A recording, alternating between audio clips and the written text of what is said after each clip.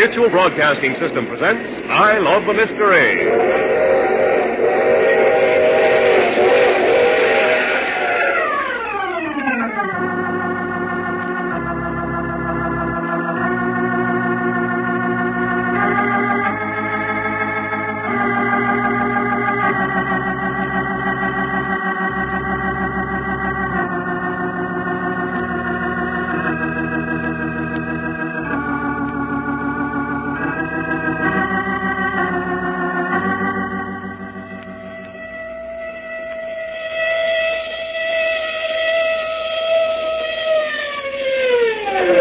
A new Carleton Morse adventure thriller, The Battle of the Century.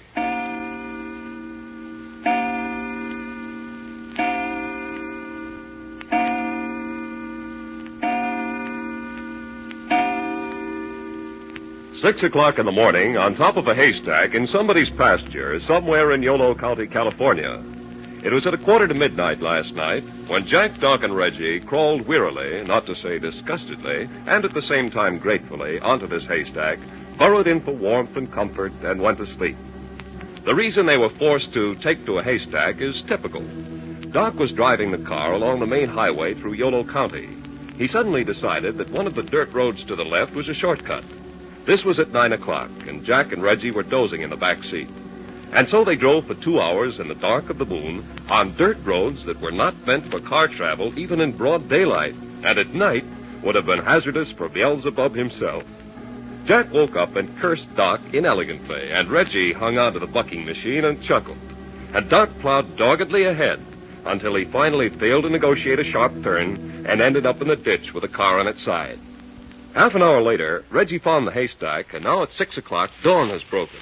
And Reggie moves in the hay and stretches.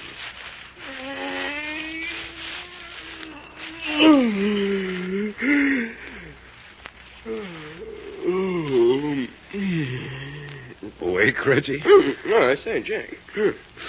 Quite. I thought I was the first to open my eyes. No, I've been lying here watching the dawn come.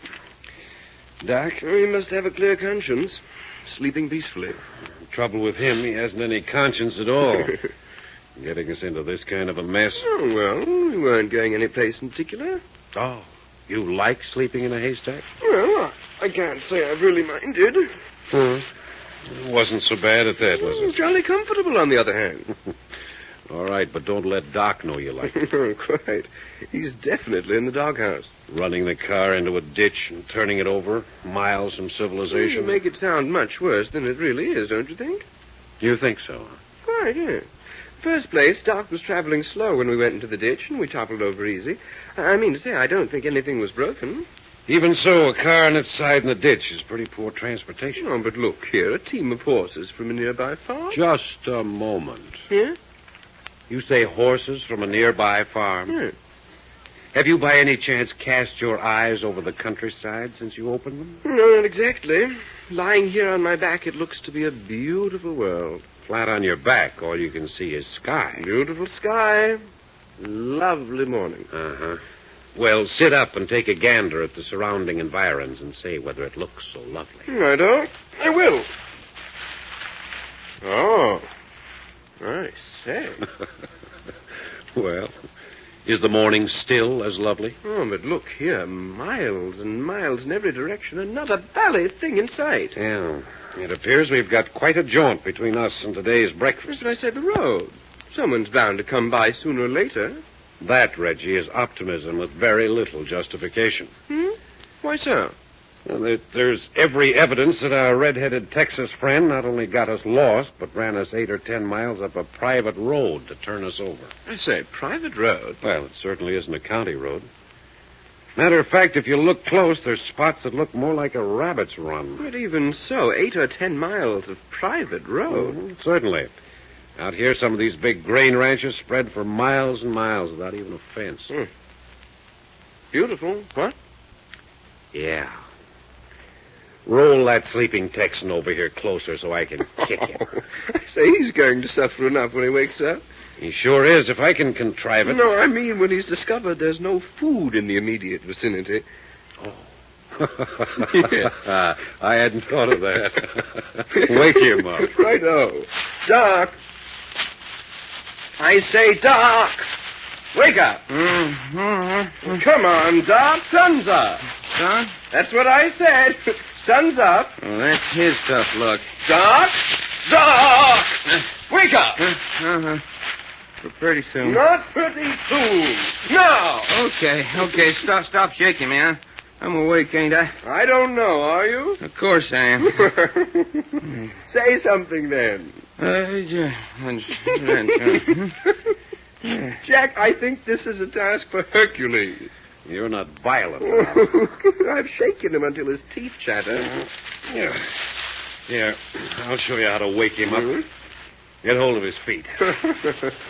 Righto. I've got his arms. Now then, we'll swing him 2 or 3 times and let him go high in the air. When he comes down, he should either be awake or have a broken neck. Oh, but look at, aren't we liable to throw him clear off the haystack? If we're lucky, maybe we will. Come on now. Swing him. Righto. Ready? 1, 2, 3. Let him go. Hey, look out!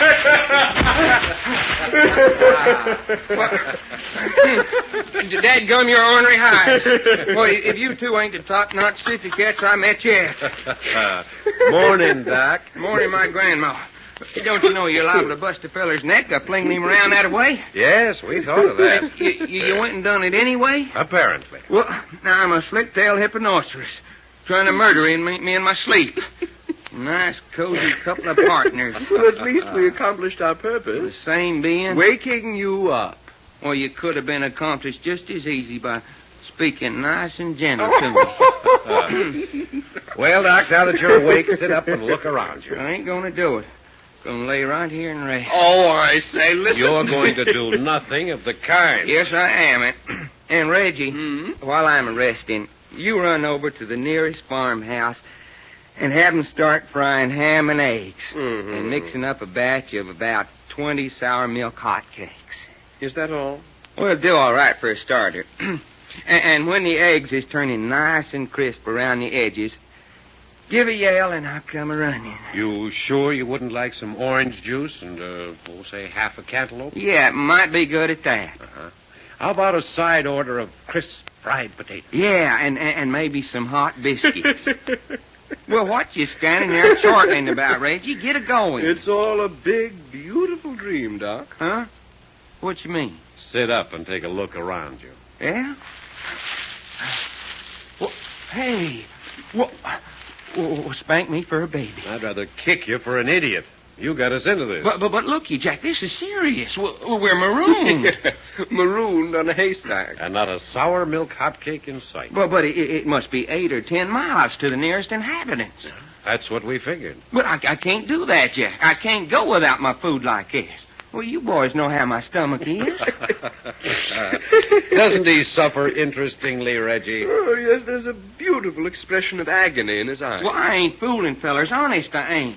Well, right this minute, I'm so hungry I got cold chills up and down my spine. Those aren't cold chills. They're hayseed and stickers down your back. Well, there's nothing for it, Doc, but to walk to the habitat of the nearest native. Reggie, did you say walk? Looks like it. Unless you can figure some way of making the car carry us while lying prone on its side. Yeah, that's it, the automobile. I'm afraid not, Doc. But looky, we ain't seen her this morning. Maybe if we all get our shoulder under her... You know better than that, Doc. But I can't walk 10 miles. On a full stomach, I can't walk 10 miles. On an empty one, I can't even hardly get off my back.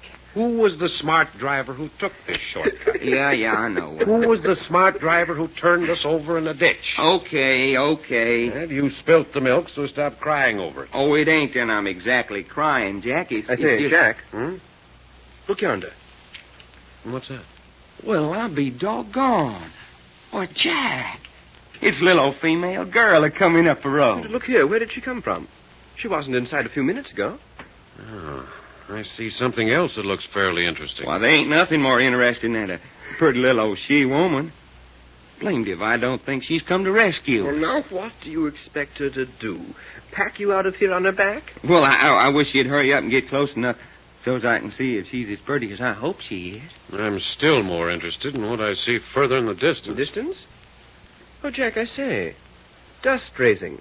And the way it's rising, I'd say there was a car coming this way in a hurry. Doggone, a pretty girl and a ride to town all in one breath. Yes, but look here. Shouldn't we get down off this haystack and flag the car? Decidedly. Yes, sir. Let's make that our thought for the day.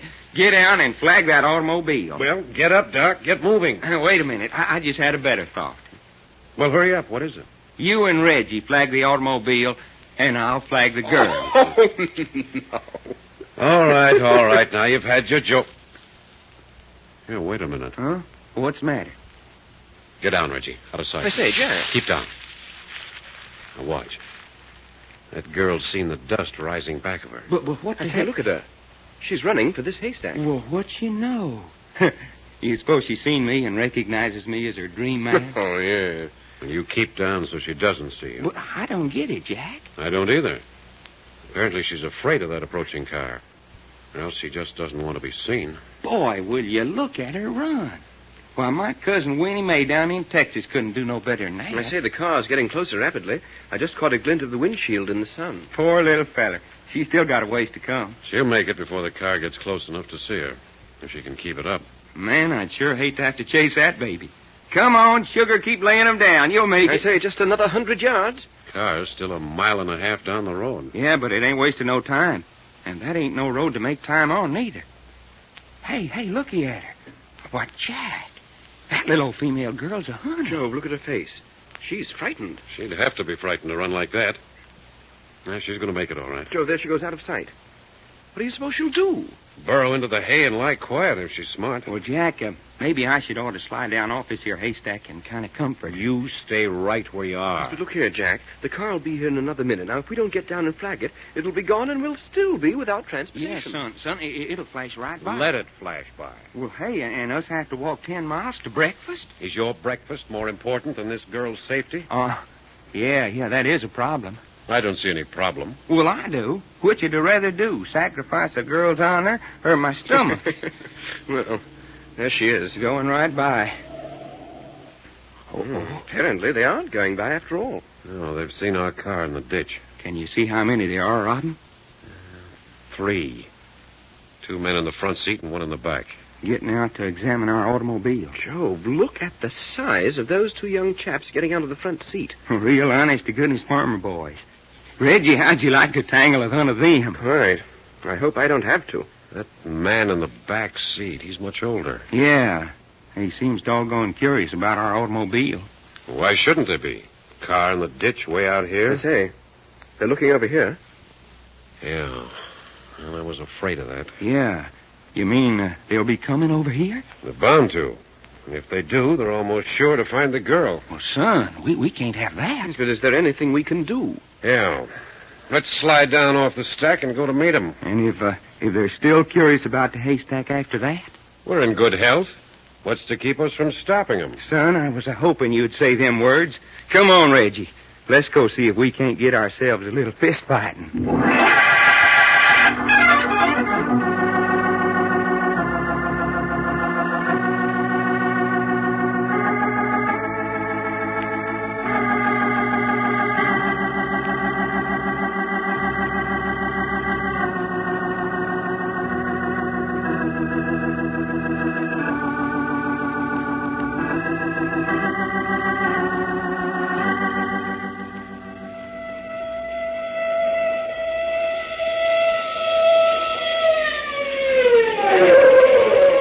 The further adventures of Jack, Doc, and Reggie will come to you tomorrow at this same hour.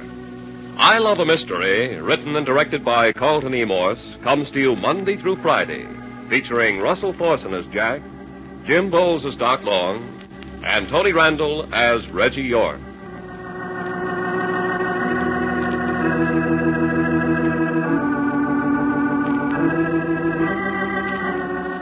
Frank McCarthy speaking. This is the Mutual Broadcasting System.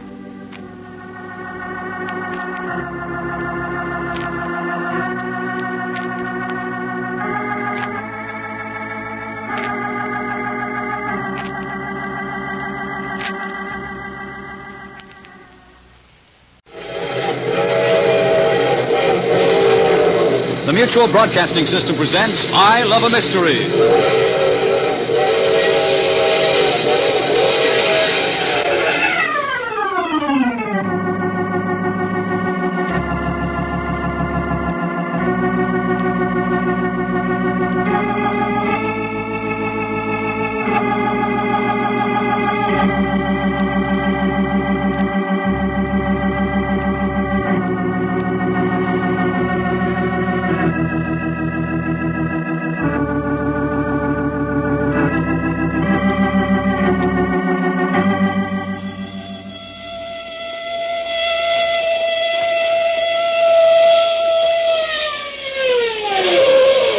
Carleton Morse adventure thriller, The Battle of the Century.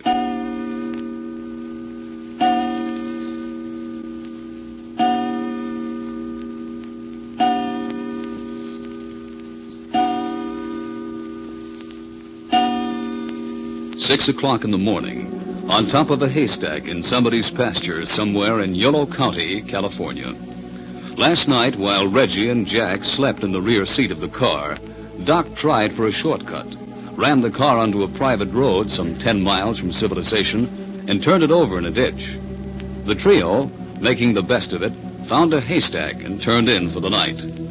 Shortly after dawn, they awakened and lay discussing means of getting breakfast and help when a girl on foot approached up the road. Suddenly, she saw the dust of an automobile behind her, and in a panic, she ran to the haystack and burrowed in, unaware of the trio up above. The approaching car was on the point of speeding past when the driver saw the boys' car in the ditch and pulled up. After examining it, their attention was turned to the haystack some 100 yards distant. Jack, realizing if the three in the car came to the haystack, they'd find the girl, decided that he and Doc and Reggie should descend from the stack and go to meet the occupants of the car. All right, Reggie, slide off the haystack. Well, I say, right out in plain view of those three chappies over yonder? Well, why not? Righto. Take it easy, son. That's 20 feet down to the ground. Well, the sides aren't too steep. I can slide all the way down. Yeah, but you're going to slide fast. Well, here goes. Never mind that. Never mind that. Boy, he shot down that haystack like a toboggan sled. Doc. Huh? Those men have seen us. Get down, quick. Yeah, here we go.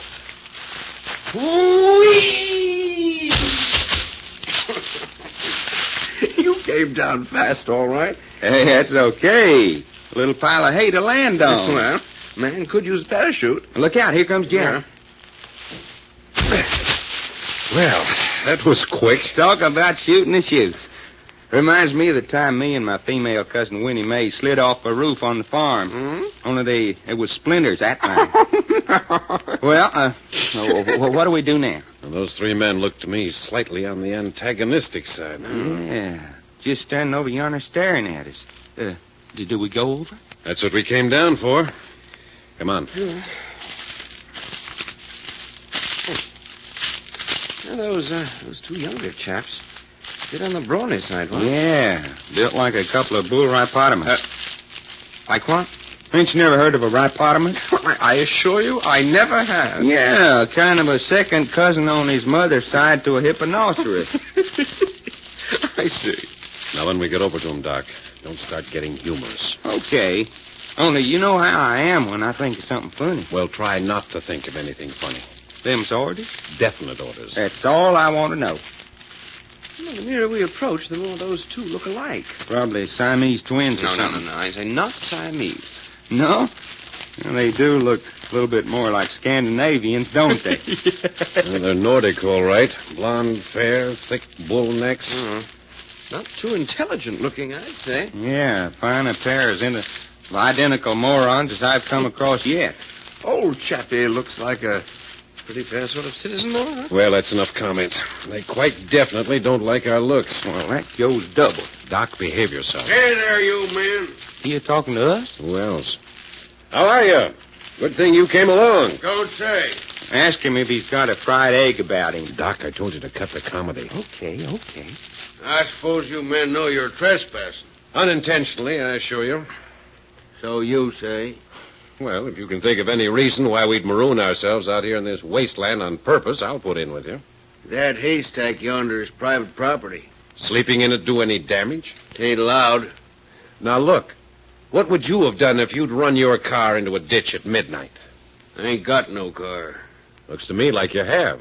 That's the boss's car. Well, that's beside the point. Besides, what was you doing out here at midnight anyhow? We took the wrong road and got lost. And if you want to do us a favor, you can hitch a tow rope onto our car and pull us right side up and out of that ditch. This ain't much of a place for doing favors. Well, now, that's an ornery thing to say. Doc. Well, if you want to know what I think... Nobody does. So you won't give us a hand, huh? I don't know. Ain't made up my mind yet. Well, when you do, will you let us know? I might. Might not. Well, while you're trying to decide, would you mind telling me something about your bodyguard? Oh, bodyguard? Yeah, these two hunks of men. Don't they never say nothing? Oh, them's Big Swede and Little Swede. Look here. Big Swede and Little Swede, huh?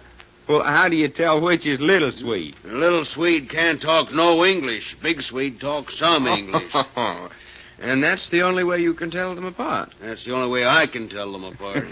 Well, doggone. You say something to him, and the one what looks intelligent's Big Swede. Well, I wouldn't say exactly intelligent. Yeah. Hello, son. Nope. That must be Little Swede. Hello, Big Swede. Glad to meet you. Hey, what's the matter? Nothing happened there either. All right, that's enough, Doc. Well, I'm plumb curious. Well, save it. If you don't mind, I'd like to introduce ourselves. Go right ahead. Oh. Well, I'm Jack Packard. Jack Packard, huh? Yes, do you mind? It's a good name as any, I suppose. Thanks. This is Reggie York. Now, that's a silly name, ain't it? I say, old boy. Don't mind, Reggie. And this red-headed Texan is Doc Long. Is, huh? Well, ain't you going to say glad to meet us? Nope. Why, you lop-eared cow. Stop it, Doc. Would you mind saying who you are?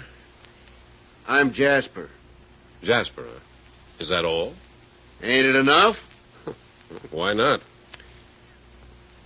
Well, have you made up your mind about pulling us out of the ditch? Don't push me. Oh, Hey, sorry. Looky here, fella. We ain't had no breakfast yet this morning. Well, I was reading in a book where people eat too much anyway. Well, ain't you the sympathetic cuss? I don't aim to be. And another thing, tell Big Swede and Little Swede to stop standing there glaring at us. Ain't doing no hurt. No, except they give me the willies. Standing there like that, like they was waiting to jump us. They would, too. A word from me, your names would be mincemeat. Hey, now, you ain't bragging, are you? Never mind that, Doc. Well, are we going to stand here and let him intimate that them two gorillas can... We're a lot more interested in getting our car out of the ditch. Just a minute. Is one of your boys aiming to say he can lick one of the Swedes? No. I am, too.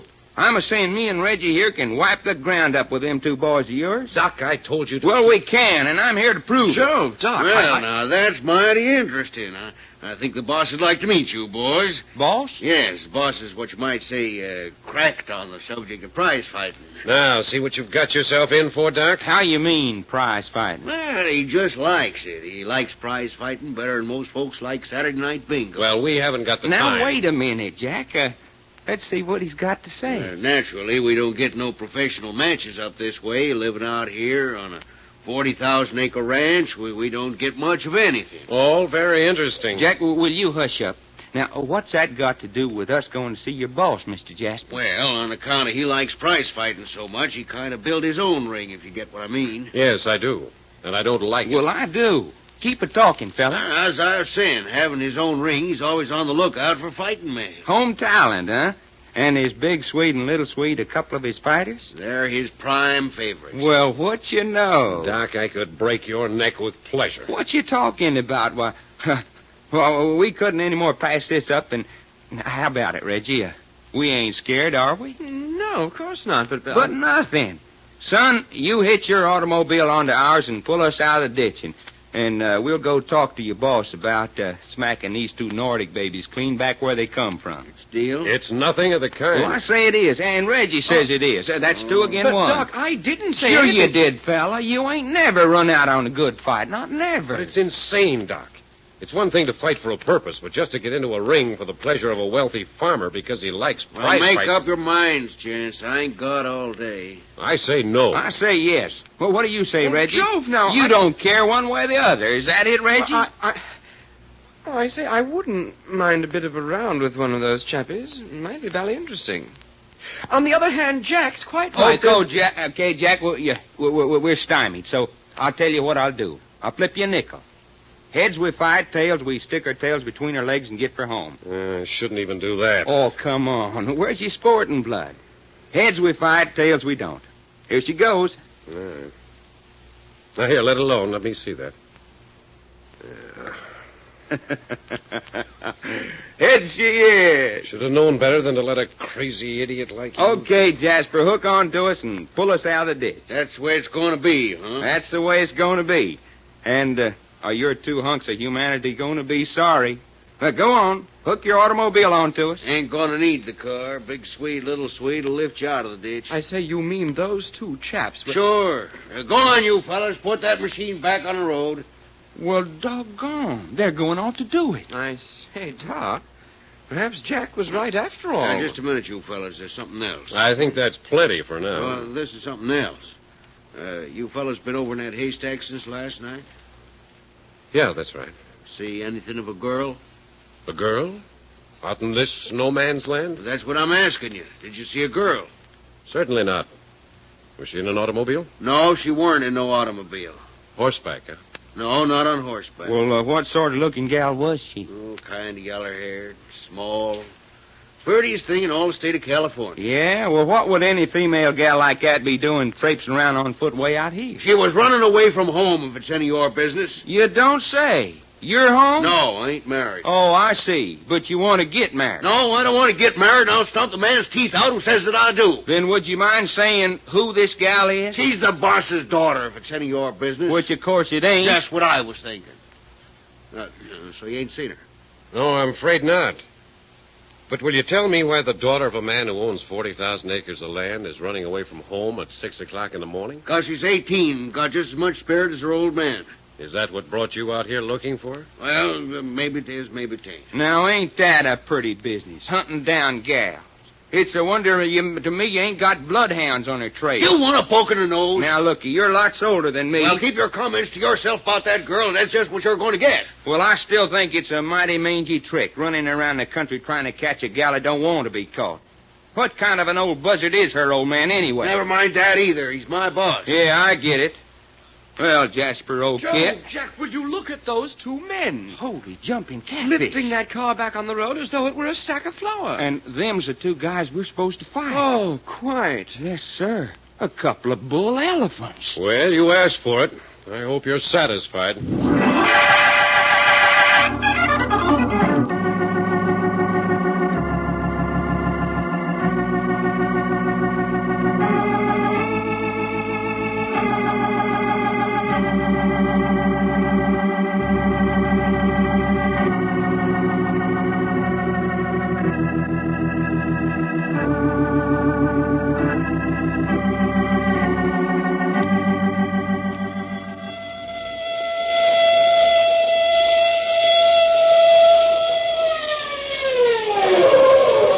Adventures of Jack, Doc, and Reggie will come to you tomorrow at the same hour.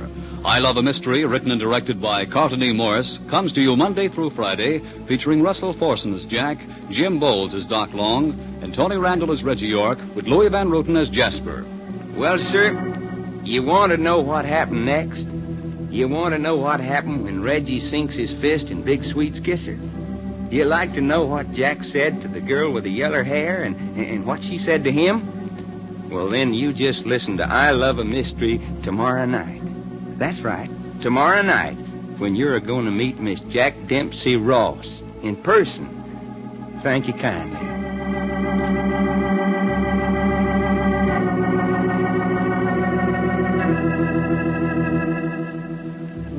Ted Malley speaking. This is the world's largest network, the Mutual Broadcasting System.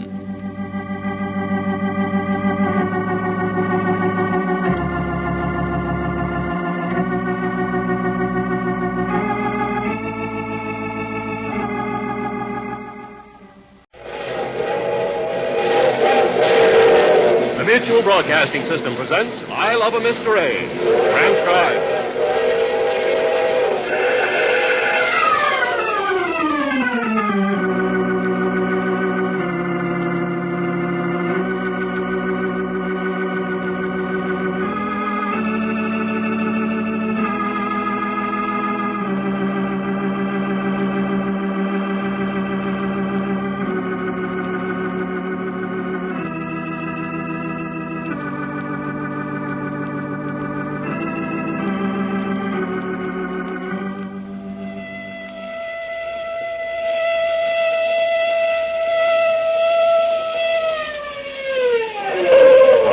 Carleton Morse adventure thriller, The Battle of the Century.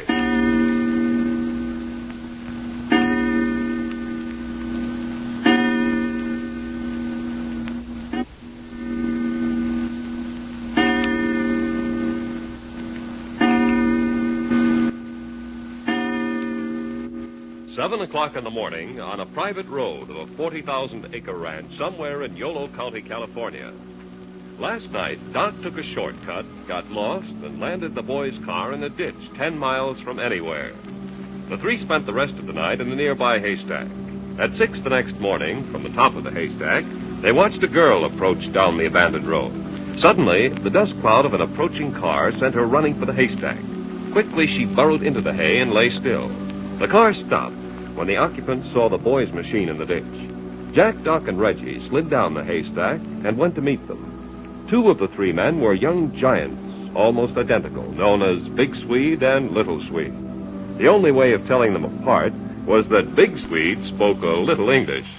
The third and older man was Jasper. Jack asked him to pull them out of the ditch. Yes, and that was when Jasper made me a counter-proposal. He said he'd get us out if we'd return with him to the ranch house and fight the two Swedes. But the big boss was prize fight crazy and had a private ring. Well, I was against it, but Doc was all for it and won his point. So Jasper sent the two Swedes over, and with apparent ease, they lifted the car out of the ditch. Then Jasper asked if we'd seen a girl in the vicinity. Said she was the daughter of the ranch owner and was running away from home. Reggie, I swear to goodness. Did you see what them two Swede boys did, John? I say, and those are the two chappies we've just agreed to fight. Well, you made a bargain. Can't go back on it now. You'd hold us to it against our wishes? You sure would. You agreed to come to the ranch and put on a fight for the boss if we get your car out of the ditch. There's no backing out now. Well, who the heck said anything about backing out? I just wanted to warn you.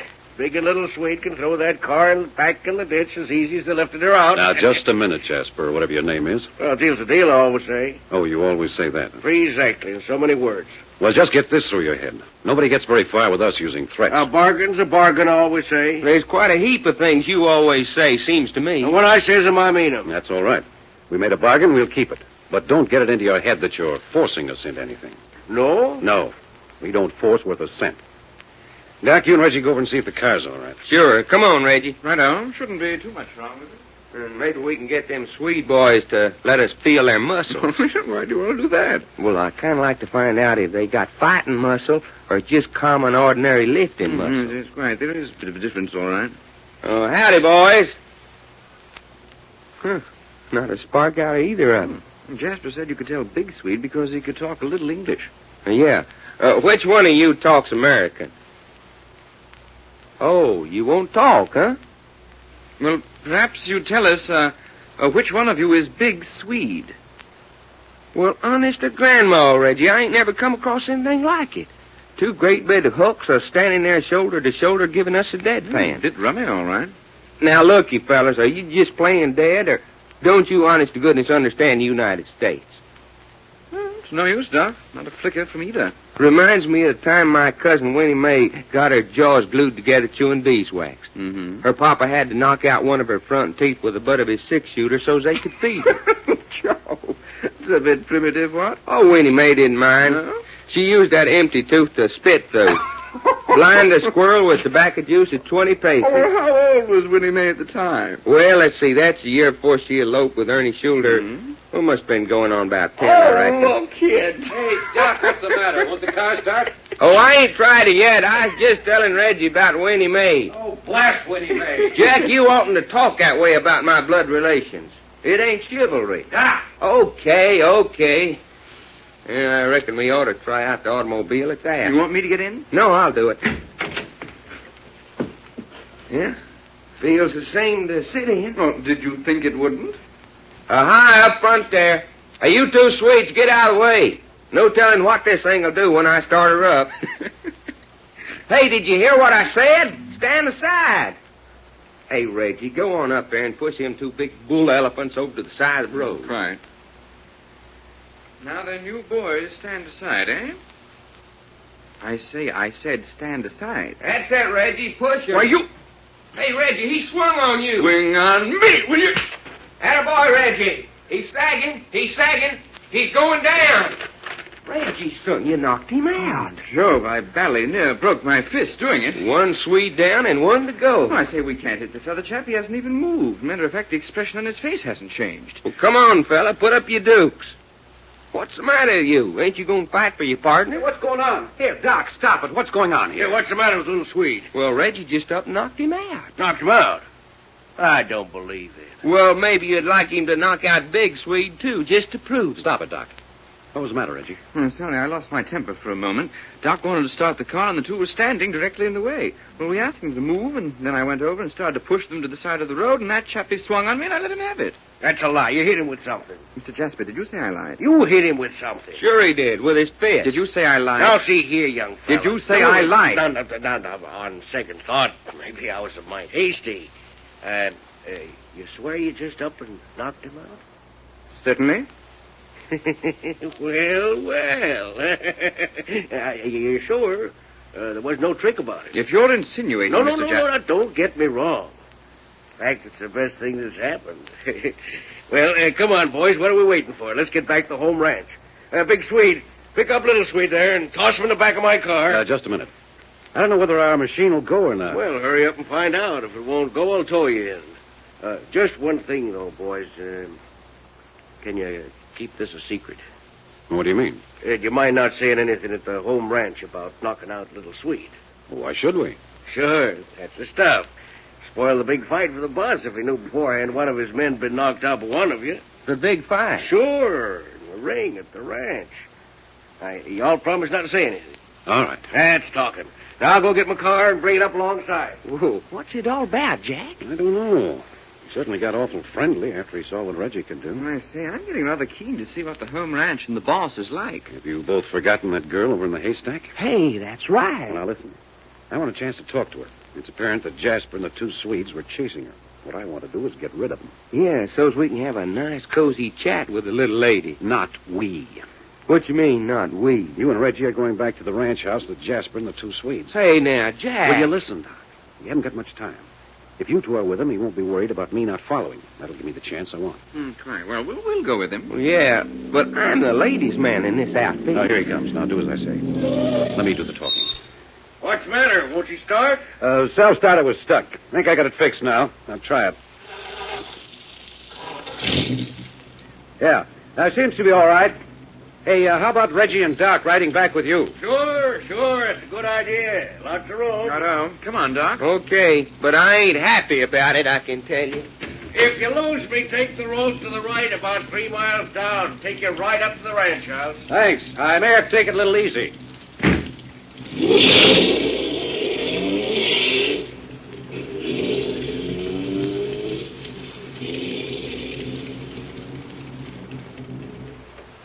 Now we'll see what that girl in the haystack has to say for herself.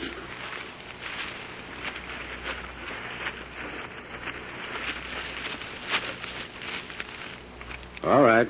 Safe to come out. Hey, wherever you are, come on out. Apparently, she doesn't believe me. Oh, no use trying to hide anymore. You're not at all well covered up. That's a very pretty silk stocking sticking out of the hay. Oh, Doc! Well, hello. You couldn't either see my leg sticking out of the hay. I know. That was one way to find you. Well, that's cheating. You should be ashamed. Oh, I am. You know, sitting up in the hay that way, you look like my picture of Aphrodite emerging from the ocean spray. A few more clothes on, I hope. Yes, but she was no better looking. Say, who are you, anyhow? I'm Jack Packard. Who are you? You know who I am? No. I thought everybody in this part of the country knew me. I'm not from this part of the country. I'm Jacqueline Ross. How do you do, Jack? How do you do, Mr. Packer? You know, you're a very nice young person to be running away from home and hiding in a haystack. I thought you didn't know anything about me. Well, I was on top of this haystack and saw you run over here and dive in. But how did you know I was running away from home? Because the car you were running from stopped over on the road, and a man named Jasper seemed very anxious to find you. Oh, was it only Jasper? If I'd known that, I wouldn't have run. Well, there were 2 Scandinavian boys with him. Oh, they wouldn't have made any difference. They don't ever say anything anyhow. I see. Well, now that I've found you, what am I going to do with you? Oh, I like that. Who do you think you are, anyhow? It looks like I've suddenly become your guardian angel. Oh, no, you haven't. Oh, yes, I have. Are you being funny? No. Well, I'm not going back to my father, and that's that. Why? Because I'm going to choose the man I marry no matter what anybody says. Good, good. That'll be our thought for the day. Marry anyone we choose in spite of anybody. You agree to that? I do. How old are you? 18? So your father wants you to marry one man and you want to marry another. Yes. Isn't there anything that would make him see it your way? Yes, but it's silly. What's silly? Well, he's crazy about prize fights. He's so crazy about prize fights. You know what he named me? His own daughter? You said your name was Jacqueline. Well, that isn't what he named me. He named me Jack Dempsey Ross. What? Yes, he did. Because Jack Dempsey is his favorite champion. That's just how crazy he is about prize fighting. But what's that to do with you marrying whom you want? Well, the only way I can marry Duke is if Duke can get a fighter that can whip Big Swede and Little Swede. Would you say that again? I know it sounds crazy, but that's my father. If Duke can Duke's the man you want to marry? Yes, if Duke can find a fighter who can whip the 2 Swedes, Father will agree to me marrying Duke. He's got a real prize fight ring right on the ranch. Yes, Jasper told me that. But it's silly. There's nobody around here who would even dare get in the ring with them. They're too big and strong. Now, just a minute. Which side of the fence is Jasper on? He's a love. He's done everything to help me. Well, I thought he worked for your father. He does. He's foreman of the ranch.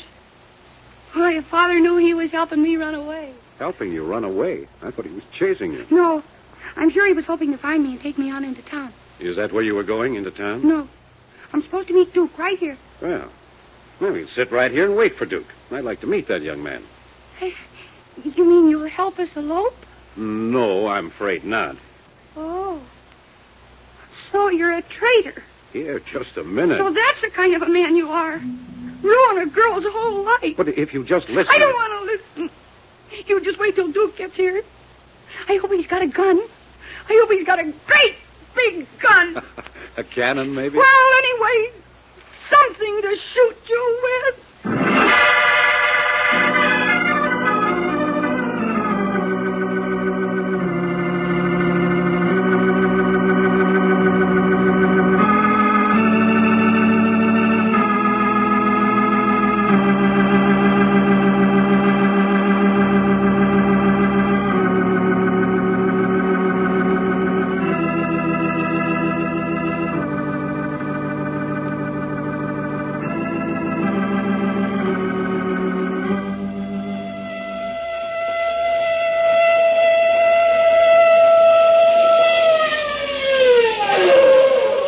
The further transcribed adventures of Jack, Doc, and Reggie will come to you tomorrow at the same hour.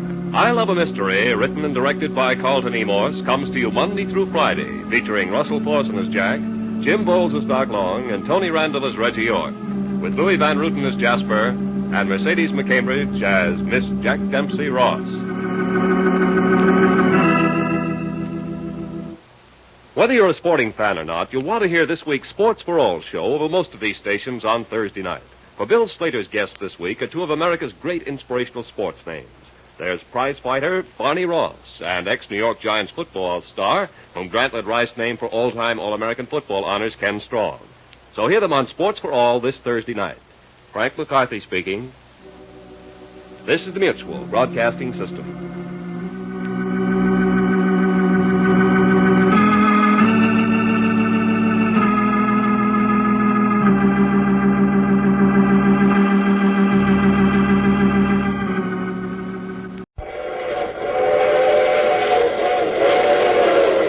Mutual Broadcasting System presents I Love a Mystery, transcribed.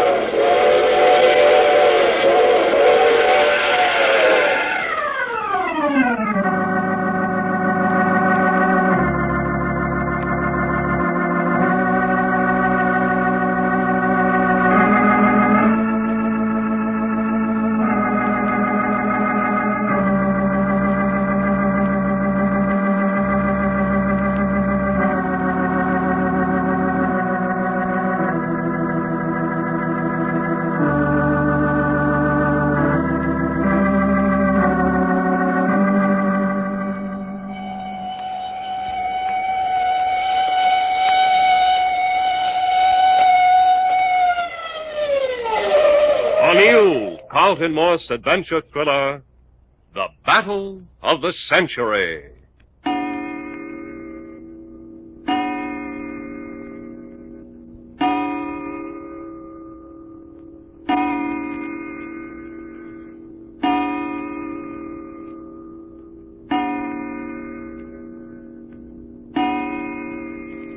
7 o'clock in the morning, on the lee side of a big haystack in an isolated section of Jim Ross's 40,000-acre ranch somewhere in Yolo County, California.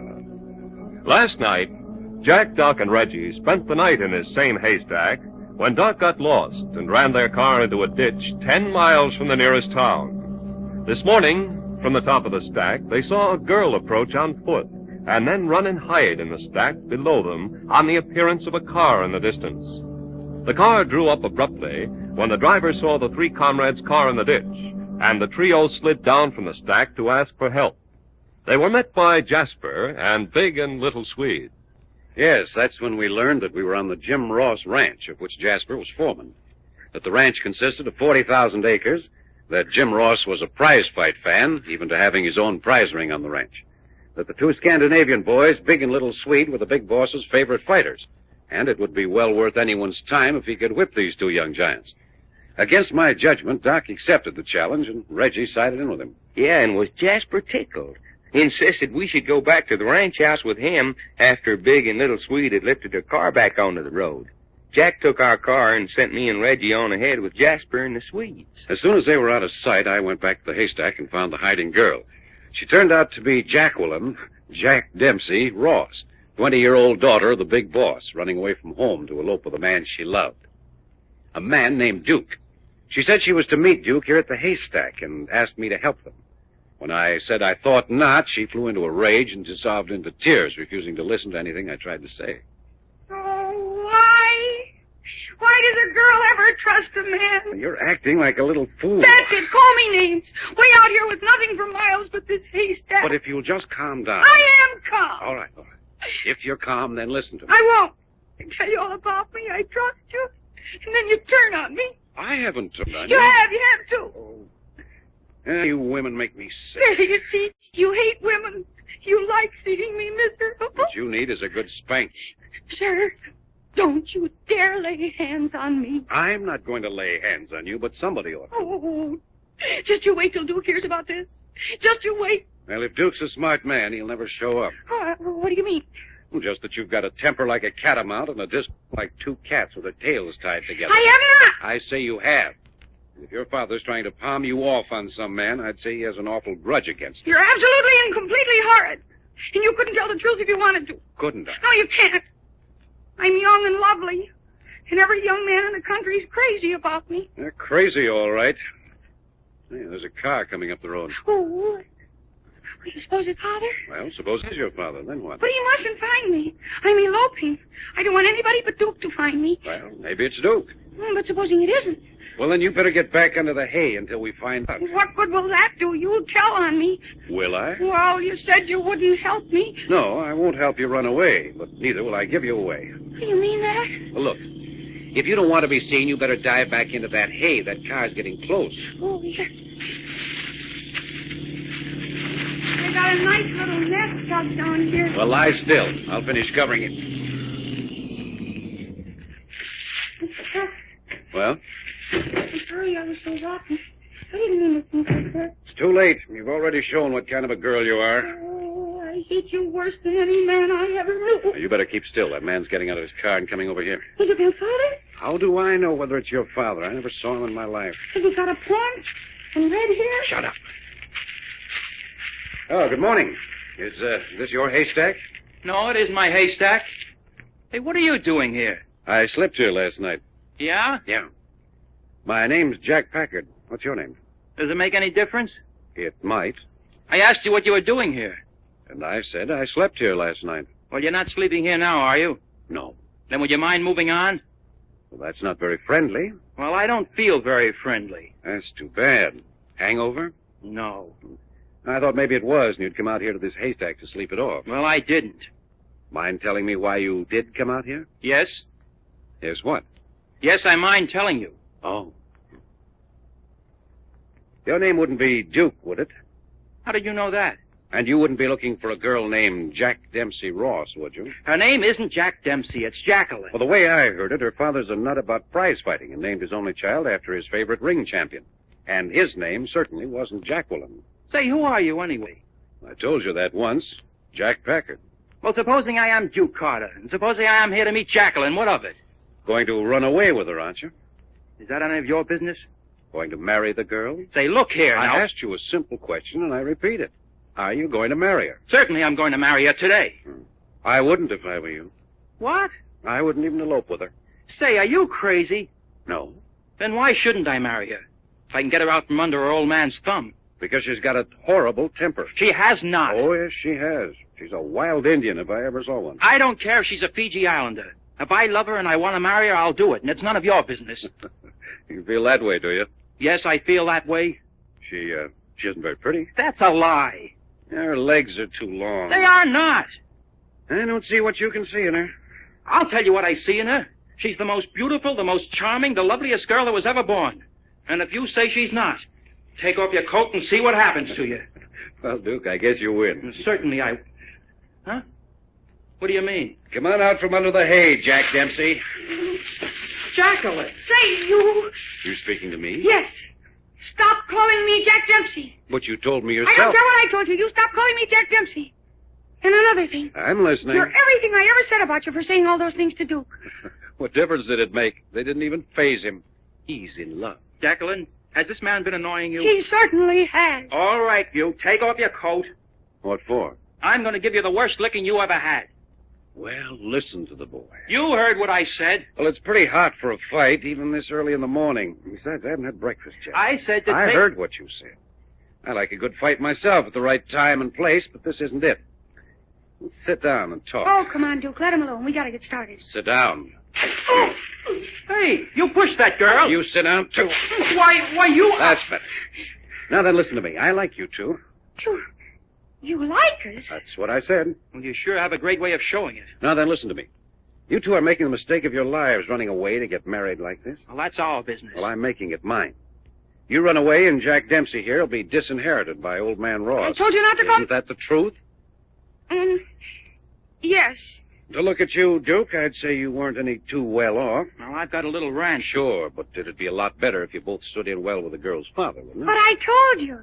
He wants me to marry another man. With one exception. Oh, it's crazy. Well, nevertheless, he's agreed to let you marry Jacqueline here if you can bring an amateur prize fighter into the ring who can whip Big Swede and Little Swede. Yes, but where can I find anyone like that? Well, there isn't a fighter in these parts who isn't afraid of them. You're wrong. What? I've got a partner who can knock the stuffings out of either of those Scandinavian boys. Oh, you're nuts. Don't tell me I'm nuts, son. Why not? Because I don't like it. All right. If you've got a man who can do what you say, where is he? He and my other sidekick have already gone back to the ranch house with the foreman of your father's ranch. Jasper? Yes. But if Father gets hold of him first. I mean, before Duke. I thought you said Jasper was on your side. He is. Well, Jasper seemed awfully pleased about something. I don't think he's going to let your father get hold of Reggie before he's had a talk with you and Duke. Reggie? That's the boy who can whale the tar out of the Swedes. How do you know he can do it? Because he already knocked out one of them this morning. Are you sure? Ask Jasper. He saw it done. Oh, Duke, do you suppose? I don't know what to say. Well, look, even if you're doubtful, it's worth taking a chance, isn't it? If by some hook or crook Reggie is defeated, you can still elope sometime in the future. Well, I guess so. And this way you're gambling on staying in the old man's goodwill and still getting the girl. And what do you say, Jack? Oh, yes. Please, let's try Well, it. I don't know. After all, I'm marrying you and not your father's money. Oh, don't be silly. I know that. Well, if you do... Of course I do. And after all, Father is all alone in the world except for me. I mean, if I can have you both, it'll be so much better. Good, then that's settled. Now then, let's all get to the ranch house as fast as possible. Hey, wait a minute. Old man Ross ordered me off his place and threatened to shoot me if I ever came back. He won't shoot Oh, anybody. you don't know Father. Oh, never mind. I'll see he doesn't shoot anybody. That is, until you've had a chance to tell him about your fighter. After Oh, that... if he once knows Duke's got a fighter to put up against his men, he'll forget all about his grudge. Good. Then let's go tell him. Well, if I get shot... If you get shot, I'll personally tie up your wounds. And if you die, I'll chant hymns on your grave every night for a year. That isn't a bit funny. You think not? You can hear me chant a hymn once. Jekyll, and this fellow sounds to me like he's talking through his hat. You think he's really got a fighter? Oh, I don't know. I've never seen him before. Now, look, am I going to have to hog-tie you two kids to get you to the ranch house? Well, you are telling the truth. Oh, do we have to go over all that again? I suppose you know I'm trusting the honor of a good woman in your hands. Well, let's make that our beautiful thought for the day. You're trusting the honor of a good woman in my hands. If you're making light of Oh, what come on. Stop acting like the hero and the drunkard, and let's get started. And just so you won't get any ideas about eloping, after all, you ride in my car, Jack Dempsey. You don't stop calling me Jack Dempsey. I know. You're going to be mad at me again. Oh, why wasn't I born a man with lots of muscle? But just you wait. My father'll take care of you.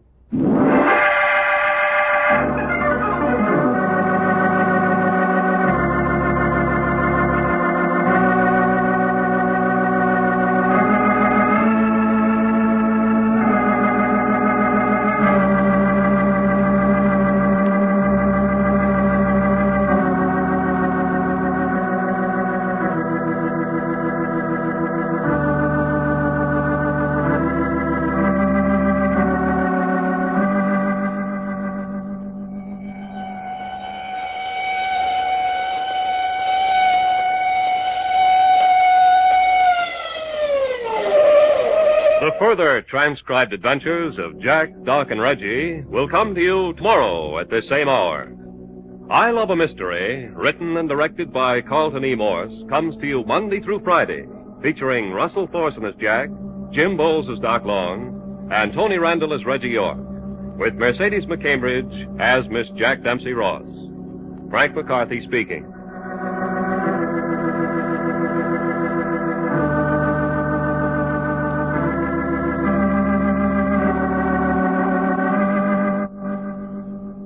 You know, maybe he works at a desk next to yours or on a machine down the line. Now, he makes the same money you do, yet he can afford to send his son through college. How does he do it? Well, it's simple. You see, he played it smart. He started buying United States savings bonds through the payroll savings plan when it first started. And today he's got more than enough to see his boy through college. Now, if he can do it, so can you. Plan to put twice as much in savings bonds as you're doing now, and save that money before you spend it. With the automatic purchase of savings bonds, you'll pile up savings that will buy you a home of your own, or a college education for your children, and old age without financial worries. Join the part payment payroll savings plan where you work, or if you're self-employed, use the bond-a-month plan where you bank. If you can't participate in a regular plan, buy an extra bond now at any bank or post office. Don't delay. Your own future, your country's future can't wait. Buy United States savings bonds.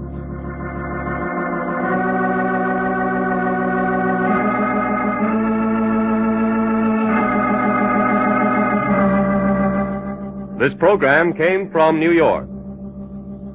There are sports thrills for all on Sports for All over most of these stations tonight. Hear Bill Slater with his sport guest, Fightmaster Barney Ross, and the all-time All-American football star Ken Strong on Sports for All tonight. This is the Mutual Broadcasting System.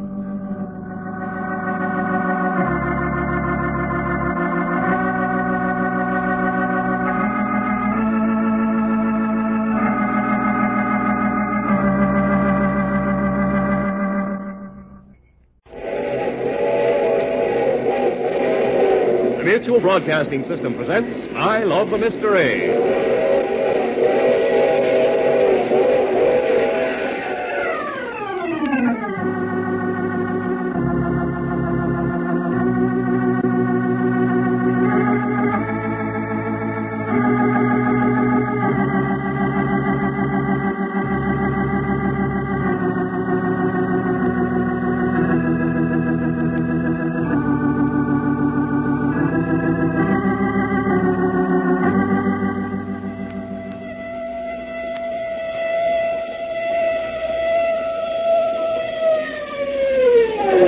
A new Carleton Morse adventure thriller, The Battle of the Century.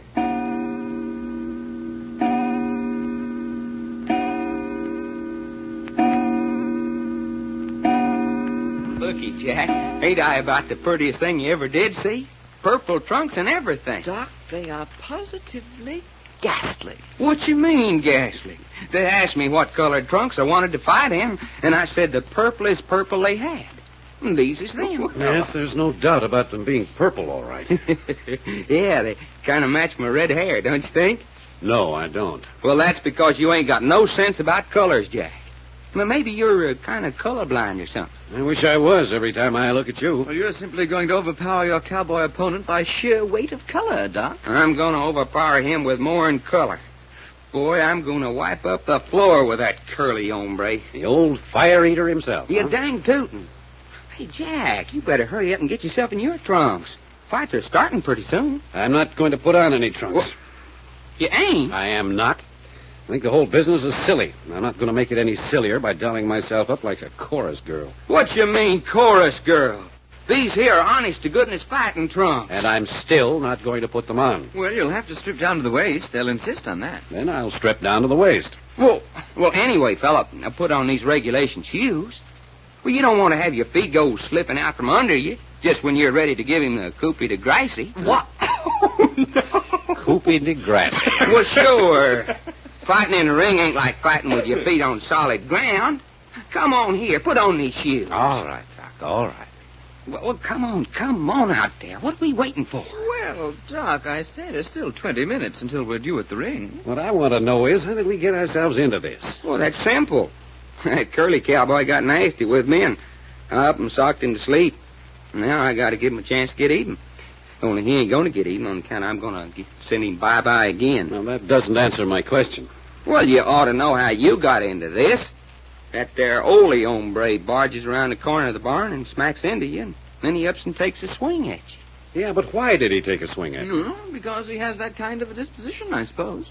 Well, I think you're wrong. Hey, what you talking about? I think both of these fights are frame-ups. Oh, look here, Jack. How can they be frame-ups? Well, Curly picked a fight with me, and Ole picked a fight with you. Well, that's just it. Two strangers pick quarrels with us out of the empty air. Why? It doesn't make sense. Well, all I know is when a guy swings on me, he better duck on account of I'm going to swing right back. Certainly. That's just what Jim Ross I anticipated. say, are you saying Mr. Ross deliberately set those men on you? Sure he did. It's as plain as the nose on your face. Well, what did he want to do that for? For tonight's show. I say, do you think his love of prize fighting would make him go that far? I mean, say, deliberately start a quarrel so that the men would fight it out in his own private prize ring? Yes, and I'll tell you why. You heard him say he had 150 men working for him. Yes, quite. And he also said that they put on 2 or 3 grudge fights in the ring every Wednesday night. Yeah, sure he did. Well, doesn't it sound a little unreasonable to you that 150 men can't work together without having 2 or 3 bitter quarrels every week? Joe, that does seem a large percentage. Unless all his men are as ornery as Ole and Curly. Well, if they are, they've been made that way by Jim Ross. What you driving at, son? I think that man spends all his spare time causing trouble among his men just for the pleasure of seeing them fight. Why, the old son of a gun. Yeah, and we've fallen very neatly into his trap. Well, son, I reckon ain't nothing we can do about it at this stage of the game. No, but we can see that we don't fall into the trap again. Well, I don't see how. Every time anybody takes a swat at me around this here ranch, I'm going to bop 'em right back. Yes, and that's another fight for the ring. Nothing of the kind. We'll insist on settling the argument right then and there. Yeah, sure. That's the way to handle it. Hey, where's Duke Carter? I ain't seen him all evening. Oh, look here. He's about somewhere with Jacqueline Ross. Naturally. Yeah, I suppose so. Lucky stiff. Only good-looking girl in miles. She's got to be in love with somebody else. Mm-hmm. Well, your women always seem to be in love with someone else, Doc. Yeah, I can't figure it out. No. Me being as popular as I am with women. Just the same, Jack. That was a smart understanding you had with Mr. Ross, insisting that his daughter and Duke could see as much of each other as they liked until the fight. I didn't do it for them. I just thought it'd make the old man uncomfortable. You don't like him? Oh, he's all right, I guess. Only this prize fight mania proves that he's got a cruel streak in him. And I don't like that. Yeah. I never thought about that. You know, I say, there's one thing I don't care about. Well, what's that, Ray? This business of 2 weeks of training. He's already talking about coming over here and watching me train. What does he expect me to do? Put on a show for him? Well, professionals always go through a lot of monkey business. Gym stuff, sparring partners, road work, stuff like that. But I say I don't need it, and I won't have it. And you don't have to do it either. Oh, look here, if Ross expects it of me, well... Well, tell him to jump in the lake. Oh, by the way, Doc, I've got an idea. Let's see what you think of it. Well, shoot, son. How'd you like to go into the ring double tonight? Double? Yeah, we go in together. The old back-to-back stuff. Hey, I think you got something, fella. It works in the open. I don't see why it wouldn't work in a prize ring. Oh, boy, could we make Ole and Curly look silly. It's spectacular and probably give the crowd some excitement. But look here, do you suppose Ole and Curly would go for it? Well, they will if Jim Ross tells them to. Then all we got to do is sell the big boss on the idea. Yeah, I can do that. He'll go for anything that's new and exciting. Say, shall I go round up Jasper and have him take care of it? Yeah, if you will, Reggie. Hey, you suppose that's our call? Well, I'll go have a look. Well, tell him I'm a ripping and a raring to go. I say, Mr. Ross. Miss Jacqueline? Are the boys decent? Can we come in? Yes, certainly. Come right in. We thought you two would be down at the ring. No, there's lots of time for that. Hello, Mr. Packard. Well, what's this? Oh! Doc, what in the world are you wearing? Hello, sugar. How you like my purple trunk? They're terrible. You must be colorblind, too. Oh, howdy, Mr. Ross. Well, you boys ready for the fight? Sure we're ready. And we'll give you some fighting that is fighting. But we don't like it. You don't like it? No, we don't like And it. I don't blame you either. I think my father is a mean, underhanded old man. Jack Dempsey? Well, I do. And Duke agrees with me. Framing Mr. Packard and Doc. Young woman, who's running this shebang? I don't care who's running it. You got Mr. Packard and Doc into this on purpose, and it's a mean trick. And Duke agrees with me. Will you stop bringing that young whippersnapper into the conversation? Duke is not a young whippersnapper. Well, he is a young whippersnapper. He always was a whippersnapper, and he always will be a whippersnapper. Dad, you're just saying that to infuriate me. And you'll keep bringing his name into the conversation to infuriate Duke me. is the sweetest man in the whole world. Yes, he's probably the poorest man in the whole world. He's not. Well, he won't be forever. He's got ambition. That's right. He's got ambitions to inherit my money. He has not. I say he has. I say he has. Hey. You two, wait a minute here.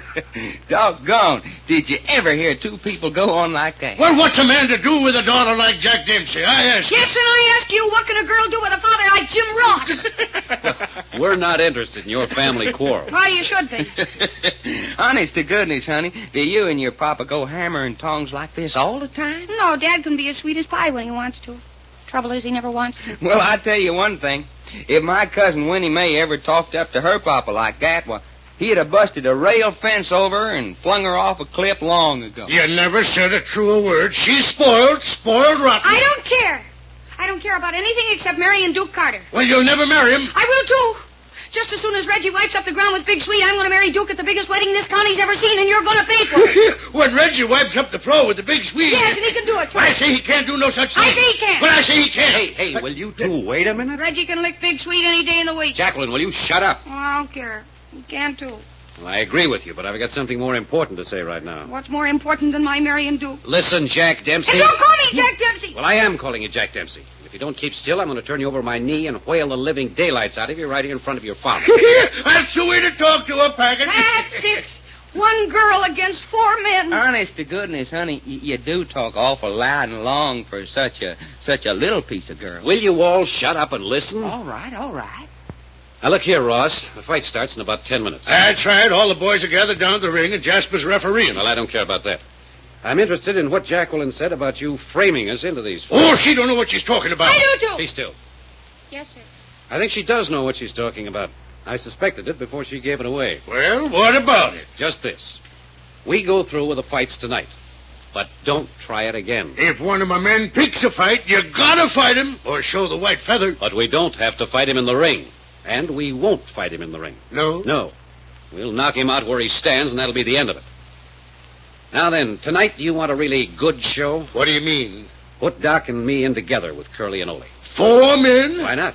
Then you'll see a really good fight. You boys want to do it that way? Certainly. Then, boys, that's how it'll be. Whoopee! Jacqueline, tonight you're going to see some fighting that is fighting. Blood, guts, and feathers everywhere.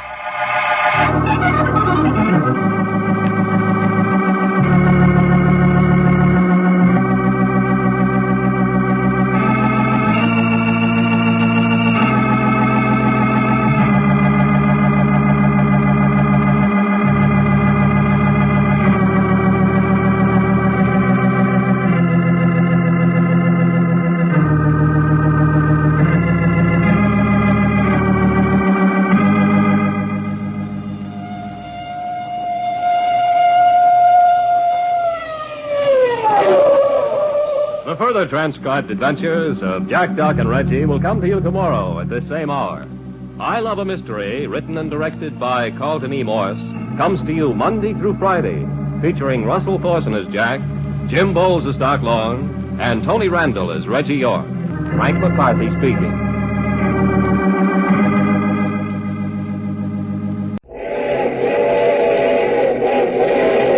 The Mutual Broadcasting System presents I Love the Mystery.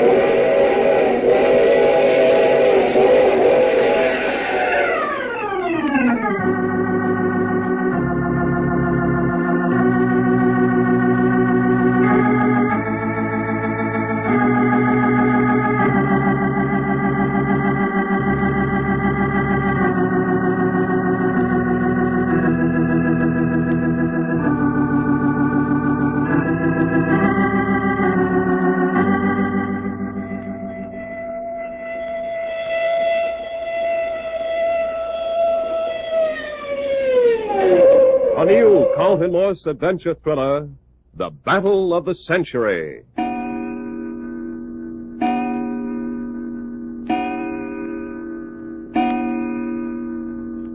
know something, son? The nearer it gets time to go in that ring and mop up, the better I like it. First thing you know, you'll be enjoying yourself. I think he's doing that right now. Of course I am. There's only one thing, though, Jack. Us fighting double this way, it ain't so good. I thought you wanted to fight double. I asked you. Oh, yeah, I know. The fighting's all right. It's just that I'm going to have to divide the glory with you afterwards. Oh, no. That's all right with me. You're welcome to all the glory you can get out of this. Well, that's pretty darn swell of you. Only you know I won't take more than my share. Oh, no. Well, I won't. Well, Dad, blame it, did I ever take more than my share of anything? Well, how about the girl? Oh, gals is different. Oh, yeah? Well, sure they are. I got first call on all the women. Oh, by the way, where's that little old Jack Dempsey gal and her pappy go? Down to the ringside. Old man Ross went down to give Jasper instructions for the four-man fight. Did Ross say Jasper was refereeing? Well, what we need a referee for? In a four-man fight of bare fists, anything goes. I doubt that, Doc. They'll probably keep it a stand-up, clean-blow fight. Well, shucks, I didn't mean to get a man down and gouge him. Well, just the same with four in the ring, Jasper better keep moving or he's liable to get run down. Yes, quite. I'd certainly hate to referee a four-man fight in that small a space. Sure be a good chance to get the referee down and kick him around some, though, if he wasn't giving you the breaks. Oh, but look here, Doc. Remember, Jasper's on our side. He'll want to see you two chappies win. Yeah, we can't kick Jasper around tonight. Well, let's make that our thought for the day. We can't kick Jasper around tonight. Hey, what's holding things up? I'm a raring and stomping to get started. Ross said they'd send word up here to the training quarters when they're ready for us. It must be about time, though, don't you think? Should be. Speaking of training quarters, these are a bit all right, what? Yeah, we should ought to have some fun here the next couple of weeks. I ain't never seen a gymnasium like this here. Punching bags, weightlifting machines, bars, trapezes. Say, did I ever tell you about the time Winnie Mae's mama took my cousin Winnie Mae and me to the circus? I wouldn't be surprised. Oh, I did? I don't remember telling you. Go on, Doc. What happened? Well, Winnie Mae didn't ever see a circus before. She was sitting there eating hunks of Cracker Jack when them acrobat hombres and females in tights begun swinging out on their trapezes. Well, all of a sudden, one of them female acrobats let go way up in top of the tent and started doing flip-flaps. Flip-flops. What'd you say? Flip-flops. Well, anyway, she started doing didos, and Winnie Mae sucked in her breath and swallowed a hunk of Cracker Jack backwards. Backwards? Well, I swear to my grandma, that girl darn near choked to death right there. And then some feller picked her up by her feet, and her mama whanged her on the back for maybe 10 minutes before they jarred it loose. Well, how old were you and Winnie Mae then? Oh, 6 or 7, I reckon. Mm-hmm. Weren't you pretty young to remember all the details? Well, shucks no, Reggie. I even remember reading Soft as Silk Cake Flower across the back of her underwear while this hombre was holding her up by her feet. Oh, no! I say, there they are. Come in. Well, if it ain't our little old gal friend. And Duke, come on in, Duke. You boys ready? We've been ready for hours. You come to get us, Duke? Yes. No rush, though. Jasper said to bring you out in 2 or 3 minutes. Everything set for Doc and me to go into the ring together? All set. Jasper says you're crazy to want to do it. He does, huh? Why? He says Curly and Ole are old sidekicks, and they know plenty of dirty tricks. Well, he's not going to let him get away with it, is he? Well, that's just the trouble. What can he do about it? Well, he's refereeing, isn't he? Well, sure, but with 4 men in the ring, he's not going to be able to see everything. Well, shucks, what do we care, Jack? We can be just as dirty as they can. In other words, anything goes, huh? Well, that's what it amounts to. Does the crowd love it? The crowd's pulling for Curly and Ole, I reckon. Well, sure, that's natural. Duke and I'll be sitting in your corner with Reggie. Now you're talking. With a pretty little old gal like you a pulling first, we can't lose. Isn't Doc cute, Duke? I'm crazy about him. You are, sure not? Bend over here and I'll kiss you for luck. Yeah, wait a minute. Now, don't be a darn hog, Duke. Be a good guy and turn your back. I will Oh, not. don't pay any attention to Duke. He's just jealous. There. Good? Good. Lady, I feel like I've been kicked by a mule. Ooh-wee! Am I dizzy?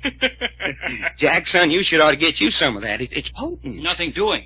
Jacqueline's my girl, and she's not passing out any more kisses. You're right, son. If I had a girl with that much dynamite in her lips, I'd put up a fight, too. Gee! Am I really that good? I ain't kidding, sugar. Your name should be Jack Dempsey, 'cause you sure carry a wallop. Well, just because she did it once, don't think she's ever going to do it again. All right, son, all right. Now, don't get all head up. I ain't gonna steal your girl. I say, shouldn't we be getting out to the ring? Oh, sure, it's time. Come on. Okay. Well, Jack fella, here we go, boy. You're still dizzy from that kiss. Sure, I'm still dizzy. I'm walking around on air. Well, that's great.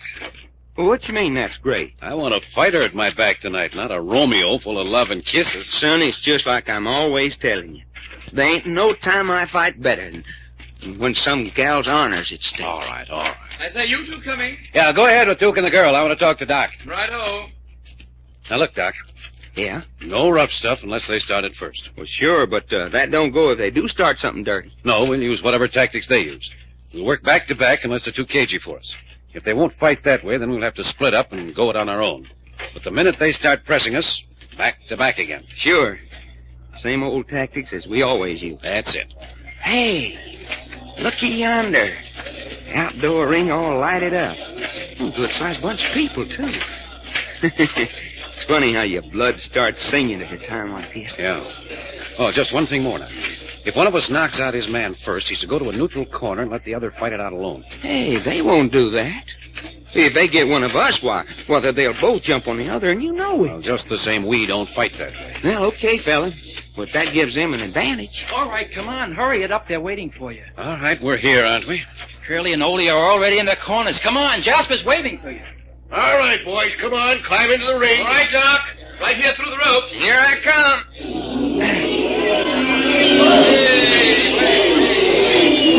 You next, Jack. Atta boy, Doc! Atta boy, Jack! Show him how to fight! You boys all ready? Let her go any time, Jasper. Well, let me warn you, I'll do the best I can, but I can't watch everything, and Curly and Ole are bound to get in some fouls. Oh, shucks, don't worry about that. We'll give them as good as they send. Well, that's fair enough. All right, then, I'm going to introduce you. Yeah, let her go. All right. Ladies and gents, tonight we got something new and prize fighting for you.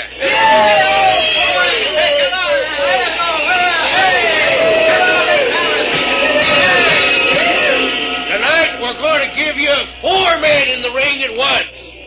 2 grudges are to be settled in one fight. In this corner we have Curly Wilson and Ole Jenkins.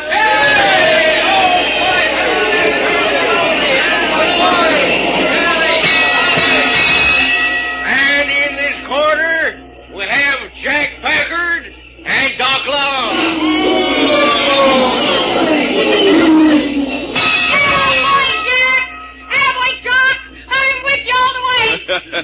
Listen to little old Jacqueline. Yeah, look at old Jim Ross sitting over there on the edge of his chair. Yeah, doggone. He sure does love a prize fight, don't he? Now, before I call the boys out the center of the ring, I want to make one more announcement. There will be no rounds in this fight. Once they start, they keep fighting until one side is the winner.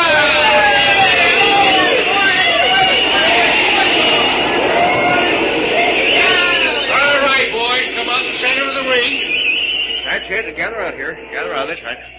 Now then, this is going to be a hard fight to referee. I want you all to keep it clean.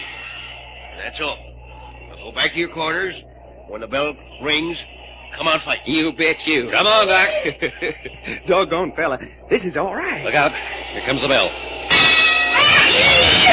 me at him. Back to back, Doc. Back to back.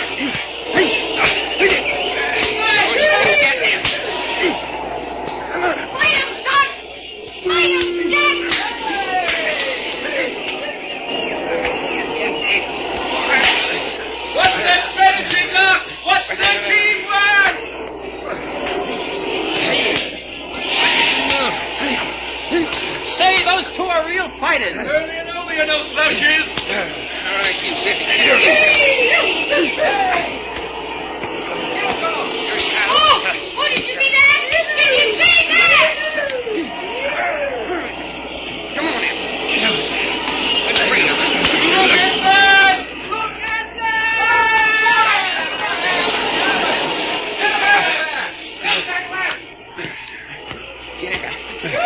Curly's measured. All right, then. Let him have it the next time he steps in. You bet. Keep at him, Doc. Here he comes. Take that.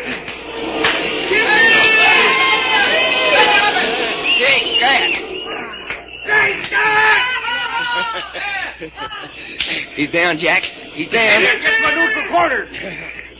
All right, Ole. It's just you and me now. You mean it's just you, fella? What are you waiting for? Come and get it. You're your swatch. Come on, Jack. Look out. Hey, boy, Jack. You got it, woman. Try to follow me, will you? Well, try this on your chin.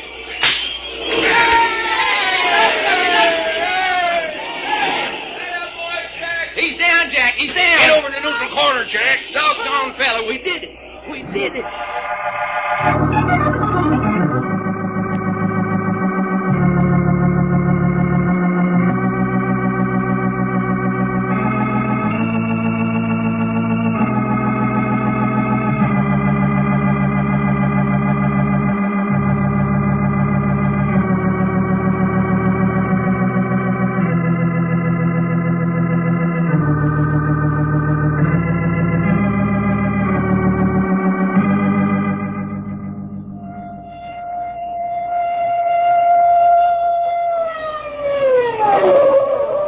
The further transcribed adventures of Jack, Doc, and Reggie will come to you tomorrow at this same hour. I Love a Mystery, written and directed by Carleton E. Morse, comes to you Monday through Friday, featuring Russell Thorson as Jack, Jim Bowles as Doc Long, and Tony Randall as Reggie York. Frank McCarthy speaking.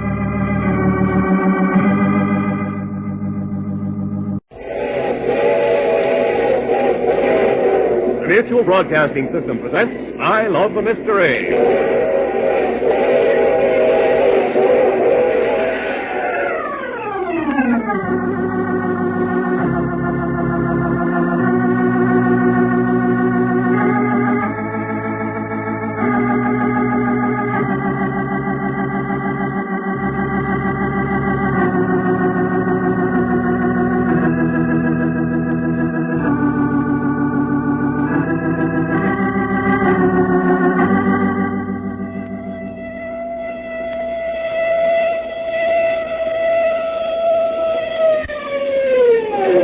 A new Carleton Morse adventure thriller, The Battle of the Century. Come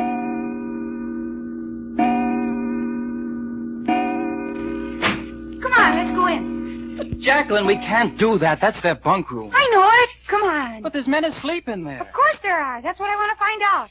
How anybody can be asleep at 7 o'clock in the morning. Everyone isn't up raring around the country at the break of day the way you are. Well, stay out here if you want to. I'm going in. But it isn't decent. An 18-year-old girl. And besides, you're engaged to me. So what? Well, so you can't go in there. Oh, I can't I? Well, listen to me, Duke Carter. My father's tried to tell me I couldn't do things all my life, and look what it's got him. Yeah. Say, maybe your old man's got a lot of sympathy coming to him after all. When I want to do something, Say, what did you say? I just said you can't walk into a man's bedroom. That isn't what it sounded like to me. No? No. And I'd like to know why I can't. These training quarters belong to my father, don't they? Sure, but Jacqueline, a man's bedroom is sacred. How'd you like to have some man walk into your bedroom while you're sleeping? What I don't know wouldn't hurt me. Well, that's a nice thing to say. All right, you stand here and argue while I go in alone. It's unfair, indecent, and nothing a nice girl would do. Well, you just stand there and feel bad while I'm gone. No, sir.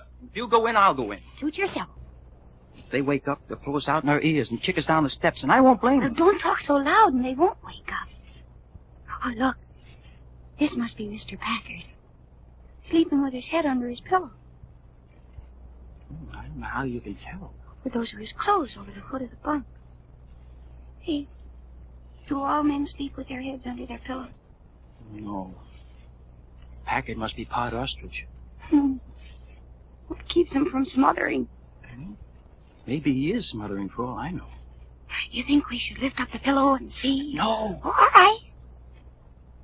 I don't think I'd like to marry a man who sleeps with his head under his pillow. You don't sleep with your head under your pillow, do you? Well, certainly not. Well, let's see what else we can find. Oh, this is Doc. Goodness, doesn't he have red hair? If he should open his eyes right now. Look at the expression on his face. He looks like a satyr.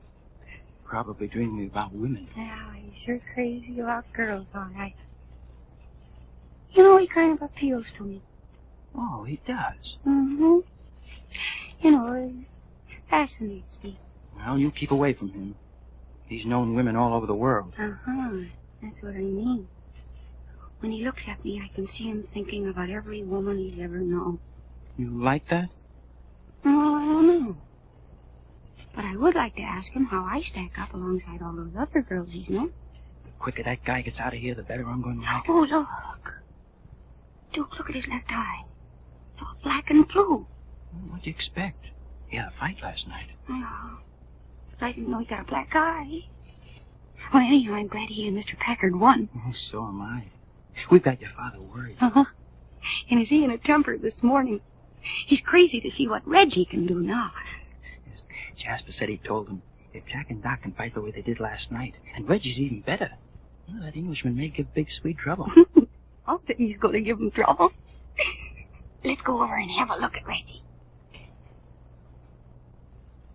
Oh, hello, champion. Hey, don't talk to him. You might wake him up. Duke, he looks like a baby. Pretty good-sized baby. No. Sleeping on his back with his arms up over his head. His face so relaxed and innocent. Yeah. He's not much older than we are. 23 or 4, I think Doc said. Do you really think he's got a chance against Big Sweet? Well, Jack and Doc think so. I sure hope they know what they're talking about. Hey, look out. He's stirring in his sleep. Wouldn't he be surprised to open his eyes and see us looking down at him? Come on, let's get out of here. Our luck won't last forever. Okay. I know. Let's go out and get Belshazzar to wake him up. What you want to wake them up for? Because they've slept long enough. Besides, I want to talk to them. Go on out and I'll close the door. No. Leave the door open. What for? Never mind. Just leave the door open. Hey, Belshazzar! Yes, Miss Jackie, I'm coming right up. Look, Jacqueline, why not let them sleep? No, they've slept long enough. Morning, Miss Jackie. You want me, lady ma'am? Look, Belshazzar. Didn't my father send you down here to cook for Mr. Packard, Mr. Long, and Dr. Igor? Yeah, you sure did, Miss Jackie. You sure done just that. Well, then why aren't you doing it? Well, for goodness, Miss Jackie, how I gonna cook for them when they're sleeping the way they is? Well, you've got a dinner gong, haven't you? Wake them up. Oh, I swear goodness I done rung that gong until my arms wore right down to a nubbin. And it didn't faze them? No, ma'am. Didn't even make 'em turn over. They was the sleepiest young gentlemen I ever did come across. Well, try it again. Yes, ma'am. Ain't no use, though. Well, give it to them good and loud this time. I sure will, ma'am. Come and get it!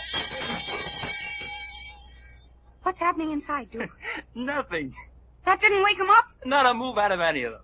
Belshazzar! Yes, ma'am. You take that dinner gong into that bunk room and ring it until you get some action. Huh?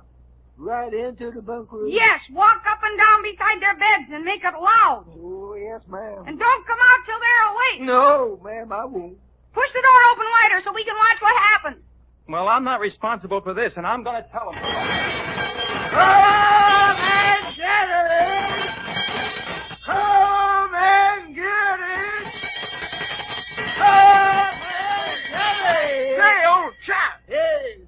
My dear friend, do you have to do that? Yes, sir. I sure do.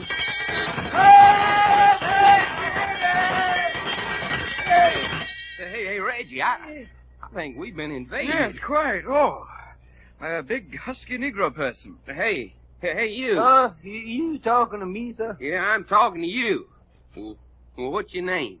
Belshazzar, sir. Oh, no, not Belshazzar. Yes, sir, sure is. Oh, well, what's the idea of coming in here pounding on that thing? The orders, sir. Orders? Whose orders? Well, Miss Jackie, sir, she done told me to come in here and ring this here dinner gong until you was all awake. Oh, dear. Hey, Jack, did you hear that? Hey, Jack, ain't you awake? Apparently not. Hey, Belshazzar. Yes, sir. Go on over there by Jack's bed and do that again. Well, this gentleman? Yeah, only he ain't no gentleman. Give it to him good. Come and Oh, I say, isn't that awful? Hey, what happened? Well, nothing happened, boss. You don't suppose this gentleman's dead, do you? No, he ain't dead. Well, he done got a pillow over his head. Well, take the pillow off and do it again. Yes, sir.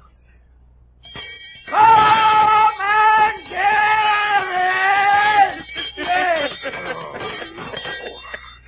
Hey, Reggie, turn off that alarm clock.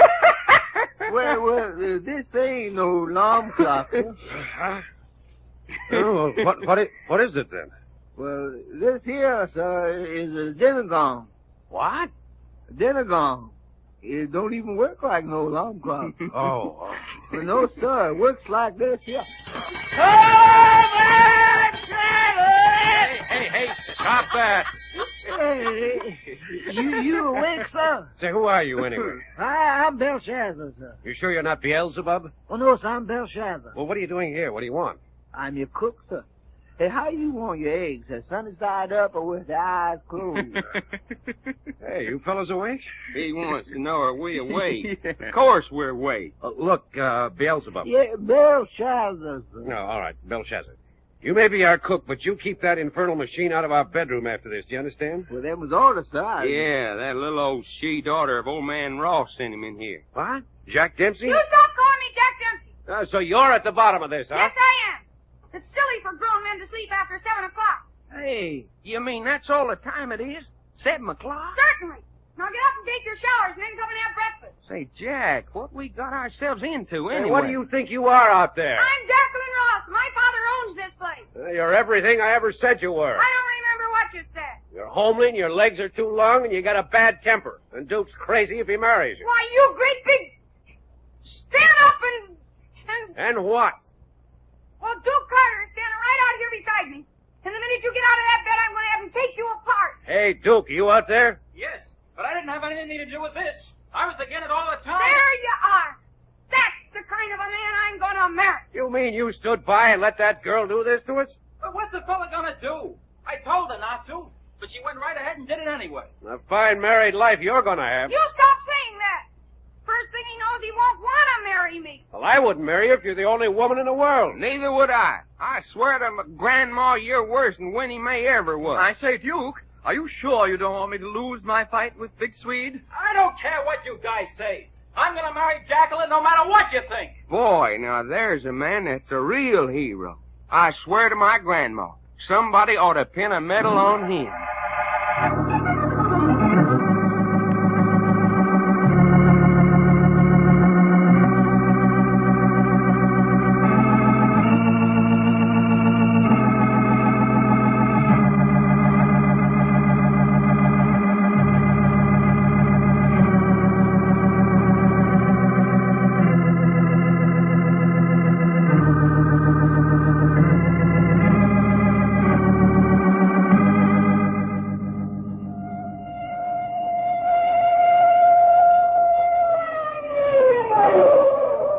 The further transcribed adventures of Jack, Doc, and Reggie will come to you tomorrow at this same hour.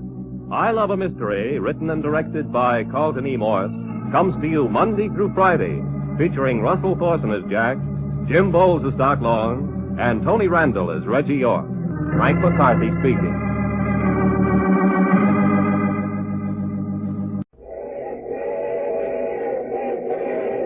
The Mutual Broadcasting System presents I Love a Mystery.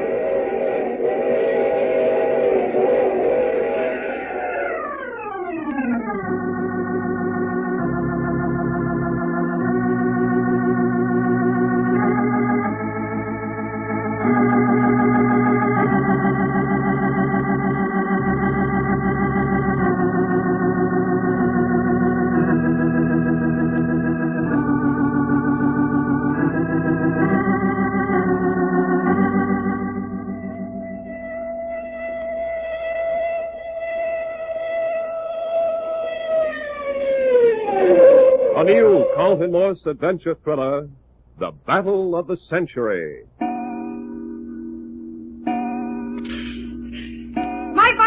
any dirty work around here, I won't wait for the fight. I'll marry Duke Carter right now. You'll do nothing of the kind. I will, too. Quiet. Don't you tell me to be quiet. Quiet! Yes, sir. If your father starts any underhanded stuff, we can be just as underhanded as he can. Sure, honey. Don't you worry none. We're used to fighting city cats. I say, here they come. Boy, will you look at it. Jacqueline, do you know these men? No, where do they come from? They don't work on the ranch? No, I've never seen them in my life before. Uh-huh. And they're a couple of ringers your father's imported. Well, that shows you. That proves he's not playing fair. Well, never mind that. Let's see what they have to say. Well, come on over. What are you standing there for? Oh, so you want us to come over? That's what I said, wasn't it? So we come over. What about it? What's your name? Benny, take it or leave it. This here's Mud. Mud what? Mud Puddle, probably. Oh, wise guy, huh? Oh, I've been around some. Say, you two, where did you come from? Hey, Mud, a skirt. That's great. I asked you where you came from. You don't belong on this ranch. A skirt with venom. With what? With venom. You don't know what venom is? Where's your education? I said you didn't belong on this place. She says we don't belong on this place, Mud, and after the old man giving us 200 smackers to come all the way from Reno. Oh, so Ross brought you down from Reno. You catch on quick, Johnny. Well, why did he bring you here? He wired Reno he needed a couple of smart sparring partners for a fighter. So the chief of police said he'd let us two boys out of the can if we'd get out of the state. So we accepted the proposition. Hey, you fellas just get out of the calaboose? Yeah, it wasn't much of an assignment, though. We was only in for 3 months. I say, what were you incarcerated for? Hey, Mud, did you hear that? Or is my ears deceiving me? You'll have to talk just plain United States to these mugs, Reggie. He wants to know what you was in for. For beating up 5 policemen. Oh, look here. You two men beat up 5 policemen? That's the plain truth, Percy. I say, what did you call me? The Wade was Percy. It's quiet. I just wanted to be sure. And a kid, Reggie. Hey, Mud, you see that? He bopped me on the chin. Well, I say. Hey, ain't you heard at all? No. And it is mighty fortunate for him I ain't, 'cause when I am hurt, I am a dangerous brute. You're a brute, all right. Joe, did you see that, Jack? And I really hit him, too. Yes. This looks like something new in fighting men. Is Mud as good as taking it as you are? How about it, Mud? Don't ask Mud to talk. It hurts him. Yeah? Well, what's the matter? His esophagus laid an egg on. You mean he can't talk? Oh, he can whisper. I've been telling him for years, can't he, to get him sooner or later. Boy, if this ain't a pair I never seen in it. So you've come down to be Reggie's sparring partners. Who's this here, Reggie? I am. You mean Mud or me come all the way down from Reno on account of that, Percy? Now, see here, Benny. I'm getting pretty sick of your implications. You know, boys, he talks like his mouth was full of syrup. Sweet, I call it. Yes, well, you heard me, and the next time I hit you, it won't be for fun. The next time you hit me, chum, I'm going to tear a leg off you and shove it down your throat. Well, if you're going to be Reggie's sparring partner, go into the other room and get into a pair of trunks. Yeah, it's a waste of time, but that's what we come for. Come on, Mud, let's go peel. Mr. Packard, are you going to put Reggie up against that man? That's the only way we'll find out what he's got. What do you care what he's got? The only man Reggie's supposed to fight is Big Sweet. What about it, Reggie? Well, I say, I'd like to guard him. I've never seen a chappie who could stand up under a punch like that. Yeah, didn't he make him blink? Well, better go get into some trunks. Yes, right-o. Only take half a minute. I think you're crazy. You don't know what that man has up his sleeve. If my father sent all the way to Reno for him, he's got some good reason for it. Exactly. And I want to know what that reason is. Well, I think it's dangerous. Well, why you so sure about that, Sugar? Because I know my father.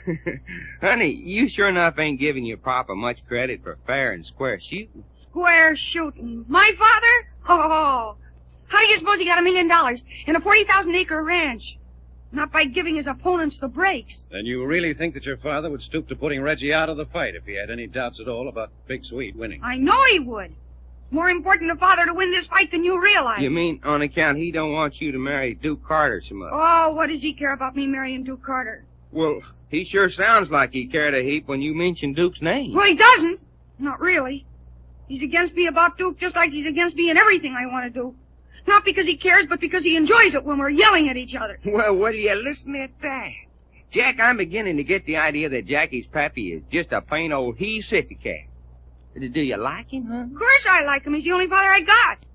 Besides, it's nice having somebody around you can get things out of. You can get things out of your old man? Sure, I can yell louder and longer than he can. Man, oh man, what a life you two must lead up yonder in that big house. It reminds me of the time that my cousin Winnie Mae... Never mind Winnie Mae just now, Doc. What you mean, never mind Winnie Mae? I just never mind Winnie Mae. But I don't like you saying never mind Winnie Mae. Winnie Mae is my blood cousin on my mama's side, and it ain't chivalrous for anybody to go saying never mind my blood cousin on my mama's side. Doc. Well, dadgummit, Jack. Will you shut up? Your mouth runs like a leaky faucet when you get started. But, son, when I got something to say... You haven't. You just forgot to turn off your mouth. Well, that ain't a pretty thing to say. We've got way off the subject. Reggie and Benny will be back here in a minute. Oh, and don't forget Mud. No, I'm not forgetting Mud. Now to get back to what we were talking about. Jacqueline, you said your marriage wasn't the important thing in this fight. Then why does your father want Big Sweet to win so badly? Because right now he's got the reputation of owning the two best amateur fighters in the country. Big Sweet and Little Sweet. And if Reggie whips Big Sweet, his best fighter, then everybody will laugh at him. And my father'd rather sell me across the border than be laughed at. I think your old man's crazy. Well, he's certainly crazy on the subject of fighting. And I'm warning you, don't let Reggie go up against this Benny person. There's a trick in it. Look here now, Miss Ross. Hey, Reggie, did you hear what Jackie just said? It's quite. I think she's making too badly much of it. I don't see how he can hurt you much with nothing but his bare hands. I'm jolly well certain he can't. Well, what about this Mud person? Oh, he ain't gonna be doing nothing but standing quiet on the sideline. You don't know that. Yes, I do. On account of I'm gonna be standing right alongside of him to see he don't. And I'll be standing by to jump in and stop any dirty work that might be dangerous. Hold it. Here they come. Doggone. Will you look at the build on that Benny hombre? I say. I've got it. Benny's no fighter. He's a wrestler. Yeah? That's it. A dirty wrestler. So that's their game. Well, what do you mean, Jack? Catch you off guard, wrench your back, break your arm before you realize what he's up to. Why, the Wait a double-crossing minute. old... Hold it. You all ready to go, Benny? I didn't come out here to spar with my shadow. Well, come here a minute. Say, you're always telling me to come here. How about you coming to me sometime? Never mind that. You're a wrestler, aren't you? A wrestler? Me? Yes, you. Now, ain't that a funny thing to say? Don't try to kid me. You're no more a fighter than Lady Godiva. Why, you don't see me riding no horse, do you? Are you going to stand up and fight, or are you going to use a flying tackle and try to butt him to death with your head? I'll fight my way, and he could fight his way. Yeah, that's what I thought. It's going to be rough and tumble, Reggie. You want it? I say, I haven't had a good rough and tumble bout since I took on Captain Jenkins aboard the Lady Mary. Oh, golly, I wish you wouldn't. You tootsie. Hey! You chuck me under the chin, will you? Oh, bay out of your fight, Jack. You Dempsey. great big lug! Yeah, I ain't never seen no skate with such venom. Cute stuff. I told you to keep your hands off me! I say, old fellow, don't touch that girl again. Well, if it ain't Percy himself. Oh, boy, Reg, what a sock. But I say, it didn't faze him. Well, anyway, you made him shake his head. Look out, Reggie. Get out in the center of the ring. I said the next time you bopped me, I was gonna tear off your leg. Well, come and tear it off, then. Look out, Reggie. He's gonna dive. Right. Oh! Good work, Reggie! Missed you miles! Let on his face in the splendor. Come on! Stop squatting there, you! Get up and fight! Hey, look out! Look out! Hey, they're down. Get on top, Reggie. Get on top. Get your finger out of my eye. Oh, said so. Now you'll keep it out of my eye. Roll over, Reggie! Roll over! Yeah, she says to roll over. Right. Righto. Come on, boy. Come on there, son. You're doing it! You're doing it, Reggie! Get on your feet, Reggie. Get on your feet. Now get up. You bet you. And try this. He's down! He's down! He's up again. You want some more? Oogity, he's down again. Get up on your feet. Yes, certainly. You ain't hurting me none. Oh, is that so? That's it, Reggie! Keep doing it! Here. That's enough of this. Whatever you say, Jack. Well, Benny, what do you think of Reggie now? Hey, that kid's all right. Too bad he ain't got no power behind his blows. What you mean he ain't got no power? He sure knocked you for a mess of loops. Well, me, I ain't got no use for a mug that can't beat my ears off, see? Benny, you're sure one tough hombre.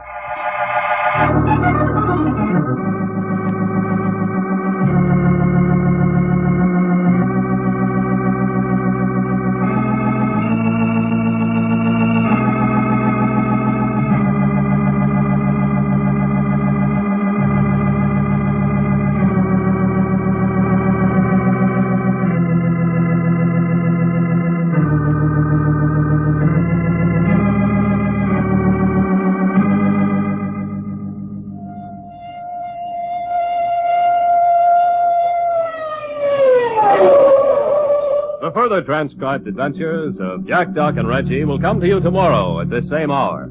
I Love a Mystery, written and directed by Carleton E. Morse, comes to you Monday through Friday, featuring Russell Thorson as Jack, Jim Bowles as Doc Long, and Tony Randall as Reggie York. Frank McCarthy speaking.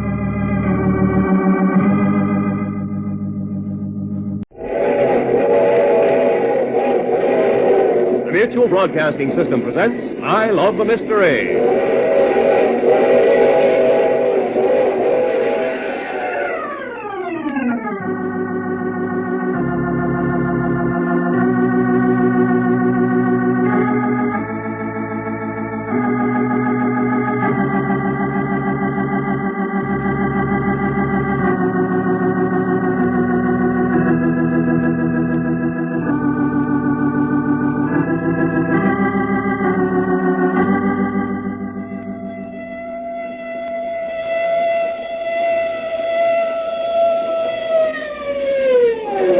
A new Carleton Morse adventure thriller, The Battle of the Century.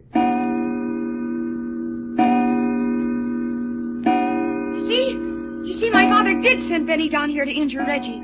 I don't think there's any doubt about that. Yeah, but he didn't have much luck. If he'll try something once, he'll try it again, and maybe next time he'll succeed. Well, as soon as Reggie's had his shower and dressed, we'll go around to this scoundrelly father of yours. My father's not a scoundrel. The heck he ain't, He Sugar. is not. He just wants to win. Well, anyone who wants to win badly enough to pull dirty work is a scoundrel for my money. He is not.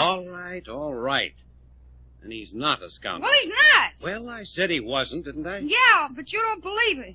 Say, what side of the fence are you on, anyway? Yeah, honey, who you rooting for? Here we come into your camp and we're fighting your battles tooth and toenail again your ornery pappy, and then now you go defending him. I'm not defending him. I'm just saying he's not a scoundrel. Well, let's make that our beautiful thought for the day. Jack Dempsey's father is not a scoundrel. Well, Well, what? just well. That's intelligent. Jack, what was you saying that we was going to do as soon as Reggie comes out of the showers? When you was so rudely interrupted by Jack Dempsey here. You don't stop calling me Jack Dempsey? What's that, honey? Well, what is you going to do if we don't stop calling you Jack Dempsey? Gonna lie right down here on the floor and kick and scream. No. Well, I will. Sugar, that wouldn't be polite for a nice little old girl wearing a dress. You would say something like that. Yes, ma'am, I sure would. And you call yourself a gentleman. No, you're wrong there. I never did. Well, Are we back to that again? Paying attention to her don't get us nowhere, Jack. Now, what was it you said you was going to do as soon as Reggie gets dressed? We're going to hunt up Jim Ross and get this thing settled once and for all. You mean about him trying to sabotage our Reggie boy? Yeah, and tell him to lay off that rough stuff or take the consequences. Now you're talking, son. well, that's good, and I'm going along. Oh, no, you're not. I am too. I said you're not. Hey, whose father is this, anyhow? Guess if I want to give my father a piece of my mind, I can, and who's going to stop me? Doggone fella, it looks like she's got you there. Yeah, then I guess we just won't go after all. Oh, why? Because you'll be under our feet messing everything up. No, I won't. Hey, Jack. Yeah? Jack, there's somebody sneaking off the porch. I seen him bust by the window. Did you see who it was? No, I didn't make it out. Well, come on, let's have a look. Oh, look, it's my father. Why, the old son of a gun's been a-spying on us. Hey, Ross! Jim Ross! You yelling at me? Yes, I'm yelling at you. Well, say, who do you think you're talking to? I'm talking to you. What are you doing sneaking around here? Well, I'll come back there and break every bone in your body if you don't change your tone of voice. Well, that's a good idea. Come on back. You bet I'll come back. No two-for-a-penny adventure can talk to me like that. Doggone, he's a-coming. You think he'll try to hit you? With that bay window out in front, he won't hit anybody. No, what do you mean by talking to me like that? I talked to you like that because you had it coming. I'll have you know Yes, that... I know. You're Jim Ross, and you own 40,000 acres. And I don't take lip from no man. And if you're such a big man, why do you go around spying on people? Spying? Who's spying? You were. Oh, that's a lie. Don't tell me I lied. And don't tell me I've been spying. Well, you were, weren't you? Sure you were. You sicked that bone-busting Benny on Reggie, and then you came down to watch him put our boy out of commission. What are you talking about? I'm talking about those two mugs, Benny and Mud. Well, what about him? Your Englishman's got to have sparring partners, ain't it? Look, Jim Ross, I'm your daughter, and I'm ashamed of You keep out of these jackass... I will not keep out of this. You're scared to death that Reggie's going to whip Big Sweet. I'm nothing to the kind. You are, too. You're crazy. Big Sweet will knock that kid silly in 2 rounds. He will not, and you know it. You're so scared you're trying every foul play you know to keep Reggie out of the ring next Friday. What do you mean talking to your father like that? Because that's the kind of man my father is. Just a great big double-crossing, two-timing scoundrel who doesn't know what it means to play fair. What did you call me? I called you a scoundrel, and Why, you are, too. You baggage... I am not. You are, you're a... Hey, cut it out.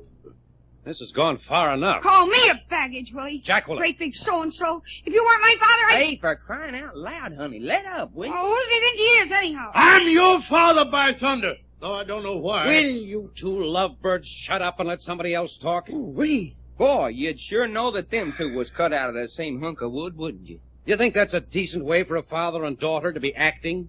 Screaming at each other? Well, that's the only way you can make my father understand. You yell at him. I told you to keep still. Oh, but a girl's all by herself. Quiet! She... yes, sir. Yeah. Apparently, a person's got to yell at you to make you understand. Well, living around Keep here... still! All right.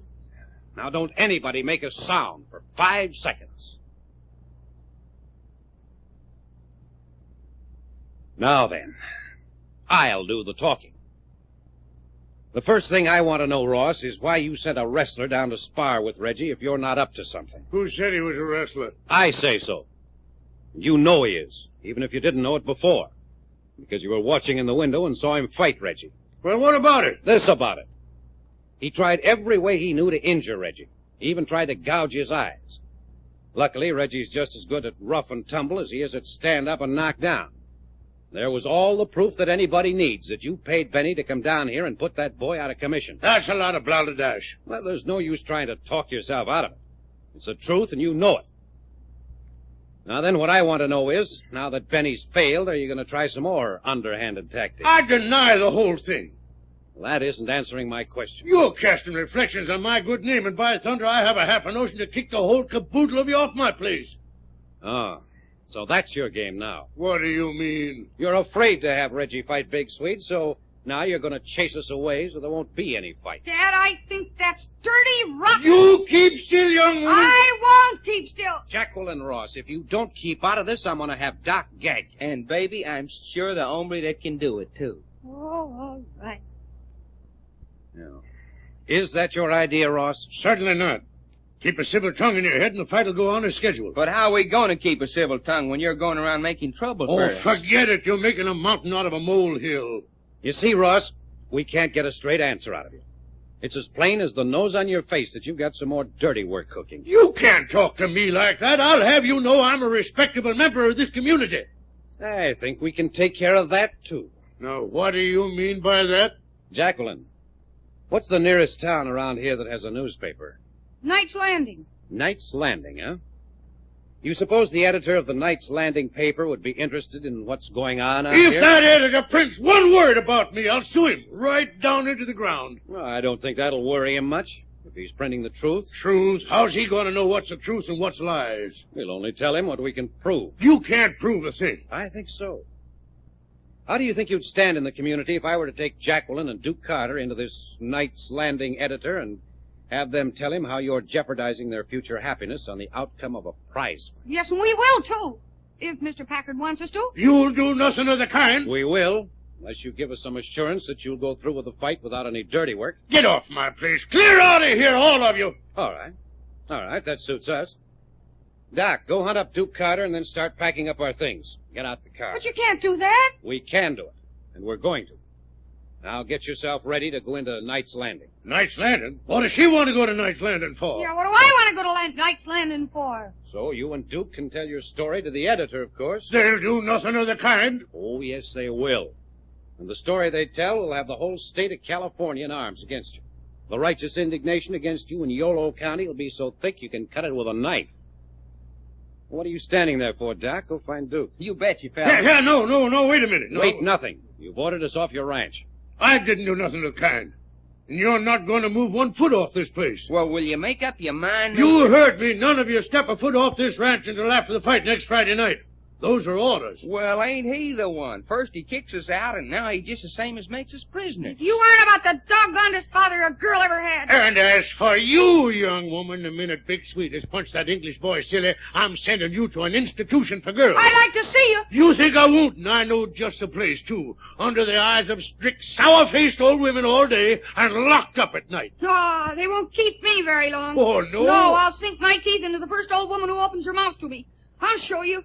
I'll break up their silly old school inside of a week. Not this school, you won't. Besides, I'm going to marry Duke Carter. You're not going to do anything of the kind. I am too. You're not. Hold your hats. Here we go again. Well, tell me what I'm going to do. Yes, and I'm telling you what to do. I'm your father. Worse luck. All right, Ross. Are you finished? No, I'm not finished. Neither am I. Well, save it. I just want to give you one final word of warning. The next underhanded move you make, we turn loose on you with everything we've got. Doc. Yeah? Go and see if Reggie isn't almost ready. You bet you. Have you got that straight, Ross? I'd just like to see any of you get to that editor at Night's Landing. It's 30 miles and no transportation. What do you mean, no transportation? Just what I said. No transportation for any of you. Hey, Jack. Yeah? Jack, something's the matter. Reggie's gone. Gone? I swear to goodness he is. Ain't hiding her hair up.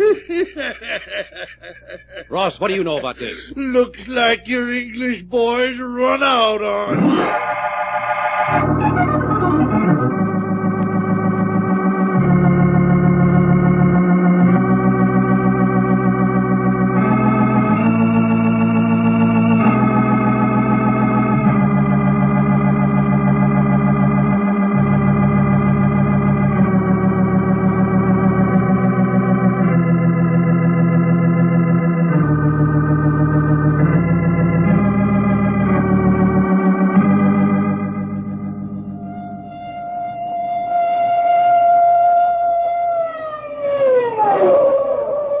Further transcribed adventures of Jack, Doc, and Reggie will come to you tomorrow at this same hour.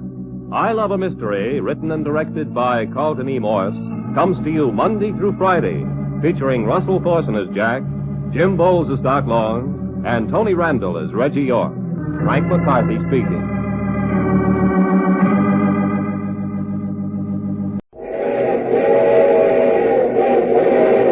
The Mutual Broadcasting System presents I Love a Mystery.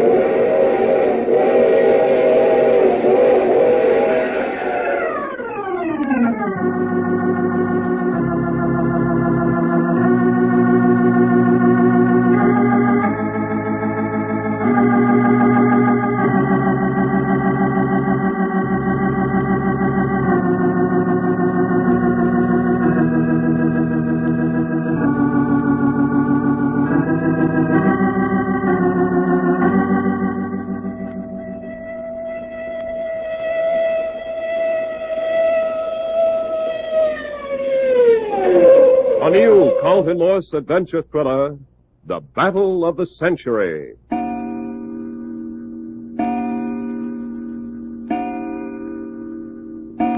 Jasper, what have you got to report? Not a blame thing. I'll be hung for a horse thief if I can figure out how that English fella could so completely disappear without leaving a trace. Well, I'll tell you how he disappeared. He is kidnapped, and Dad bust Jim Ross for a yellow coyote anyhow. Yeah, but how could they get him off the ranch or hid away without somebody seeing something is beyond me, and who done it? We'll get to that in a minute. What do you got, Duke? No news. That is, except that Jacqueline's hanging on to her father's coattail every place he goes. Well, what good's that going to do? Well, she figures either he'll drop something that'll be useful to us, or he'll talk to somebody that'll give us a clue. Not a bad idea. But Jim Ross has got more sense than to say anything with her around. Yeah, unless he thinks he can put something over right under her nose without her getting wise. Well, anyway, it'll keep her busy and out of our way. Now then, Jasper, you asked who did it. I think that's obvious. Benny and Mud did it, with perhaps the help of one or two of the men here on the ranch that Ross can trust. Benny and Mud, who in thunder are they? Hey, you don't mean that those two siffy cats come on the ranch without you knowing about it? Sure, no one's on me. They came here to the training quarters this morning and said they'd been sent over by Ross to act as Reggie's sparring partners. We should have known right then there was something wrong. We did. Benny turned out to be a wrestler. And when Reggie went up against him, he tried every trick he knew to injure him. Flying tackles, butting, gouging. Say, if I'd been around, I'd have kicked him off this ranch quicker than it'd take to tell it. I wish you had been around. But we felt pretty safe for the moment after Reggie succeeded in handling him so well. Reggie took everything he had and licked him, huh? Reggie couldn't knock him out, but it got to the point where Reggie was knocking him down as fast as he got to his feet. Boy, howdy, and every one of them knockdowns was like a breath of fresh air. Yeah, Jim Ross see it? Yes, we caught him sneaking away from the gymnasium. He'd been outside watching through the window. You mean he didn't have the nerve to come in and face you guys? Apparently not. We had a row and threatened to go into Knight's Landing and expose him to the newspaper there.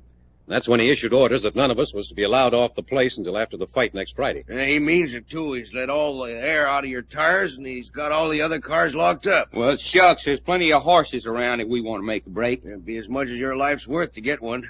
How's that? He's got a bunch of the toughest boys on the ranch guarding him with 6-shooters. Well, what you know? Gun stuff, huh? Well, we don't want to make a break. We're staying right here and fighting Jim Ross on his own grounds until Reggie's back safe. You bet you. Hey, Jack, how about us starting a war that is a war? Now, we'll discuss that later. First, I want to ask Jasper a couple of questions. Is there any place Reggie could be held prisoner on the ranch that hasn't been investigated? Well, I can't think where, except in the big ranch house. Nobody's been in there that I know of. Oh, sure they have. Jacqueline's been through that house from top to bottom. You sure she did a good job? You bet she did a good job. After she'd been through once, I sent her back and made her do it all over again.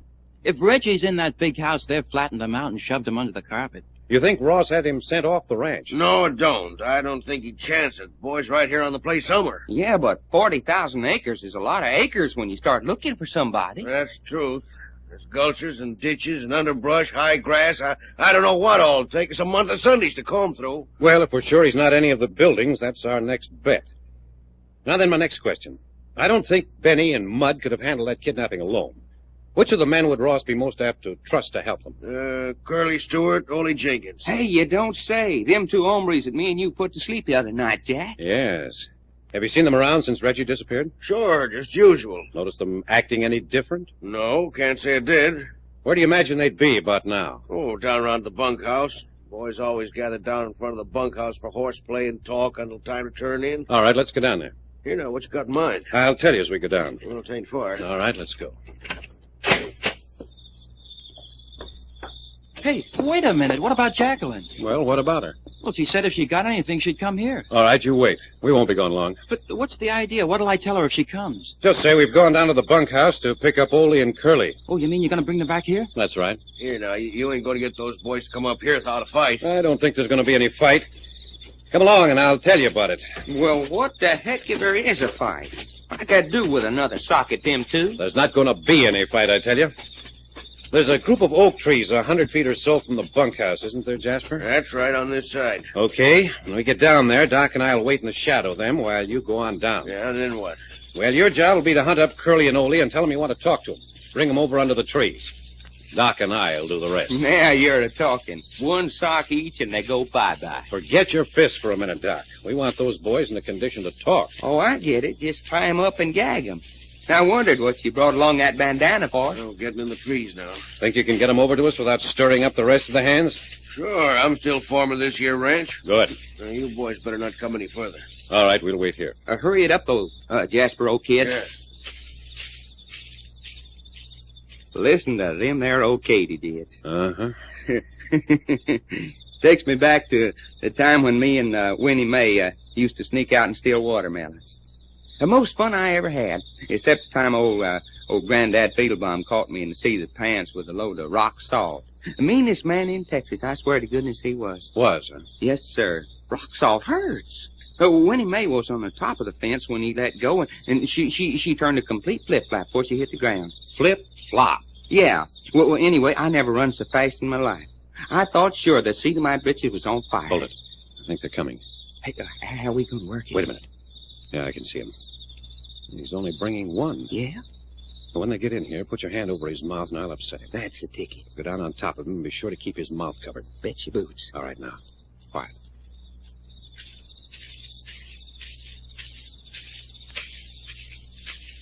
Now then. Got him. All right, he can't get up. Slip the gag in, Jack. Here it comes. Uh-huh. There she is. Now, take his belt here and tie up his hands. Come on now. Put your hands behind you. There. That's it. There. All right. Let him up, Doc. Yeah, that's one of them. But where's the other one, Jasper? I couldn't locate Curly. None of the boys seem to know where he is. That's not so good. No, it ain't. Well, what the heck? One's almost as good as two. Why don't we take Sweet up and work on him for a while? Might as well, I guess. Well, you go ahead. I'm going to have a look around for Curly. All right, you do that. We'll hold Sweet until you get back. All right. And careful you don't run into anybody on your way back. We'll watch out for that. I'll see you later, then. All right, sweet old kid. Step along. Keep hold of him, Doc, so he can't break away. You better not try to break away. You hear what I say, fella? Better keep to the left. There's more shadow. Yeah, over this way. Shucks, Jack. This is easier than shooting fish. Well, I hope it'll be as easy getting information out of him. Oh, sure it will. Why, Swede here will open up like the Grand Canyon when we start working on it. Won't you, Swede? Now, he shook his head, but he's just fooling. All right. Between here and the door, it's moonlight. We'll just have to chance it. Keep on walking. Fast. Yeah. Step on it, son. There. We made it. Hey, you back already? Yes, sir, and look at the prize we got. Shut the door, Doc. Duke, help me pull down the blinds. Yeah, sure. But where's Curly? Well, he wasn't around. Jasper's still out looking for him. Maybe he's up with Jim Ross. Yeah, maybe. All right, sit down, Sweet. Jack said, sit. Yeah, that's better. Shall I take off the gag, Jack? Yes. But don't yell, Sweet, or you get a fist right in the teeth. Now take it off. Mm-hmm. There you are. What's the meaning of this? Shanghaiing a fella right out of his own chicken roost? Son, I sure do like to hear you talk. Hey, Curly and I get turned loose, I'm going to raise more trouble with you fellas than you can take care of from now on. Well, it's fair, isn't it? You kidnap Reggie, so we kidnap you. What are you talking about? You know what I'm talking about very well. Now, where have you taken Reggie? I ain't took him nowhere. You fellers must be loony in the head. Now, there's no use trying to give us that stuff. We've caught Benny and Mud, and they've confessed the whole thing. They said you and Curly helped them abduct Reggie. Who? Benny and Mud. Well, for goodness sake, who's them guys? Jack, it ain't no use. Sweet ain't gonna talk until we work on him a little. What you mean, work on me? You see, Jack, he's too innocent to know what it's all about. I'm just a good-natured Swedish boy with a wife and 6 children. Now, ain't that sweet? Duke, is Sweet married? Not that I ever heard of. But they're all back in the old country. Come on, Sweet. Shall I turn Doc loose on you? Hey, tell him to put that knife away. I bleed easy. Jack, you remember the time I skinned that pirate alive down off the Strait Settlements? It wouldn't tell us what we wanted to know. My goodness gracious. Skinned him alive? Sure did, son. Right before his very eyes. Now then, how about it, Sweet? Where's Reggie? Fellers, look at me, sweat standing out all over me. You boys is making a big mistake, picking on a nice, sweet, good-natured Swedish boy like me. We're giving you one more chance, Sweet. Where's Reggie? Well, I guess there ain't nothing to do but shut my eyes and grit my teeth. Will you look at him, Jack? Ain't that the awfulest expression you ever did? Go ahead, fellers, but remember I bleed easy. All right, Doc, that's enough. You can open your eyes now, Sweet. Is it over already? We're not going to use a knife on you. You ain't? No. By golly, I feel better already. But, darn it, Jack, we didn't get a thing out of him. I know, but I just got a better idea. Turn him loose. Turn him loose? That's what I said. All right, but it don't make sense. There you are, Sweet. Now, get to going now. Thank you, boys. It's been mighty pleasant knowing you. Doggone, Sweet, you can't help laughing at But it. what's your idea, Jack? Jim Ross has kidnapped Reggie, so he can't appear in the ring next Friday. So how about us kidnapping Big Sweet so he can't show up either? Say, now you've got something. Say, that's all right. Hey, Jack, how come I never thought of that?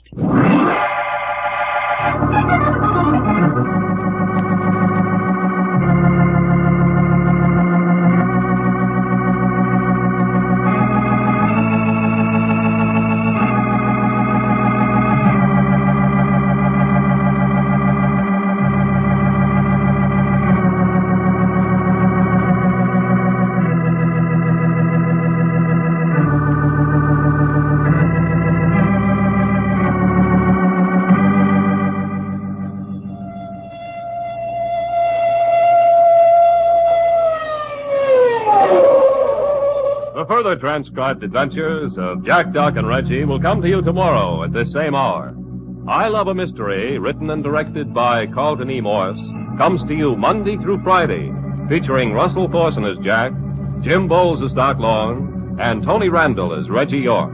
Frank McCarthy speaking.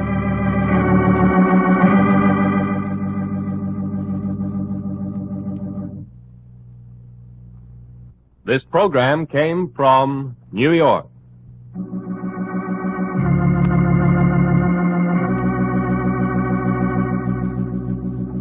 This is the Mutual Broadcasting System.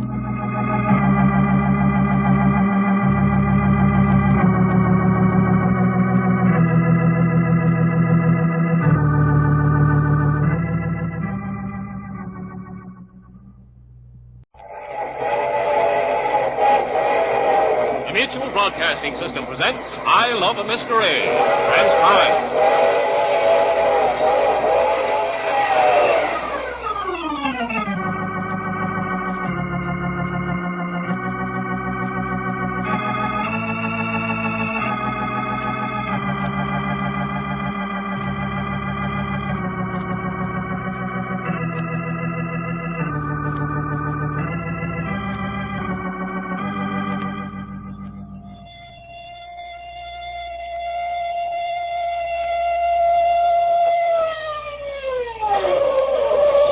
'A new Carleton Morse adventure thriller, The Battle of the Century.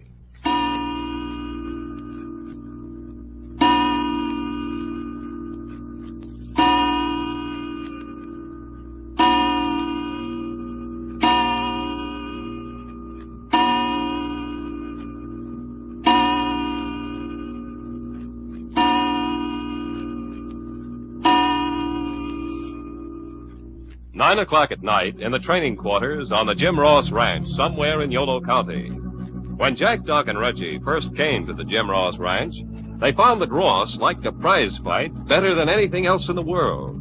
He liked fighting so well, he named his only daughter, Jack Dempsey Ross, since changed to Jacqueline. He has his own training quarters on the ranch and his own prize ring, where he puts on grudge fights between his 150 workmen every Wednesday night. And he has his own favorite fighters, Big Swede and Little Swede, two mammoth Scandinavian boys. He liked fighting so well that he even offered to let his daughter marry the man she loved if Duke Carter could bring forth an amateur fighter who could defeat the Swedes. But when Reggie stepped out and accepted the challenge and showed signs that he might win the fight, it suddenly became apparent that there was something Jim Ross liked even better than prize fighting, and that was victory. It is now evident that he'll do almost anything to prevent Reggie from whipping Big Swede in the ring this coming Friday night. He imported Benny, a vicious wrestler, as Reggie's sparring partner, with orders to incapacitate the young Englishman. When this failed, Reggie mysteriously vanished, quite evidently kidnapped by Jim Ross's henchmen to prevent his appearance against the Big Swede. Well, that was this morning. Now, at 9 o'clock tonight, Doc, Jasper, the foreman of the ranch, and I are holding a council of war in the training quarters. Where you been, Jasper? We've been waiting for you. I've been hunting high and low for Curly Stewart. I can't find hide nor hair of him. Well, never mind Curly. Jack's got better ideas. Get any information out of Ole? Not a word. But it was while we were holding him that I got this new idea. I wish Duke Carter'd come back. Where'd he go? Well, I sent him out to look for you. Oh, then he'll be along pretty soon, I reckon. Anyway, what's this bright idea you got now? Well, Jim Ross has kidnapped Reggie to keep him from appearing in the ring Friday. Yeah? How about us abducting Big Swede for the same purpose? Say, now, I think you got something there, Packard. You bet your sweet life we got something. Of course, that don't give you back your fighting Englishman. No, it doesn't. Once we get Big Swede under cover, we'll be in a position to dicker with Ross. I guess you're right. Well, that's what I wanted to ask you. Do you think Ross will dicker? Well, you'll sure enough be in a panic. Sets a heap of store by Big Swede, and he's going to do some sweating his boots if the boy's missing. Good. Yeah, now we're getting somewhere. Now, where does Big Swede keep his self-knives? Down in the bunkhouse with the rest of the cow's chambermaids? Not in your life he don't. Big Swede's much too precious to sleep in no ordinary bunkhouse. Well, where does he hang out? One of them guest cottages the boss has got behind the big house. Yeah, he sleep there by himself? No, him and Little Swede sleep there together. Well, now, that shouldn't be such an awful tough job. We just bop Big Swede over the head in his sleep, carry his unconscious carcass out, tie him up, and lug him to where we're going to hide him, and there you are. And suppose Little Swede wakes up in the process. Well, bop him on the head, too. No, it ain't going to be as easy as all that. Well, how come it ain't? Because Ross is too smart. Now, he's kidnapped Reggie. You don't think he ain't anticipated us retaliating, do you? You mean he's probably got guards outside the guest cabin tonight? Tonight and every night from now until Friday, or my name ain't Jasper Fuller. Well, shucks, what's a couple of guards? We'll bop them, too. They'll be armed with orders to shoot. Well, yeah, I know, but Most folks is so unhandy at pistols. Why, there ain't one man in 100 that can really protect himself with a gun. We'll just up and take their shooting irons away from 'em, and then we'll bob 'em. I wouldn't advise you to be too optimistic. Well, that's what we're going to do, ain't it, Jack? So why don't we get started at it? What are we sitting around here talking for? Well, that's what we're going to do, all right, but we certainly want to know what we can expect to run into and what to do under various circumstances. Doggone, Jack, you're getting to be a regular old grandma. What do you mean by that? Well, fella, I can remember the times when we used to bust into trouble and figure out what to do right while we was a-doing it. Well, we can still do that when we have to. Now then, Jasper, where are we going to hide Big Sweet once we get him? You want a place close by or far away? Well, as close by as we can get him and still safe from Jim Ross and his men. All right, how about up in the top of one of them silos? Silo? But won't that be one of the first places they look? Sure, only it's going to be easy to keep them from looking. I don't see what you're getting at. Well, look here. Them silos are clean full of silage, clean up for 50 feet in the air. The only way to get up there is a little ladder on the outside of the silo, just wide enough for one man. Now, if a feller was to stay up there with Big Sweet, he could guard the steps against all comers till kingdom come. Doggone it, we'd be holding Big Sweet prisoner right under old man Ross's nose. You like it? Couldn't ask for anything more. But how do we get Big Sweet up there if he's unconscious? There's a block and tackle down in the machine shop that I could rig up quicker than a cat can jump sideways. That's all we need to know. If you rig up the tackle, Doc and I'll deliver Big Sweet down at the foot of the silo. Hey, wait a minute. Which silo? There's 5 of them. I'll make it the one at the back of the barn. Less chance anybody's seen us at work. All right, is that everything then? No, it ain't, but I'll take care of them things. Well, what you mean? Well, if somebody's going to be up there guarding Big Sweet, there's got to be food and water enough up there for 2 people for the next 5 days. Good head, Jasper. I forgot all about that. Yeah, and who's going to do the garden? We'll put Duke Carter up there. After all, he's got the most at stake. Yeah, if this thing don't pan out, he's going to lose that little old Jack Dempsey gal. Oh, see if you can locate Duke while you're doing your other jobs, Jasper. I'll keep an eye open. How long you figure it'll take you to get Big Sweet down there? 5 minutes. If we have any luck. 10 minutes at the longest. Better step on it. You betcha. There you go, and here we go. Come on, Jack. Watch out for armed guards. What's he worrying about armed guards for? They're all in a day's work. Let's hike off across the field here. That'll bring us up back to the big house where the guest cabins are. Yeah. Say, talking about that little old Jacqueline baby, I wonder where she's at. Duke said she was tagging her father around, trying to get a clue as to what he did with Reggie. Yeah, you suppose she's still at it? I wouldn't be surprised. Got a little bulldog in that girl's character. Sure enough is. Nice moonlight night. Mm-hmm. Wouldn't mind having a cute little old female gal out here alongside me instead of you on a night like this. Now keep your mind on the business at hand. Yes, sir. When I think of the bunch of pretty nights that I've wasted, and all the girls in the world that ain't had me to make love at. They don't know how lucky they are. Now, what you mean by that? Winnie Mae once said to me, if and I weren't her blood cousin on my mama's side, she'd hound me to death till I wedded her. Well, it takes all kinds of tastes to make up the world. It sure does. Hey, wait a minute. Was that supposed to be a dirty crack? Keep your voice down now, Doc. You can see the outlines of the guest houses against the skyline. Yeah. You know, I just thought of something. That there Big Sweet weighs 1 ounce less than a horse. It's going to be a job of toting his carcass clear down to the silo. Well, it's too late to think about that now. Unless we could catch her unconscious and make him walk. No, he'll be too much to handle. If he once starts a fight, he'll make so much noise we'll have the whole place on us. Okay, fella. But I sure ain't got no stomach for toting bull elephants. Now then, keep it quiet. We're up to the hedge. Yeah. Now we gonna get through it. It's 6 foot high. It's an inch. There must be some way. And remember, we got to get the bull Swede through there coming back. Wait a minute. What's that gleam in the moonlight? I don't see nothing. Well, I do. Come on.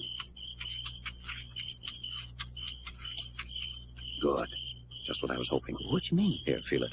An iron gate. Well, doggone, son. Just as neat as you please. Can you get it open? Yeah, just latched. Careful now. Come on through. Yeah. Leave it open in case we have to get out fast. Picture of us getting out fast, carrying 2 tons of limp hipponocerous meat. All right, follow close. Yeah. Right there, the cottage just ahead. I don't know. We'll have to investigate. Hold her, son. What's the matter? Look here at that shadow just alongside that window. Ain't that a man? Yeah, I think you're right. You're darn tootin' I'm right. Must have guards at each door and window. Now then, the old teamwork.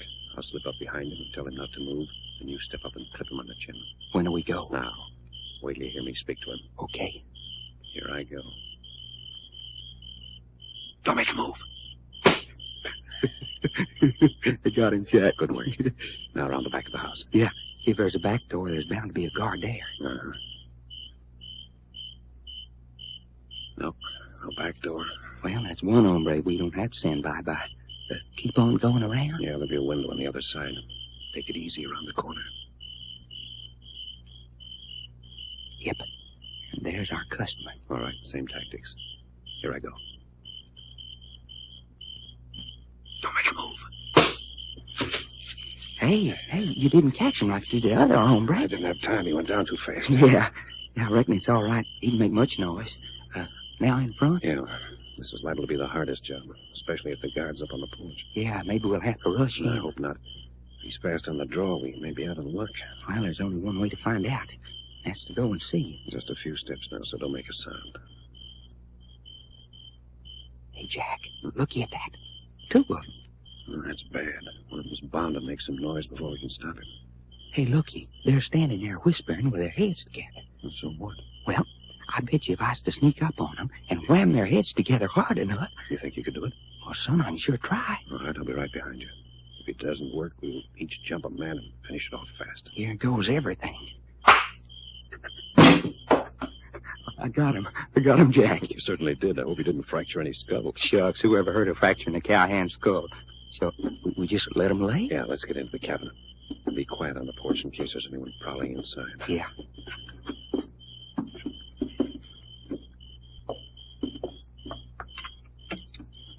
The door's locked. Son, I'll take care of that before you can say sick. Gonna give you any trouble? Nope. Winnie Mae could open this with a hairpin.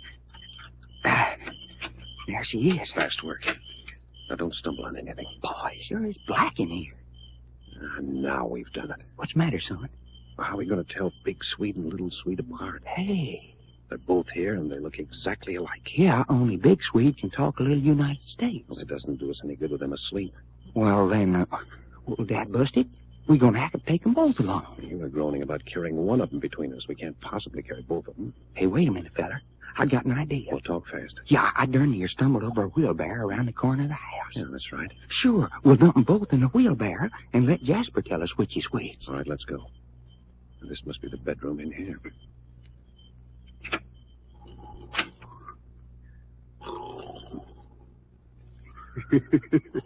Will you listen at that? Quiet. We'll each get beside a man and let them both have it at the same time. Okay. I'll get over here. You ready? Yeah. Now! All right, quick. Drag them off the beds and out on the porch. Yeah. Right out on the porch? Yes.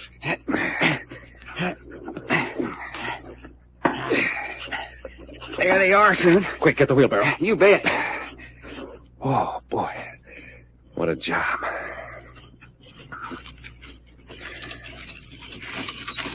Okay, son. Give me a hand with this one first. Yeah.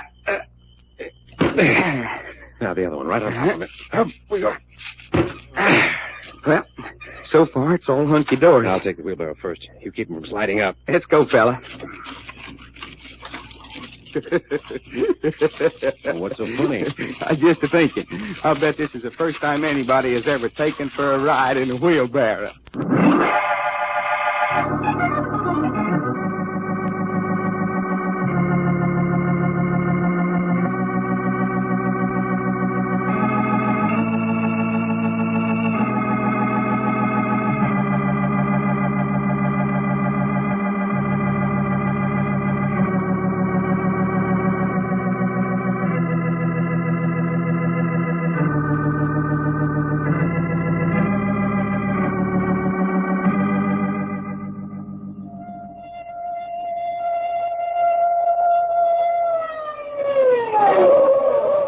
The further transcribed adventures of Jack, Doc, and Reggie will come to you tomorrow at this same hour.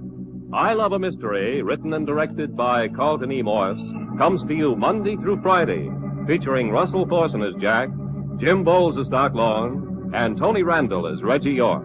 Frank McCarthy speaking.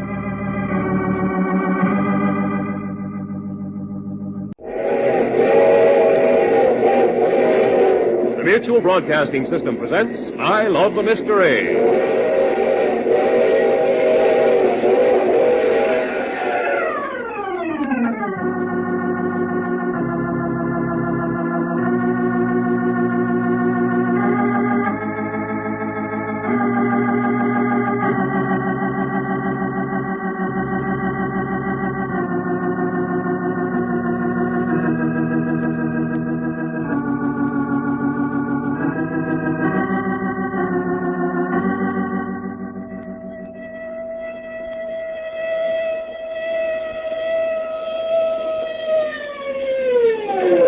A new Carleton Morse adventure thriller, The Battle of the Century. In retaliation, Doc and I kidnapped Big and Little Sweet, Ross's team of fighters, and stowed them away up on top of one of the big 50-foot silos on the place with Duke Carter to guard them. The only means of reaching the top was a small iron ladder attached to the outside of the silo, which allowed only one man to climb up at a time. Besides guarding the two Swedes, Duke's job was to prevent any of Ross's men from climbing up and releasing the two fighters. And now here I am with Doc, Jacqueline, and Jim Ross himself at the foot of the silo, while peering out 50 feet above is Duke Carter. How you doing up there, Duke, old kid? Doing fine. And I'm a long ways up in the air. Hello, Jacqueline. Hi, Duke. You really and truly got Big and Little Sweet out there? No kidding. Tied up tighter than a sack of potatoes. Ha-ha! Hey, good morning, Mr. Ross. Don't you good morning me, you no-account chicken thief.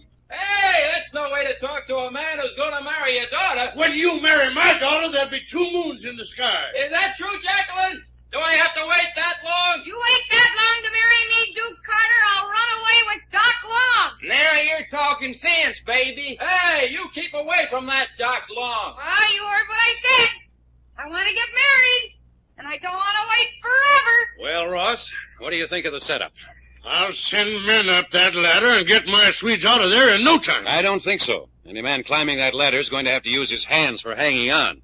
All Duke's got to do is tap him on the head. And boy, would he come down fast. And it's a long way down. That'd be murder. Sure would. You know any of you boys that wants to be murdered this early in the morning? I think Duke Carter come down out of there fast enough. He was ordered to by the sheriff. Oh, so you're going to bring the sheriff into this. And I might add that the sheriff's a very good friend of mine. Yes, but would he be such a good friend if we got out a warrant charging you with kidnapping?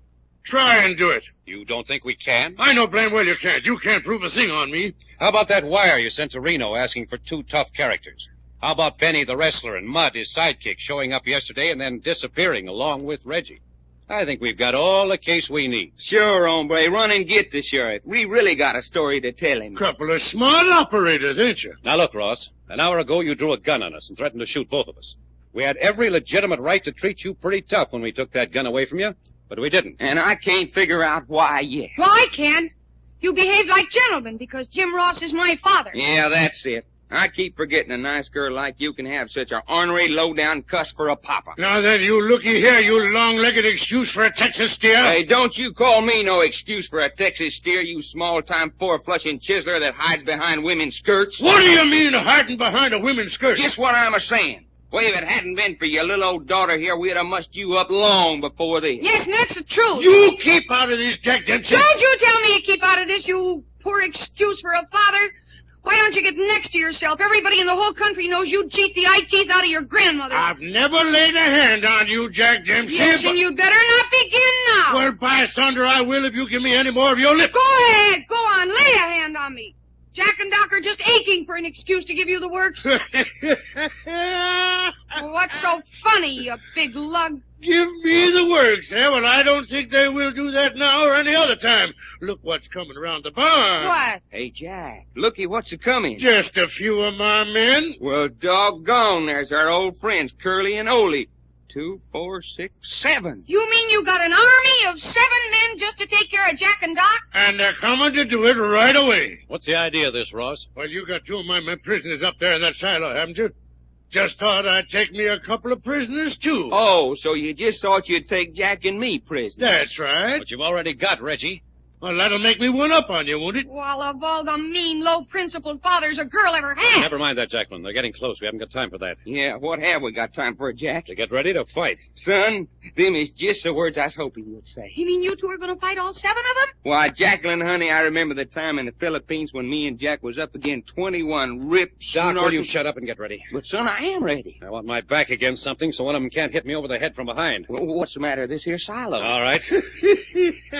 This amuses you, Ross? You haven't got a chance, boys. You might as well give up and come quietly. What you talking about? We ain't got a chance.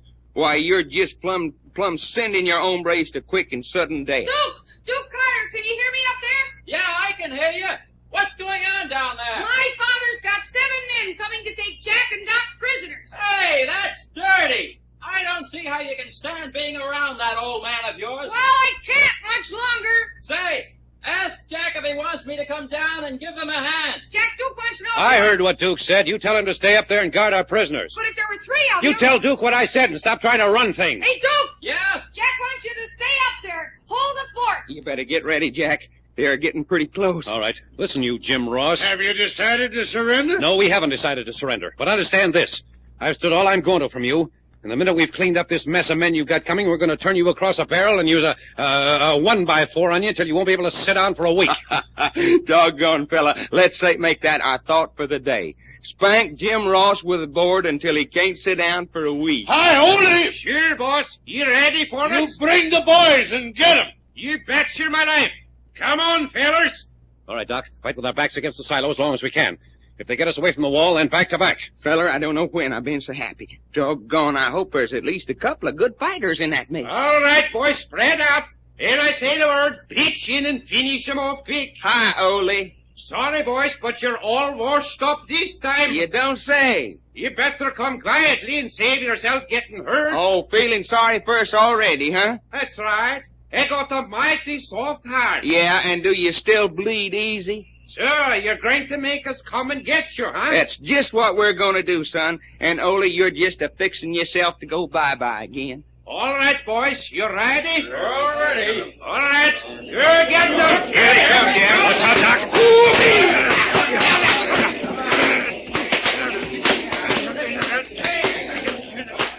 Come on, Jack. Attaboy, Doc. Get a boy, Doc. Hit him again. Oh, that's it. Go ahead and laugh. Oh, why didn't I think of this before? This is the best fight I ever had. Oh, you make me so mad. Hey, look, 2 men are down. 2 men are down. Fight him, Jack. Fight him, Doc. Fight him. Fight him. How we doing, Jack? Save your breath for fighting. You get you. Honest, Grandma, I don't know when. I had so much fun. Come on. Hurry. Oh, this is lovely. It's lovely. 4 of them down. 4 of them down. Only 3 to go. Call out the reserves. I want those men captured. Ha-ha. How do you like it now, my double-crossing father? Oh, boy, wait till this gets around the country. Jack and Doc alone beat up 7 of your best They men. can't do this Oh, yes, they can, and they're doing it beautifully. Hey, there he goes. There he goes. That's 5 men down. Only 2 men left on their feet. Wow.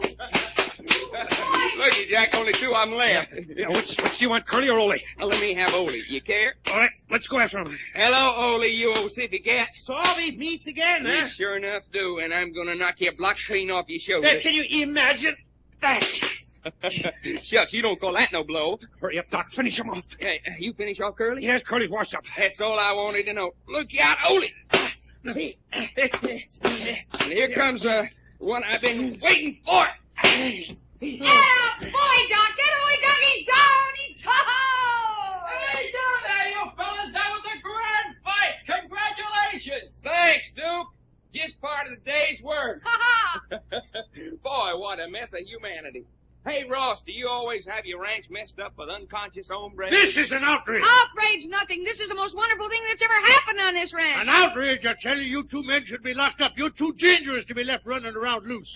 What you mean, dangerous? We're just as gentle as lamb stew. Ross, you remember what I told you? What do you mean? I said the minute we cleaned up this mess of men, we were going to turn you over a barrel. No rough stuff. He says no rough stuff. Hey, Jack, how about that barrel over yonder? That's the very one I had in mind. No, you're not being serious. You don't think so? Come along. No, listen to my arm. Come along. No. Doc, get some boards. Hey, you really mean you're going to whale him with a board? You're going to see your father spanked until the sparks No, fly. I won't have it. It's preposterous. Here you are, Jack. Here, how are these? Yeah, they look pretty light. This here one looks like a Jim Dandy. All right, Ross, lay over this barrel. No, you let me alone. Get over that barrel. Help! Oh, who gets the first wallop? You wham him till you get tired, and then I'll take her out. Move me! Pull up his coattail. I'll hold him. Hold everything! Here, hold still. They're killing me. I can't stand it. I can't stand it. Listen to him suffer. Stop! Oh, Jacqueline! Jacqueline, make him stop. Father, did you call me Jacqueline? Oh, yes, Jacqueline, darling. Help me, dear. Help me. It's the first time in your life you ever called me Jacqueline. Oh, Jacqueline, my daughter. Ouch! Oh. If I make them stop, will you never call me Jack Dempsey again? I promise. Oh, save me. Save And will you let me marry Duke Carter? Yes. Oh! I'm being killed. I'm being killed. All right, Father. Now, where's Reggie York? I'll tell you. Well, go on and tell Oh, he's tied up in the pump house by the reservoir. Pump house by the reservoir?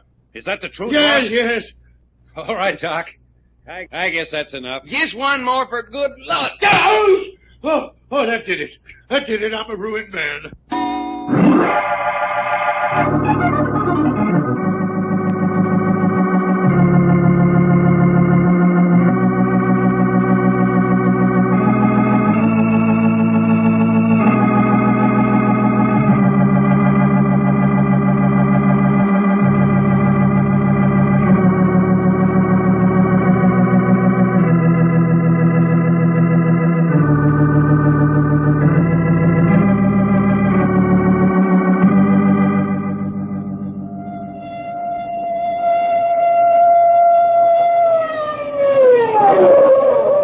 The further transcribed adventures of Jack, Doc, and Reggie will come to you tomorrow at this same hour.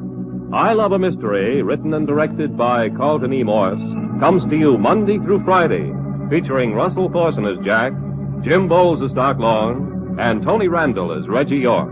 Frank McCarthy speaking.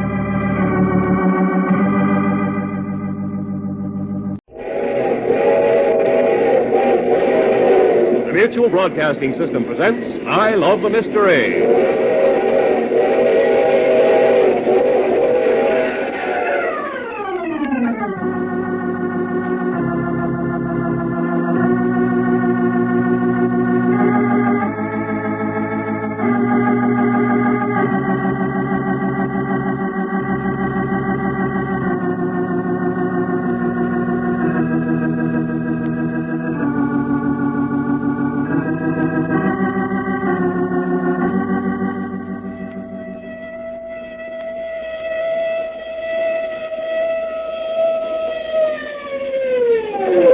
A new Carleton Morse adventure thriller, The Battle of the Century.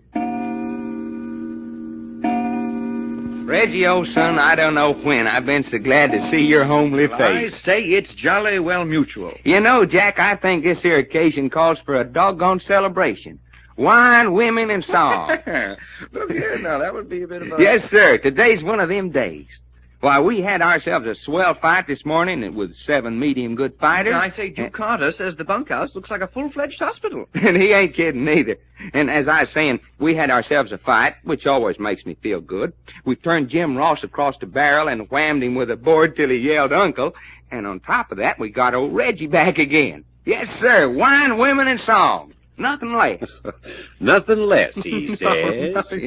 Only thing, wine gives me a headache big enough for a hipponoceros, and I can't sing worth shooting. Which leaves women. Yeah, and the only woman in miles is that little old she-daughter of Jim Ross. Well, Jacqueline's a lot of woman. I say she's a lot of woman. Boy, there's enough get up and get in that gal for a dozen females. What Duke Carter wants to tie himself up to a she-whirlwind like her for...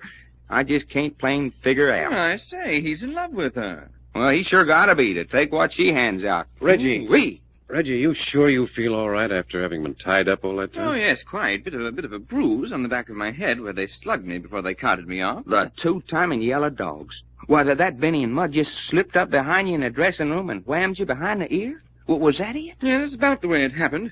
When I woke up, I was tied hand and foot and gagged in the pump house up by the reservoir. You sure you wouldn't like to get to bed? Oh, no, not at all. I've been sleeping all the time I was up there. Nothing else to do. Not very good training for a hombre that's got an A1 fight on his hands like you got tomorrow night. I don't think Reggie's got any fight on tomorrow. Huh? What you mean he ain't got no fight on? Or didn't Jim Ross say he'd let Jacqueline marry Duke Carter if Reggie licked Big Swede tomorrow night? Yes, that's what he said originally. Well, sure he did. And didn't we turn Big Swede loose out of the silo as soon as we got Reggie back? Yes, Doc, that's well, right. Then how come no fight? Both the fighters are back on the job. Well, if you'll keep still for a minute, I'll tell you. Well, go on and tell us then. Don't just keep saying that there ain't gonna be no fight. Doc, will you stop talking? I ain't a-talking. Well, you're certainly wagging that jaw a lot about something. Well, Jack, what is the setup now? Well, all I know is that while we had Jim Ross across the barrel, Jacqueline made him agree to let her marry Duke any time she wanted to. I say, fight or no fight? That's right. Nothing was mentioned about the fight. Ross simply said that the girl could marry Carter. Yeah, that's right. I plumb forgot about him saying that. Jove, I'm sorry to hear that. Well, you are? That's quite. Now, I was looking forward with real pleasure to meeting Big Swede. Well, of course, if you insist. Oh, no, but look here. It takes all the meaning out of it to fight without a reason. Well, that's silly, Reggie. What's anybody want a reason for fighting for? I say. Well, shucks, fighting's enough reason itself. Me, I'd just like to wham somebody just to be whamming him. Well, let's make that our beautiful thought for the day. Doc likes to wham somebody just to be whamming him. Say, by the way, Jack, I haven't seen Jim Ross since you let me loose. Where is the old codger? Well, Jim Ross is indisposed. Indisposed my grandma. He's just plain sick in bed. I say, really? He sure is.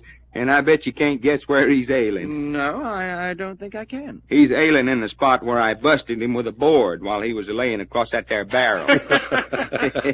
And all accounts from the sickbed report that he's lying on his face, suffering nobly. Oh, Jove, I would have given a lot to have seen that. Boy, did he holler. Every time I come down with a board, you could have heard him plumb down to Turtle Creek, Texas. Oh, I say, company. Yeah, must be Jasper. Come on in. Hi, boys. Well, if it ain't our little old Jack Dempsey. Come on in, honey. Doc, won't you stop calling me Jack Dempsey? Well, sure, sugar. Anything your little heart desires. I'm through with the name Jack Dempsey forever and ever. You are sure enough? Yes, I am. You heard me make my father promise never to use that name again. We heard you, but how are you going to hold him to it? Well, I'll hold him to it, all right. I made a bargain with him. But, honey, you know your old man don't keep his promise worth a plug nickel. Well, he'll keep this one, all right. I promised I'd never tell anybody about you boys turning him across that barrel as long as he calls me Jacqueline. He's not very proud of that barrel episode, evidently. Why, he hates it.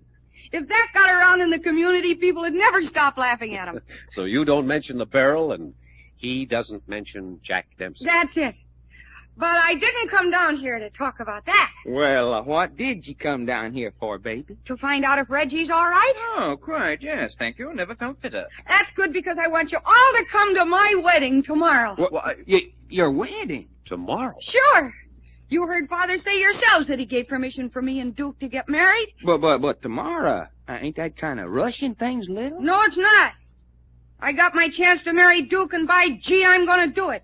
Before my father feels good enough to think of new reasons why I shouldn't. And before Duke changes his mind. Yeah, before Duke...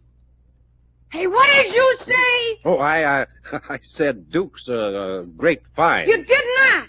I heard what you said, and you're no better than you should be. Well, let's make that our beautiful No. We can't do that. We've already got one beautiful thought for the day. Intimating maybe that Duke doesn't want to marry me. You're plumb sure he does? Of course I'm sure. I don't know any man in the country who wouldn't be crazy to marry me. Well, that's right.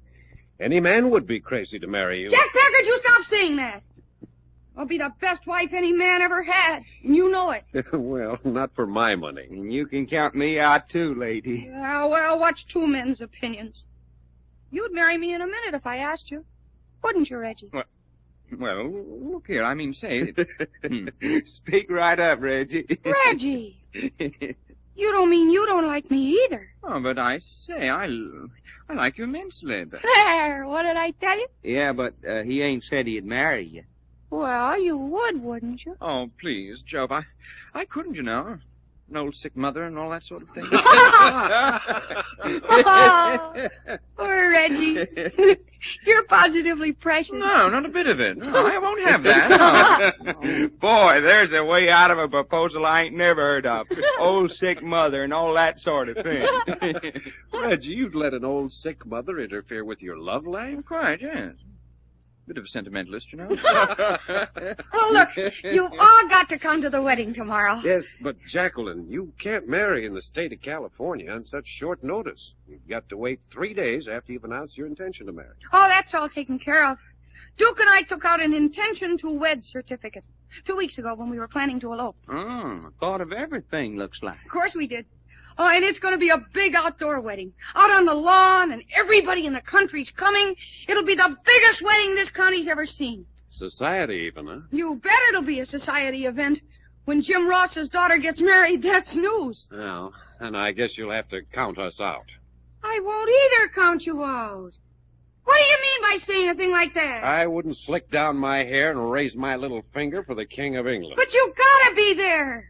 Jasper's gonna be my best man, and I want you boys to put on tails and be ushers. You want us to what? Put on tails. That's what I thought you said. Jack, you can put on a tail and wear it clean up over your shoulder if you want to. But me, I was born a human being, and I'll be darned if I don't stay one. Not a tail, Doc. Tails. Full dress clothes.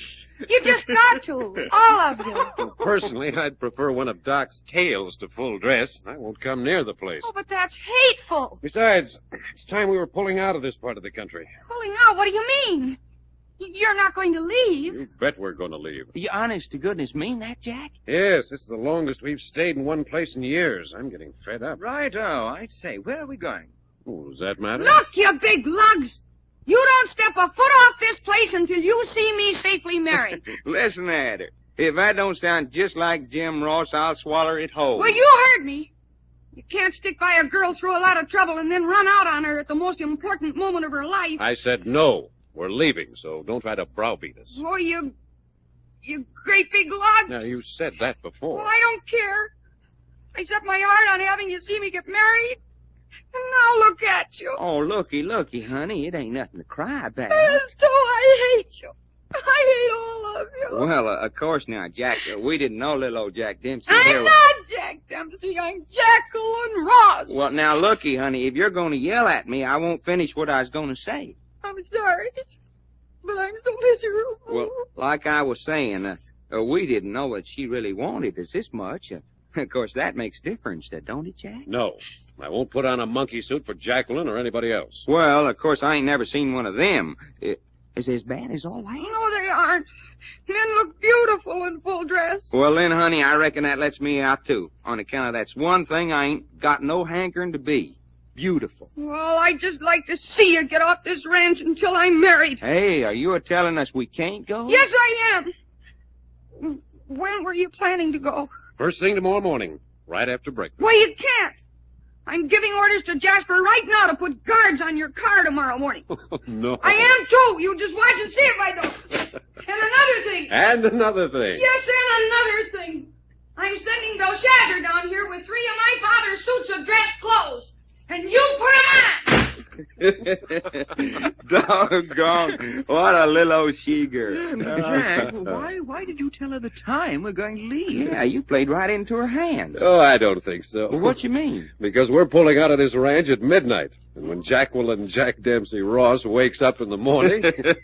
Son, when Jacqueline wakes up in the morning, she's going to be so mad she ain't even going to enjoy her own wedding.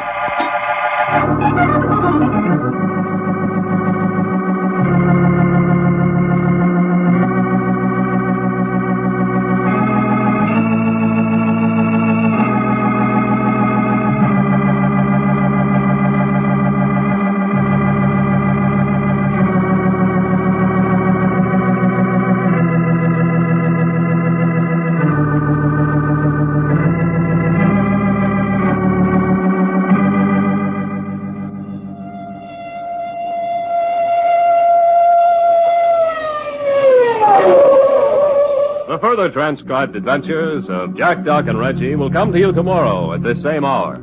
I Love a Mystery, written and directed by Carleton E. Morse, comes to you Monday through Friday, featuring Russell Thorson as Jack, Jim Bowles as Doc Long, and Tony Randall as Reggie York. Frank McCarthy speaking.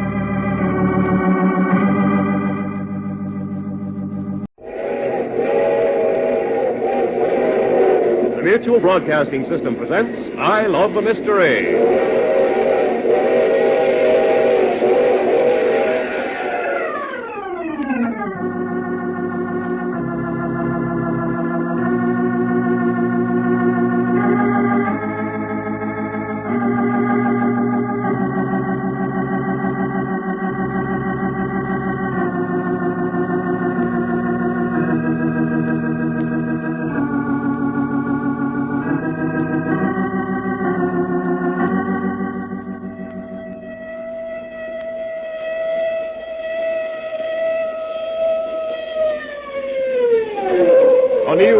Carleton Morse adventure thriller, The Battle of the Century. All right, Reggie. So all our dunnage packed. Well, I think that's everything, Jack. Where'd that fool Texan go? Doc, I think he's in the bedroom. What's he doing? What's in there? Well, Doc's simply fascinated by those full-dress clothes Jackton had sent down. That crazy idiot. I suppose he's got the light on. I'd rather imagine so, yeah. I told him to keep all the lights out except in here where the shades are down. Does he want the whole place down on our ears? Well, you know Doc. Besides, we've got to get a move on. Go get him, Reggie. Righto, I'll bring him right along. Hi, Reggie, kid. Oh, I say, Doc. How am I doing? What's the matter, Reggie? I say, Jack, come here. Ain't I about the prettiest human critter you about ever did see? Man. What's going on here? Hey, what's so funny? This here monkey suit fits me like the skin on a heifer's flank. You look like the first cousin to an undertaker. Hey, you crazy lunatic. What do you think you're doing? Well, what's the hurt? I just trying it on. I ain't never been in a dress suit with all the trimmings before. You're not in one now. What you mean I ain't? Reggie, when you look at that shirt... Yeah, well, this here shirt ain't all the shirt ought to be. What you suppose is the matter with it? Well, in the first place, you've got it on backwards. I ain't no such thing. Looky, here's a button. Yes, but, Doc, all old-fashioned dress shirts button in the back. This here is an old-fashioned dress shirt? Quite, and it buttons in the back. Hey, what you giving it's me? the truth, Doc. But it ain't reasonable. Who ever heard of a shirt a buttoning up the back? All right. You've had your fun. Now get out of those things and hurry up about it. Jack, you sure we hadn't ought to stay? Yes, I'm sure. But looky, fella, it might be kind of fun to dress all up. No. What you mean, no? Just no. What does it sound like? Are you going to get out of that junk? Well, I am, ain't I? Doggone it, though. Poor little old Jacqueline's going to be mighty disappointed. All right, if you want to stay, stay. But Reggie and I are getting out of here. No, if you fellas are going, naturally I'm a-going, too. Only it does seem a shame. Well, you go ahead and feel bad. I've got other things to think about. You know how that girl is. She might just sit right down and bawl if we ain't there. Yeah, pitiful. And we couldn't have nothing like that happening. Will you hurry up? Well, look at me. I'm right down to my underdrawers, ain't I? Well, let's make that our beautiful thought for the day. Doc's right down to his underdrawers. Now I'm skinning into my pants. Boy, that sure is nice material they use in them dress breeches. Forget it. Tuck your shirt into your pants and come on. Hey, looky, Jack, are you pushing me around? Well, if we're going to get out of here, we've got to go. Such a blamed hurry. Where are we going to go when we do get out of here? I'll tell you about that when we get started. Oh, I say, Jack, you mean you've got something in mind? Certainly. Are you finally ready, Doc? I reckon.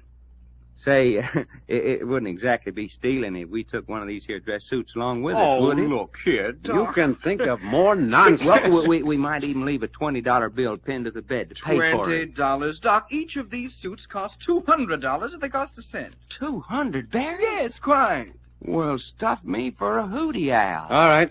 Reggie, Doc, you each take one of those duffel bags. I'll bring these 2 suitcases. Righto. Might as well, I guess. Kind of got so I like this place. Open the door, Reggie. Belshazzar's going to be plumb put out at us, sneaking out this way without saying so long. Go ahead, Doc. Keep in the shadows as much as possible on the way down to the garage. Yeah. This way's best, I reckon. And keep your voices down. Oh, shucks. Everybody's asleep anyhow. You don't know whether they are or not.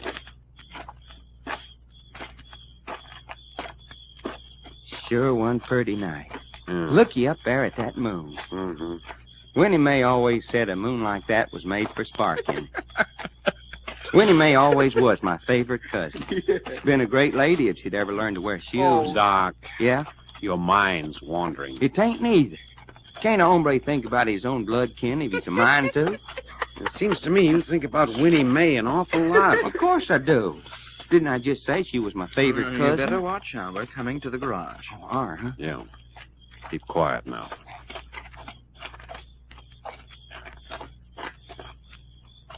Hey, looky. The garage door's open. Someone must have forgot to close them last night. Well, take it easy. I don't see any guards, but that doesn't mean they're not around. Slip inside. Our car's right in the middle. Yeah. Well, here goes. I say. Bit black in here. You ain't kidding there. Hey, who turned on those lights? Aha! I caught you, didn't I? Well, son of a gun if it ain't little old Jacqueline herself. Look at him, Jasper. Bag and baggage. try to run out on me, will they? Looks like you boys is caught red-handed, all right. Nevertheless, we're leaving. Oh, no, you're not. Don't tell me what we're going to do and what we're not. Jack Packer, don't you dare yell at me like that. I am yelling at you like All that. right, then yell. Yell all you want to, but you're not leaving this ranch until you see me married. I don't care if you never get married. You do, too. I don't either. You do. Hey, for the love of Pete, Jack. You sound just like Jackie and her papa. Ooh, that girl does something to me. She'd make a saint scream. Jasper, will you pull this female catamount off and let us get out of here? I'm afraid I can't do that, Package. Why can't you? Because if Jacqueline here wants you to stay, those are orders as far as I'm concerned. Now, don't tell me she's got you wrapped around her little finger, too. I say she's had me hog-tied ever she was all legs and pigtails. Huh? Well, then I guess we'll just have to plow through you, too. More than me, you got to plow through. Take a look in the driver's seat of your car. Hey, who's that? I say, it's Big Swede. That's right, Big Swede. And he's got orders not to let you boys take that car out of this garage. Well, now, what you know about that? Jacqueline, you mean you gone and sick Big Swede on us? After all we done for you. Yes, I have. I don't care what you say. Tell him to get out of that car. No, sir. He stays right where he is. Well, how's he going to fight Reggie under the wheel of a car? Yeah, and that's the object of the meeting, ain't it? No, it is not. The object is to keep you boys here. And I'd just like to see you get him out of that car. Jack, she's a honing to see us get Big Swede out of her car. Well, that's just what she's going to see. Reggie, get in the back seat. Doc, you get in front alongside of him. You betcha. I wouldn't try that if I were you. Well, why the heck not? I'll tell you why not. Because I ordered them to tear the gear shift out by the roots if you start pushing them around. Oh, I say, pull the gear shift out by the roots. And he can do it, too. Well, what do you say to that, Jack? Just that we're going to keep him so busy he won't have time to think about gear shifts. Back seat, Reggie. Front seat, Doc. I'll take him from this side. Whoopee, let's go. There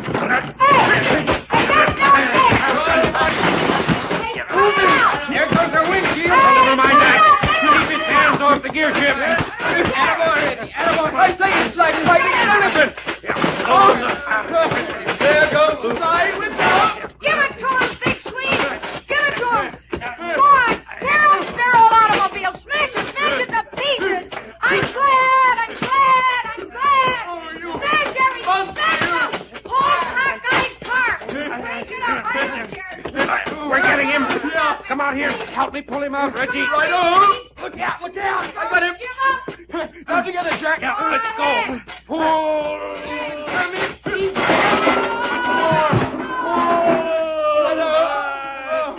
He's out. Yes, but he's out. Front door off of our car. Here, you. Get up on your feet. Look out, Reggie. Oh, take that. He's sagging. Hit him again. Right up. Yeah. That's the boy, Reggie. He's out. You knocked him out, Reggie boy. You great big heroes, you. 3 of you picking on one man. Quiet. I won't keep quiet. Here, Doc, take this handkerchief and gag her. Come on, You honey. let me alone. I won't keep quiet. Just listen to her. Go on, will you? Well, Jasper, we got by Big Swede. Any more objections to our leaving? Well, I reckon not. We done the best we could to keep you. Thanks. All right, Reggie, get in and start the car. Righto. Oh, Joe, what a mess. Front door gone, windshield gone, side windows gone. Well, goodbye, Jasper. Bye, boys. Glad to meet you. All right, Doc. Let Jacqueline loose and jump in. Okay, only first I'm going to take this gag off so's I can kiss her right square on the mouth. Here we go, honey.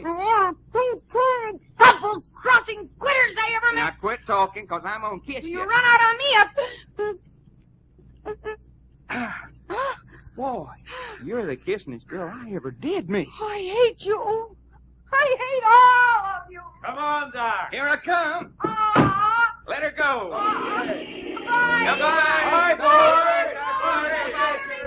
Bye. Poor little old baby. She sure enough went for us big. Yeah, didn't she?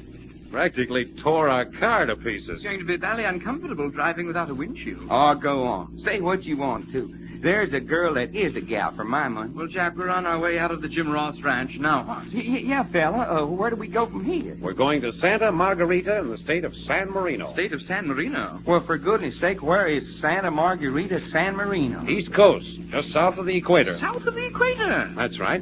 Do you remember Charles H. Fortune, the wealthy rubber tycoon we met last time we were in San Francisco? I say, will we ever forget him? Well, he's fitting up a South American scientific expedition for rubber exploration in San Marino. And he wants us to go along as guides and scouts. Oh, I say, bit of all right. But looky, Jack, there ain't no fighting in the equator jungles, is there? Oh, no? Well, is there? I think before this expedition is over, you'll have more excitement than you know what to do with. No kidding. You bet I'm not kidding. Well, son, lead me to it. I ain't never had all the excitement I wanted. Fist fighting and gun shooting. Boy, howdy.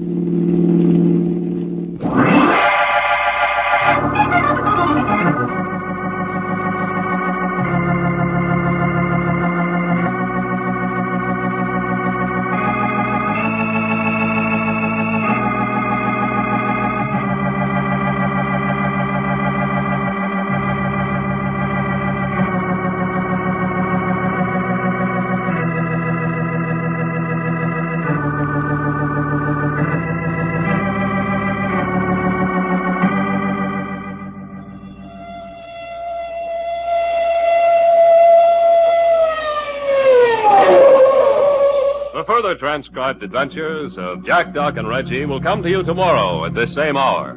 I Love a Mystery, written and directed by Carleton E. Morse, comes to you Monday through Friday, featuring Russell Thorson as Jack, Jim Bowles as Doc Long, and Tony Randall as Reggie York, with Louis Van Ruten as Jasper. Frank McCarthy speaking.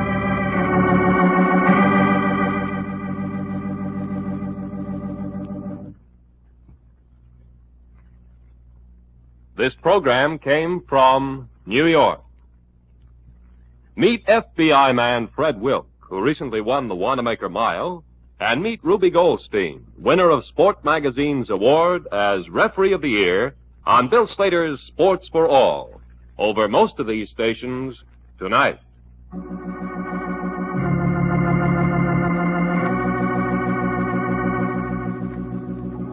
This is the Mutual Broadcasting System.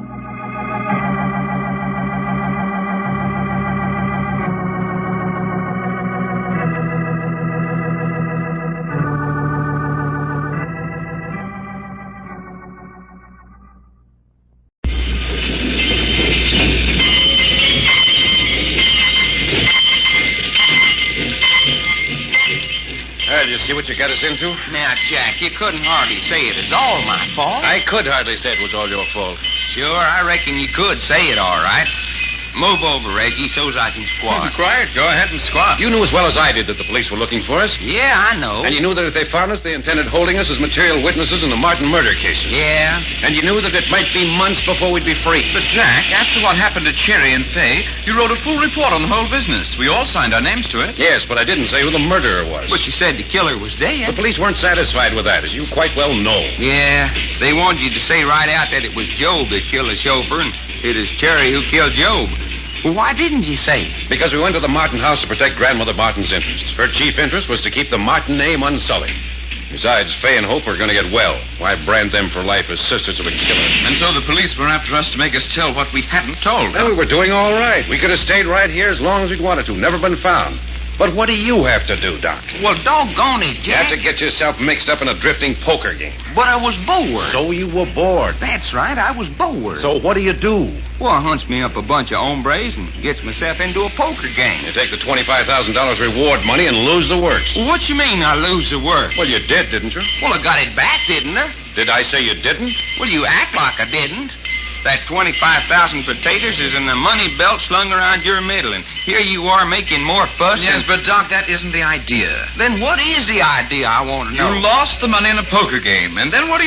You throw a gun on the game and take it back again. Well, of course I took it back again when I found out the game was crooked. How do you know it was crooked? Oh, that's just plain silly. I still want to know how you knew it was crooked. Because when Doc Long loses 25 grand in a poker game, it's got to be crooked. That's no reason. Well, it's reason enough for me. So now we're not only wanted by the police as witnesses in the Martin case, but you're wanted for robbery with a gun. By the way, where'd you get the gun? Well, one I picked up around Martin house. Well, where is it now? I made a present of it to the Chinese who runs the laundry around the corner from where we is living. Oh, but, Doc, if the police ever find it on him, he'll be in an awful hole. Well, that's what he gets for shrinking my underdrawers. Very funny. You've not only got the police buzzing around our ears, but you've got the gang that was backing that poker game out looking for us with Tommy guns. And we're running away. You bet we're running away. Well, I don't like it. You brought it on yourself. Well, it ain't that I mind hopping freight's out of town. That's kind of different, and I like things that's different. But what makes me mad is us up and running away from a bunch of tin-horn bandits. Quiet, Jack. That Ballywell makes my gorge rise, too. Where's your sense? We can keep out of the way of the police so we can fight the gangsters. But you know as well as I do that we can't do both.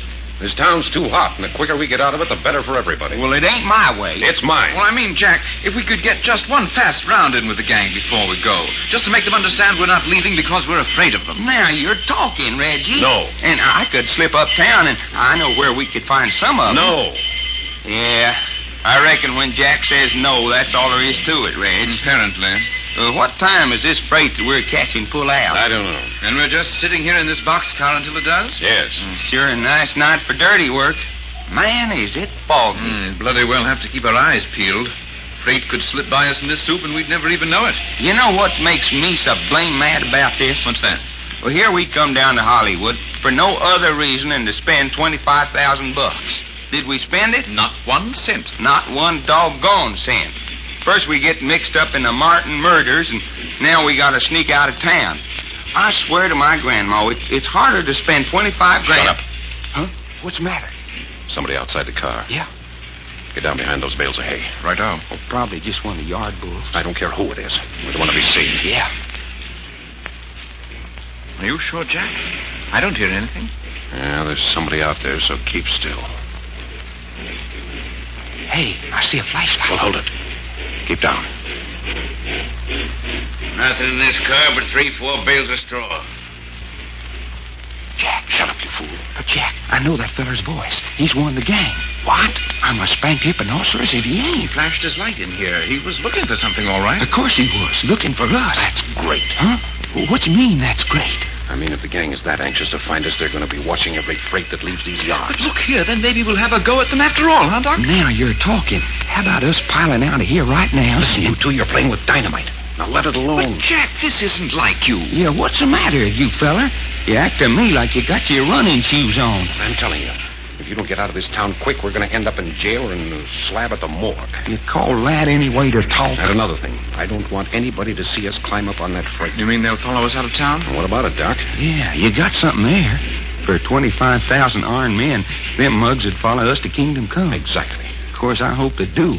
I'm still mad about them euchering me into a sucker poker game. Well, forget your man. I don't want to be trailed all over the...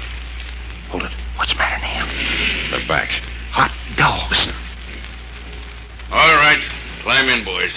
It's him again. Shut up. Tony, your lookout. Keep a lookout for the yard bulls. Give me a foot up and then close the door. Close the door? Shut up. All right, Tony. Shut the door. All right, you rats. Come on out. There's no use stalling. We know you're in here. There's 5 of us and only 3 of you, and we've come to do a job, so come on out and get it. You mean there's only 5 of you? Well, hello, Doc Law. Hello, Lefty. Honest, is that all you brung along? 5? That's plenty. Come on out. Well, say we do come out. What then? Use your imagination. I ain't got much. Well, I can promise you it'll make nice, juicy reading on the front page of your hometown newspaper. And, man, do I love getting my name on the front page of the newspaper. Quit stalling. What's the matter with the rest of your outfit? Are they deaf and dumb? They ain't here to talk. Uh-huh. They're here for something, I bet. Kind of bets you make don't mean much. Says which? You made the biggest mistake of your life when you held up that poker game. We've come to get that 25 grand and teach you better manners. Well, how about beginning? How about starting out by turning on your flashlight? No flashlight. This night's work's going to be done in the dark. It's too bad you can't do a little gun shooting, ain't it? Yeah? Yeah. On account of you're going to need them. But you dasn't on account of that every bull in this yard would be down on you. Knives are better for this kind of a job anyway. Yeah? Knives, huh? All right, you stalled long enough. Now come on out. Oh, we ain't quite ready yet. You're as ready as you'll ever be. Not quite. You see, my 2 partners is kind of maneuvering into position. What's that? Yeah. You see, all the time that we've been a-gassing, Jack and Reggie have been crawling around back of you so as we can attack front and back and kind of boil you up. You're crazy. Pete, Johnny. You ready, Jack? Let's go. Ooh-wee, let's go.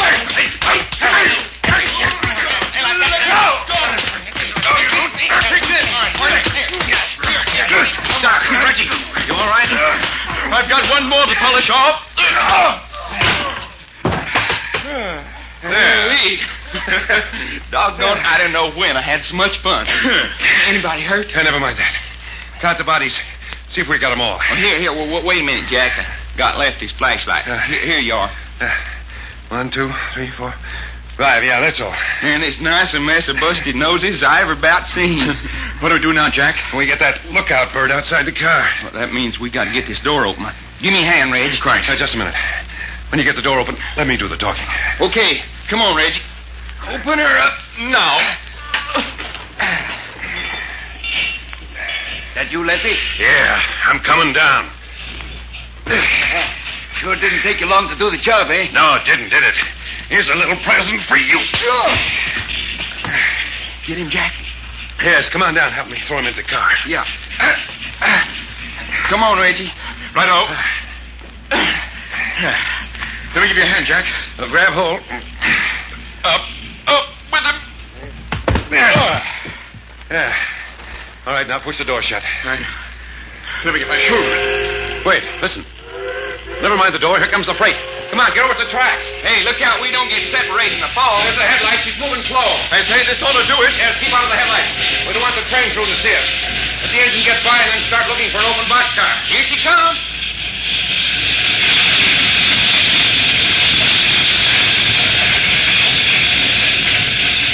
Here we are, Jack. Here's an open boxcar. Run for it. Get in. Hey, hurry. She's picking up speed. Make it, Reggie. Righto. Give me a hand, Jack. Up with you. Yeah, thanks. Okay, Doc. Give me a lift. Yeah. Up with you.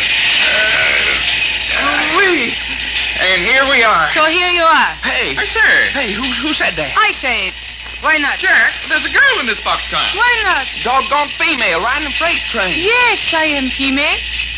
A dangerous female. So watch out.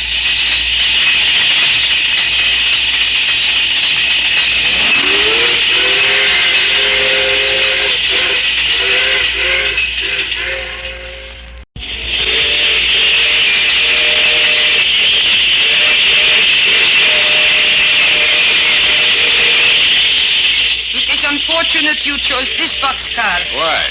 Because this car is occupied by the maestro and myself. That's all right. You won't bother us. But you bother us. Did you say the maestro? I did. You mean there's somebody else in this here freight car besides you? The maestro, yes. A man? A very great man. Well, what's a very great man doing riding in a boxcar? Yeah, and what about you? You a female hobo? That is insult. Well, why is it? Most folks that grabs rides on freight trains is bindle sticks. I am not bindle stiff, I will have you know. Not, huh? No. The maestro and I have temporary financial difficulties. Financial difficulties, huh? That is true. But see here, where is this maestro person? Right now he is asleep. So you're out of cash, so you and the maestro are trying to get somewhere by freight, is that it? Yes. Business is not good. Well, just what is your business? I am dancer. The maestro is great magician. Magician? You mean one of them fellers that pulls rabbits out of a hat? Oh, pull rabbit out of hat. Well, does he or don't he? The maestro don't pull rabbit out of hat. He is great man, I tell you. The maestro, your husband? My husband? Yeah, you and him married? That is preposterous. Oh, it is? The maestro is not married to any woman. What kind of a man do you think the maestro is? That's what we're trying to find out. That is what many people try to find out, what kind of man is maestro. But nobody ever has. You been with him long? 2, 3 years, I don't know. You been tagging that maestro around for 2, 3 years and you ain't married to him? I most certainly am not. That is insult to the maestro. Oh, you think you ain't good enough for him? No woman is good enough for the maestro. I am best woman there is, and even I am not good enough for him. I say, he must be quite a chappy. Well, how about us striking a couple of matches and having a look at you? No, you do not like matches. Well, huh? Why not? Because it will disturb the maestro. What's your name? Nasha. Nasha, huh? You mind? Oh, who, me? No, it's okay by me. Nasha. What is that, Russian? No, I am not Russian. Your dialect sounds Russian. I am not Russian. Nasha? Aye, there is the maestro. Nasha, Yes, maestro. who are you talking to? I do not know. You don't know? No, I do not know. Well, find out. Yes, I will. Who are you? My name's Jack Packard. One is named Jack Packard. I'm Doc Long. One is named Doc Long. And I'm Reggie York. And one is Reggie York. That is all. What are they doing in this boxcar? I do not know. Well, ask them. What are you doing in this boxcar? Just going for a ride. The one named Jack Packard say they are going for a ride. Tell them to get out. Hey, who does he think he is? He is the maestro. He say get out. Well, tell him to take a jump at himself. The one named Doc Long say, go take a jump at yourself. What's that? He say, go take a jump at yourself. Oh, he did he? Yes, that's what he said. Apparently he doesn't know who I am. I guess he don't. Shall I stick a knife in him? Oh, look here. You do, and I'll wear the daylights out of you. Then what I do? You just shut up and let me go back to sleep. The maestro is great man. He needs his sleep. Hey, Maestro. Who said that? I did. Come on out, be sociable. Apparently you don't know who I am. Sure, you're the Maestro. Come on up the doorway. Very well, very well. Anything to make for peace and good feeling. Well? How do you do? Care to sit down on the door and dangle your feet? No, I would not care to dangle my feet. Nasha? Maestro? You bring that packing box. Yes, maestro. Nasha says there's 3 of you. That's right. Doc here. Hiya, Maestro, old kid. Reggie. My pleasure, Maestro. And myself. Tramps? Hey, fella. Do we sound like tramps? The packing box, maestro. Will you be comfortable? Certainly I will not be comfortable. When was a man ever comfortable seated on a packing case? Your star has not risen yet, maestro. But it will. It will. These men say they're not tramps. They want to know if I am Bindlestiff. I am insulted. Not so Bindlestiff, eh? Well, shucks, it is only naturally important folks don't ever ride around in a boxcar. I beg your pardon. Well, do they? I am an important person. I am riding in a boxcar. Important, huh? Nasha here said you were a 2-bit magician. I did no such thing say that. I said he is great man. And, gentlemen, she is right. I am a great man. Don't mind admitting it yourself. I do not. I wish there was some light. I'd like to get a look at you two. Why? You sound like a pair of phonies to me. He say phonies. Shall I stick a knife in him? I'll wear the tar out of you if you do. He say phonies. You are Mr. Packard? That's right. You think, Mr. Packard, you could tell whether we are phonies if you could see us? Yes? Perhaps you'd like us to describe ourselves. Sure. We aren't doing anything in particular. Nasha, describe yourself. Yes. I am very beautiful. I am very exotic. My hair and eyes are black as night, and my mouth is red. I am straight and lithe. And my body is so flexible I can stand straight and touch my forehead on my knees, or I can bend backwards and touch my head to the floor. I am built like a young boy, but my legs are nicer. I am so proud of my legs, and I dance as no other girl can dance. Ooh-wee and hot dog. You don't believe me? Well, sure, I believe you. Only pretty soon I'm going to wake up and take another drag on the opium pipe. It does sound a bit incongruous, doesn't it? Nasha hasn't begun to tell you her accomplishments. She says she's not Russian. She is not. But she is from one of the states close to the Russian frontier. Does she sound phony? Well, you'll have to admit she's hard to believe. What about yourself? My hair is silver gray. I'm extremely fat and ugly man. I'm neatly dressed, but shabby. I'm a sensualist, but I have strong, fine hands. I'm a magician, yes, but I'm more than a magician. I'm a student of philosophy, of mysticism, of higher ethics. Are you a moral man? I'm neither moral nor immoral. I am unmoral. I say, Maestro, what do you mean you're a student of mysticism? You wouldn't believe me if I told you. Well, do you mind explaining? Yes. Your lack of understanding would only convince you I am a charlatan. Why are you on this freight train? Why are you? Circumstances? Exactly, my friend, exactly. Circumstances. Hey, looky, how do you and Nasha here happen to be traveling around together? You're very curious about other people's affairs, aren't you? Okay, I can take a hint. On the other hand, I don't mind in the least telling you. We all need money from time to time to keep body and soul together. When finances are bad, I suffer the indignity of going on the stage to perform simple acts of magic before the public. Nasha is part of my paraphernalia. Oh, I get it. She's the girl that you saw in Hype and the girl that escapes from locked trunks, things like that. And I dance. That is what I like to do best. Dance. In other words, you're a common garden variety of magician with a lot of highfalutin ideas. You're trying to insult me, Mr. Packard. Perhaps. Well, you won't succeed. When you talk in that manner, I consider you stupid.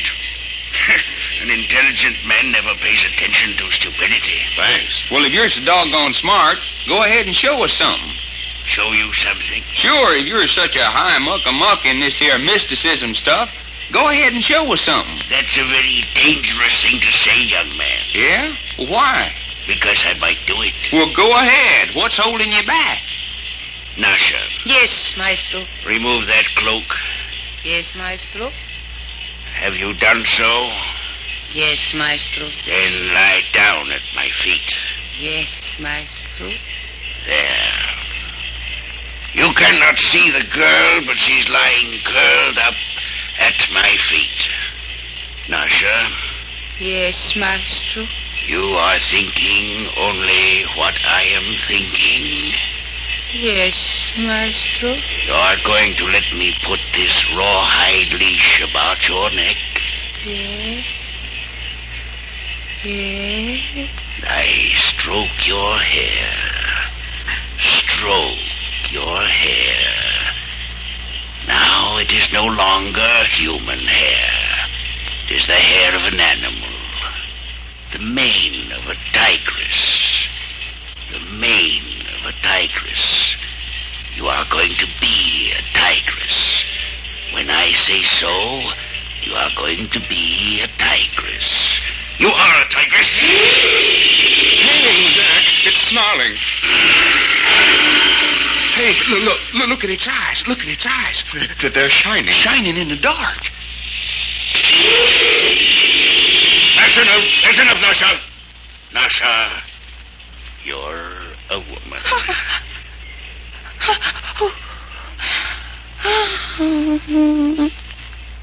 I am so sleepy. Sleep, Nasha. Sleep. Sleep. Doggone. I don't like it. I don't like it a bit. Nasha's asleep, gentlemen. She won't awaken. You don't need to lower your voices. Boy, I darn near jumped clean out of this boxcar. Well, Mr. Packard. What do you think you were doing? Just a very short visit into the realm of mysticism. A very short and unimportant visit. And you want us to believe you turned that girl into an animal? Why should you believe anything except what you heard and saw? It was too dark in here to see anything. But her eyes, Jack, I seen her eyes. They was blazing green and yellow in the dark. I saw that. And that horrible snarling. Yes, I heard the snarling. And you don't believe? No, I don't believe. You don't believe your eyes, you don't believe your ears. Would you believe your sense of touch? I might. We'll see. I clap my hands twice. Hey, what was that? A man has just been murdered. Murdered? Here in this boxcar? Nuts. Mr. Packard, reach over here at my feet where Nasha was lying. Well, sure. Why not? What's that? A man with a knife in his heart. You're touching the knife. Yes. A man with a knife in his heart. You believe? This isn't magic. It's murder.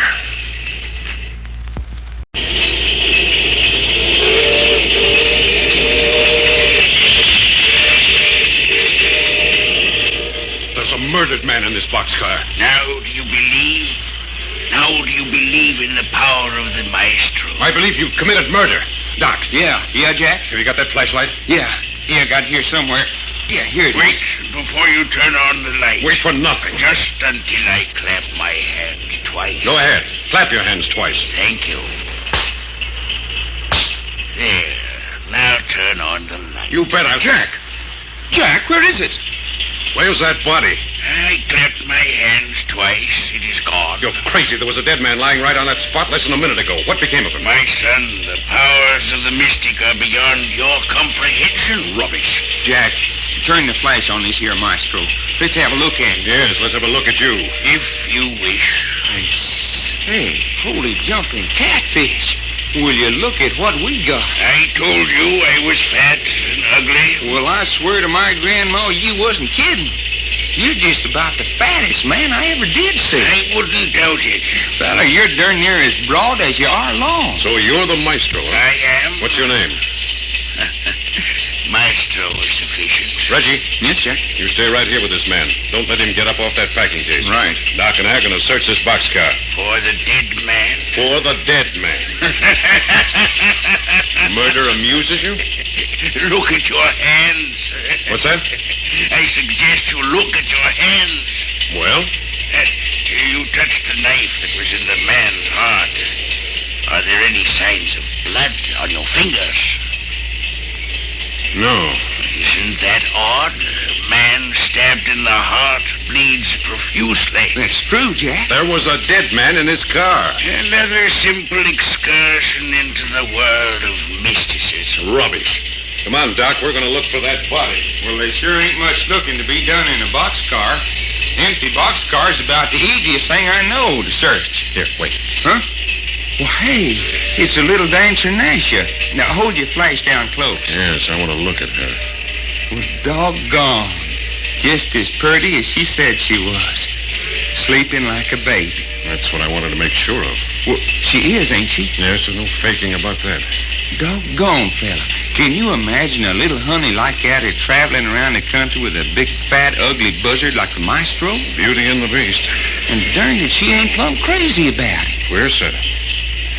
Well, there's nothing down on this end of the car. If you mean corpses, they ain't. All right, let's try the other end. I don't really think we'll find nothing, no, do you? There was a dead body in here. Well, are you convinced? We aren't through yet. I heard you talking down there. You find the girl? Yeah, Nash is getting her beauty sleep.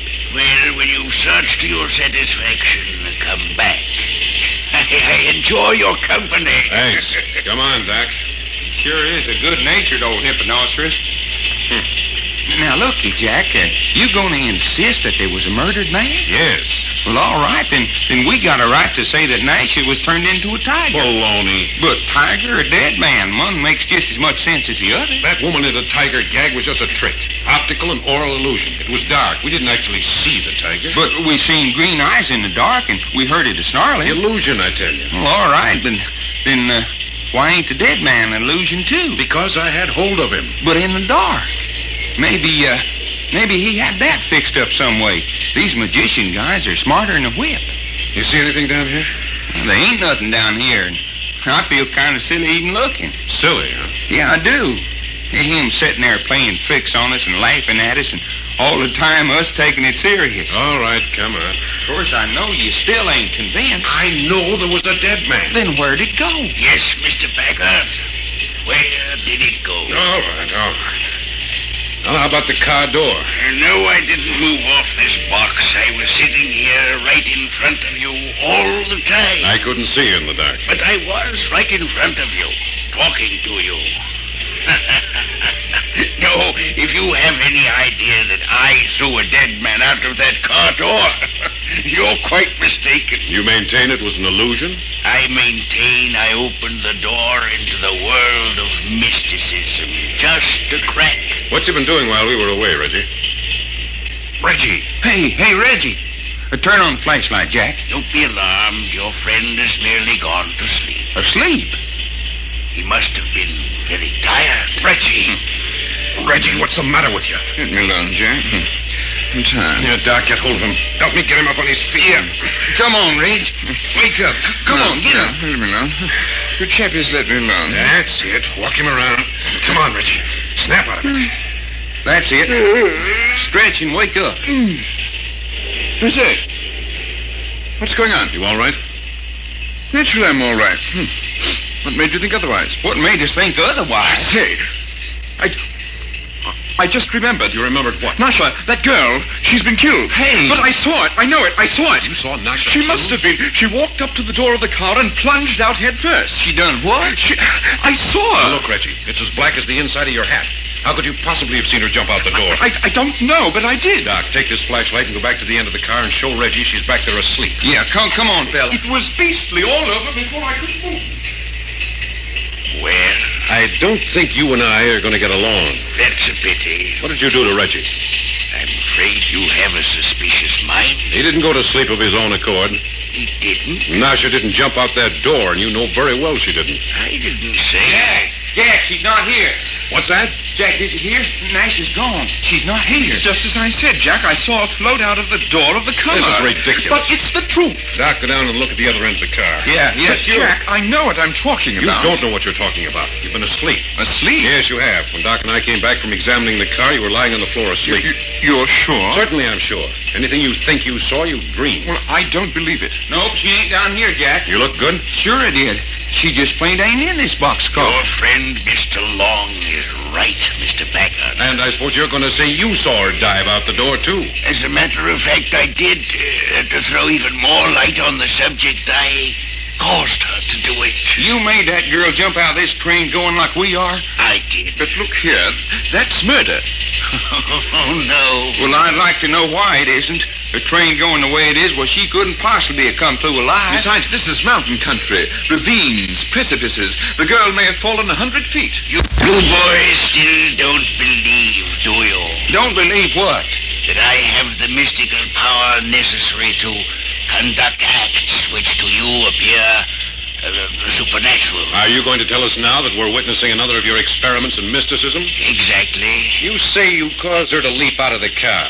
I suppose you can cause her to leap back in again. I didn't say that. Reggie, tell us exactly what you saw. You mean when Nasha... Yes. What did you see? Well, I saw her come from the end of the car where you saw her asleep. Don't you see how ridiculous that is? You can't even see her hand in front of you. Yeah, this was different. There was a faint glow about her. I don't know how to explain it. Like a firefly. Wearing neon lights, huh? Oh, I mean it. Luminous. Her body, her hair. She glided along till she got to the door. And she stood there for a moment, and then suddenly she just seemed to float off into the air. You actually saw her? I mean, after she left the car, you saw her out in the air? Yes, for a moment. I could see the wind blowing her luminous hair, and then all of a sudden she disappeared. Reggie, what'd you stand there for? Why didn't you yell? I don't know. I began to feel heavy, sleepy. I say, that's what happened, Jack. The minute she floated out there, I went to sleep. That's great. But I couldn't help it. Jove, I never felt so sleepy. Did the maestro here touch you? No. No, I don't think so. No, I didn't touch him. Well, I don't know the answer, but I think the whole thing's a lot of silly hocus pocus. But doggone it, Jack, the girl's gone. Yes, and so is the body of that dead man. I know they're gone. I also know there was a dead body here. And I know that if that girl jumped out the car door, she's dead. The ways of mysticism... I don't care anything about the ways of mysticism. You sit there like a big fat spider creating evil. I think you're a murderer, and I'm not so sure but what you're not a double murderer. I know. A man convinced against his will. Jack, look. Yeah. She's coming back. Floating in through the doorway, just the way she left. Nasha, do you hear me? She's just returned from another world. She must have time. Floating back to the end of the car. I want to talk to that girl. You will have the opportunity. Just give her a minute. You see? You see how luminous she is? How she glows? Hey, look, it went out. She don't shine no more. The power that surrounds... The power surrounding her. I think she's ready to talk to you now. Nasha, come here. We'll see what she has to say. Nasha? I am here, Maestro. Nasha, where have you been? Way away. It was cold there, very cold. Here, let me feel your hands. Yes, I am cold. Yeah, you're like ice. Yes, I am cold. How did you get so cold? In the faraway country. But I did not mind the cold then because everything was so beautiful. Mr. Packard doesn't believe you. Shall I stick a knife into him? No, Nasha. Here, let me look at you in the flashlight. So you can see how beautiful I am? Let me see your hands. They are beautiful too. Hello. What's this blood on your hands? Blood? And rust. Iron rust. No. No, not blood. Not blood. Blood and rust. No. Catch her, Doc. Yeah, got her. Put her down at my feet. I will heal her. Hey, we ain't moving. Hey, Jack, Reggie, we ain't moving. Jack, do you hear me? Wake up. What's the matter, Doc? We ain't moving. This boxcars are standing still. Oh, have you looked out to see where we are? No, I just woke up. You wake, Reg? Yes, quite. Oh, seems queer after hearing the click of wheels for 36 hours, doesn't it? Let's slide open the door and see what's happened. Shall I go down to the other end of the car and wake up Nasha and the maestro? Let him alone. They'll probably wake up when we open the door. Makes enough noise. All right, grab hold, Reggie. Let's go. There she is. Hey, will you looky out here? Oh, I say. The desert. Sand and greasewood as far as the feller can see. Dawn's just beginning to break. Probably be able to see the mountains when it gets lighter. Come on, let's get down. Come on, Reggie. Righto. Doggone it, that ain't pretty, though. Purple light over the desert. Darned if I don't almost feel like I was back home in Texas. You gonna stand there in the car door? You're coming with us. Oh, sure I'm coming. There. Oh, where are we going? Oh, just look around. It don't look to me like there's nothing but sand and greasewood. This sighting indicates there's something more. Right. Railroad wouldn't shunt a car off here for no reason. Well, if either one of you can see signs of anything in any direction, I'll put in with you. There ain't even any roads leading anywhere. It probably is. We just haven't seen it yet. Well, don't look to me like there was. Oh, but there's got to be, Doc. Otherwise... Oh, look there. Huh? Where? There's a post with a sign on it. Oh, that don't mean nothing. Railroads have them all along their right-of-way every few miles. Well, let's have a look at it anyway. Oh, sure. Why not? Jove, that boxcar certainly looks lonely standing there by itself in this great expanse of nothingness. Sure does, all right. Well, here's a sign. Well, I'll be... Huh? Well, what's the matter? Read it. You can read, can't you? Say, bury your dead Arizona. Bury your dead Arizona? Hey, what does that mean? Apparently this is the town of Bury Your Dead. The name of a town? What else? Bury Your Dead, Arizona. A bit gruesome, what? Well, somebody's got a sense of humor, it looks like to me. You think that's funny? Well, it does kind of tickle me somewhere. Can't just put my finger on it. I say, I just had a bad thought. You don't suppose the whole population of Bury Your Dead is under the sod, do you? I mean to say that would make accommodations for us who are alive a bit sketchy. Yeah, it would at that. No, I still maintain there's a living population around here somewhere. That boxcar was left here to be loaded. Well, I sure hope you're right, because I'm blamed anxious to start sleeping in the bed and eating my food off a table again. Oh, I agree with you there. My boxcar accommodations are bally meager. Are we going back to the boxcar? Might as well till it gets lighter. It'd be silly to get away from the railroad tracks until we know definitely where we're going.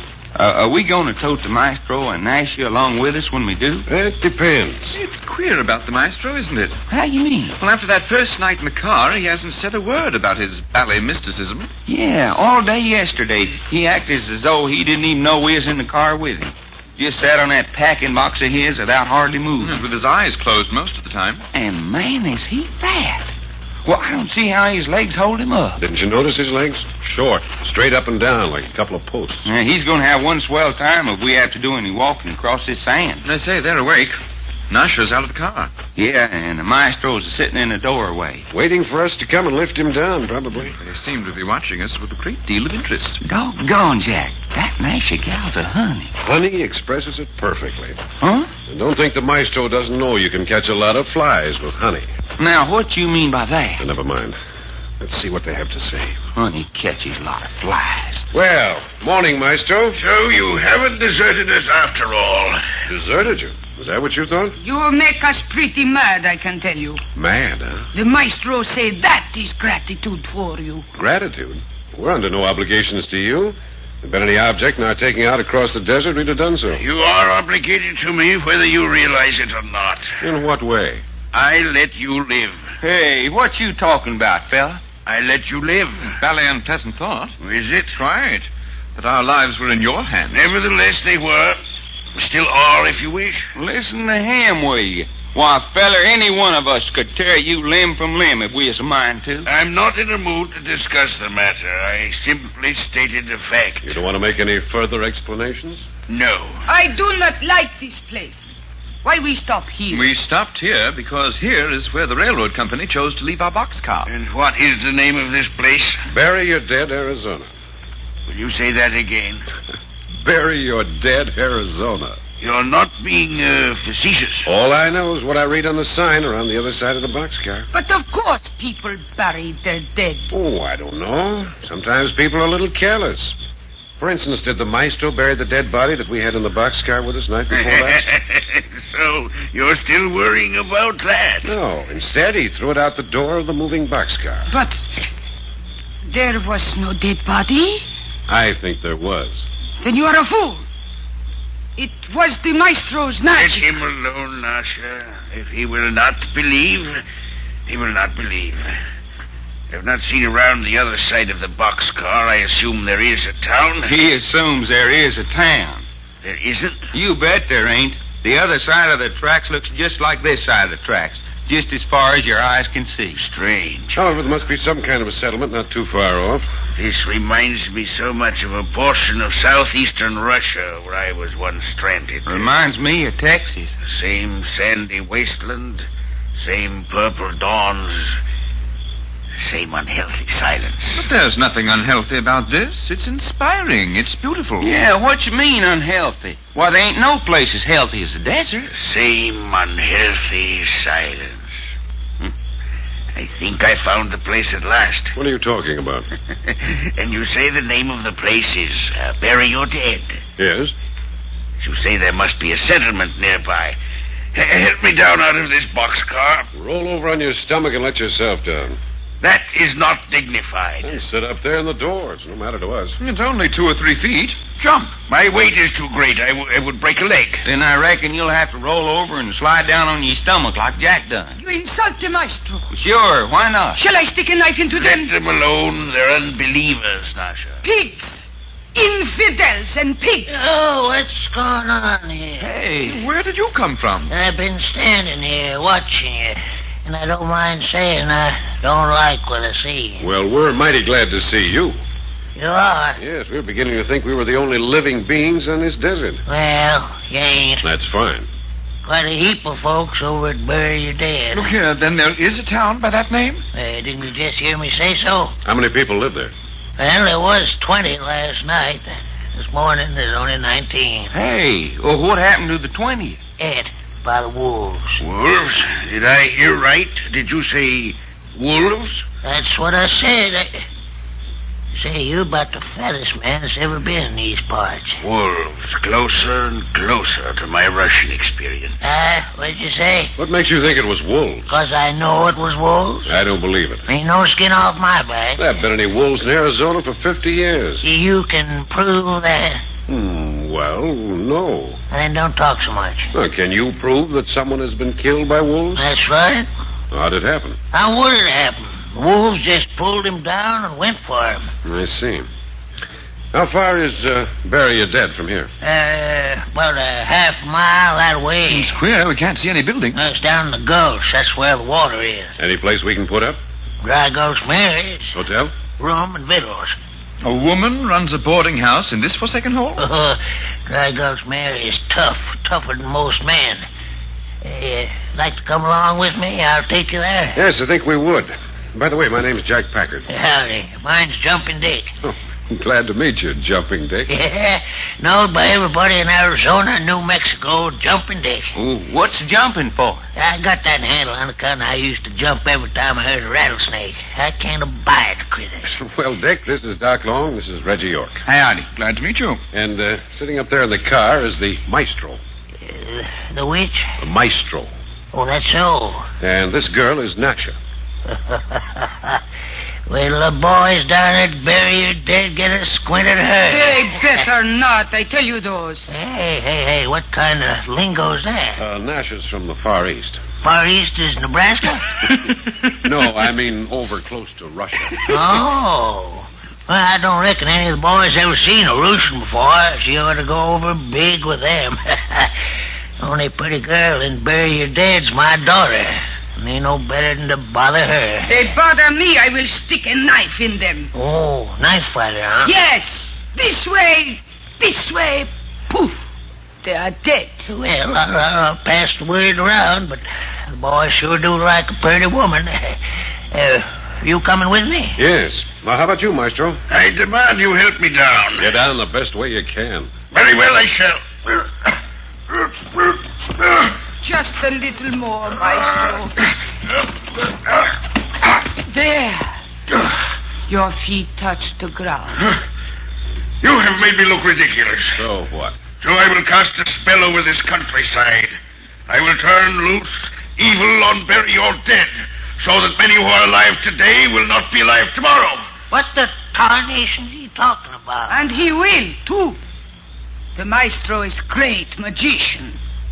You wait. I have warned you. The wolves who have killed once will kill again and again. Yeah, it ain't much, but that's where we live. Well, what's your daughter's name, Jumping Dick? Laurie.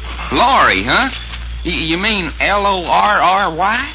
L-O-R-R-Y? Well, that's plain ignorance.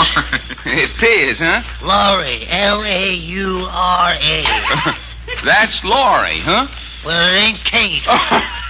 He's got something there, Doc. Now, just a minute. I think we're getting too far ahead of the Maestro and Nasher. Well, what you keep worrying about them for, Jack? They ain't no skin off our nose. Besides, we've practically arrived. Just the same, it won't hurt to show a little friendliness. I got a feeling our Maestro could be a pretty venomous enemy. You mean he could bewitch us or something with his mysticism stuff? Talk sense, Doc. Well, yeah, that does sound kind of silly to me, even at 6 o'clock in the morning.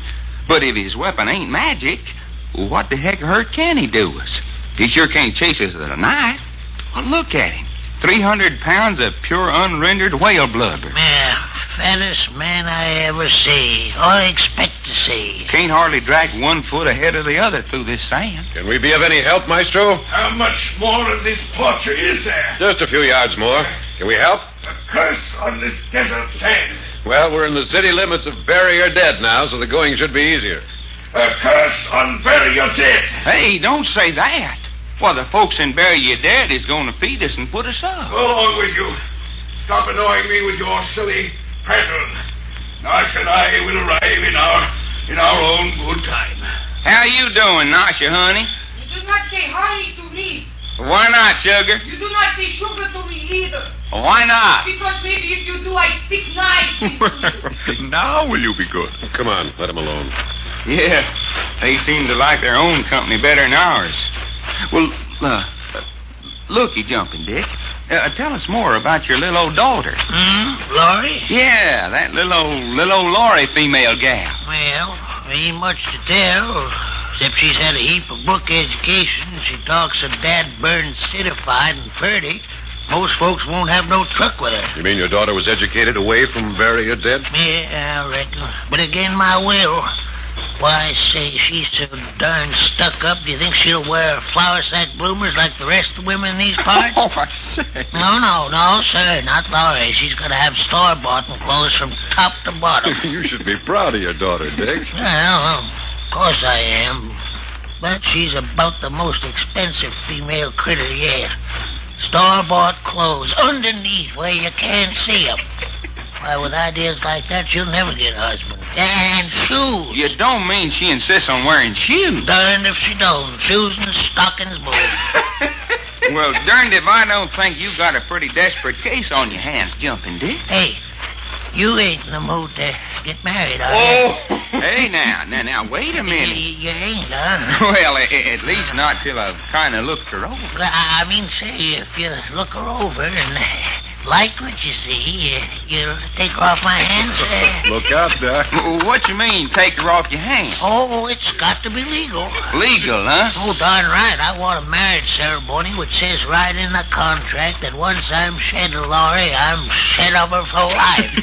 well, Jumping Dick, I don't reckon that I'm particularly interested. Oh, here, now, don't go and say that. That ain't fair to Laurie. It ain't? No, it ain't. How can you tell you don't want a girl before you've even seen her? Well, of course I can't. Well, of course you can. Well, now then, how about branching off up to my place, Not huh? a chance, Dick. We want to get to the boarding house and get some breakfast. Yeah, but you'll only be a minute. Just one quick look so Texas here can make up his mind now. You mean a young gal is up and around at 6 in the morning? No, she ain't up, but you could sort of peek in through the window.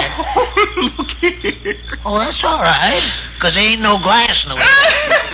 Nope, that ain't my way, Dick. Oh, ain't, huh? Nope, I like my women on the hoof, especially when I'm trying to judge them for marrying. Well, I could have her up and dressed. Dick, what's that building down at the head of the drawer there? That's Dry Gulch Mary's boarding house.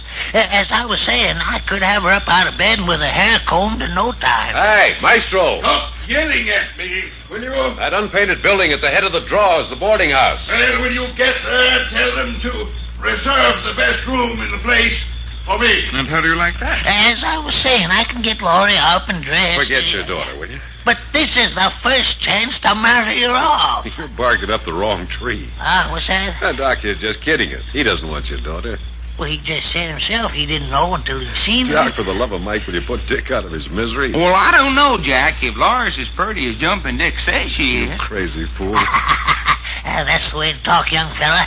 Look, you go on over to Dry Gulch Mary's and get your breakfast, and I'll run along home and yank Laurie out and have her over there for you to look at, huh? Yeah, why don't you do that? Texas, you're the same as married right now. I'll be back quick and you can face snort. Doc, I'd like to break your neck. Oh, what the heck? It's all in fun. Well, you're getting yourself into this. Don't come around asking for help. Come on.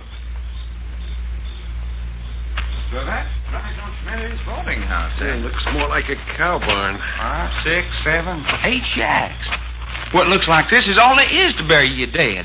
Just them 8 shacks stuck around the slopes of this gulch. Well, Dick said there were only 19 citizens in the town. 20, until the wolves killed one last night. Well, that wolf business sounds mighty funny to me. Yeah, it does, don't it? Man, you sure know you're in the desert. Only 6 o'clock in the morning. Already it's hot enough to fry eggs. Well, here we are, such as it is. A bit on the dilapidated side. Look at that porch. Looks like your foot would go through it if you stepped on it. Do we knock or just walk in? Well, let's try knocking. Come on up on the porch.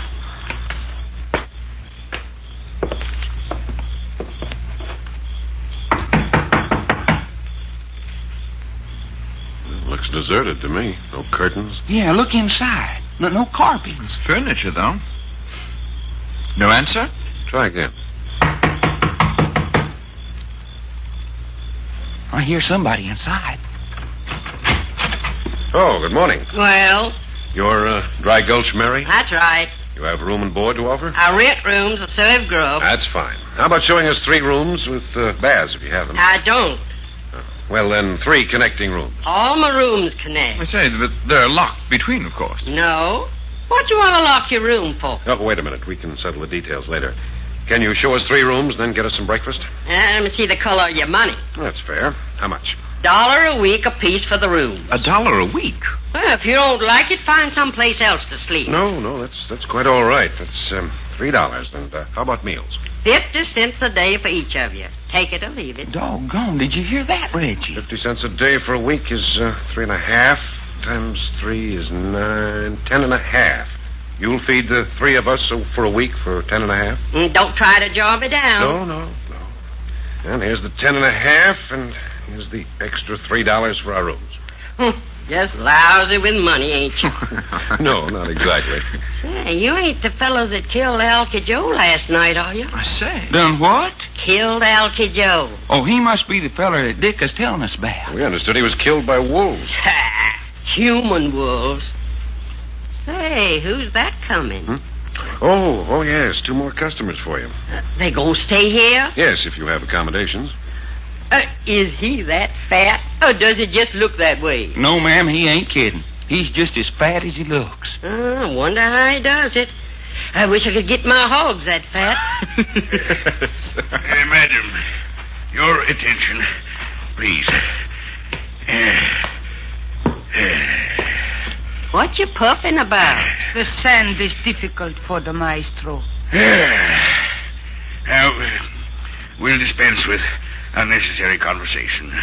Madam, I want the best room in your establishment. Well, you can't have it. Madam, I demand the best room in Now, the look house. here, Ugly.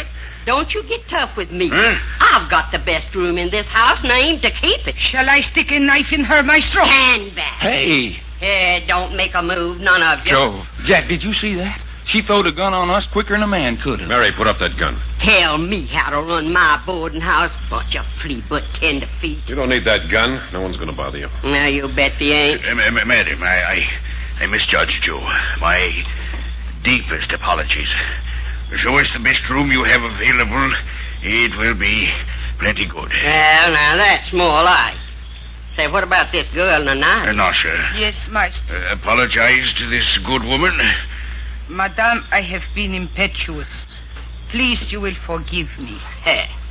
Is she your wife? No, I will also want a room for Nasha. Oh, that's a Lulu of a name, Nasha. You mind? It's all right by me, sister. Then, quickly, a room, hot water, and then breakfast. Let's see the color of your money. Madam, you question our integrity? I want $1 apiece from you and the girls. Now, that's for the rooms.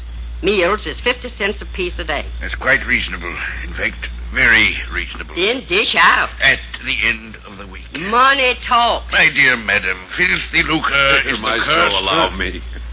What's this? Let me take care of your week's room and board. Here, Mary, I think this is right. Yes, don't care how you throw money around. Are you sure you didn't murder Alky Joe? Quite sure. Well, you folks just wait here now. I got to go see where I'm going to put you all. What a peculiar situation. Hey, looky, Maestro. Ain't you going to thank Jack for paying you a Nash's way? No thanks is due. The honor of paying my way, as you so crudely put it, is sufficient reward. You think so, huh? You are privileged. Few can say they helped the maestro in an emergency. Well, of all the ornery...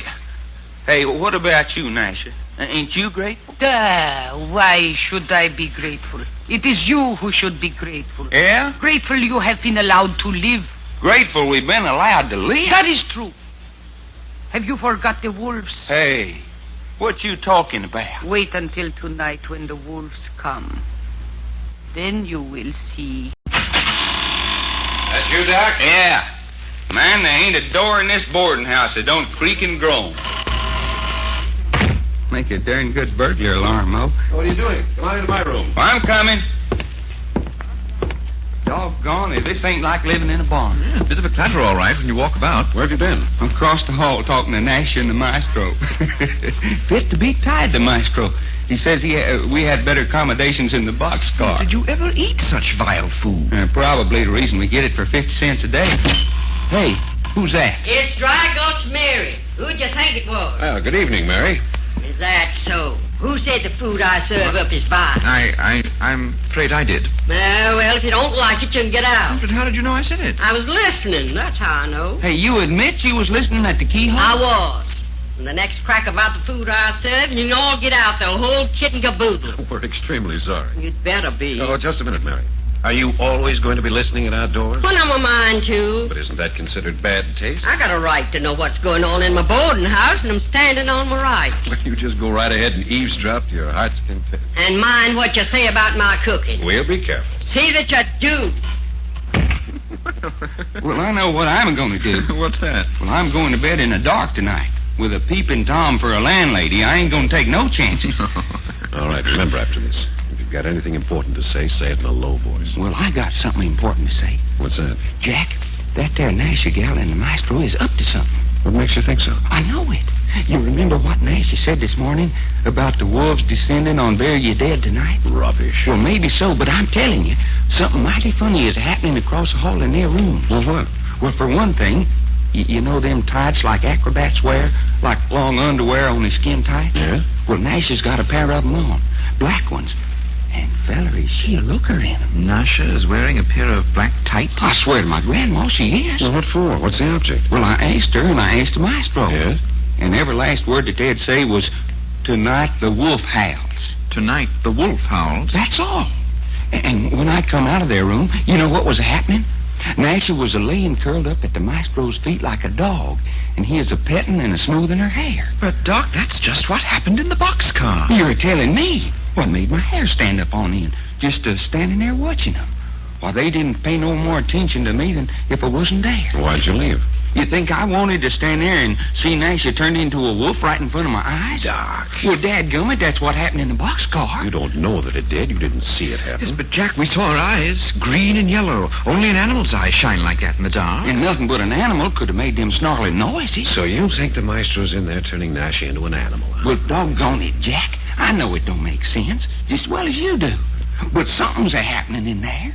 Something that made me want to get out of there just as fast as I could. Hey. Oh, you're back again, Mary. Yes, I'm back. Well, what is it this time? Talk louder. I can't hear a word you say. That's just the point. We don't want you to hear. So that's it. You're plotting. Plotting? That's what I said. The more I see of you three, the more sure I am that you're the ones that killed Alky Joe last night. Mary, for the 10th time, we did not kill Alky Joe. Maybe. But doggone it, Mary, why pick on us?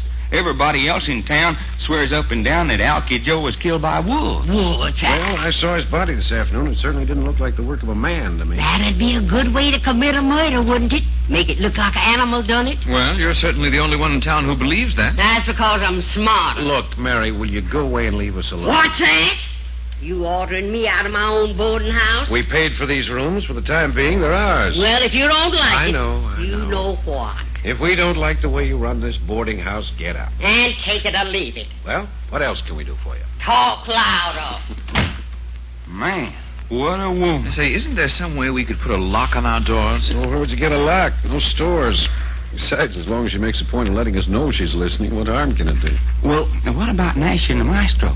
Don't you think you ought to go over there and have a look, Jack? No, let them alone. As long as they stay in their rooms, they can't do any harm. That's quite. And if they open their door or walk in the hall, we can hear them. But if they go out, will we follow them? Is that it? Well, we'll see. By the way, Doc, what happened about that old desert rat jumping Dick? What you mean, what happened? Well, this morning he was going up to his house and get his daughter for you to look over. Oh, yeah. Well, did you see her? Are you going to marry her? No, she wouldn't leave the house. The way Dick talked, I thought he intended to drag her down here by the hair if necessary. I don't know. He just come back and said if I wanted to look her over before I married her, I'd have to come up to his shack. Well, didn't you go? No, I told him I wouldn't walk across the street to look at a female. Oh. Said if he wanted me to see her, he'd have to lasso her and bring her down here to the boarding house. Hey, you think the old coot's serious, Jack? Well, he seemed awfully anxious for you to see her. Yeah.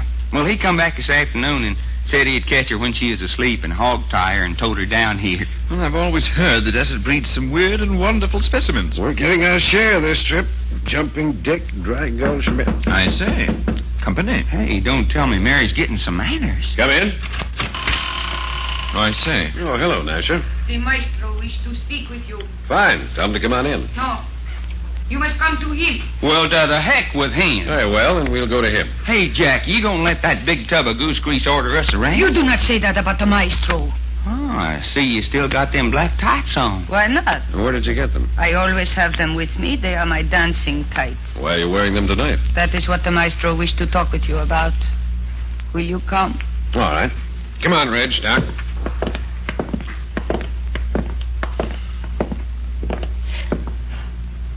Right in here. The maestro is waiting. Maestro, they are here. Close the door. Yes, maestro. Oh, drat his forsaken hole. Doors squeak, shutters rattle, boards creak. Musty, filthy. Hey, Maestro, you better not let Dry Gulch Mary hear you. I told that woman I'd turn her into a mangy coyote if she didn't keep away from this room. You told her that? I certainly did. She believed you? With good reason. I wouldn't hesitate one moment. Now, look here. You're carrying this mysticism to a point where it's ridiculous. You can't turn anyone into an animal. You know that just as well as I do. So, you want to defy me? I don't know what your game is, but whatever it is, you're overplaying your hand. You still think I didn't turn Nasha into an animal in the boxcar? I know you did. Some clever trick, yes. But Nasha's a woman. She's never been anything else. With your own ears, you heard a man scream in that boxcar. With your own hands, you felt a knife stuck in his heart there in the dark. It was a dead man, all right. What's more, I think you killed him. But when you turned on your flashlight, he was not there. Another of your tricks. Mysticism. I say trick, and I mean trick. It was a trick, too, when I sent Nasha floating out of the moving boxcar and then made her return? It was. So, I have not yet convinced you I am a great mystic. That I have powers beyond the normal. You have not. Then I will prove it tonight. Just as you like. I will prove it beyond any reasonable doubt. Is that why you've called us in here? No. No, I called you here to warn you that you must not leave this boarding house tonight. You're telling us what to do? I'm warning you. Why? Why am I warning you? Well, that isn't what I mean, but why are you warning us? Because you gave Nasha and me financial assistance. Yes, I paid your room and board here. And that is my way of showing my gratitude. By warning us not to leave the house tonight? Yes. I don't follow you. Tonight, the wolf pack returns to this village. That's what Nasha said this morning. How do you know they're coming? Because I shall bring them. Just how do you intend to do this? First, I will put Nasha to sleep. Nasha. Yes, maestro. Curl up at my feet. Yes, maestro. Yes. Now, close your eyes. You are thinking only what I am thinking. Yes. Yes. You are sleepy. I am sleepy. Sleep, Nasha.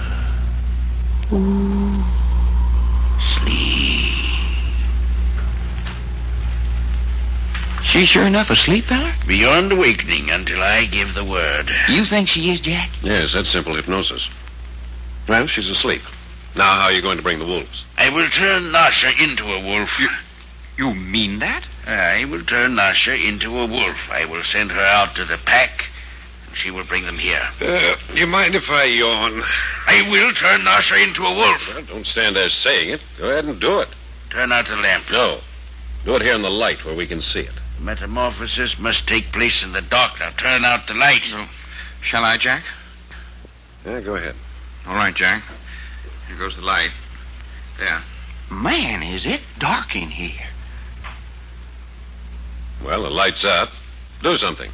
Nasha, I am smoothing your hair. It is the hair of a woman, but it is changing.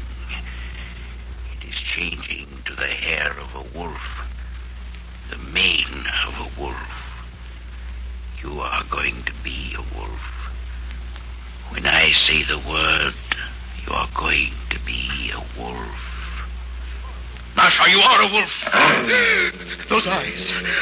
They're shining in the dark. Go, Nasha. Go join the pack. Jack, she went right out through the window. The wolf pack will visit bury your dead tonight. Listen. She's gone, gentlemen.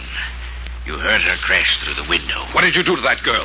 Answer me before I shake it out of you. What did you do to that girl? Don't touch me, Packard. Then answer me. I warn you.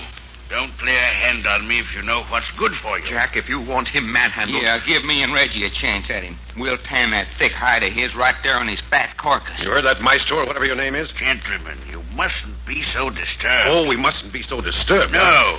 The three of you will be perfectly safe so long as you remain here in the boarding house. We're not interested in our own safety. We want to know what you did to that girl, Nasha, to make her dive through that window glass. Yeah, and lope off down the gulch, yelping at the moon. No, that's crazy, Doc. But we heard her howling her head off. That wasn't Nasha. That was a real wolf. Mr. Packard, that was Nasha. I say it wasn't. Very well, Mr. Packard. But, Jack, we saw the glittering eyes. We heard the snarling right in this room. In the dark, yes. Well, supposing it was dark. We seen and heard what we seen and heard. Of course, but get it through your head. You didn't see Nasha turned into a wolf. Well, I say we did. No, Doc, you only think you did. Everything indicates you did because the maestro set the stage to make you think so.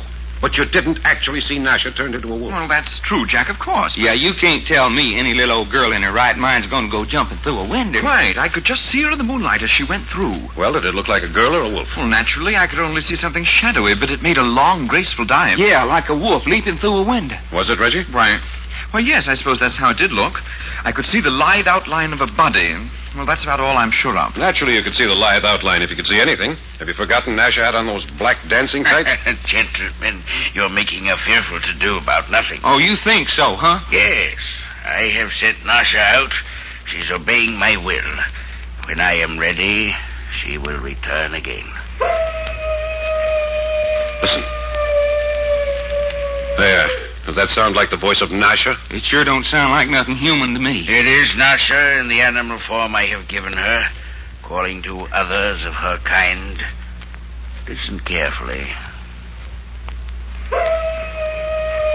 Are there not certain notes, certain tonal qualities that are familiar? Oh, look here You're crazier than a bedbug if you say that sounds like Nasha. Ah, but you don't know Nasha as I know her, naturally. Well, I know one thing. Yes? Yes. I know we're going out and find that girl. No, you must not.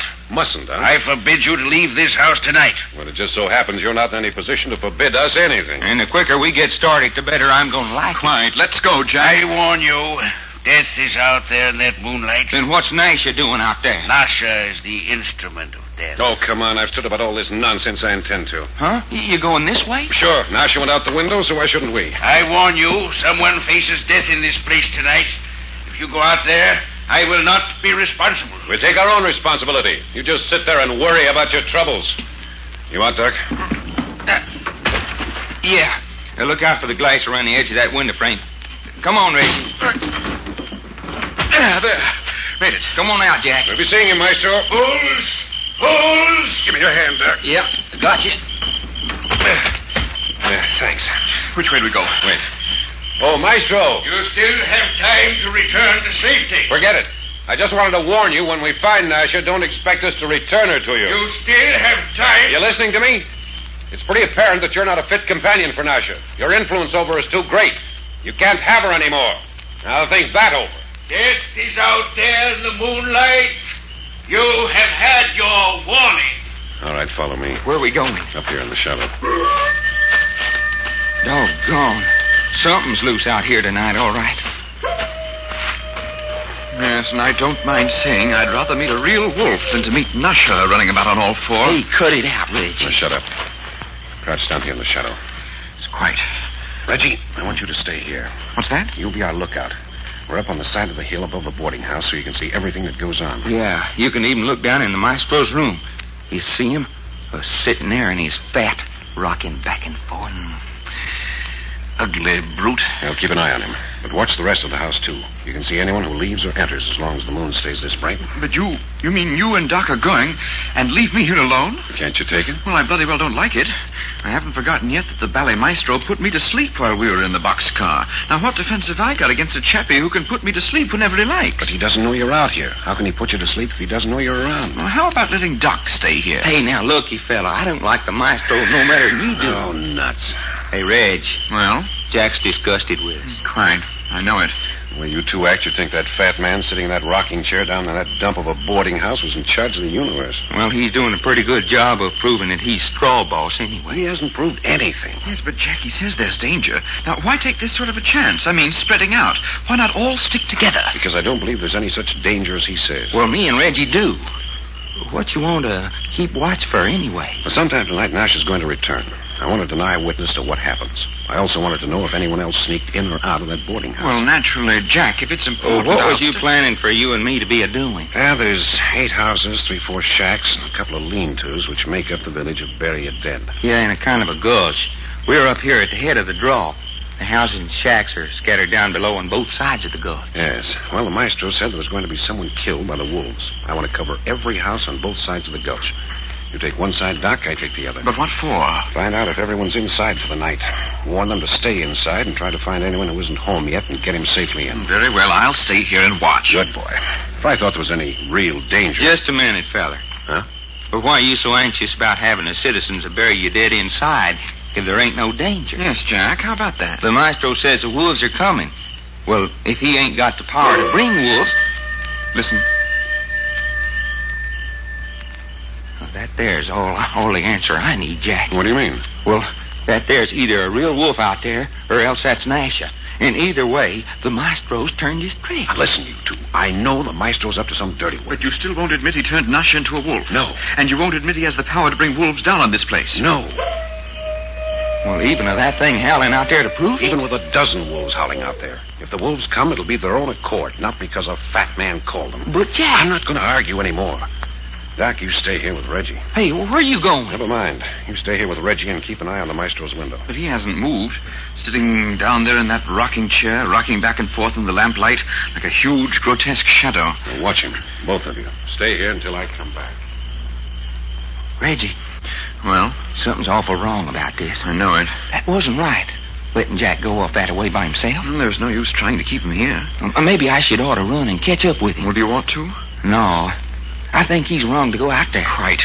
So do I. I ain't never seen him so stubborn about anything. He shouldn't have went. I don't know how I know it, but I do. And I think he knows it, too. You think he's deliberately going out to danger? I swear to my grandma, I do. And I think I know why. You do? Yeah. Something's happening that he can't understand. And Jack ain't a fella that'll take something that he can't figure out or laying down. You mean he doesn't believe in the maestro's magic, and he's either going to prove this is a fraud or die trying? Hey, look down in the maestro's room. Look at him. He picked up the lamp. He's coming to the window. Hey, what's that for? Look at the way he's waving that arm around there. It's some kind of a ritual. Ritual? Quite. He's making signs. See how he keeps repeating the same gesture over and over? You mean some more of his mysticism stuff? I don't know. Hey, that doggone wolf is answering. Oh, that's silly, Doc. No, it ain't. Look how excited he is. Look at that expression on his face. Oh, Jove. I say, Doc. Shut up, Reggie. Listen. Reggie, I'm a wringing wet with sweat. What was it? What was it? A girl laughing. A girl out there somewhere with them wolves laughing. That man down there's a bloody maniac. Look at him. He's gone back to that rocking chair. Yeah, sitting there with his eyes closed. Rocking. Doc, hadn't we ought to go find Jack? I wish to goodness I knew what. Doc, hold it. Huh? Oh, what's the matter? There's something coming this way. Listen. Maybe it's... Hey, it's a girl. Shut up.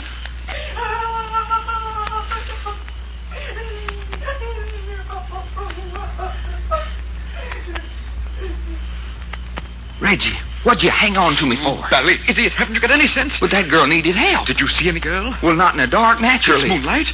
You trying to say that wasn't any girl? I don't know whether there was or not, but this is some more of the maestro's dirty work. Doc, Reggie! Hey, that's Jack. Doc, Reggie, help! Help! Gun shooting. Come on, Reggie.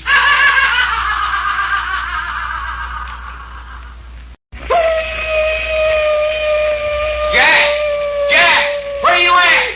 Jack, answer so's we can hear. Doc, I say be careful. Yeah? Careful of what? You appear dashing around this broken ground in the dark. But Reggie, Jack was yelling for help. Oh, I know that as well as you do, and it sounded like he was right about here when he yelled to us. And then that rifle ricocheting and that girl laughing. Well, we'll never be able to find him in the dark like this. We've got to go get some help. But don't you get it, Reggie? He may be shot and needing us right this very minute. I know it. That's why it's foolish for us to be chasing around in the dark.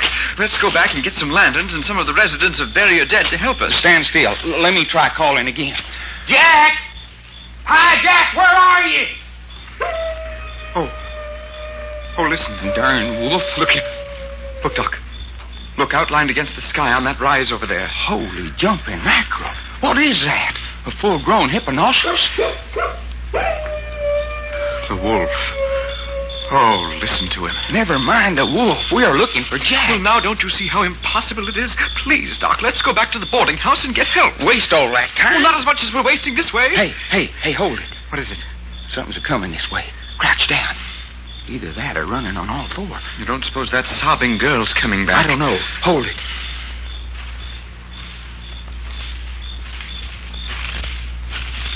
Something's coming through the greasewood, all right.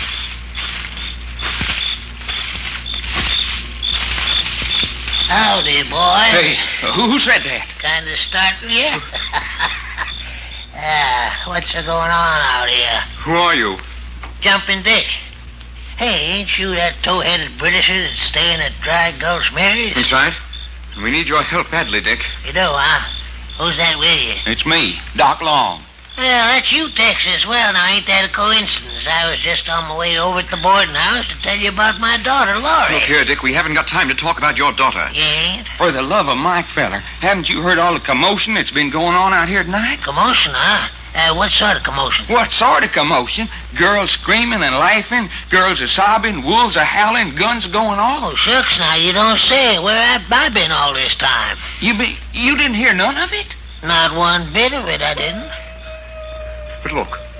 You can hear that, Wolf. You can see him outlined against the moon over there on that next ridge. Oh, sure. That's old Brindle. Old Brindle? Yeah, he's the old he-wolf of the pack. He's been sitting over on that ridge howling at night for, I don't know how many years. Well, ain't he one of the wolves that pulled down and tore up Alky Joe? No, don't reckon. Oh, but look here, there's something more important than wolves. Something's happened to Jack. You talking about your friend Packard? Yes, we're out looking for him. What makes you think something's happened to him? Well, there ain't no thinking about it. We know it. We heard him yell for help, and then we heard a rifle shot and a girl laughing. Well, we ain't been able to find hide nor hair of him since. How long ago did all this happen? 10, 15 minutes ago. Well, then I reckon your friend's all safe and sound. You seen him? Yeah, not 5 minutes ago. Are you certain? Sure shooting. But where? Where is he now? Over in the boarding house, talking to that there maestro fella and the roosing girl. Talking to the maestro and Nasha. Well, leastwise he was 5 minutes ago. Well, darn his hide anyway. Come on, Reggie. What's he think he's pulling on us, running around in the desert yelling for help, and then when we start scouring for him, he sneaks back to the boarding house?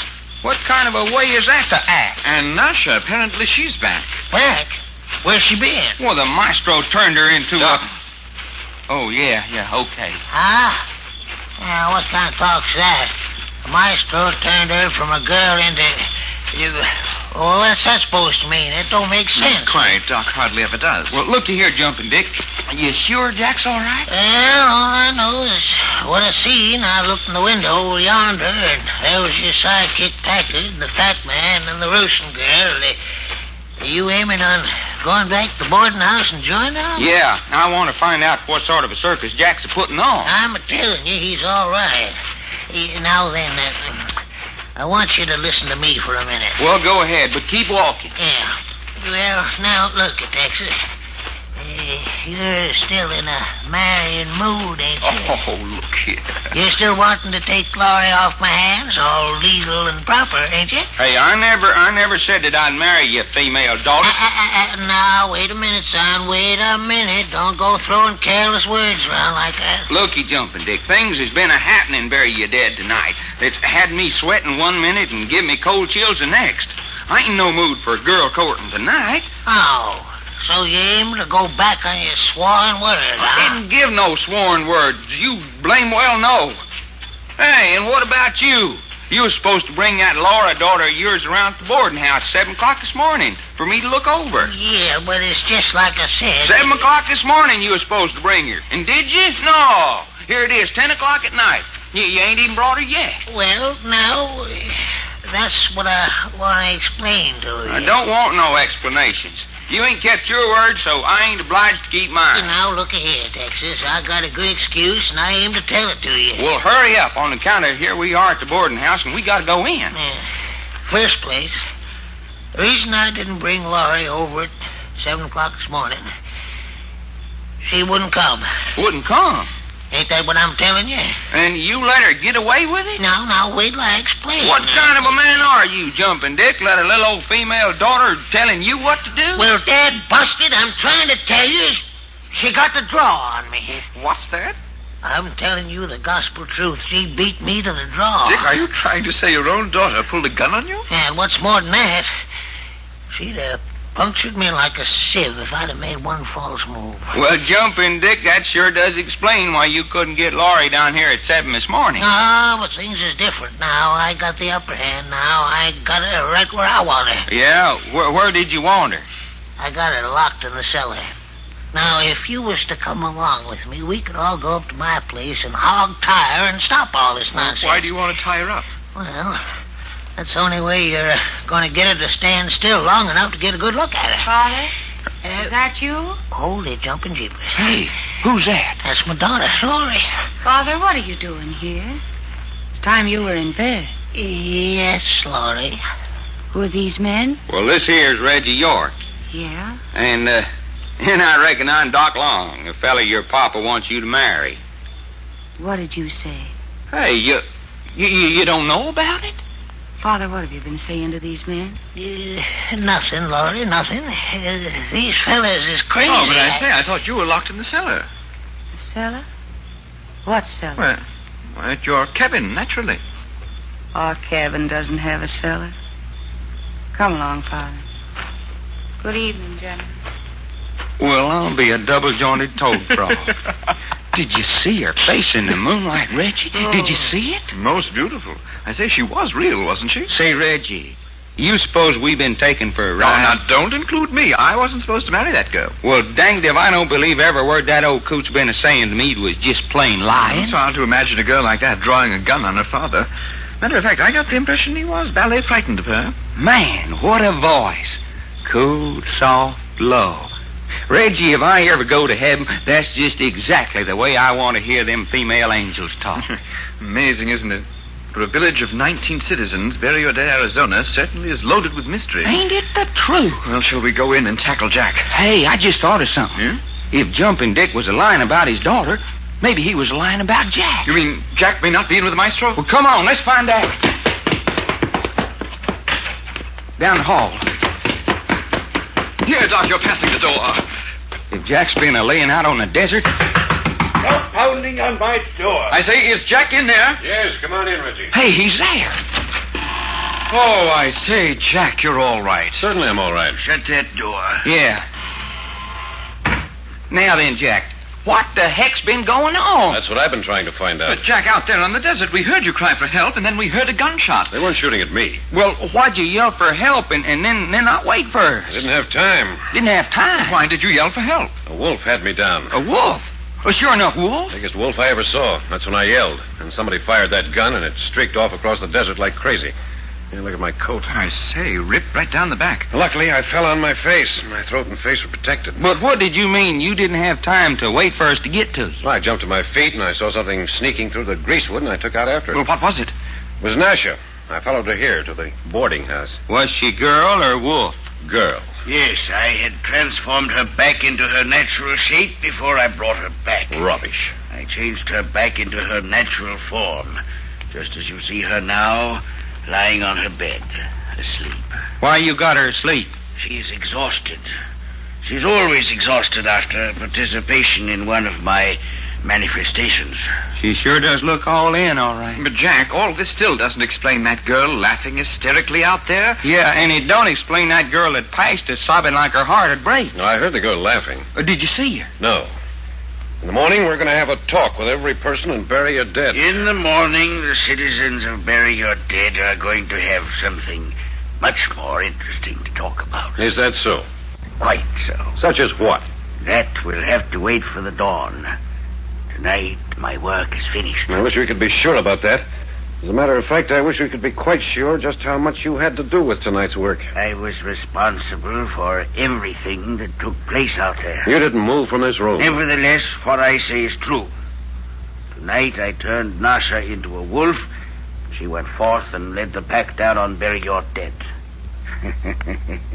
You know what I'm going to do tomorrow night? What?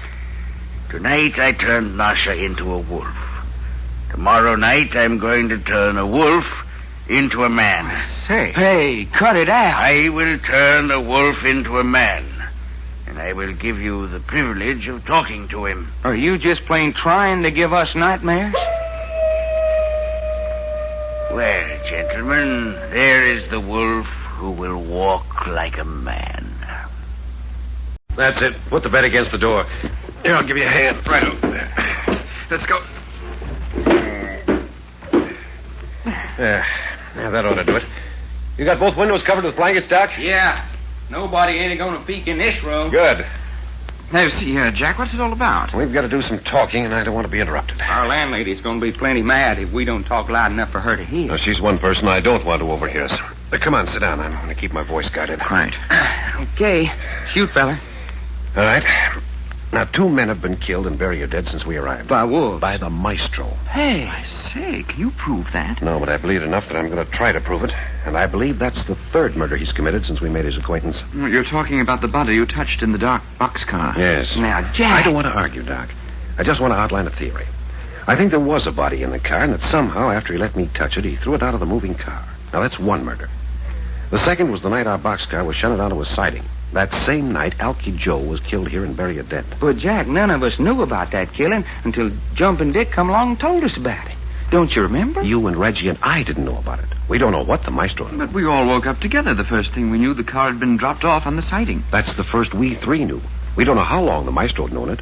May have been there for hours. Yeah, he could have done it, I reckon. But why? All I'm trying to do now is show that he was in a position to do all three murders. Then the third murder last night. Yeah, Chinese Tom. This morning, the body was found outside his cabin, slashed and torn by fangs and claws. Beastly. And there's something interesting about both these men killed here. How you mean? Alky Joe is a very old, defenseless, decrepit man. So was Chinese Tom. Old, frail, easy prey. I say that's true, isn't it? But, well, what's that mean? I don't know for sure, yet. I'm just stating facts. Yes, but Jack, how can you possibly link the maestro with Chinese Tom's death? He was in his room here in the boarding house all the time. He was under our eye almost constantly. But Nasha wasn't. Yeah, Nasha wasn't. And what's more, the maestro said his very self that he turned Nasha into a wolf and sent her out to bring the pack down for a kill. But that doesn't make him a murderer. Well, I'd like to know why it doesn't. Because there isn't a jury in the world who'd believe it. How about it, Jack? You don't have to go as far as a jury. I don't believe it. Well, what would happen if we'd tell all the maestro said to us to a judge? Well, if the maestro insisted we told the truth, the judge would lock him up in a padded cell and probably find another cell for the three of us for believing him. No, we're getting off the subject. I'm not trying to prove how he killed. I'm just saying I think he did.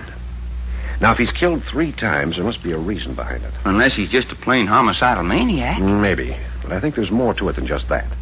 I think there's some kind of a plan behind all this. I think he's working towards some payoff. Yeah, but look here, Jack. What possible payoff could there be in a place like Bury a Dead more tremendous than murder itself? I don't know. That's what we've got to find out. There's one thing we do know for certain. Yeah? Yes. That what he wants has nothing to do with Bury a Dead itself. Well, how do we know that? Because our coming here was accidental. He couldn't have known our boxcar was going to be left in this forsaken Arizona desert hole any more than we did. Therefore, what he wants to accomplish, he would have wanted to accomplish just as much if the boxcar had stopped in Texas or Timbuktu. Well, then, as I see it, what he wants concerns either the girl, Nasha, or us three. I mean, we're the only elements that arrived in Bury a Dead at the same time he did. That's good reasoning, Reggie. Except I don't see how it could be any of us three. After all, we just happened to get on the same freight car with him and Nasha. Our meeting was as much as accident as our stopover in this place. Well, then it looks like all this business has got something to do with Nash. Yeah, it looks like it. And there's another thing. That girl's completely in his power. So completely, I doubt if she has much will of her own. Well, she seems to like it. Hey, wait a minute. You don't suppose she's a filthy rich heiress or something, do you? I say. Yeah, money to burn, and he's getting her in his power so he can get it for himself. That couldn't be it. Well, why not? Well, first place, she doesn't show much breeding or background. Besides that, she really is an acrobatic dancer. Just watch her throw herself around sometime. That shows training from childhood. And finally, she told us herself that she'd been with his magician act for 2 or 3 years. Yeah, that don't tie up, does it? Jack, you still don't think the maestro is a great magician, do you? I've changed my mind. I think he's a very great magician. Hey, you do? Now, don't get me wrong. I still think this mysticism gag's baloney. But his art of deception, his ability to take advantage of the average person's gullibility is tremendous. That's what I mean by great. Quite. So we know definitely this much. He's got a hidden plan. What he's trying to accomplish has nothing to do with Bury a Dead. He has Nasha completely in his power. And finally, he's a very clever man. I say, that isn't very much. And it's a beginning. And on top of all that, we suspect him of committing 3 murders. Hey, Jack, have you forgot something? What's that? Tonight's the night he said he is going to turn one of them wolves out yonder into a man. No, I haven't forgotten. It's early yet. Wolves haven't started to howl. Well, what are we going to do about that? You suppose there's going to be another killing tonight? I doubt it. The remaining residents in Bury a Dead are frightened. They're staying indoors tonight with loaded guns. Any wolves or pseudo-wolves prowling around tonight are liable to get a dose of lead. Well, what about us? Are we just going to ignore the maestro's big moment? Hey, let's don't do that. If he's going to turn a wolf into a man, I'd kind of like to be in on it. Don't worry, we will. But there's something more interesting than that going on. You mean what he's doing in his room? Yeah, he's building something. Oh, is that what all that sawing and pounding's about that's been going on in here all day? Where'd he get his tools? Dry Gulch Mary let him have them. Well, you haven't any idea what it is, huh? No. I'd bet money he's knocking together some contraption or another for one of his tricks of magic. You mean he wants to impress us some more? I don't know. But it's all a part of the whole plan, whatever that is. Yeah. Company. Hello? Gentlemen, I have completed my task. You've done what? I have completed my task.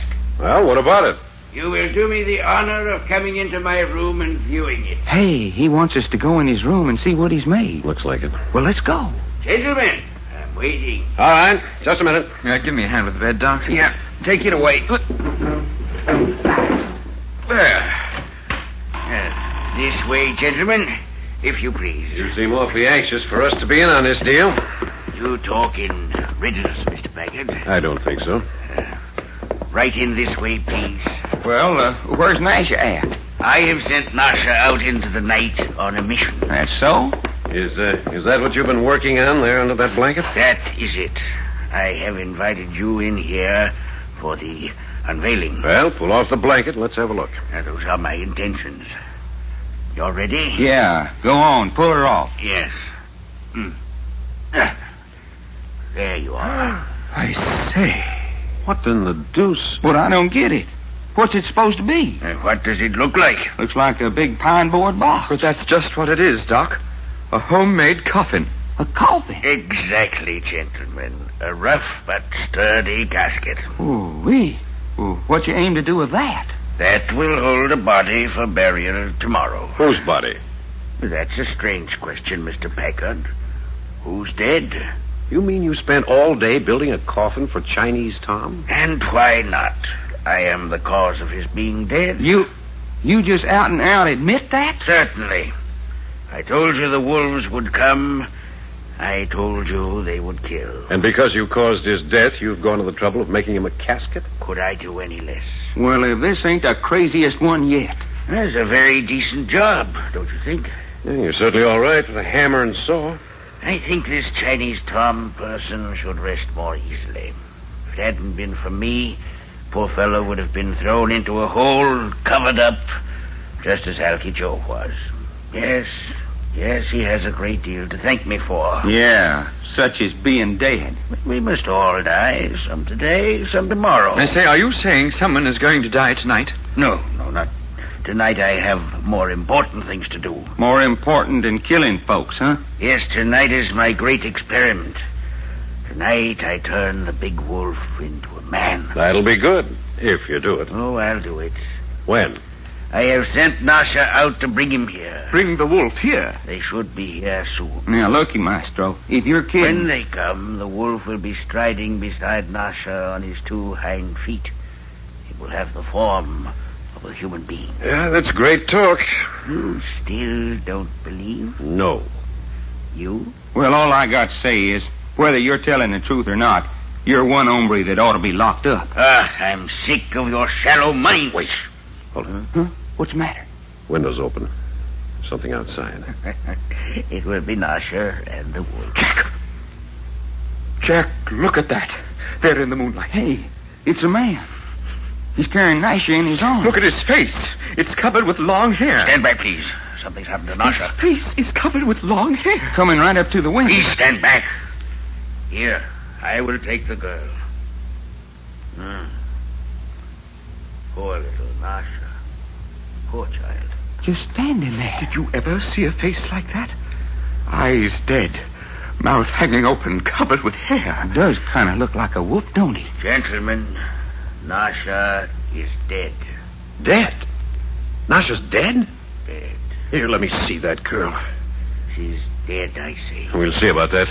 You're a medical man. I know enough. Dead. She's cold. She's like ice. Dead. No pulse. I fear our experiment tonight has been too much for Nasha. Wolf, go back to your kite. Aren't we going to... Wait a minute. I want to see that man. I have sent him back to the pack. Well, I'm going out that window after him. I'm not through with him yet. Jack, come back here. Stay here. Don't leave that man for a second. Stay there. Dead. Nasha, dead. And you did it. You did it just as much as if you'd plunged a knife in her heart. Coffin. So I made the coffin for you after all. I wish Jack hadn't gone out there. A big coffin. But it will give you room to sleep more comfortably. Reggie, are we going to just stand here and let Jack go out after that thing alone? Well, I bally well don't like it. The moonlight is fraught with danger tonight. All right, fella, let's do something about The it. dog, Jack, said to stay with the maestro. Look, Reg, if we was to hog tie him hand and foot, that'd be just the same as stayed with. I say, of course. Don't touch me. Reggie, get a sheet off that bed. Cries. I warn you, don't touch me. Now, looky, Maestro. You can take a choice. You going to sit down in that chair and let us tie you up, or you want I should lay you out like a carcass? You dare touch the maestro? You bet I dare. Now, which is it going to be? And talk fast. Insult on insult. Tear up that sheet, Reggie. Righto. Now, I ain't fooling. You want I should box you? Oh, very well. If you think you're accomplishing anything, tie me up. Now you're talking. Sit down. The ways of fools are beyond comprehension. Give me some of them pieces. You tie up his feet. Cries. Now put your feet together, maestro. Death out there in the moonlight, and you fumble with ropes. There. Now put your other wrist over this here arm of the chair. And that takes care of his feet. Now go over and spread that other sheet over Nash. Poor little thing. Dead because of this fat creature. There. Now, I reckon that'll hold you. Fool. Maybe. But you'll still be here when we get back. All right, Doc. Yeah, let's go. And Maestro. Well? While we're gone, you might just as well sit there and look at Nash under that sheet yonder and think what's about to gonna happen to you for killing her. Get out of my sight! Come on, Reg. Climb through the window. Righto. Right behind you, feller. Now then. Did you see which way Jack went? Yeah, down the draw. He'll give us what for if we're doing the wrong thing. Yeah, and he'll likewise be plenty glad if he gets himself into trouble. Just enough bloody light from the moon to confuse a person. Well, it's better than plain darkness. You think we ought to yell to him? Well, not unless we can't find him any other way. That horrible creature that brought Nasha's Valley to the window. Yeah, nightmare. Not a word, just a gaunt, hairy face with dead eyes and its mouth hanging open. Hey, wait. What's the matter? Was that something moving just ahead of us? I didn't see it. Darn this moonlight. Does fool you, don't it? Well, come on. Well, if you think you saw something... Well, I ain't sure. No use just crouching here anyway. There's one thing, Doc. Yeah? If Jack was in trouble, he'd let out a yell. Well, we might not have heard him. Well, I don't know. Sound carries bally well over the desert. Did you bring the flashlight along? Right. No use using it here, though. Well, I didn't mean that. Just have it handy is all. Right. Sometimes I wish we wasn't so doggone pure. What's that? Not carrying pistols on us.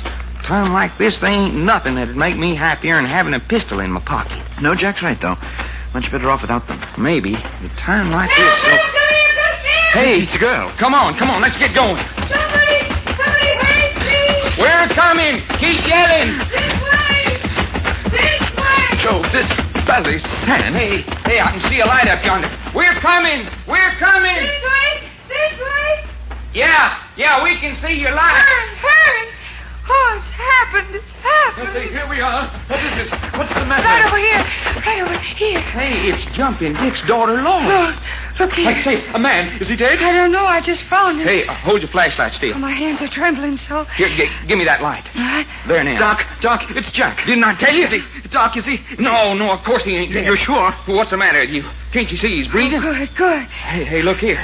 A cut on his head. Oh, I say, what a blow. Yeah, somebody is waiting for him here in the greasewood. Jumped out and whammed him. But he's going to be all right. Of course he is. When did a bump on the head ever hurt Jack? But I say, let's not stand here. Let's get him back to the boarding house. Oh, but do you think he ought to be moved? Oh, yeah, that part's all right. But looky, Reggie, something's funny. What do you mean? Look at his clothes. Half tore off. You're sure there's no wounds on his body? Yeah, just look. Well, then what does it matter? I can carry him. Well, what'd they bop him on the head for and then tear his clothes for? I don't know. All we're interested in now is getting him back to where we can give him first aid. Yeah, you better let me give you a hand. No, I can take him. Up with it. All right, there. Now let's go. Then if you don't need me, You better come along with us. Oh, but I've got something I must do. Well, it'll have to wait, because you're coming with us. You're making me come? If you want to put it that way.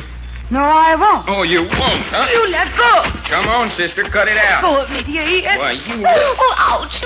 Please. Well, then, now, calm down. Do as you're told. Twisting a girl's arm. What kind of a man are you? Well, you asked for it. Now, come along now. Go on, Reggie. Righto. What possible use can I be to you? Jack was slugged. You was out here when it happened. Got some questions I want to ask you. Oh, you don't think I did it? I don't know. But I didn't. I was just out here, and I stumbled over his body. What was you doing out here in the first place? Looking for something. That's so? Honestly. Do you very often go out looking for something in the desert at night? Oh, I was looking for my father. Jumping Dick? Yes. Well, what's he doing out here this time of night? I don't know. That's why I was so worried. That's why I was out looking for him. Yeah? So Jumping Dick's out wandering around through the desert tonight. I reckon maybe I'd like to talk to him, too. Well, you don't think my father did this?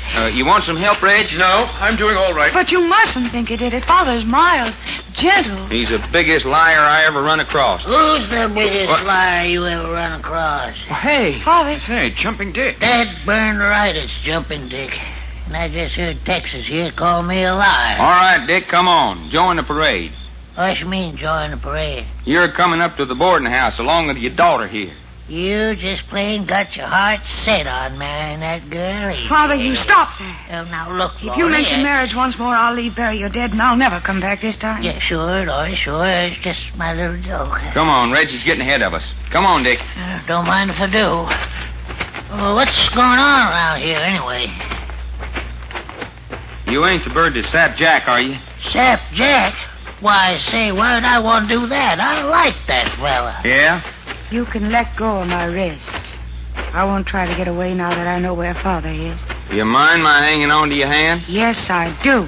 Well, all right then. Have it your way. Doc, come and open the door for me. Yeah, sure. Come on, you folks.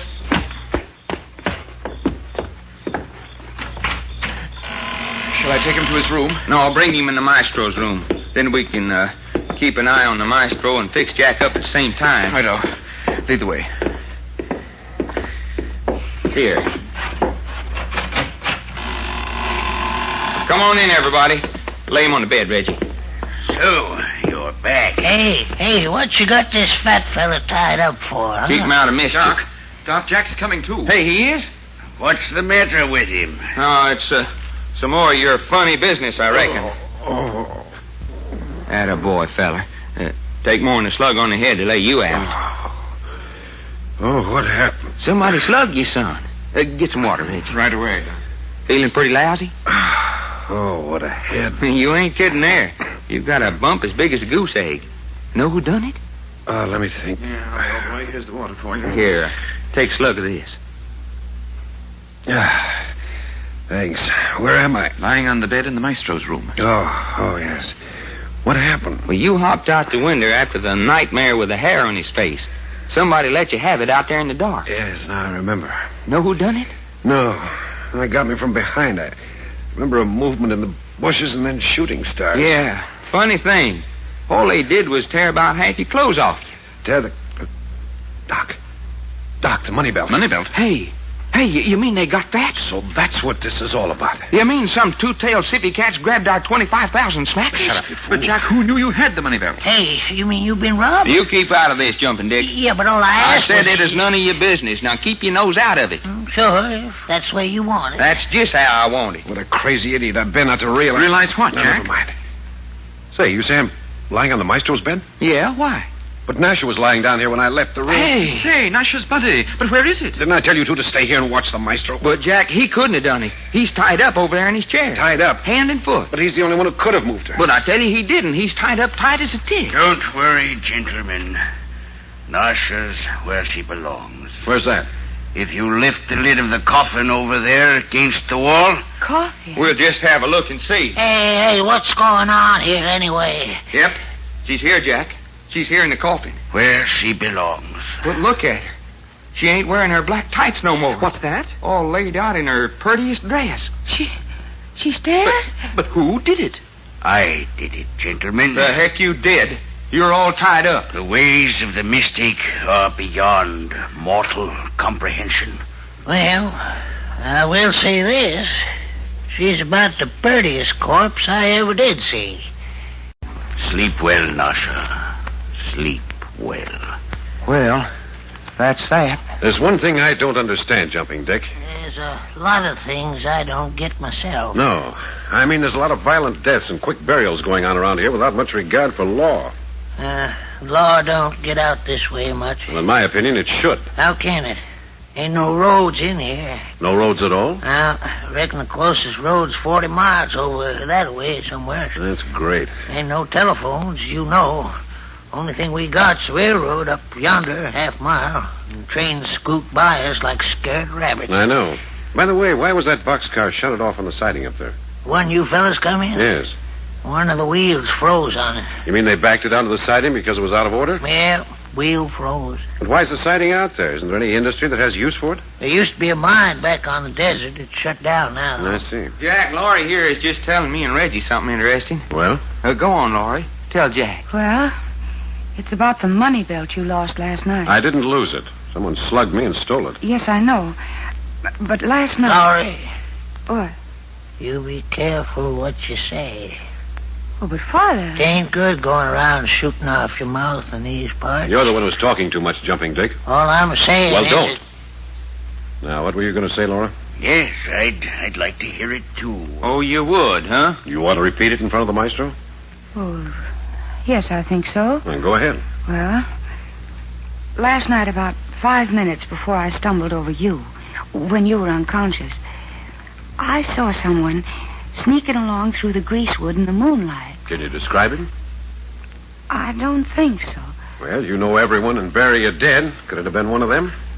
Well, I thought it was a girl. But you're the only girl in this place. Except Nasha. Nasha was dead then. Well, I say, how about our landlady, Dry Gulch Mary? No, it wasn't Mary. I'd know Mary any place, even if it was pitch black, and it wasn't. It was moonlight. You're sure it was a girl? Oh, yeah. Yes, I am. It just plain don't make sense, Jack. The only females in Bury You Dead is Dry Gulch Mary, Laurie here, and Nasha. Well, she swears it wasn't Mary, and Nasha's dead. What makes you so sure it was a girl? Because she was wearing a long white gown. It flowed out behind her in the breeze. And I know she was young because she was so lithe and free. She moved almost like a dancer. Dancer? Hey, wait a minute. Nasha was wearing a long white dress when we found her in the casket. But Nasha was dead. Or was she? Oh, look here. Hey, you don't suppose we went and buried a girl what was still alive, do you? Oh, that's horrible. Nasha was dead. I examined her carefully. I was looking for some kind of a trick from the maestro here. Nasha is dead. I know she's dead. I took particular care to find out. But it's just like Texas here says. If it wasn't the Russian girl, the way Laurie says, then who was it? I say, I guess it would then have to be Dry Gulch Mary. Yeah, but Laurie says it weren't Mary. But it just plain have to be. But it wasn't. Can you picture dried-up, landed-and-jawed Mary floating gracefully across the desert with white robes trailing behind her? It was a manifestation. What's that? What's that you say? It was a manifestation. Come again, will you, fat boy? I turned that apparition loose upon the desert.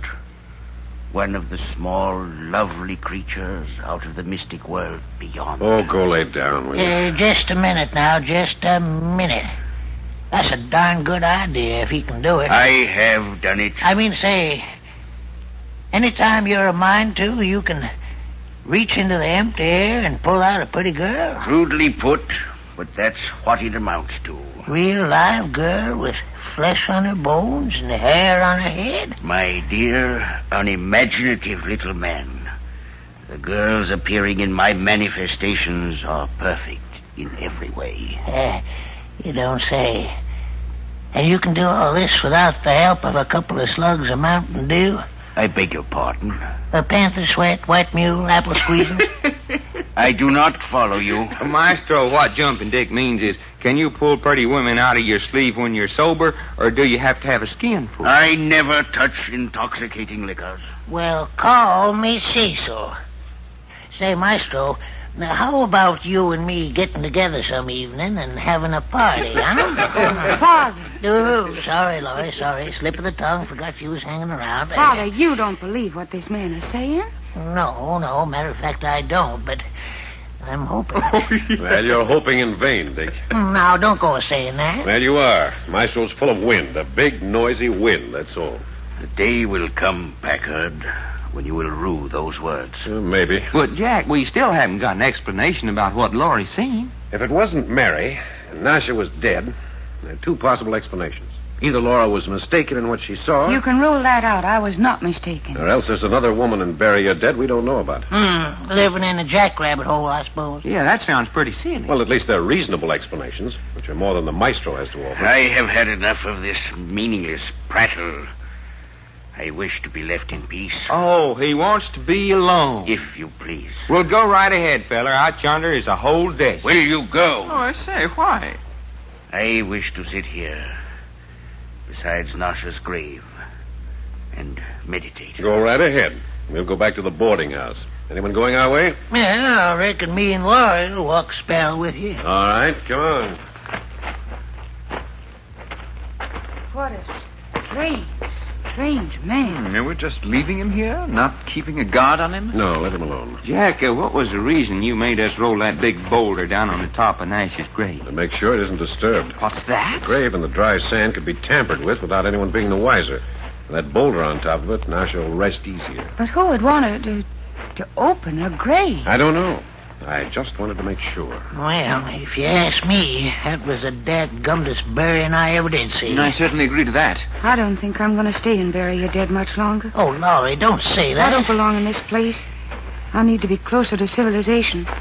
And you'd be just as happy, too, Father. Oh, no, sir. Dad burn it. I was born a desert rat, and by cruddy, I'm going to die a desert rat. I'll leave you here. I'm going back to the cabin. You coming, Father? No.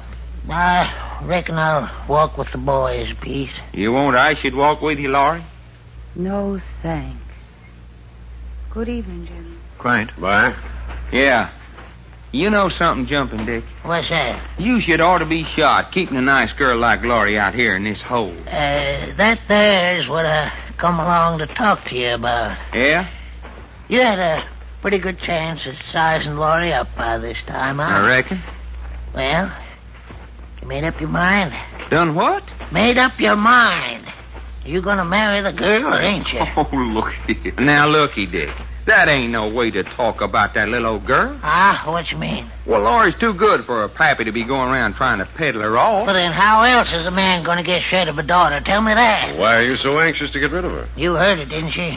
You heard it with your own ears. If I don't get some man to marry her and get her out of here, she's gonna yank me out of here. And you don't want to go. And what's more, I ain't going. Now then, if Texas here, work on her a mite. Now, looky, Dick, I'd like mighty well to do you a favor. I'd like mighty well, too, but, well, I reckon you'll have to look somewhere else. Oh, I swear to goodness, I don't know what's the matter with young fellas these days. Ain't you got no blood in your veins? Why, say, when I was a young buck, I'd have rid a mule 50 miles just to get a look at anything as pretty as Laurie. Sorry, partner. Ain't no use pressing you? Nope. That's sure? Final? Reckon so. Well, I sure ain't got no heart to do what I'm going to have to do then. Hey, what you mean?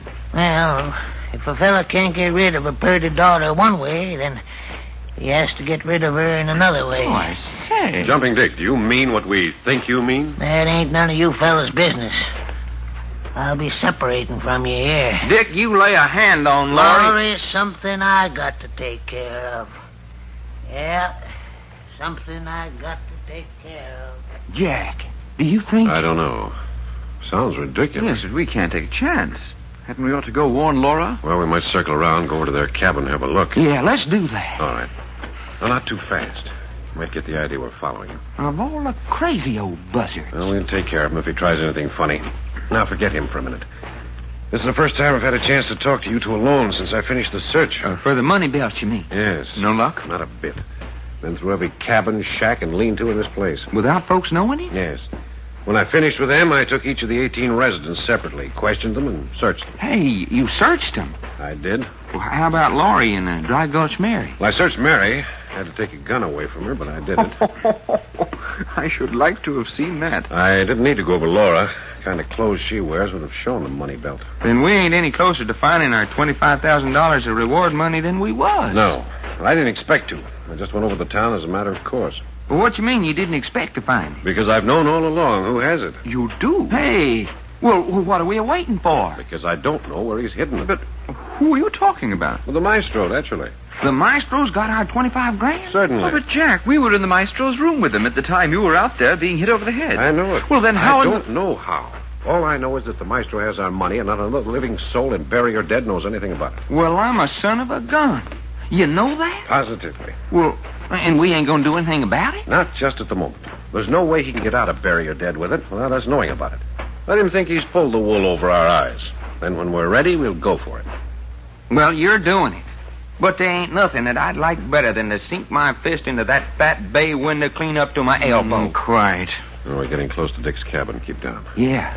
There goes Dick inside now. If we're careful, we can get right up to the window. Listen. And I gave all three of them something to think about before I left them. You told them that you were going to kill me? Well, not just out and out in so many words, but they sure got the idea. But now that the $25,000 has been stolen, what's the good of going on? Maybe it's stole, and maybe it ain't. What, you mean Jack Packard spread the word around just to throw us off the trail? Yeah. So how he knowed we was on the trail, I can't figure out. You ain't made no breaks, have you? No. And I think you're wrong. I think the money has been stolen. Packard searched every house and buried you dead. What? He searched this cabin? Yeah. Why, blast his ornery No, eyes. never mind that. If the money is gone... Well, it's still here and buried dead. Yes, of course. It's here because there ain't no way for it to get out. And if it's here, I can find it. Have you an idea where? You bet I got an idea. That fat man up at the boarding house. With a maestro? He's got it as sure as dogs got fleas. I wonder. You bet he's got it. But he ain't going to have it for long. No, sir. Not with Jumping Dick around. Jack, did you hear what I did? Come on, let's get out of here quick. I smell murder. We're watching the maestro because he's the focal point for everything that's happened since we came to bury your dead. And everything that's going to happen. I say, huh? What's the matter? Look, creeping up through the greasewood over there. Where, Reggie? Creeping toward the maestro's window, just a shadow in the moonlight. Yeah. Yeah, see it, Jack? Yes. Down on all fours. You think it's an animal? No, it's a man. Right. I caught the glint of something in his hand. Oh, a gun, huh? I think the maestro's about to receive a visit from Jumping Dick. I say, that's Jumping Dick? That'll be my guess. Well, what we're waiting for?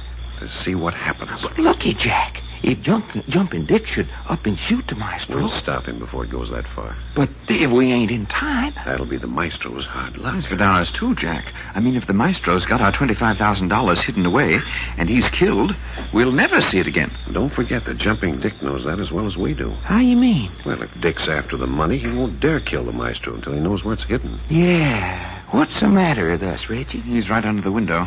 Man, if the maestro's nervous now, think what he's going to be in a minute. Watch. He's going to stand up. Yeah. There he goes. Hey, did you see that? The maestro jumped a foot. Come on. Let's creep down where we can hear what they're saying. Yeah, let's do that. Take it easy. Not a sound.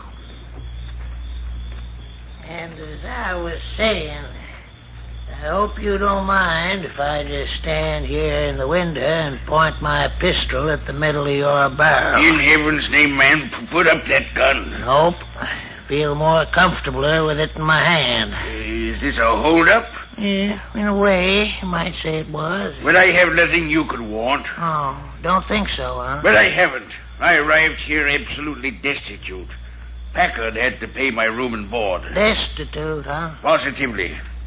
Man, you're barking up the wrong tree. Ever hear 25,000 good round United States dollars? $25,000. That's what I said. 25,000 of them. That's fantastic. Yeah, it is, kinda. You think a fella as smart as Packard would have more sense than to carry that much spondulix around his waist, wouldn't you? Packard was carrying $25,000. Was is right. How did you know? Dry Gulch Mary listens at keyholes, and what Mary knows, the whole town of Bury Your Dead knows. So? Yeah. Now you think I have the money. I know you got it. That is an insult. Well, you having money's an insult? You are branding me a thief. Well, if you are a thief, what's the hurt of branding you of one? That's ridiculous. I never stole anything in my life. Oh, come on. Is that $25,000 more important to you than your life? You'd kill me. Like I'd kill a fly. Wait, I've got to think. You got to think? Yes. Nasha, come quickly. Hey, what the tarnation's that for? Nasha. Oh, what's eating you? That roosting girl's dead and buried. Nasha, come back. Yeah, now, look here, you big fat tub of hog fat. If you think you can scare Jumping Dick off with a lot of truck about dead folks are coming back... She's coming. She's coming. The deuce she is. Nasha is coming. Nasha is coming back to this earth. There's no use. We can't get any closer than this. But, Jack, we can't hear nothing here. But we're close enough to see everything that goes on. Queer. Maestro's standing there with his eyes closed. If Dick's smart, he'll watch out. But Dick's got the drop on him. Yeah, the maestro's cooking up something. Don't forget he's a smart magician. Say, Dick doesn't seem to be as sure of himself. Yeah, look at him, wiping his face with his handkerchief. You suppose he's losing his nerve? Dick doesn't. Hold it. What? Look what's coming through the moonlight. I say, hey, it's a girl in a white dress. The girl in the white dress. The girl Dick's daughter saw last night. Hey, maybe it's Laurie herself. No. She's too small. Doesn't she remind you of someone? But she's too far away. That lithe movement, floating rhythm. That's a dancer. Jack, not Nasha. Isn't that who she reminds you of? But that's crazy. We helped bury Nasha ourselves at 5 o'clock this afternoon. You don't have to tell me that. And you said yourself she was dead. I know it. And I still say that looks like Nasha. And you're the fella that don't believe in ghosts. Watch it. She's coming up behind Dick at the window. Hey, hadn't we ought to warn him? Now keep still. Just watch. But if a doggone phantom was creeping up behind me... Look. She's standing right behind him, with her arm raised. Jack, did you see that? Dick went down like he'd been struck by lightning. All she done was lower her arm, and he just crumbled up. Look. Look at her go. Just a-floating away in the moonlight. But, Jack, shouldn't we go after her? Do you think you could catch that out there in the desert at night? Yeah, that's one thing I ain't gonna do. Chase ghosts. Oh, come on. Let's go down. Yeah. Look at the maestro leaning out the window looking down at Dick's body. Keep quiet till we get right up to the window. Well, maestro? What's that? That was the best performance you've given us yet. Oh, you saw. You were watching. Yes. Then you witnessed the return of Nasha. Is that what we saw? You saw the resurrection of Nasha from the grave. You can say the doggonedest things that ever come out of a man's mouth. Here, give me your flashlight, Doc. Let's have a look at Dick. Yeah. But where did she go, and why did she run away? Run? The spirit of man has no need for legs. You still haven't said where she went. Back to the grave from whence she came. Will you stop talking like that? Back to the grave. Here, Doc. Give me a hand. Is he dead? No, but he has a good-sized goose egg on his head. Goose egg? Yes, he was clubbed over the head. But, Jack, we didn't see any club in her hand. She just raised her arm and lowered it. We saw her arm because it was white. The club was probably a piece of dark wood that wouldn't show. Yes, but if she needed a club... Exactly. If she needed a club, she wasn't a phantom. You're a stiff-necked man, Packer. Maybe. But that wasn't any ghost that hit Dick over the head. It was a flesh-and-blood girl. But, Jack, there ain't no flesh-and-blood girls in Bury Your Dead, except in Laurie. And you said yourself it wasn't her. Besides, Laurie wouldn't sneak up behind her own father and bop him on the cranium. No, it wasn't Laura. Then who the heck was it? I don't know. It was the spirit of Nasha. She came back to protect me. Protect you from what? From that man who threatened me with a gun. Why did he threaten you? He said it was a hold-up. Jumping Dick was holding you up? So he said. But, what did he want? I told him I was destitute, but he refused to believe me. Mm-hmm. I see. He said he would kill me as quickly as he'd kill a fly. I was in desperate circumstances, so I called on Nasha, and she came. Well, somebody sure enough came all right. Jack, I don't like what's going on. I wish we could... Hey! Oh, somebody, please! That's Laura. Here we are. Oh, wait for me! Badly frightened. Here, do you see us? Yes. Oh, the most terrible thing. I just saw the most terrible thing. Catch her, Reggie. Right. No, I'm all right. I'm just so frightened. Here, just let her sit down. Oh, what's that on the ground? Your father. Oh, no. Oh, he's all right. Just a bump on the head. Are you sure? Sure. Now, what's the matter? What scared you? Oh, you won't believe me. Tell us and see. I was coming up the trail from our cabin to the boarding house. I came face to face with Nasha. Hey, you saw her? Yes. Yes, she was the girl in the white flowing robes. The girl I saw last night. How close were you? So close I could have reached out and touched her. You saw her face? Yes. Yes, it was Nasha. Now, will you believe? What? What'd you say? It was someone in a white dress that hit your father over the head. Huh? The maestro's been trying to tell us it was Nasha. Yes, I saw her. Well, what happened after you saw her? She just vanished off into the moonlight. I was so frightened I thought I'd lost my senses. Joe, Jack, there's no answer to that. The ways of the mystic are beyond comprehension. Jack, when you reckon the next freight train will be coming through? Don't be a fool, Dad. Well, I'm a fool, because I don't want to go mucking around with dead folks. You're a fool because you believe there are any dead folks. Well, all right, then. But go on and explain things to me. I can't. And neither can I. There's nobody else except the maestro here. Now you are talking reason. Dead people don't rise from the grave. But we seen her, and Laurie seen her. Dead people don't rise from the grave. You can prove that, Packard? I can. And I'm going to. I would give much to be present when you do it. How and when I do, it'll be none of your affair. Come on, let's get out of here. Are we going to just leave Jumping Dick laying there? His daughter and the maestro are with him, aren't they? As I say, a bit inhuman, what? We've got other things to do. Come on. Righto. Well, what we got to do that's all fired important? Prove the girl who struck down Dick wasn't Nasha. Yeah, but how? Reggie, you know where those shovels are? I say, shovels? Yes. We're going to open Nasha's grave and prove. Prove what?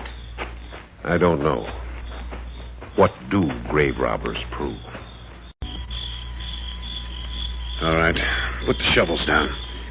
The first thing we've got to do is get that ton of stone off the top of the grave. Well, fella, don't that hunk of rock right on top of the grave just about prove Nasha ain't been tampered with? It's quite. It hasn't been moved, Jack, so the grave hasn't been opened. And if the grave hasn't been opened, Nasha's still in there. I thought you were the boys who believed we saw Nasha hit Jumping Dick over the head. Well, not any flesh and blood Nasha, Jack. Look, Doc. If Dick was clubbed by any Nasha, it was a flesh and blood Nasha. Then you think it is some other girl floating around in a white dress and not Nasha at all? That's the most logical answer.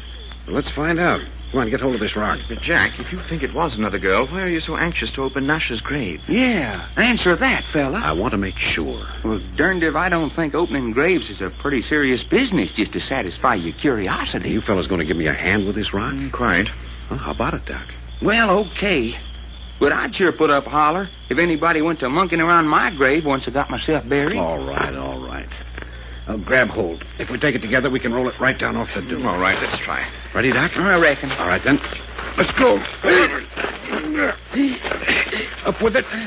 More. Keep her coming, Reggie. She's moving. Look out, Jack. It's rolling your way. Let it roll. Little more now. There. There she goes. Hold it, Reggie. That's plenty. Yes, quite. Ooh-wee. Man, that's worse. I say yes. Nobody but three guys with strong backs and weak brains would have tackled it in the first place. Oh, you admit it, huh? Oh, you mean the lame brain part? Well, it ain't so lame that I'm going to move that rock back on the grave again after we get through here. We'll take care of that when we come to it. Now then, the shovels. A nice moonlight night for grave opening. Yes, we got several things to be thankful for. Such as what? Well, fairly good light. Sand will be easy to move. The coffin isn't buried very deep. I say we've got company. The wolves are out. Yeah. Looky over yonder on that ridge. That old he-wolf brindle. Well, let him watch if he wants to. No one else knows we're out here. You sure about that? I watched pretty careful. No one followed us out, and certainly no one knew when we were coming. Here, give me one of those shovels, Reggie. Quite. I'll take the other. Oh, no, not at all. You can be relief man, Doc. I'll start here, Jack. Let's go. No, this is no job at all. I think the top of the casket's only about 3 feet down. And pretty doggone shallow burying. I noticed it at the time. Go on, fella. Holler your head off. This here reminds me of a story my grandma on my mama's side used to tell down in Texas about a woman that she knowed when she was a little girl. The meanest woman that ever sucked on a corncob pipe. Chewed snuff, too. But, man, she was the original hard-hearted Hannah. Mean. She put 5 husbands in their graves before she was 40. Well, anyway, according to my grandma, she upped and died when my grandma was still a little girl. They give her a decent burying because there wasn't nothing else to do with it. And then everybody sort of breathed a sigh of relief on account of she is safe underground. You want I should relieve you, Jack? No, go on with your story. Yeah. Well, years went by, and my grandma growed up into a woman. Then things changed a lot. Decided to run a state highway or something right plumb through the old graveyard. Well, that being the case, naturally all the buried folk had to be moved. And one of them was this cantankerous old woman. Well, sir, you know what they found when they opened her grave? There wasn't nothing left of her in the box but one thing. No bones, no clothes, nothing but just one thing. And you know what that was? What did I say? What? Her heart. And it had turned to stone. No. I swear to my grandma, it had pure stone. You talk about your hard-hearted woman. Hold up for a minute, Reggie. Well, how's it coming? Making good progress. Let me take over. No, not at all. I haven't even raised a sweat. Well, how about you, Jack? If you insist. Okay, let's go. Well, hey, you're getting right down to it. Come on, Ray. Right on. Yeah, there's one thing. I'll never think of bury her dead without picturing that old wolf over on the ridge against the moon. Bury your dead's gonna mean something a lot more important than that to me. If we don't get our 25,000 for taters back. We don't leave this place without it, I can promise you that. Well, if you want my opinion, we should ought to be looking for it instead of messing around Nash's grave. Who knows? Maybe we'll find the money buried here with Nasha. Hey. I say, you mean that? Why not? The money disappeared about the time Nasha died. How easy for the maestro to have planted the money belt on the girl's body. Bury it with the idea of returning when the excitement had died down and dig it up again. Well, now that gives me something to dig for. Get it going, Reggie. Right on. Doggone. Why didn't you tell us that in the first place? Of course, it's only a theory. And a bally good one, too. Hey, let's cut out the talking and just dig. Yeah, suits me.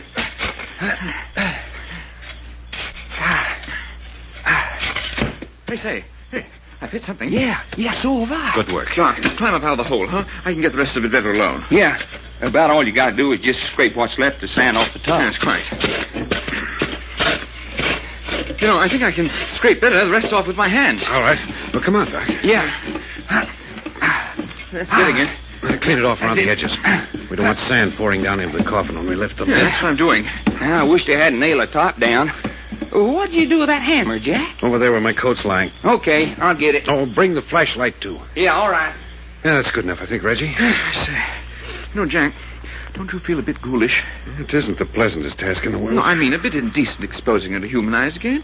She's finished with this world, and she deserves to be left in peace. All very nice, but we want our $25,000. Yes, quite. Well, here you are, Jack. Okay, hold the light while I see if I can get the claw of this hammer over the head of some of these nails. Yes, if I remember, there are only 4, one in each corner. There. Well, that's one of them. Yeah, this one's easier. We get this one, I think we can just pull up the lid. Well, go ahead and get her. Well, now we are getting somewhere. Can you get your fingers under the lid now, Reggie? I think so. There, quite. I got it. Well, Nasha, sorry to have to do this, but here goes. Hold the flash, Doc. Pull up, Reggie. Right-o. There. Hey, look. Well, I'll be... She's gone. She isn't here. Hey, what's going on here anyway? Here, let me have that flashlight. But I say, it's impossible, Jack. No one could possibly have got her out without moving that big rock we put on top of the grave. And nobody moved the rock, we know that. And then there's only one thing that could have happened. Well, same being what? The coffin was buried without Nasha in it. That isn't true, Reggie. Just before the coffin was nailed shut and lowered into the grave, the lid was lifted, and we all saw her. You darn tootin' we did. But it's so absolutely impossible. It couldn't have happened. The coffin nailed shut under 3 feet of sand with a huge rock weighing at least a ton on top of the grave. Well, it did happen. Feller, if you want to ask me, the maestro's got some powerful magic working on his side. The maestro's just too smart for us. And we still ain't got our 25,000 back. What you keep looking in that casket for with a flashlight? You don't expect to find Nasha down one of them cracks, do you? I don't know what I expect to find. But there's one thing. There is. Now we know that Nasha's still alive. And that it was she who hit Jumping Dick over the head. You think Laurie really did see Nasha face to face, see? I know it. But, Jack, you examined Nasha before she was buried. You swore up and down she was dead. I know. That's what makes me so mad. I I'd let the maestro get away with that right under my nose. What you mean, fella? Look, it's a medical fact that a person can be hypnotized into a semblance of death. Suspended animation, no respiration, no pulse. To all appearance, lifeless. And I let that maestro get away with it. Well, she sure looked dead to me. Well, at least we've exposed his trick before it's too late. Exposed his trick, huh? That's what I said. Exposed his trick. Well, maybe you have, but I ain't. Why, I couldn't explain how Nasha got out of that nailed-up coffin if I was to swing for it. It's another one of his tricks. I don't know how he did it, but you can bet there's an answer, and it hasn't got anything to do with mysticism. That's crime. And what do we do now? We go back and face the maestro with what we do know. Put it up to him to return our money or take the consequences. Now you're a talking fella. And if he doesn't talk fast enough to suit us... Jack, look out there in the moonlight. It's a woman. She's coming this way. Crouch down. I say, it's Jumping Dick's daughter, Laura. Well, what the heck's she doing out here? Hold it. She's coming up to the grave. Oh, the grave. Nash's grave's been opened. So what? Oh, no. Who are you? Jack Packard. Oh, but the grave is... Don't worry. There's nothing in it. There's nothing in it. That's what I said. What are you doing out here? I've been looking for you. For me? Why? Something's happened at the boarding house. The maestro's disappeared. Disappeared? That's ridiculous. There's no place for him to go. I don't know. I just know he's gone. The freight train stopped up at the siding about an hour ago. What's that? Did you say a freight train? Yes, I think it's picking up the boxcar. Are you kidding Doc, me? Reggie, did you hear that? There's a freight train up on the siding. Has it gone yet? No, but... Doc, Reggie, come on. Hey, fella, what's eating you? Freight train, you fool. The maestro's disappeared. Come on. Come on, we gotta catch that freight train. It's still standing on the siding. I see the headlights. If we miss that freight train, we're all washed up. Well, it ain't got away from us yet. We still got a piece to go. But, Jack, I don't understand. Why is this freight so important? Because our $25,000 is on that freight train. Oh, I say. Hey, how'd it get on there? Well, didn't you hear Laura say the maestro disappeared? Where do you suppose he went? You mean the maestro's pulling out of Bury Dead on that freight train? You bet he's pulling out. Hey, let's step on it. Oh, the train whistle. Does that mean... Come on. There she goes. I can hear her. Stop talking. Maybe we can get over the tracks ahead of her. Oh, bless the bloody dog. I keep stumbling. If that fat magician gets away with our money... Save your breath. Run like you never ran before.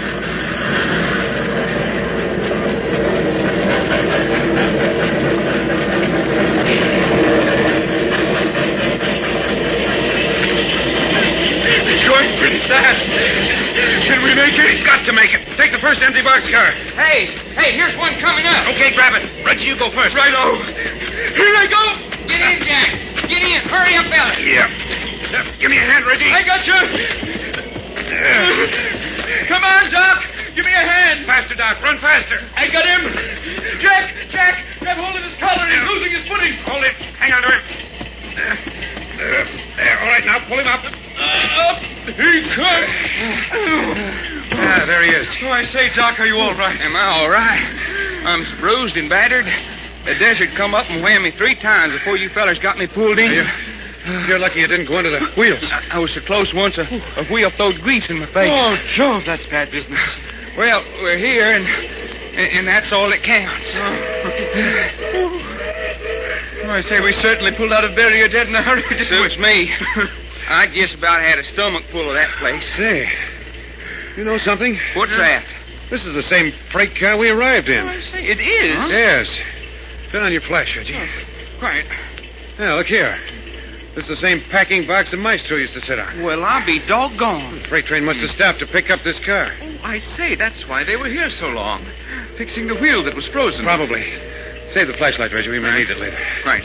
Jack, I just been thinking. What's the matter now? Well, supposing the maestro ain't on this freight train after all. He's got to be. But supposing he ain't, then what we gonna do? If he's not on this freight, I'll eat it. Well, that ain't saying what we'll do if he ain't. Well, the only thing is to catch the next freight back to Bury Dead. But I know he's on it. Well, what makes you so sure, Jack? Well, he disappeared from the boarding house. He's so fat and heavy he can't get around in the sand. There's no place for him to go. Besides, what would you do if you were stuck in a place like Bury Dead with $25,000 that didn't belong to you?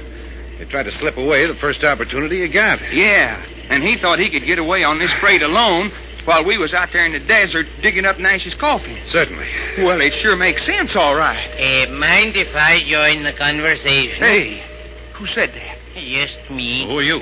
What are you doing in this boxcar? Well, goodness, ain't I got as much right in here as anybody? Turn the flash on him, Reggie. Quite. Hey, what are you trying to do? Blind the feller? Take that light out of my eyes. Looks like a bindle stick. Okay, Reg, just turn off the light. I am a knight of the open road. Yeah? My name is Swenson. Well, how do you do, Swenson? I'm Jack Packard. Jack Packard, eh? Yes. These two men with me are Doc Long and Reggie York.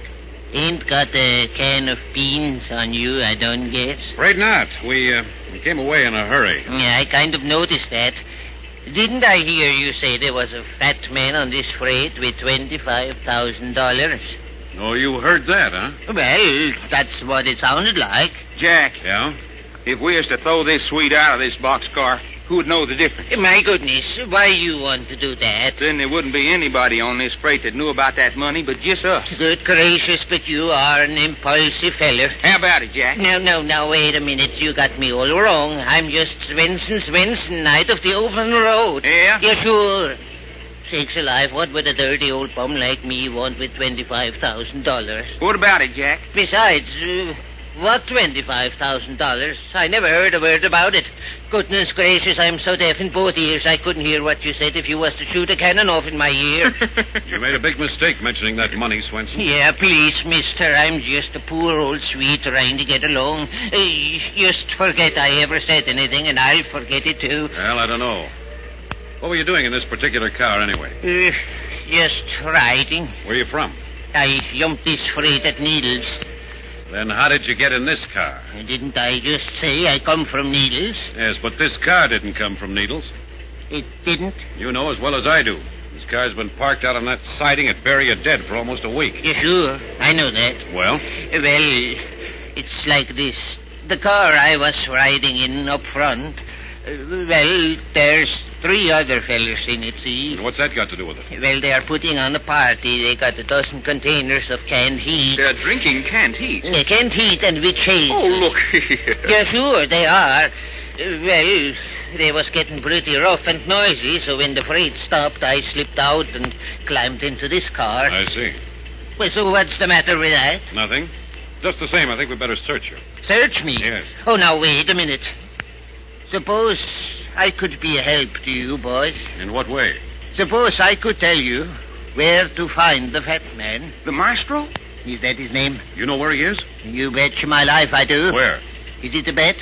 If I tell you where to find the fat boy, do you lay off of me? And you'll forget you ever heard about that money? Oh, what do I want with money? Goodness gracious, if I had money, then I couldn't ride freight trains no more. It's a deal. Where's the maestro? Back there. Back where? In the end of the car. Him and the girl. Hey, you mean the maestro and Nasha are in this car? All you have got to do is go back and see for yourself. Well, of all the doggone luck. Come on, let's go back. Reggie. Yes? Stay here with Swenson. Watch him. Right-o. Here, give me the flashlight. Come on, Doc. Well, and ain't he going to be glad to see us? If that Swede's lying, I'll turn on the flash, Jack. Who is that? Nasha. Nasha, you alive, honey? You are Doc Long? Of course I'm Doc Long. Where's the maestro? Here he is, lying down. The maestro is asleep. Or pretending to be asleep. Let's see what a kick in the pants will do. What's that? You dare kick the maestro? Here, what is this? Maestro, this Jack Packard kick you. Jack Packard? Yes. Shall I stick a knife in him? Jack Packard, what are you doing here? I was about to ask you the same question. I couldn't stomach Bury Dead another minute. When the freight stopped, I decided to leave. Well, you were the only thing in Bury Dead that interested us, so when you left, we came along, too. And you kicked me. That's right. Insult on insult. Shall I stick a knife into him, maestro? I will do worse than that. Such as turning me into a wolf, I suppose.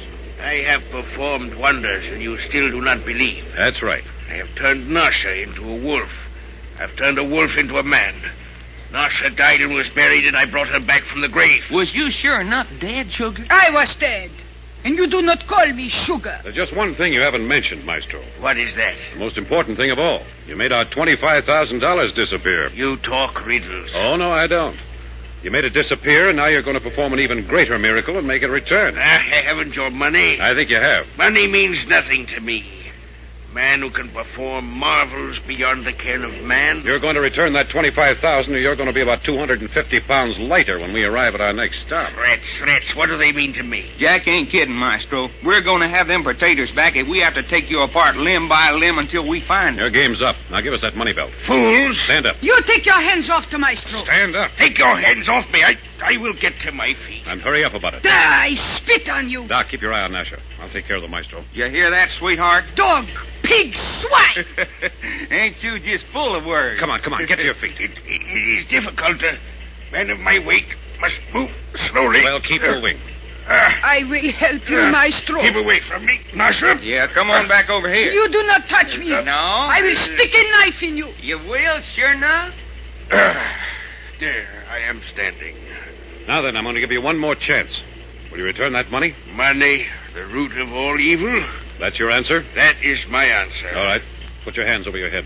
What's that? I said put your hands over your head. No, you do not, Maestro. You do not. And why should I put my arms over my head? Don't argue. Do it. But I know on good authority that you're not armed. No, I'm not armed. But I am. Hey, Jack.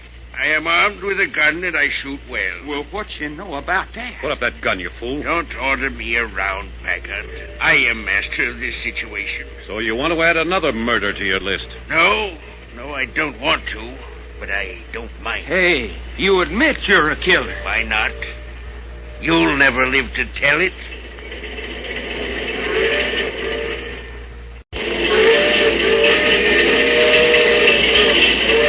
Well, spank me for a baby. Gunplay. Keep those hands up. I got him up, fella. Nasha? Yes, Maestro. Take that flashlight out of Jack Packard's hand. Yes. Give it here. Don't move, either of you. Nice piece of work, Maestro. But what do you think it's going to get you? You do not worry. The Maestro knows what he is doing. Nasha. Yes, Maestro. Stand behind me with that flash. Hold it so that we're all in the light. Yes, Maestro. Good. Now then, where's your partner? Reggie? Oh, he's down yonder in the doorway of the car. Doc, you fool. But Jack. Oh, never mind. Very well. We will go down to the doorway. Keep your hands up. March. I will follow, Maestro. Follow close. Keep everyone in the light. Yes, Maestro. Jack, is there anything the matter? That's a silly question, Reggie boy. What made you think that? But the Maestro has a gun on you. No. York, put up your hands. I said. Put them up. What about it, Jack? Better do as he says. Righto, but what's it all about?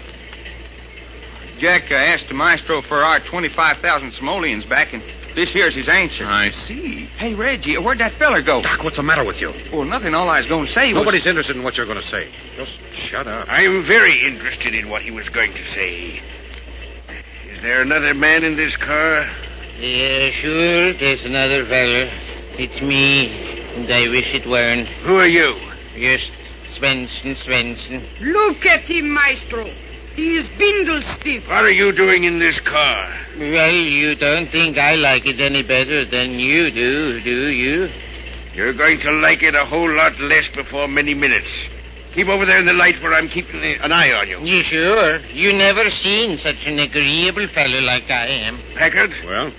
Go over in the doorway and stand facing out. What's that for?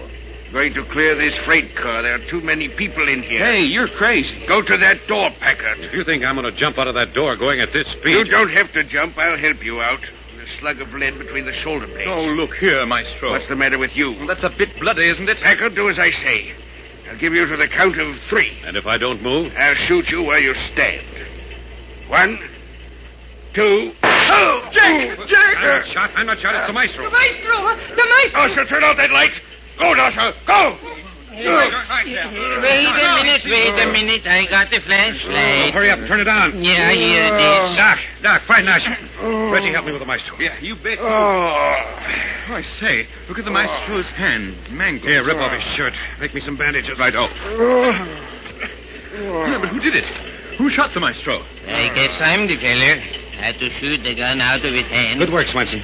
Give me a piece of that cloth. Here you are. Hold that flashlight down closer. Yeah, looks like I shot off one of his fingers. Looks like you did, all right. Oh, stop groaning in a dead. Jack, Nasha's not in this boxcar. What's that? No, she ain't. I look good. Hey, you mean that Russian girl jumped out? She must have. Oh, but look here. Supposing she had that $25,000 on her. Then I would say your 25 grand was laying back along the tracks on the body of a dead girl. Well, darn it, why don't somebody stop the train? How are you going to stop a freight train? What about it, Jack? There, that'll take care of you, Maestro. At least we can get you to a hospital. But, Jack, our $25,000. I think our money's safe enough. Hey, what do you mean? Have you forgotten Nasha disappeared from this boxcar once before and came back safe? I see. Hey, that's right. Besides, we don't know that Nasha had the money. Search the Maestro. You bet we'll search you, Maestro. Here, you roll over. Man, don't he suffer good. Hold that flashlight, Reggie. Righto. He's got so much fat on his bones. Nope. Nothing on this side. Roll him over. I'm tired. Listen at him. Over. He goes. Anything at all? Limp as a baby. Hey, Jack, there ain't nothing at all on this carcass. All right, let him sit up. Come on, you. Up with you. Will I bleed to death? Sorry to report there isn't a chance of you bleeding to death. Who shot me? I did. You did. You're only a tramp. No, I ain't no tramp. You're not? Then what are you? Just a railroad dick. Policeman? For the railroad. What's the idea? What are you doing here? Looking for this fat man? You was? Well, what for?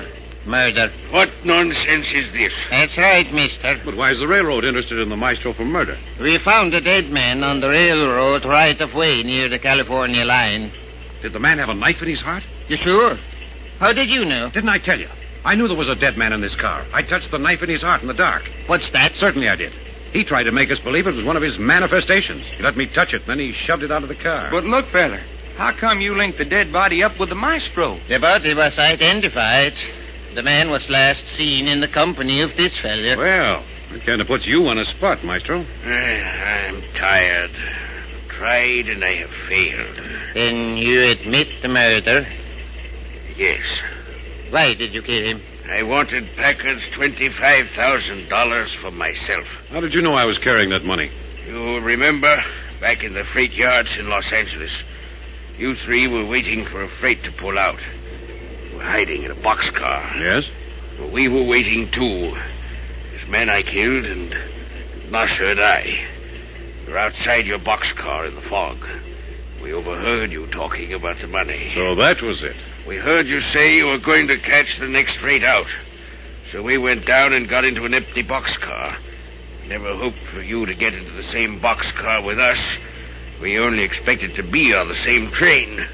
Follow you to your next destination. And we played right into your hands by getting in the same car. When did you kill this other fellow?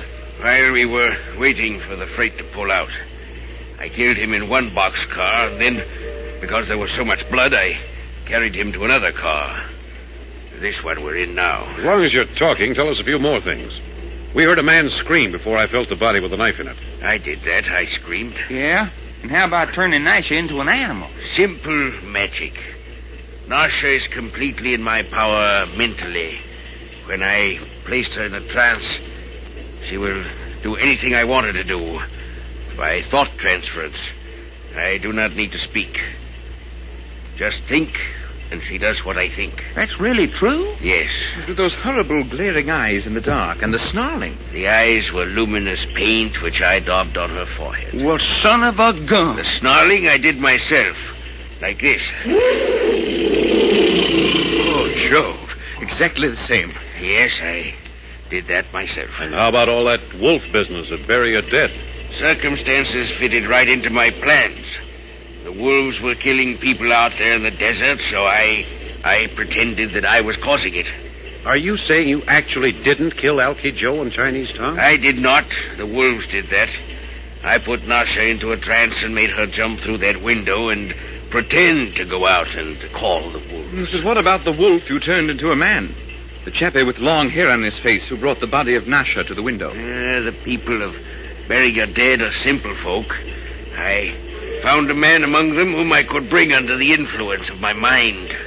I hypnotized him, covered his face with crepe hair, and had him carry Nasha in. You certainly went to a lot of trouble on our account. Yes, I was using all the magic I knew to confuse you, so that when I got hold of the $25,000, you would not know where to start looking for it. You didn't fool me for a minute.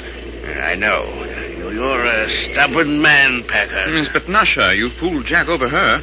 Even he said Nasha was dead when the chappie with hair on his face brought her in. Yes, Nasha's so completely in my power, I can hypnotize her so that she is the same as dead. A suspended animation. No breathing, no pulse. Her body takes on a death-like white marble hue. Then we sure enough buried Nasha while she is still alive? Yes. Yes, but how did she get out of the coffin? It was still nailed shut when we dug it up. I made the coffin myself. If you had examined it carefully, you would have found hidden hinges in one end. When I sent a mental thought to Nasha, she came alive. She opened the end of the casket and dug her way through the sand to the surface. Holy jumping cow. You mean that Russian girl opened the coffin and come out alive? Yes, it has been done before. Houdini mystified the world for years with that trick. Well, what do you know? But why did you go to all that trouble? Why did you bury her? With her, I buried the $25,000. I wanted the money out of the way when you searched for it. Yes, but who hit Jack over the head out on the desert and took the money away from him? The man with the hair on his face whom I had hypnotized. Under my influence, he attacked Packard and then brought the money to me. Well, I reckon that just about explains everything. No, there's two more things. Jumping Dick and Laura, for one thing. I can explain them. That foul woman, Dry Gulch Mary, heard Doc Long mention the money you were carrying. She told Jumping Dick, and he and that woman, Laura, decided to get it. You mean his daughter? She wasn't his daughter. Just an adventuress stranded out there in the desert. You know that? I do. Well, how's that for pulling the wool over my eyes? Quite. Well, that explains those two. Now the most important. Maestro, how did Nasha disappear from this boxcar and then return? Turn your flashlight on the door of the car. You mean you're going to bring her back now? I might as well. Game's up. All right, go ahead. Nasha, come back. Hey, look. Here she comes. Floating back through the door of the car. Here, what's going on? That ain't natural. Nasha, come here. Yes, Maestro. Take off that money belt. Yes, Maestro. There it is. There it is. Yes. Now give it to Packard. Yes, Maestro. Thanks. Hey, but that still don't explain how she got in and out of the car. Nasha is an acrobatic dancer. She simply took hold of the top of the door and swung her body up onto the roof of the car. She's been up on the roof of the car? Yes. It would be impossible for anyone less lithe and supple. Even she couldn't do it, except under my hypnotic influence. Maestro, I want to hand it to you. You're a clever man. Clever enough to escape this murder charge? That I don't know. No. I don't think even the Maestro is that clever.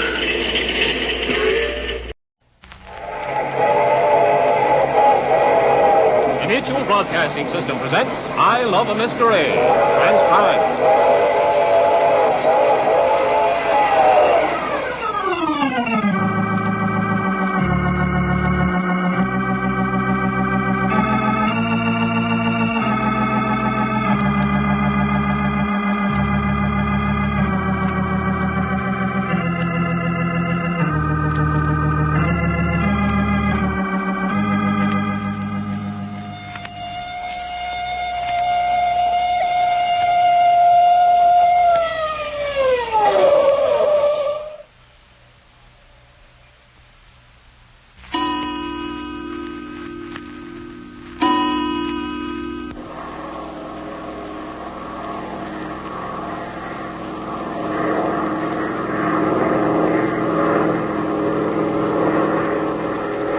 Yes, sir, Jack. A bunch of doggone heroes. Every doggone one of us. Oh, look here, Doc. Yeah, I know how you feel, Reggie. I wouldn't believe it myself. Only here it is, spread over the front pages of every newspaper in the country. You believe everything you read? Well, of course I do. A newspaper wouldn't dare print anything that wasn't true. Doc, you haven't done a thing but read those papers since they were taken on at San Francisco. Darn interesting reading, too. Looky at this picture of me.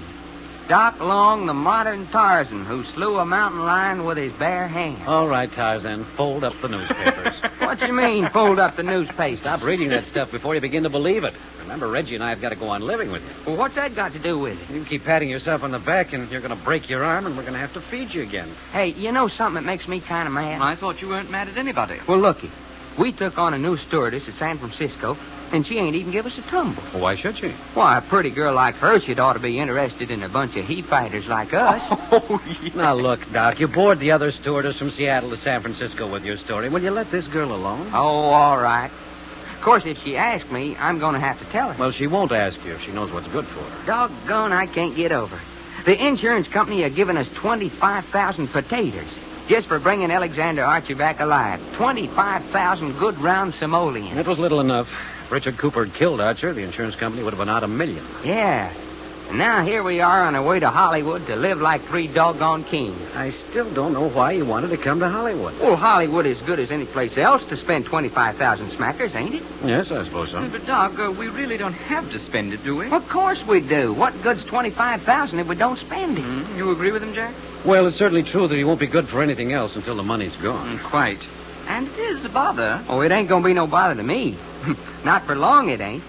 What's the best hotel in Los Angeles? Oh, there's several. Yeah, but the most expensive. I don't know. Well, anyway, that's where we're going. Yeah, but, Doc, we're not dressed for that sort of thing. Then we'll get dressed for it. And we'll get the most expensive automobile we can find and eat in the most expensive eating places and go to the most expensive shows. And the 25,000 will last us just about 1 month. Well, that's just about right. I don't think I could stand being so darned expensive much longer than that. Do you like it, Reggie? Well, as a matter of fact, I don't. Now, there's gratitude for you. I'll work out a swell way to spend our 25,000.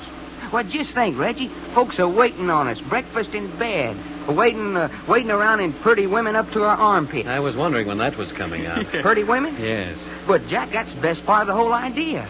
Why, there ain't nothing I like... We know there isn't anything you like as much as a pretty woman. Well, they ain't. There's one thing, though. I'm just wondering with so much whoopee if I'm going to be able to get home every morning in time to have breakfast in bed. Looky, you fellas, promise me something? Well, let's hear it first. I want you two to promise me, no matter what happens, no matter what, you get me? That we ain't going to take no adventure nor solving a mystery nor nothing like that until every last penny of the $25,000 is gone. I see. You don't want business to interfere with pleasure. You bet I don't. You promise? Well, now, that's a funny thing to ask, Doc. Adventure just doesn't come up and smack you in the face. You've got to go out looking for it. Yeah, but I know Jack. He smelled something and away we go. But if we do run into something... No, sir. If we run right smack into something, we're going to turn our backs and start walking the other way. Well, what do you say to that, Jack? I say the worst is about to happen. Huh? Well, what you mean? That stewardess has spotted us. She's coming this way with a newspaper in her hand. Hey, that's all right. Well, get ready, Reggie, to hear the story of our great adventure all over again. Quite. Hello, honey.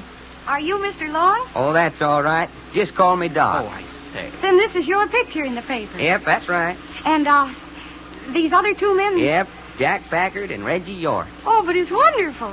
You're the 3 who were almost murdered and fought those mountain lions. Yeah, would you like to hear about it? Oh, please. And that poor girl, Linda Joyce. You were wonderful to save her from the mountain lion the way you did. Oh, shucks, it wasn't nothing. Sit down a minute, and I'll tell you all about it. Oh, will you please do? It's his pleasure. What's that? I say you don't know what you're letting yourself in for. Hey, Jack, she asked me, not you. That dreadful Richard Cooper and Dr. Thorne. Thank goodness they're safely in jail. Yeah, they're locked up so tight they ain't never going to get out. But there were so many of them. I mean, besides the 2 leaders. How did you ever get off the island? Well, while me and Linda was out fighting the lion, Jack and Reggie here captured Cooper and Thorne and locked the rest of the gang up in one of the rooms down in the cellar. Oh, you two should be so proud of yourselves. Hey, what about me out there fighting the lion? Yeah. But after all, you did have a knife. It wasn't a very big knife. And anyway, I've heard that mountain lions are cowardly. Hey, when I got through with that cougar, I was in the hospital for 2 weeks. You don't look like you'd ever been sick a day in your life. Oh, wonderful. Well, I swear to Grandma, I ain't never seen a girl like you before. Ain't you impressed at all? Of course I am. The way Mr. York and Mr. Packard locked up 13 men single-handed, I think it's wonderful. Yeah, but maybe you don't understand about mountain lions. Mr. Packard, what happened after you locked those men up? Well, we found Alexander Archer and loaded him into the launch with Cooper and Thorne and brought them into port for us and turned them over to the authorities. Oh, but what about all the men that were locked down in that underground room? Oh, the police went out the island and got them. Well, I suppose you know you're famous. Well, newspapers have to print something, I suppose. But I still don't see why they made so much of Mr. Long and the mountain lion. Hey, looky, are you just plain trying to make me mad? Why, no. Of course not. Well, whether you believe it or not, fighting mountain lions ain't no child's play. Oh, Pooh.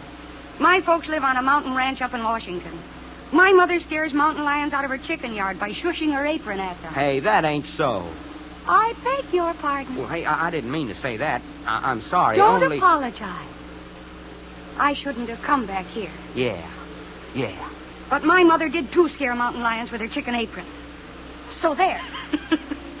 Well, what are you two sitting there grinning about? Too bad Cooper didn't arm you with a kitchen apron instead of a knife, Doc. All right. So it's funny.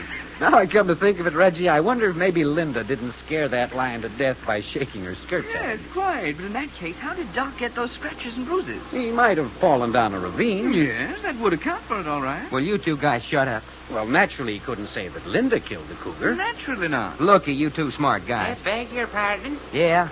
I'm a passenger on the plane. Well, so what? You look like the fella whose picture I got here in my paper. See? Oh, okay, so I'm the fella. What about it? Is it true you killed the mountain lion with your bare hands? No. It ain't?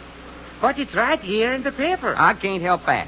Then that mountain cougar's still alive? No, he ain't. He died of being scared to death. My goodness, you don't tell me. Sure, I'm telling you. My mama come along and waved her kitchen apron at him, and he laid right down and kicked the bucket. Young man, you're a liar. Oh, you don't believe me? That's a fine way to talk to a gentleman. Well, if you don't believe me, just go back and ask the stewardess. She knows all the answers. Are you, gentleman, this feller's companion? Yes? What's the matter with him?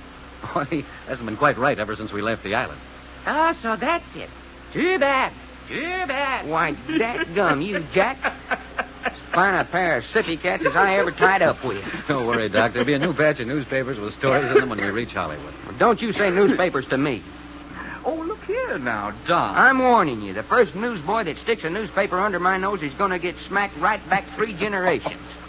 Oh, I say, look down. Lights. We must be getting in. No smoking while we're landing. Fasten your safety belts, please. So your mama shushed a cougar with her apron. Yes, she did. Fasten your safety belts, please. First thing she knows, she's going to have herself believing that. Oh, Doc. Yeah, we're heading into the field.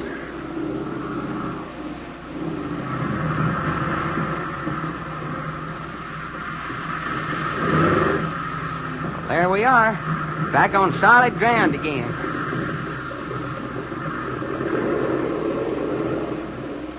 Well, there she is, folks. Burbank, California. Come on, let's get out of here and start spending some of that money. What'll we do? Take a taxi? Well, you're doggone right. To the most expensive hotel in Los Angeles. Some place that's close to Hollywood, though. Watch your step, please. Watch your step, please. Your mama's sure enough scared a cougar with her apron. You're holding up the passengers. Please move along. Oh, so you're backing down now. I am not. Well, Doc, come on. Well, all I gotta say is that your mama's one tough hombre. Oh, you're impossible. Take his arm, Reggie. I'm a-coming. Watch your step, please. A cute kid. Just as soon lie as look at you, though. Quite a crowd outside the gate. Transcontinental plane getting ready to go out. I beg your pardon. Are you Mr. Jack Packard and party? Yes, that's right. This way, if you please. Yeah, wait a minute. Who are you? I'm the chauffeur. If you'll just get in that big black car over there, I'll pick up your baggage. Man, oh, man, looky at it. A block long. What's it all about? We didn't order anyone to meet us. You must be mistaken. You said your name was Mr. Packard? That's right. Well, then, if you'll please get in the car, I'll be right back with the luggage. Jack, I don't get it. Well, neither do I. Well, what do we care? Looky, it's what's in that big old automobile. What's that? I ask you, did you ever see a prettier armful of girl than that? No. Let's climb in. What are we waiting for?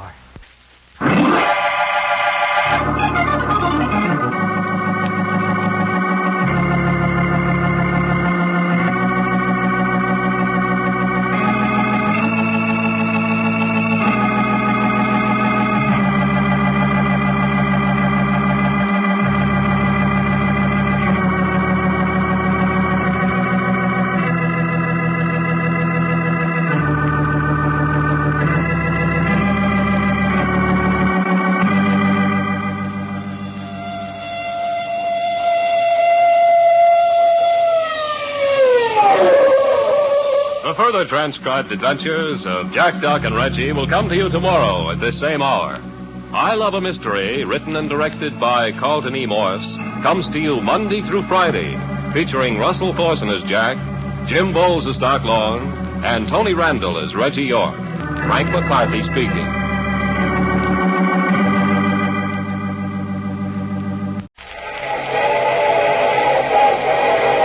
The Mutual Broadcasting System presents I Love a Mystery. Transcribed.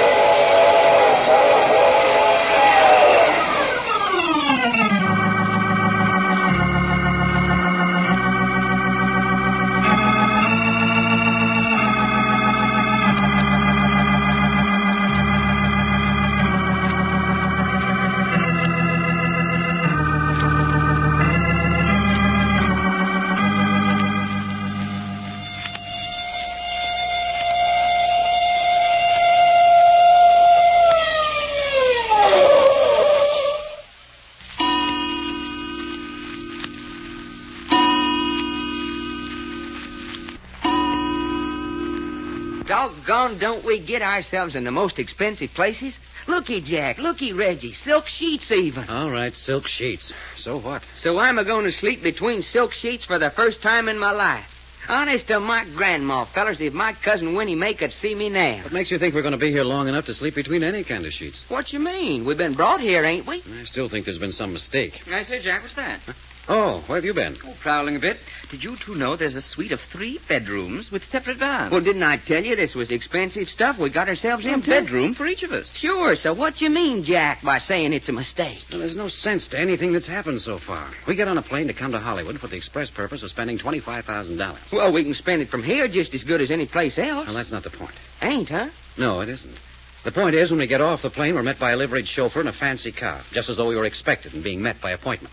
No explanation, nothing. We're just invited to get in the car. That's right, and so we get in the car. And why? Well, because there's a good-looking girl waiting inside for us. Well, that's as good a reason as any for getting into a strange auto.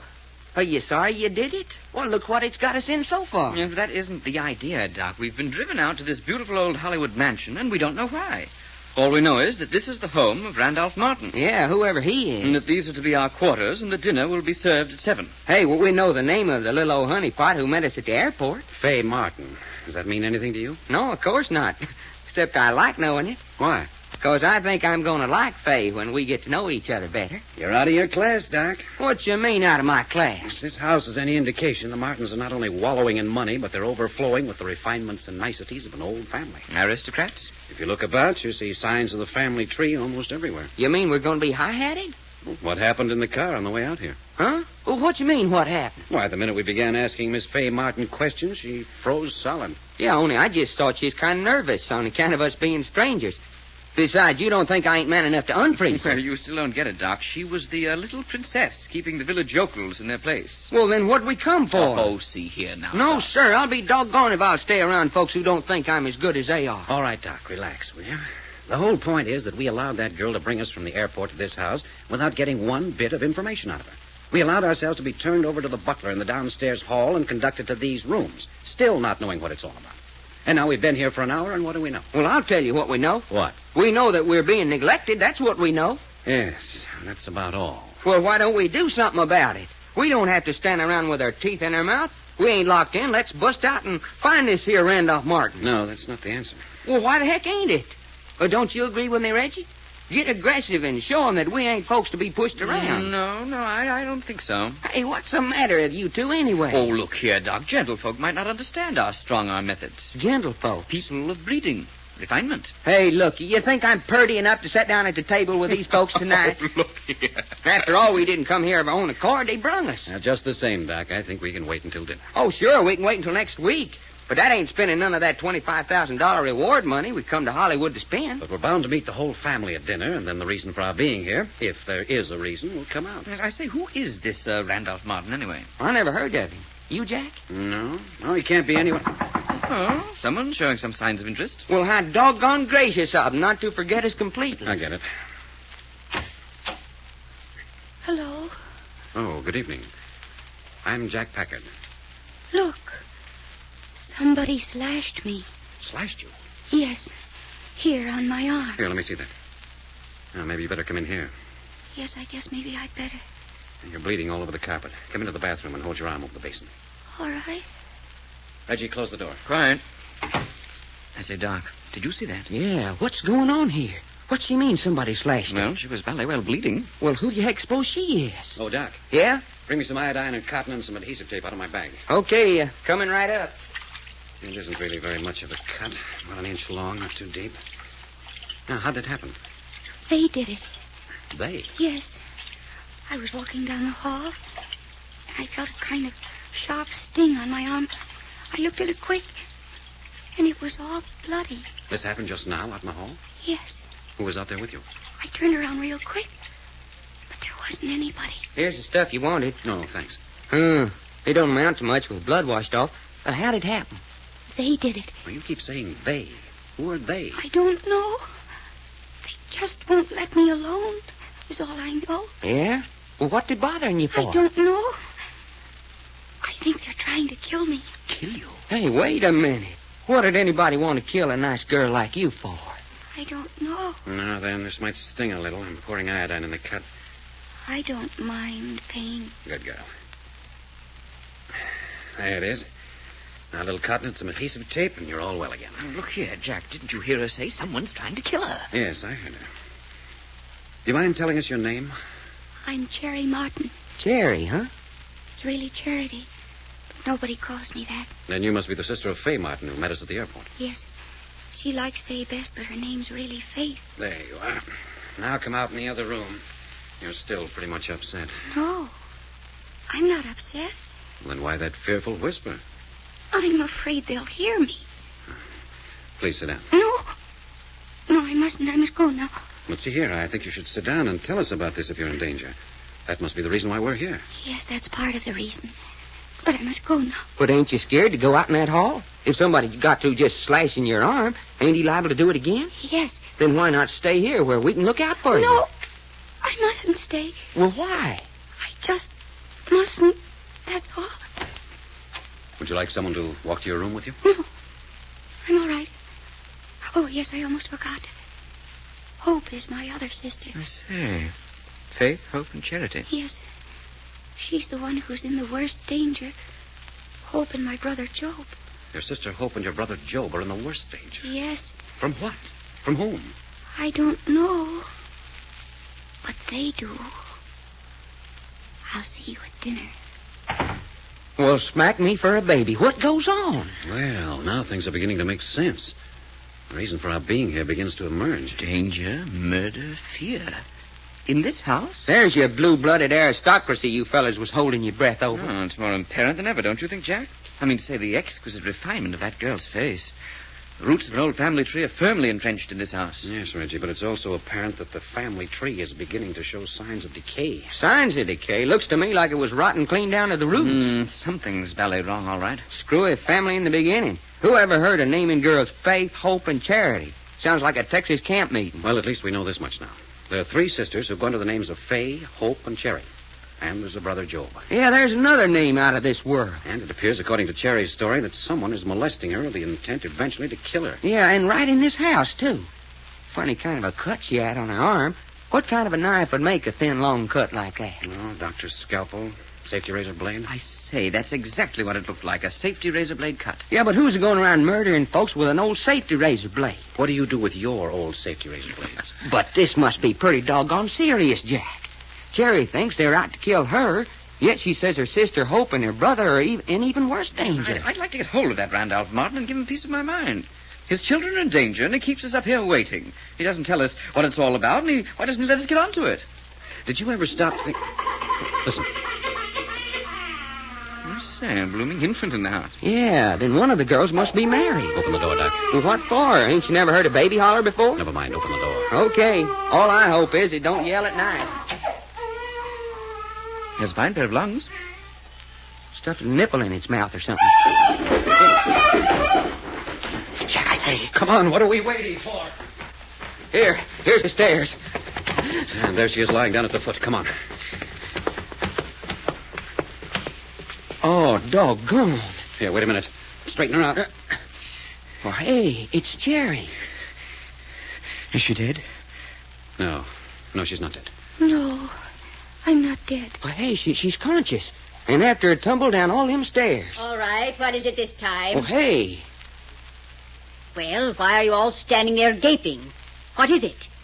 Your daughter just fell downstairs. My granddaughter, you mean. Is she hurt? No. No, I'm not hurt. Oh, falling downstairs. I didn't fall. Somebody pushed me. Hey, they did? What's that bandage on your arm? Somebody slashed me. Can you stand? Yes, I think so. Then get to your feet. Here, let me help you. There you are. Thank you. Perhaps I should explain how we happen to be here. I know more about that than you do, young man. You do? I should. I brought you. Then you're... Randolph Martin. And I need help. I'm having granddaughter trouble.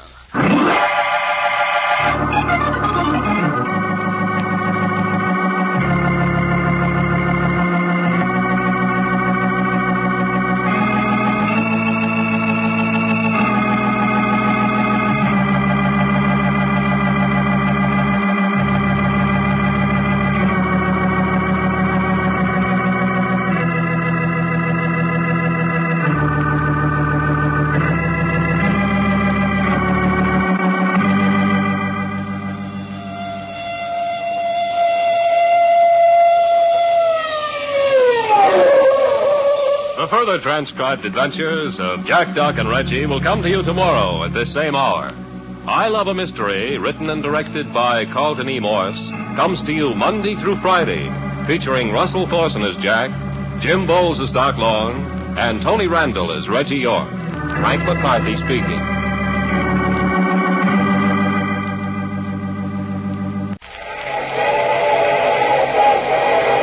The Mutual Broadcasting System presents I Love a Mystery. Transcribed.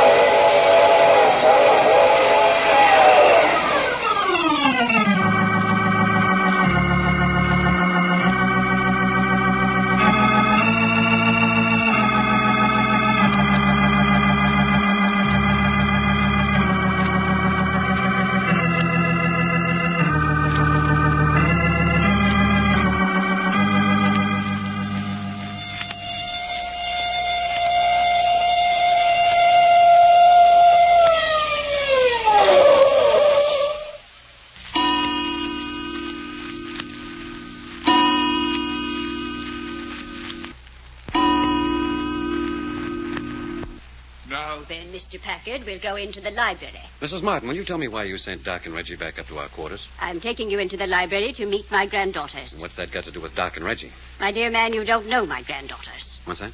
No. When there are too many eligible men about, it's difficult to get them to concentrate on anything else. Man crazy, huh? Keep a civil tongue in your head. You suggested it. I can say what I please about my granddaughters. You can't. I see. Be sure you do.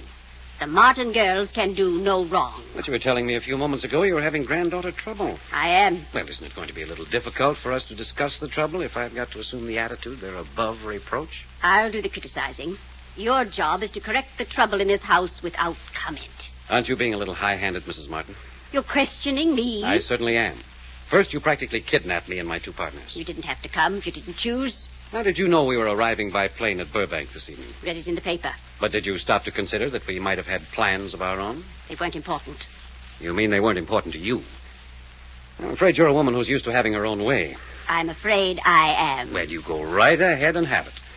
Well, I think Doc and Reggie and I'll be on our way. Fiddlesticks. What's that? You're staying right here. Against our will? Nonsense. You're staying here because you're needed. You're asking us to stay? I'm ordering you to stay. Now, then I'll say goodbye. Don't be a fool, Jack Packard. We don't take orders. You walk out of the house because I order you to stay instead of ask you to stay. That's right. You'll be well paid for obeying my orders. Keep your money. As a matter of fact, our one purpose in coming to Hollywood was to spend our reward money from the last job. It would melt faster down here than any place we could think of. You don't recognize authority, and you have no use for money. That's right. You're difficult young men to handle. Not at all. We enjoy doing favors. The House of Martin does not accept favors. Now, that's up to you. For generations, we've been able to pay for anything we want. In my opinion, then, the Martins have wanted few of the good things in this world. Well, there we are. We can't agree, so we'll go. No. Yes. No, wait a minute. Well? I don't like it.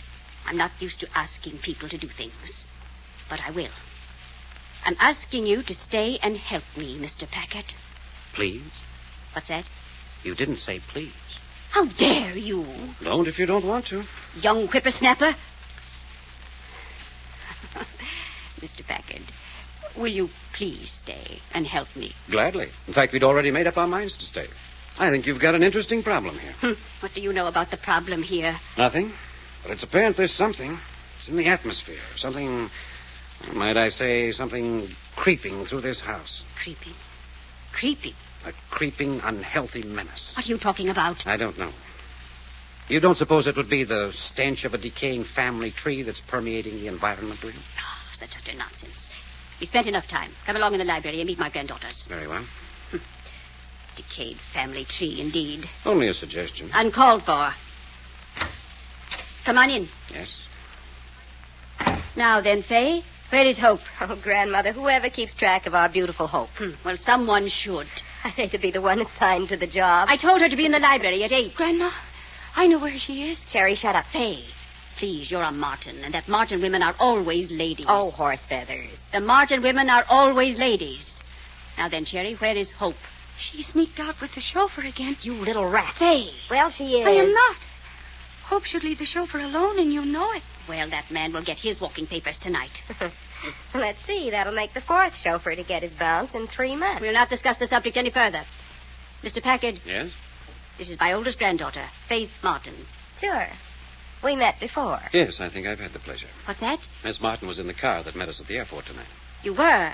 Why? I just wanted to get first look at your private detectives. I don't particularly like that term, private detectives. Well, isn't that what you are? 3 flatties in plain clothes to keep an eye on the Martin girls. That will be enough of that, Faith Martin. And, look, Packard. Grandma's the only one who can get away with Faith. Make it Faye or don't talk to me. I remember. All right, you've had the center of the floor long enough. You know Charity Martin already. Not Charity, Grandma, please.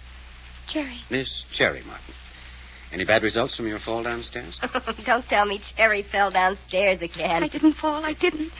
I was pushed from behind. And when you looked around, there wasn't anyone there. How can you look around when you're falling? Hey, let your sister alone. If she keeps falling down the stairs much more, we can make a tumbler out of her and put her in the circus. Faye. Okay, why not? Miss Martin. You'd better call me Faye. There are too many Miss Martins around this joint. Very well, Faye, then. You don't seem to take your sister's convictions that someone is trying to kill her very seriously. Oh, Cherry's just got a persecution complex. I have not. Sure you have. You're always talking about them being after you. They want to kill you. They. What's that but a persecution setup? Perhaps. But how do you account for the marks of physical violence? That's not in the mind. You've got me, pal, but if there's anybody in this house chasing Cherry with malice aforethought, then I'm a flagpole sitter. Faye, I find the vulgarity of your language exceedingly distasteful. Poor Grandma. She's tried so hard to make ladies of us all. And what did she get? No, what did she get? You really like to know? Faye, watch your tongue. I assure you I would. I'd like to know very much. Well, I'll start with me. I'm the oldest. Yeah? I'm the vulgarian of the family. Faith Martin, you mind what you say? Oh, go lay down, Grandma. I begin to understand, Mr. Packard. You see why I need help so badly? Go on, Faye. You're the Bulgarian. Correct. Hope is the family wench. Witness her evening escapade with the chauffeur. Faye, the family name. What family name? And Cherry, the little whispering mouse here, she's just a plain dope, afraid of her own shadow. I see. That's the way you analyze the situation. That's us. Here we are. Look us over. What about Brother Job? We'll not discuss Job. He's a fine young man. The only one in the family who appreciates the name of Martin. That's Grandma's version. Want to hear mine? Please. Brother Job is a good-natured drunk. Hey. Who's been taken by every gyp game Hollywood can think up and is slowly breaking his grandmother's heart. If I may offer an opinion, I don't think you girls are doing your grandmother's heart any good either. Oh, well, she doesn't love us. As long as we don't get the name of Martin in the headlines, she doesn't mind us, but she loves Job something awful. We all do. We all love Job. And he's in such danger. He and Hope are in terrible danger. Yes, you said that before tonight when I was bandaging up your arm. Bandaging her arm? Hello. You have got a bandage on, haven't you? What happened? Somebody slashed me as I was walking down the hall. What? It's true, it's true. You mean somebody slashed you with a knife right here in this house? Honest, Faye. Honest, they did. And, Mr. Packard, do you suppose there really is somebody after her? There's evidence to indicate it.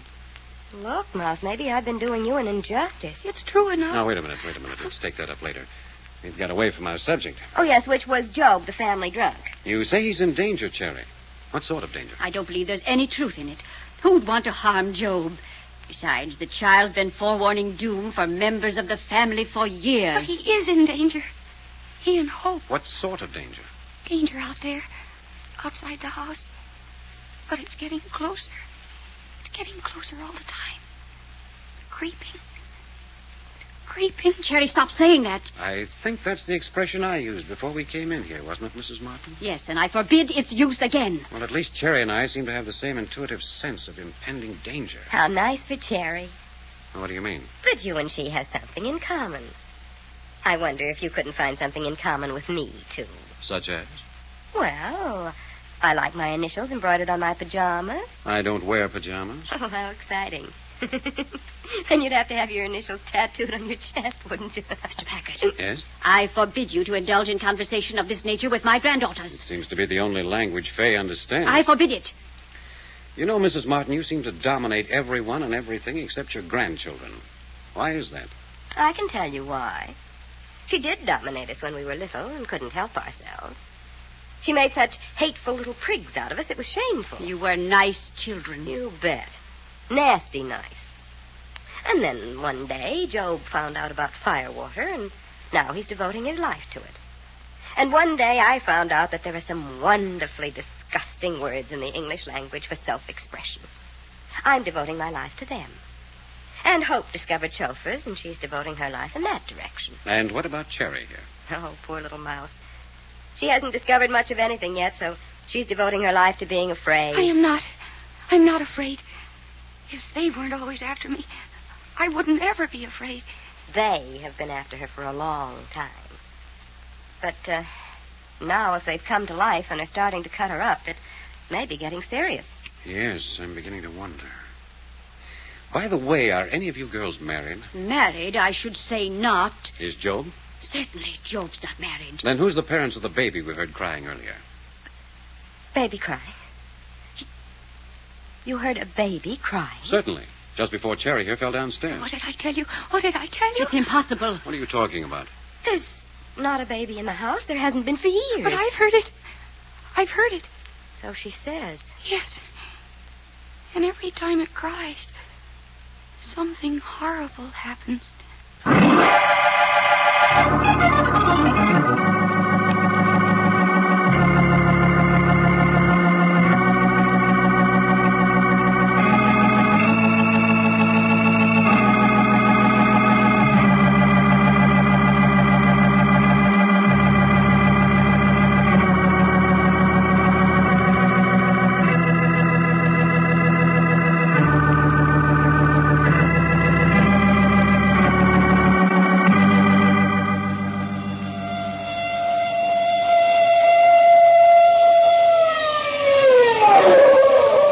The further transcribed adventures of Jack, Doc, and Reggie will come to you tomorrow at this same hour.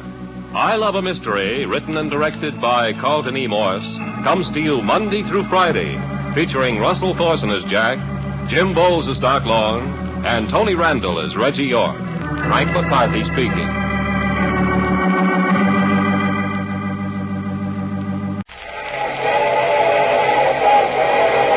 The Mutual Broadcasting System presents I Love a Mystery. Transcribed.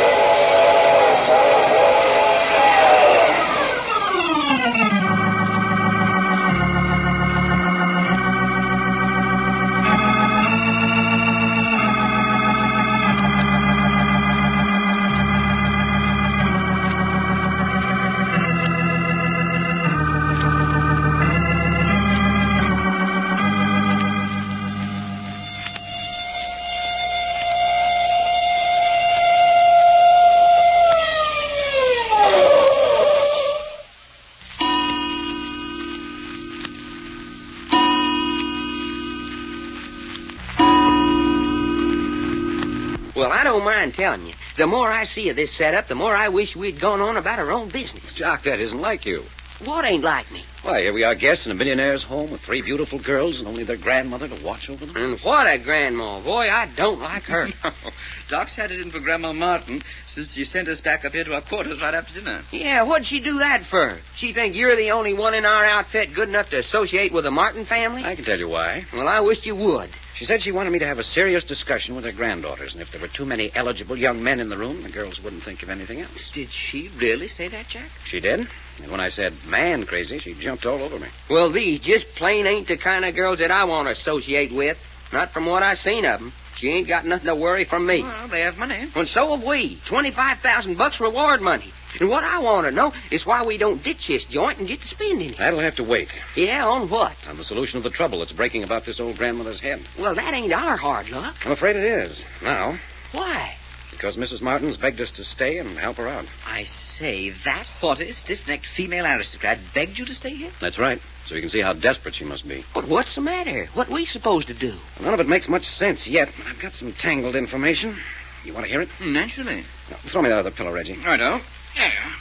Thanks. Well, come on, settle down and let's have it. All right. Let me give you a picture of the people in this house. Oh, you've seen them all now? No, I've only seen Grandmother Martin and 2 of the girls, Fay and Cherry. Fay described the others. First, Fay, or Faith, is the eldest. She describes herself as the vulgarian of the family. Oh, I say. The what? Vulgarian. She shocks her Puritan grandmother every time she opens her lips. On the other hand, I have a good idea that she has more gray matter than all the rest of the family put together. Good looking? Yes, apparently all the Martin girls are extraordinarily beautiful. Well, that's Fay, the vulgarian. The next girl is Hope. Hope wasn't in on the conference tonight, although she'd been told to be there by her grandmother. Yeah, where was she? Sneaked out with the chauffeur. Hey. I say, one of the Martin girls? Yes, according to Fay, this will be the fourth chauffeur to lose his job in 3 months on account of Hope. Fay's name for Hope is the family wench. Well, no wonder Grandmother Martin is upset. Fay, the vulgarian, Hope, the family wench. And now we come to Cherry. Quite. And what is Cherry? Well, Fay calls her Cherry, the terrified mouse. Hey, that ain't so bad. She ain't spoke above a whisper since we come into the house. Are they still after her? Well, there's no doubt that she has an obsession that someone's after her. But it looks like with good reason. But you mean you think somebody in this house really is trying to kill her? Well, I don't know whether they're trying to kill her, but they certainly are keeping her in a continual sweat of terror. In what way, Jack? First, slashing her arm. Second, pushing her down that flight of stairs. Well, Grandma didn't take that very serious. Neither did Fay at first. When she heard it, she said, "Oh, so the terrified mouse fell downstairs again." Again? Yes, looks like it was a common occurrence. But then I put in my 2 cents worth and scared the living daylights out of both Fay and Grandma. Well, what'd you want to scare them for? I didn't mean to. It wasn't until after I'd said it and saw their reaction that I knew it meant anything. Well, come on. What did you say? I said I heard a baby crying just before Cherry fell downstairs. Who does it belong to? Well, what's so terrifying about that? Whose infant is it, Jack? And where's the nursery? There isn't any nursery. And there isn't any baby. Why, Dad busted, Jack, there is too. We heard it. There isn't any baby in this house.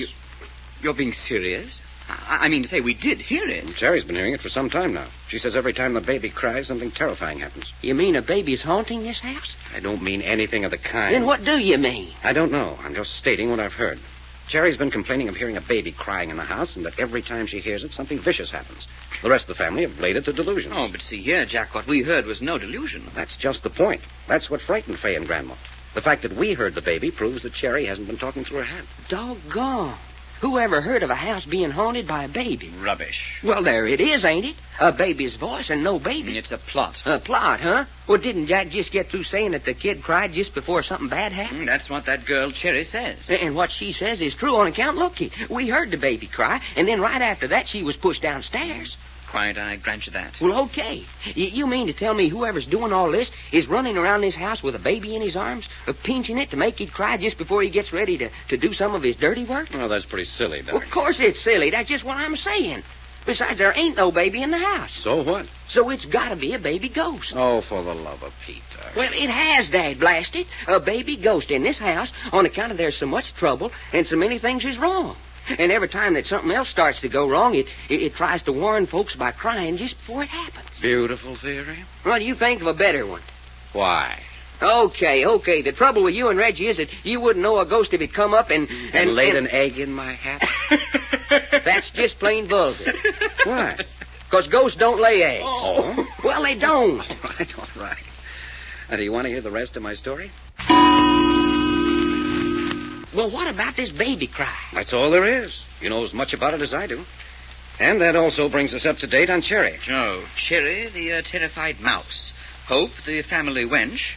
And Fay, the vulgarian. And the last on our list is Job. Oh, that's brother, huh? Yes, in age he comes between Fay and Hope. According to Fay, he's the one who's breaking Grandmother Martin's heart. And has Fay a name for him, too? Yes, Job the good-natured drunk. Drunk, huh? And what does Grandmother Martin say about that? She tried to keep his name out of the conversation. Said he was the only one worthy of the family name. Fay, on the other hand, says he's never sober and has been taken by every crook and confidence man in Hollywood. Just a never-ending easy mark, huh? Looks like it. And Grandma's always paying out and covering up for him. For the good of the name of Martin. Well, when are we going to meet him? I don't know. When he comes home, I suppose. Where is he now? I tried to find out. No one seemed to know. Fay suggested some night spot with a well-stocked bar. I say, nice boy. Company. Sit still. Listen. What's the matter, Jack? Nothing. Just wait. I say, whimsy. I get it. Hello. Why, you little wench. Oh, you've been talking to Fay. Reggie, toss me a blanket. What's that? A blanket. Not a wet blanket, I hope. No, just toss it. There, I'll put this around you. You don't like me this way. No. They cost a lot of money. It's the best shops. Okay, so they cost a lot of money. Now, come on in. Why didn't you like them? Handmade and imported French lace. Now, keep that blanket around your shoulder. Here, sit down. What's it? I almost sat on the floor. Drunk again. Don't tell Grandma. Never had a drink in my life. It's queer. No smell of liquor on her breath. She's as sober as we are. I say, Jack, who is this? Who am I? Guess. No, wait. I'll give you a clue. I'm not Faith and I'm not Charity. Now, who am I? You're Hope. That's right. Why'd you knock on our door if you don't know who we are? I saw a light. Thought I ought to investigate. In long black stockings and a wisp of lace? Imported French lace. Where have you been? No. Mustn't tell. Scandalous. Ruin the family name. Out with the chauffeur, weren't you? Shh, don't let Grandma hear. Come on, now you're not drunk. Where's your dress? I said, where's your dress? What dress? Look here, Hope. You want me to shake your shoes off? Where did you leave your dress? You didn't want me to wear a dress with blood on it, did you? Hey, what did you say? Of course not. Nobody wants to wear a dress with blood on it. It's ugly. Doesn't match the color scheme. Hope, listen to me. What kind of a dress were you wearing? Slip-on, slip-off dress. I always wear slip-on, slip-off dress. I mean, what was the material? What color? Green. My favorite color. Green flowers. Now then, where'd you leave it? Slipped out of it in the dark downstairs. Tossed it to Bob. Bob's a good egg. He'll get rid of it. Nobody ever find it. Who's Bob? Best chauffeur Martin family ever had. Is he home? Did he bring you home? Yep. Bang, bang. Man shot dead right across our table. I got blood on my dress, so Bob says, quick, let's get the 10-letter word out of here. I always say 10-letter word for swearing. Doc, Reggie, I want you to go down and find the chauffeur. I don't. Bring him here? If you'd come, anyway, get Hope's dress back. Jack. Yeah? Look at her right leg. There's something on her stocking. Looks like blood, all right. There is? Here, keep that blanket on. Unfasten your stocking. Let it slip down. Oh, naughty. Crazy little fool. There's been murder. Do you want the evidence splattered all over you? Yeah, that's better. Well, what are you two standing there for? Well, if Hope could tell us where the chauffeur's quarters are. Chauffeur's quarters? Over garage. Chauffeur's quarters always over garage. Righto. Come on, Doc. Yeah, okay. Hey, what's that? Listen. The baby. The baby. The baby. Stop that. Jack, there's just gotta be a baby in this house. Jack, I say, which way did that scream come from? Down the stairs. Down the stairs. Well, come on. The baby, and then something happens. Down the stairs, this way. The baby, and then something happens. The baby, Stop and then saying something that, Doc. Something happens. Oh, there she is. There in the chair. I say, who is she? This is Faye. Faye, what's the matter? Up there by the hall entrance. He's dead. He's dead. Dead? Who's dead? The chauffeur.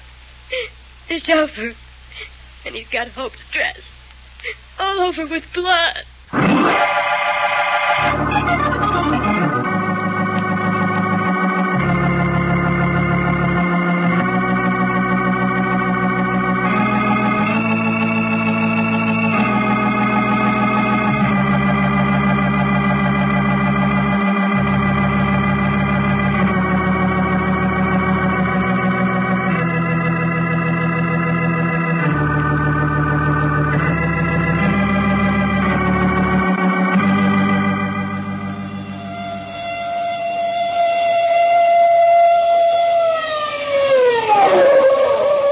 Further transcribed adventures of Jack, Doc, and Reggie will come to you tomorrow at this same hour.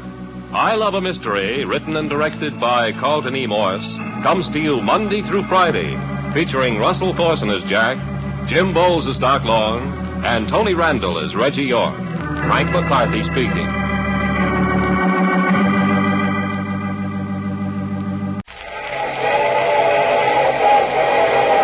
Mutual Broadcasting System presents I Love a Mystery. Transcribed.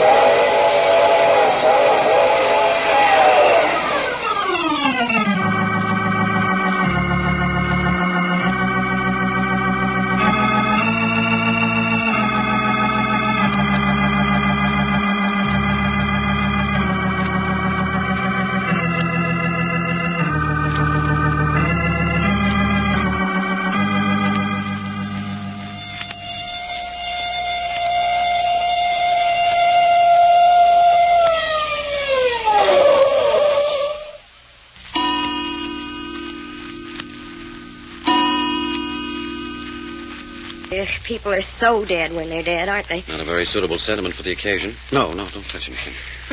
Theo is the Bulgarian Martin they call. What are you doing? I'm trying to discover if there are any clues in the vicinity of this corpse that might implicate any member of the Martin family. You want to implicate one of us? No, but I want to know what we're up against before the police arrive. Why not the Marines and the Navy? The police have to be called, you know that. Why? Can't ask sensible questions, don't ask any. Whoever shot this man must have used a silencer. Otherwise, we'd have heard the shot. A good-natured drunk has a gun with a silencer. Your brother Joe? Mm-hmm. And I still want to know why we have to call the police. Murder's the policeman's business. Not this murder. This is the Martin family's own private little bloodletting party. You think someone in this house committed the crime? Naturally. Who? First, tell me where you sent your two friends. Doc and Reggie? Mm-hmm. 10 minutes after we find the corpse with the curly hair here, they go kiting out of the house like men on a mission. The question is, where? Why? They're out scouring the nightclubs and drinking places for your brother. Job isn't worth it. Worth what? The trouble you're taking to find him. I want to know where he is and what he's been doing tonight. I want witnesses who will swear that he hasn't been near this house all evening. Why? So that we'll be all set for the police when they start asking questions. When are the police going to start asking questions? As soon as they get here. When will they be here? As soon as I call them. And when are you going to call them? When I'm satisfied I know as much about this situation here as they'll be able to find out. Aren't you obstructing justice or something? I mean, waiting about notifying them? Maybe.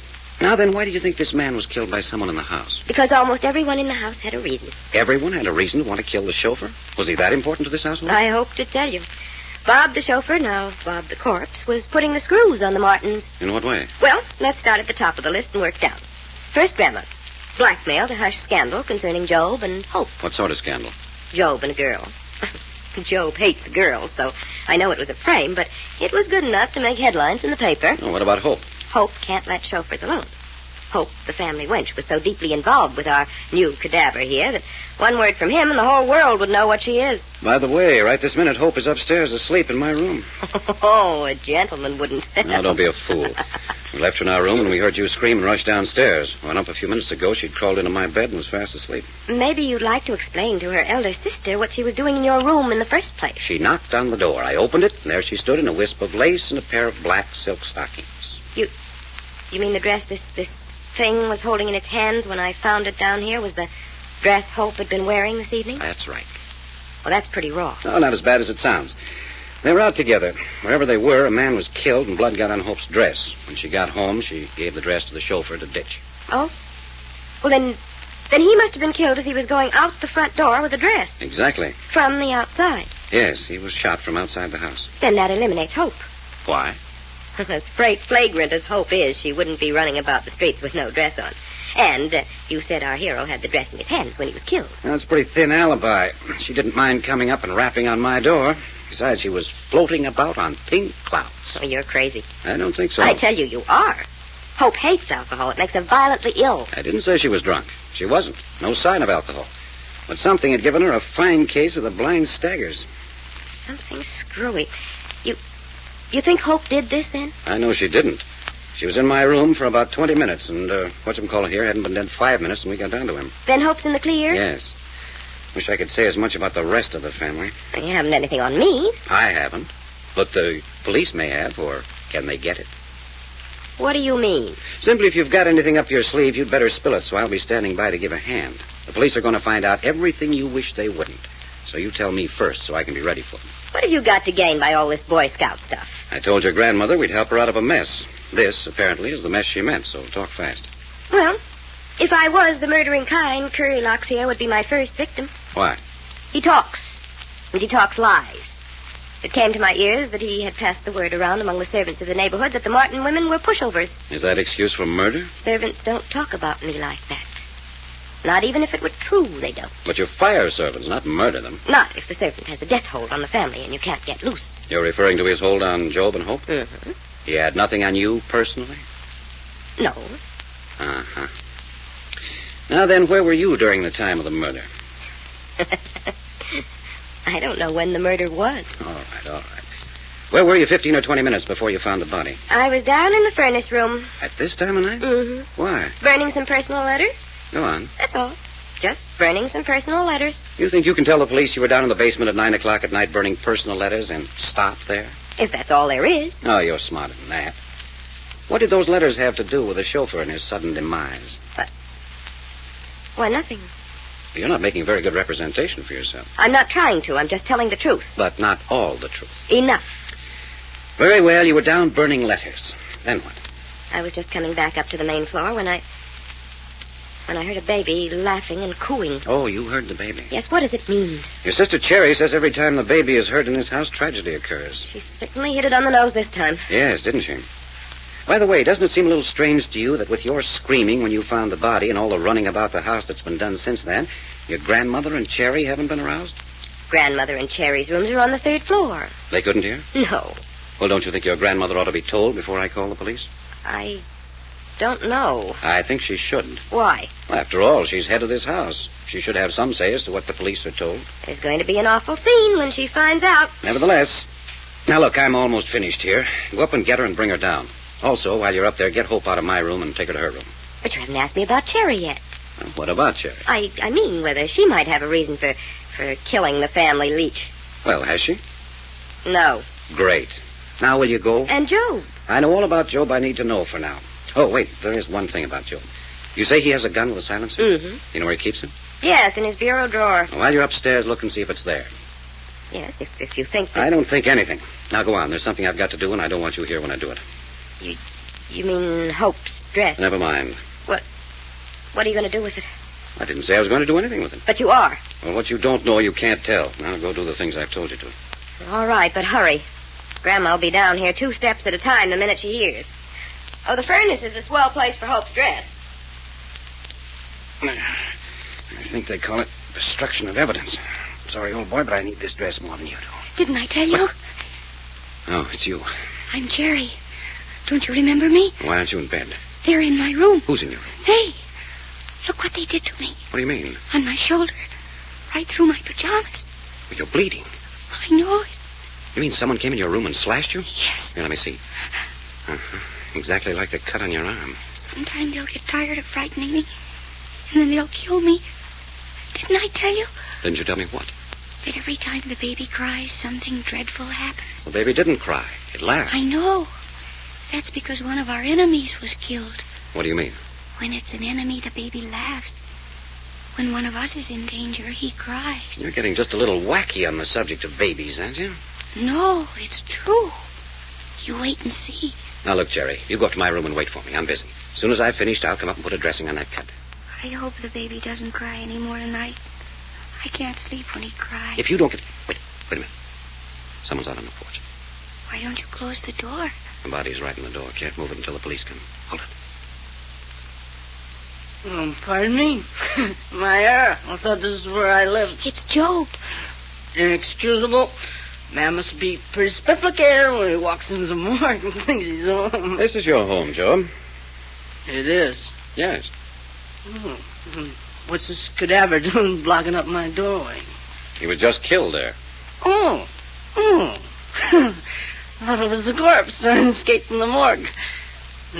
Shall I step over him? If you want to come in, I'm afraid you'll have to. Here, give me a hand. I'll help you over. Nice and friendly. I think I'm going to like you. There you are. Easy step. Not a very wide man. By the way, who are you? Name's Jack Packard. Are you by any chance the murderer? I'm afraid not. That's good. Nice chap. Hanging's too good for you. Much too good. You think so, huh? Oh, I'm afraid I put it badly. But you know what I mean. Oh, Cherry. Hello? Friend of yours? No. Oh, thought maybe he was. Pajamas such awfully bad taste in the company of a strange man. I'm scared. Poor little terrified mouse. By the way, would it be breach of etiquette for me to ask the name of the visiting corpse? He's your chauffeur. Not Bob the Bandit. Well, you seem pleased. Oh, frightfully. Who had the good sense to do it? We thought maybe it was you. That's a tribute. Great tribute. Should have. I never got around to it. A gun with a silencer was used. Consider it murder. No noise. Don't disturb the neighbors. I understand you have such a gun. Oh, so I have. Where is it now? Upstairs in my bureau drawer. I hope you're telling the truth, Job. Yeah. Yeah, I hope I am, too.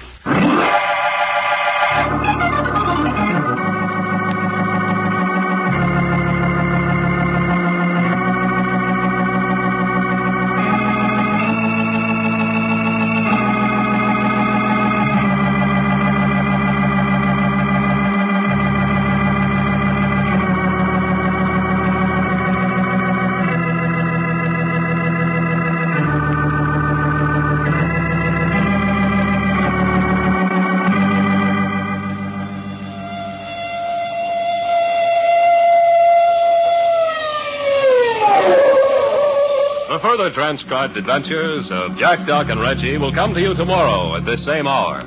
I Love a Mystery, written and directed by Carleton E. Morse, comes to you Monday through Friday, featuring Russell Thorson as Jack, Jim Bowles as Doc Long, and Tony Randall as Reggie York. Frank McCarthy speaking.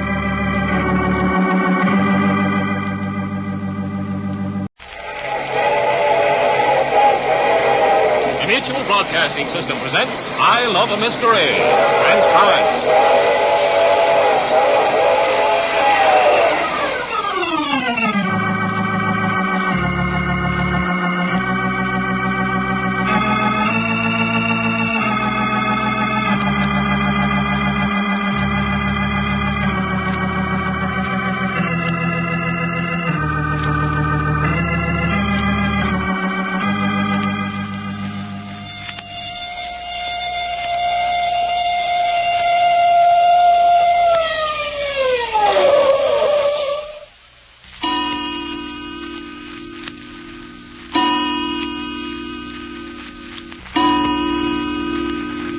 How about a few lights, Mrs. Martin? Nobody calls me Mrs. I don't like it. What then? If Randolph Martin isn't good enough for you, call me grandmother. Everyone else does. Very well. Grandmother Randolph, let's have some lights. Why? Unhealthy ideas grow in darkness. Unhealthy ideas. Murder's an unhealthy idea. What are you talking about? Murder's not in this house. You should know better than that. You saw one of its victims carried out of here last night. You, with the rest of your family, spent most of the night explaining your whereabouts to the police. Such a fuss over a chauffeur. Not a very good chauffeur at that. I won't argue that. Furthermore, the police had their gall suspecting that anyone in this house had anything to do with it. On the other hand, it's surprising to me they didn't take the whole family down and lock you up. What are you saying? Grandmother Randolph, you brought my two companions and me here to get your grandchildren out of some kind of a mess. Isn't that true? Yes. You haven't given us the first inkling of what that mess is. If I knew, do you think I'd call for outside help? Well, it should be plain even to you that the murder of the family chauffeur is part of that mess. Nonsense. The police themselves said that he wasn't really a chauffeur, but a member of a confidence ring working here in the motion picture colony. Nevertheless, he was killed in your house while in your employ. By members of a rival gang. Do you know what your chauffeur was doing last night before he came home and got himself shot? No. Yes, you do. If you know that, why do you ask me? You know that he was out with your granddaughter, Hope, and that he was killed less than 10 minutes after Hope said goodnight to him when they returned. The police don't know that. No. Neither do they know that your chauffeur killed a man in a drinking joint out at the beach last night. What's that? That he killed the man in the presence of Hope, and that the man fell across their table and bled on Hope's dress. That she gave the dress to the chauffeur to get rid of, and that he still had the dress in his hand when he was shot dead in your front door. How do you know this, if the police don't? I've had Doc and Reggie out investigating all night. They just got in half an hour ago. They're up getting some sleep now. But why don't the police know? Because the resort where your chauffeur killed his man was a hideout spot for shady characters. Now, don't worry. They'll find out in due time. My granddaughter, Hope, was in a hideout for criminals? Yes, I want to ask her about that myself. Who was the man he killed? Now, you can read all about that in the paper. Some gambler. They found his body in one of the canyons out on the way up to Malibu Beach. And shortly after he killed this gambler at this place, my chauffeur himself was killed in my doorway. That's right. Then doesn't that prove it was somebody outside, someone revenging himself for the death of the gambler? There's that possibility, of course. You seem very anxious to connect this murder with my family, Mr. Packard. No, I hope you're right. But there are too many suspicious things going on in this house. The center of all the trouble is right here. I'm sure of that. I've noticed nothing suspicious. That's not true. You just got through saying the reason you brought Doc and Reggie and me here was because you were uneasy. What have you noticed? Well, first, your eldest granddaughter, Fay.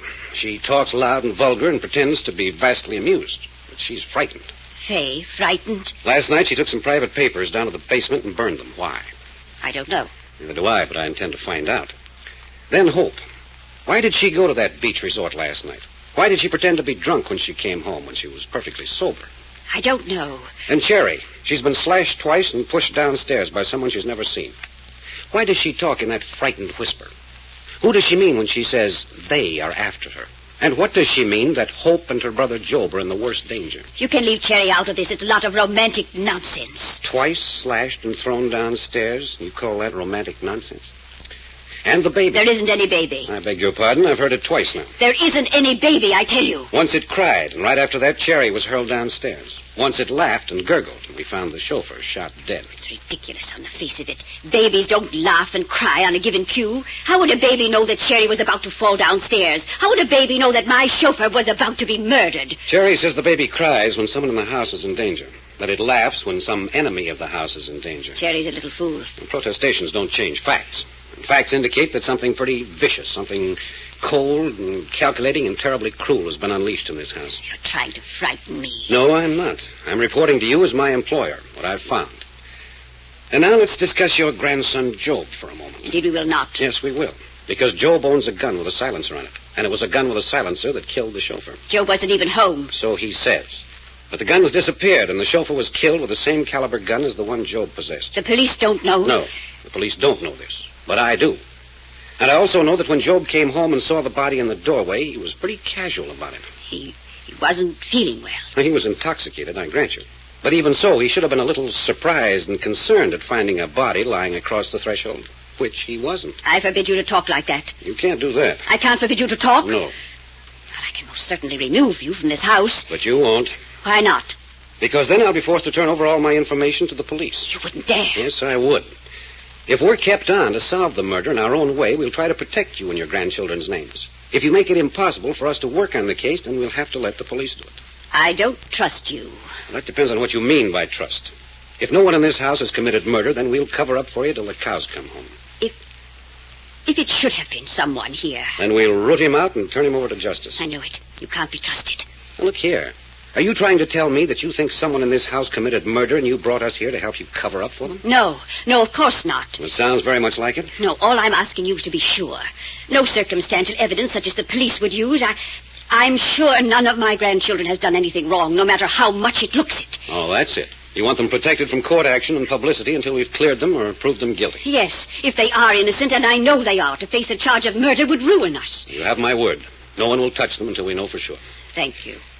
Now then, I've got to talk to Hope and Job. Are they in their rooms? Yes, it was 5 o'clock this morning before the police left. They're all sleeping. Well, they should be awake by this time. I'm going up. Listen. It's a baby crying. Now maybe you'll believe. But there isn't any baby. Wait a minute. That's the warning. Someone's in danger. Quick, upstairs to the bedrooms.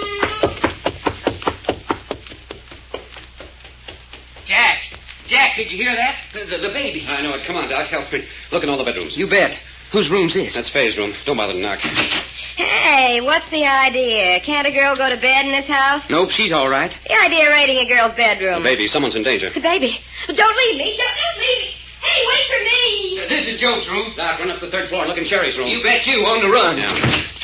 Well, this is my old friend from the morgue. No, so you're up and dressed. You all right? It never better in my life. Have a little drink? Aren't you ever sober? Didn't you hear that baby crying? I dreamed about a baby last night. Red hair. She was in a French bikini bathing suit. Nuts. Is Job all right, is he? Drunk. Which is Hope's room? This way. This way. It's either got to be Hope or Cherry. This room. What's that smell? Chloroform. Get those windows open. Look, the pillows over Hope's face. Get that window open. Do you hear me? Yes. Is she dead? Is she dead? No, she's alive. But she looks so white. Get out of the way. I'm going to lift her out of bed and take her over that window. What shall I do? Just get out of the way. There. What is it? What's the matter with Hope? Somebody tried to kill her with chloroform. Faith, haven't you an ounce of modesty? Go get something over that nightgown. But, Grandma, they tried to kill Hope. Get something on over that nightgown. Oh, horse feathers. Here, put this blanket around before I smack you. Apparently my modesty is more important than Hope's life. Now then, Mr. Packard. Forget it. She's going to be all right. What's this nonsense about chloroform? Use your nose. Another 15 minutes, you'd have been minus one granddaughter. Here, put this blanket around Hope. What's the matter with you? Your granddaughter near death, and all you can think about is my seeing her in pajamas. I'll keep my granddaughters modest if this house falls down around my ears. Greetings and salutations, Grandma, old girl. Joe, go back to your room. What? Mr. Fun? Joe, you're in no condition to be here. Go back to your room. What's this? Love in our midst. The man from the morgue holding the family wench in his arms. Huh? Joe, you're impossible. Hope was almost chloroformed. She's unconscious. Oh, no, not Hope. She's only playing dead. She likes it. Get that drunken fool out of here. Please, Job, come with me. Poor, pathetic old Grandma. Have a lot of trouble with your family of rats, don't you? Job, be a good boy. All right. Bye-bye, man from the morgue. Great old house we live in, isn't it, Grandma? The Martin family at home. Doesn't your brother like Hope? He adores her. She's his favorite sister. Funny way of showing it. Nothing gets under his skin when he's in that condition. It seems to be all the time. Look, how is she? Better than I hoped for. It'll take her a couple, 3 hours to sleep off the effects of the chloroform. Now we can put her back in bed now. One of her feet is bare, so look the other way. Your grandmother's a little touched on the subject of modesty, isn't she? I think she must bathe in long underwear. There. I'll just cover her lightly. Jack, look what I got. Poor little feller.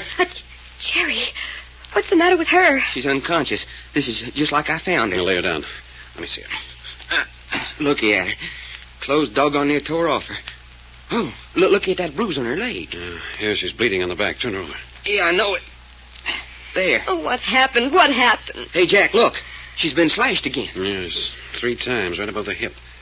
Not deep. Like it'd been done with a safety razor blade. You Martin girls are certainly unpopular with somebody. Ain't it the truth? Murder sure is on the loose in this man's house.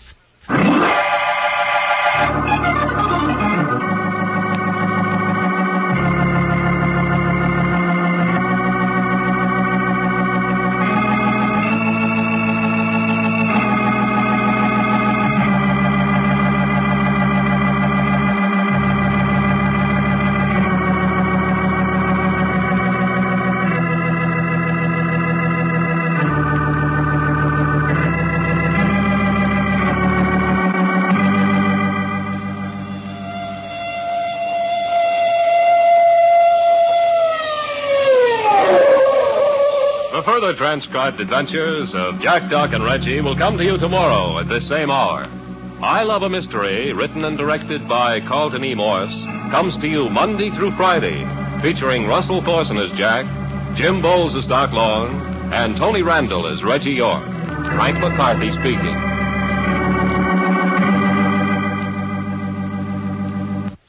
Listeners, I'd like you to hear a letter from a 4-year-old girl. The little girl is a French youngster, and I can tell you that our writer and producer, Carleton E. Morse, knows that it comes from the heart. Perhaps you'd like to tell us why you know Mr. Morse. All right, Mr. Thorson, but I'd like first for Mr. Randall to read the letter just as it was written. How about it, Tony? All right. Dear Papa, I want all the children to be happy for Christmas as I am. Will you please help me get presents for them? Your little Jacqueline. That letter is from Jacqueline Complay, my French foster child. It was after becoming a foster parent that I realized the lack of any happiness and hope, which is the heritage of 1 million war children over there. Please listen while Mr. Thorson tells you what you can do to give these little ones a real Christmas this year. Listeners, start right away to gather toys and discarded but serviceable articles of children's clothing. Then here's what's next. Place them in a carton or wrap in heavy paper. Tie them securely with strong twine. Address them to Foster Parents Plan for War Children Warehouse, 530 47th Avenue, Long Island City, New York. That's 530 47th Avenue, Long Island City, New York. Take them to the Railway Express office nearest you. There will be no cost to you for shipping. Remember to do it now. And remember that you, too, can be a Santa Claus for all of God's children. This is the Mutual Broadcasting System.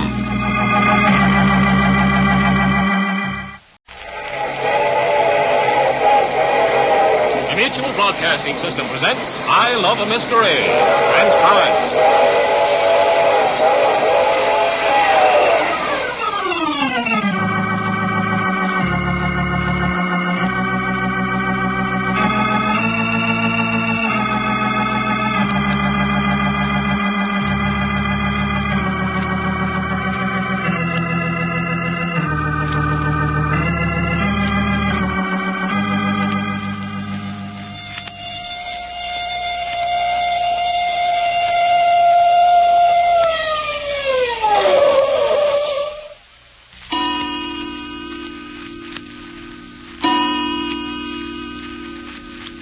Reggie, I swear to my grandma, I ain't never seen a screwier setup than this one. Right.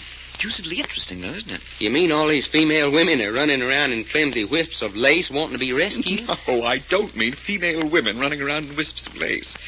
The thing that bothers me is they ain't no sense to nothing. Well, I imagine these will make plenty of sense once we get on the right track. For instance, what's Jack got us up here patrolling this hall for? But naturally, Doc, after the attempt to kill Hope and Cherry. Yeah, I know, but why is he making everybody stay in his own bedroom? Job over in that room pie-eyed, Hope across the hall still sleeping off a chloroform, Fay and Cherry in the next room. How come he let Cherry go in with Fay anyway? Because her room's up on the 3rd floor, for one thing. Well, so's Grandma Martin's. Yet Jack's once, he went and let her go up there alone. Trying. I don't know about that. Yeah, we're guarding everybody but Grandma.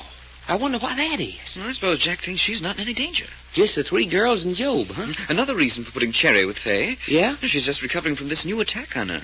Downright brutal, if you ask me, and I don't think she's going to be able to take much more of it. You talking about Cherry? Yes, that beastly, strained expression on her face. Desperation. She shouldn't be left alone for a moment until this business is settled, in my opinion. Yeah, well, what do you suppose Jack's doing? I think he's going over the house, room by room. But we already done that, Reggie. Not with any great care.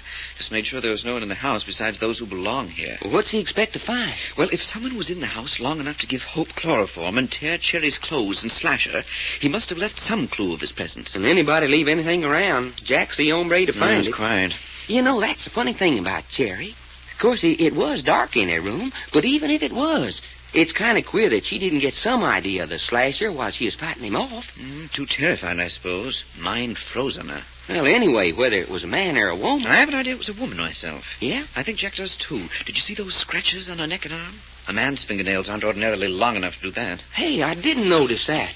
Hey, Fay's door's open. Cherry, you little fool, come back here. Now, looky, Cherry, you can't come out here. But I've got to. But you look ill. You should be lying down. I'm all right. She insists that she's got to see Job. I've got to. Now, looky. Jack said that you all got to stay where he put you until he said you could come out. Now, he sent us up here to see that you stayed put. But it's important. Besides, Brother Job's so spifflicated, nothing would make sense to him anyway. I don't care. I love him, and he's in danger. But he can't be in any immediate danger. We've been right outside his door all the time. Oh, I'm going. What you think we ought to do, Reggie? Well, look here. Suppose I go hunt up Jack and ask him. Yeah, you do that. But I mustn't No, wait. I'll only be a minute or two. When the terrified mouse gets an idea into her head, there isn't much use arguing with her. But it's important. Well, it's going to have to wait until Reggie gets back. Now, looky, Cherry. You should get out of them torn clothes. What you still wearing them for? I offered to help her get out of them and put on one of my bathrobes, but try to talk her into anything that makes sense. You ain't sewed in them for the winter, are you? I'm afraid to go up to my room to get anything else. I told you could have something of mine. No. Well, what you scared of your room for? It ain't nobody up there now. Maybe there is. Hey, no, there ain't. We give your room a going over. They like my room. They can come any time they want to. You mean there's a secret door or something? No, there's no secret door. Then how the heck can they come to your room any time they want to? I don't know. And I'm getting pretty fed up with these they folks. Who are they anyhow? I don't know. You know, Faye, she just plain don't make sense. Don't look at me. I'm a stranger here myself. Yeah. Hey, looky, Cherry. Are they the ones who got the baby that bawls every time something's about to happen? I don't know. I think so. That baby gag gets me down. A house full of widows, spinsters, and neurotics. What's a baby doing here? Well, maybe the stork brought it. Oh, don't be silly. There hasn't been a stork seen in this neighborhood since the year of the big freeze. You know, that's darn funny about this house. Here you are, 3 of the prettiest girls I ever laid eyes on. And ain't even one of you got a boyfriend. Hope had one, but he's in the corpse department just at present. You mean that chauffeur? Who else? But, well, that ain't no honest-to-goodness boyfriend like you girls should ought to have. Well, you got everything, Faye. What's the matter with you? I'm immune. That ain't normal. So what? So it ain't normal. Maybe I was born in a refrigerator and never thawed out. What about you, Cherry? I've got to talk to Job. Well, you'll just have to wait till Reggie gets back. Ain't you interested in men? Yes. You are? Well, why ain't you got a feller then? They won't let me. Hey, now, look, that ain't no answer.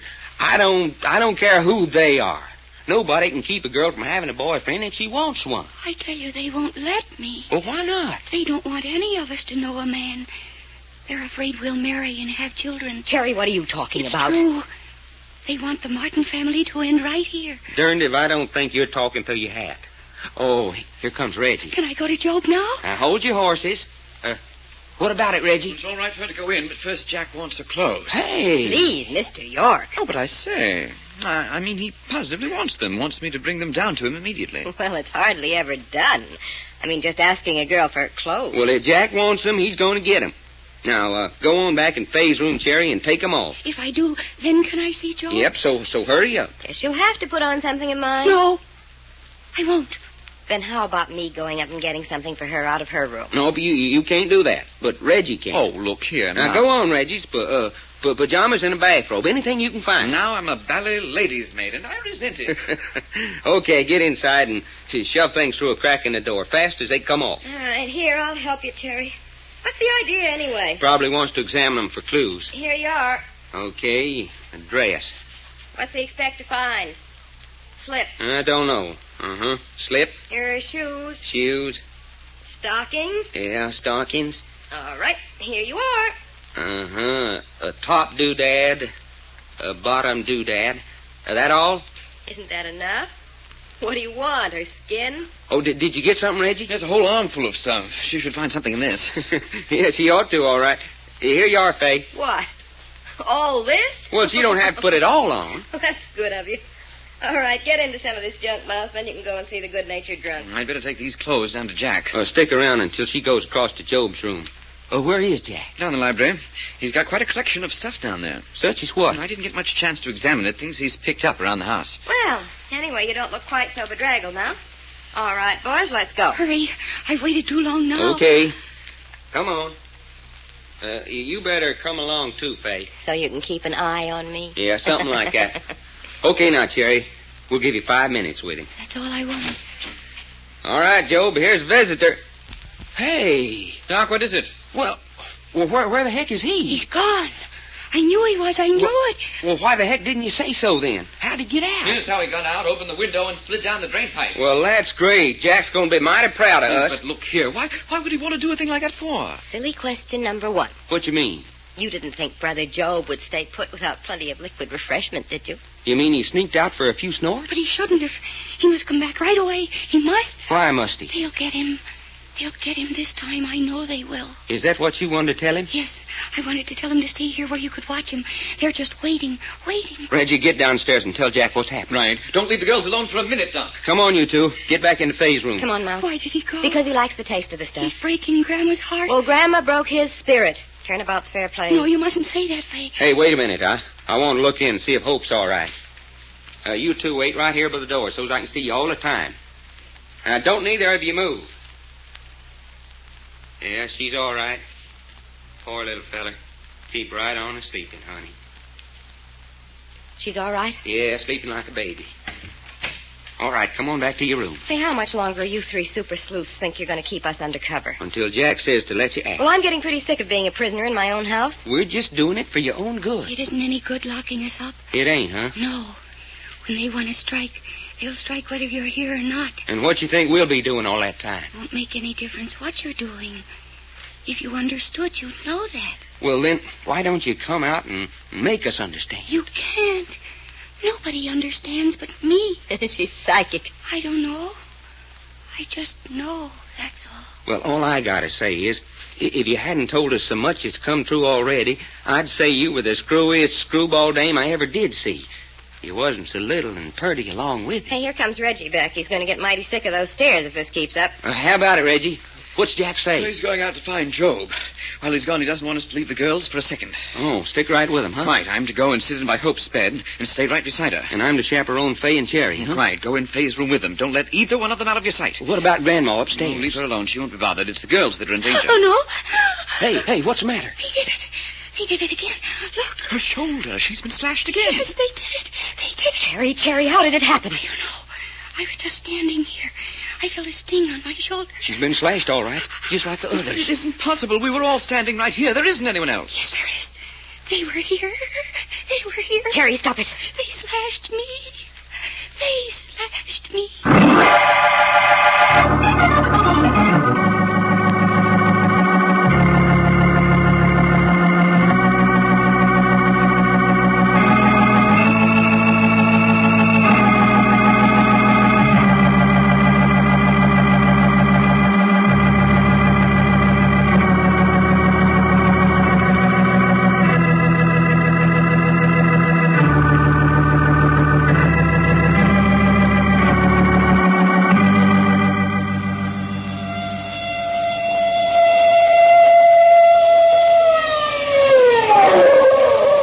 The further transcribed adventures of Jack, Doc, and Reggie will come to you tomorrow at this same hour.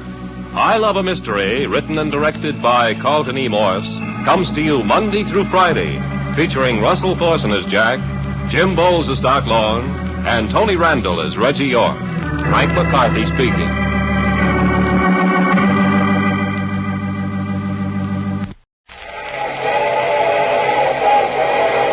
The Mutual Broadcasting System presents I Love a Mystery. Transcribed.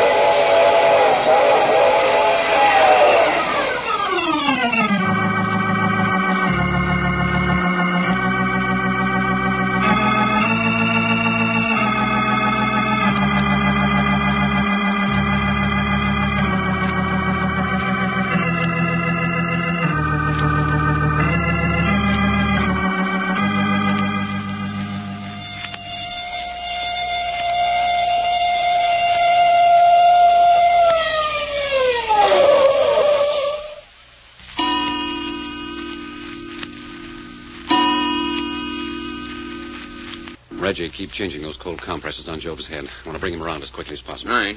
Shall I let his head hang over the foot of the lounge this way? Yes, that'll bring the blood up where he needs it most. Doggone, fella, you must have popped Brother Job a whopper. I had to. Well, what happened? Well, the minute you told me he'd escaped from his bedroom and slid down the drain pipe, I dropped everything and went after him. But how'd you know where to look, Jack? Where would you look for a thirsty man? The nearest bar. And he was there? Yes, just getting ready to go on to bigger and better things. And you said come on back, and he wouldn't come, so you floored him. Something like that. You sure all the girls are locked up in their bedrooms so there's no chance of them getting out? Yeah, and I don't mind saying they resent it. They'll just have to resent. Boy, the things Faye said would have skinned a mule. Living up to her reputation as the family vulgarian, huh? No fooling. Doggone, no, I hated to take that little old cherry girl back up to her room. She didn't want to go so bad. Why'd you insist on it? Because I want each girl locked up separately. Hope still unconscious? She's just sleeping now, I think. Seems like Grandma's keeping awful close to her room up on the 3rd floor. She's all right. Jack, you say you want the 3 girls locked up separately. Why? I want to see what'll happen. You mean if the baby'll cry, then one of them gets the business? Yes. But ain't that dangerous? This time one of them might get killed. How? If they can't get out, how can anyone get into them? You got me, feller. But Cherry insists they can. It's just like her getting sliced on the shoulder out yonder in the hall when we was all standing right there. Did you have your eyes on Faye all the time? I say. Hey, you mean... I just asked if you had your eyes on Faye all the time. Well, no, of course not. But what would Faye want to go and slash her sister for? And more than that, Cherry said they did it. All right, they did it. But couldn't Faye be one of them? Jove, I'd never thought of that. There's a woman in this someplace. Whoever tore her clothes and slashed her up in her room earlier this afternoon was a woman. You mean those fingernail scratches on her neck and shoulder? Yes, they were narrow and pointed. Faye's nails are like that. Most women's are these days. Doggone, but I'm balled up. About what? About everything. You think maybe Faye shot the chauffeur last night, too? She had the opportunity. But she screamed and brought us down when she found him. Why not? Make it look like she was innocent. Yeah, she could have, all right. Yes, but why would she want to? Well, she may have done it to keep her sister Hope from becoming involved. Or she may have seen him leaving the front door with Hope's dress in her hands and, believing the worst, killed him on the spot. Yeah, but that'd mean that she was prowling around the house with a gun in her hand. What'd she want to be doing that for? Well, she knew Hope was out with him. She might have gone to Job's room, got his gun with a silencer, and waited for them to come back. Well, we know the gun that killed him had a silencer, all right. And that gun was Job's. You sure about that? Certainly. How many guns with silencers have you seen in your life? Oh, a couple or 3. Which means that guns equipped for silence are about as scarce as hen's teeth. All right, I get your point. Well, if Faye is the one, you going to turn the information over to police? Not yet. I want to know for sure. I talked to the police, and they're sure the chauffeur was a gangster and that he was wiped out by rival gunmen. Let them work on that theory. We'll go on working on this angle. Then you think for sure what's going on is an inside job? Well, maybe not entirely, but there's someone working on the inside. Finger for the gang on the outside, huh? Something like that. And it's Faye? Well, certainly her skirts aren't any too clean. But why? What's it all about? You know as much as I do, Doc. They may be trying to frighten Grandma Martin into paying blackmail. She knows something about this she's not telling, that's certain. But that's silly. Why'd she bring us in here to clear up this mess and then hold out information on us? Afraid to tell us? Trying to protect someone? How do I know? Yeah. Jack, Job's conscious. What's that? Quite. Had his eyes open, closed them again when he saw me looking at him. All right, Job. Oh, what a head. Can you sit up? I don't know. Well, come on, try it. Oh. Say, what'd you hit me for? Because you wanted to argue about coming back, and I didn't have time to argue. Wasn't very friendly. I'm not here to be friendly.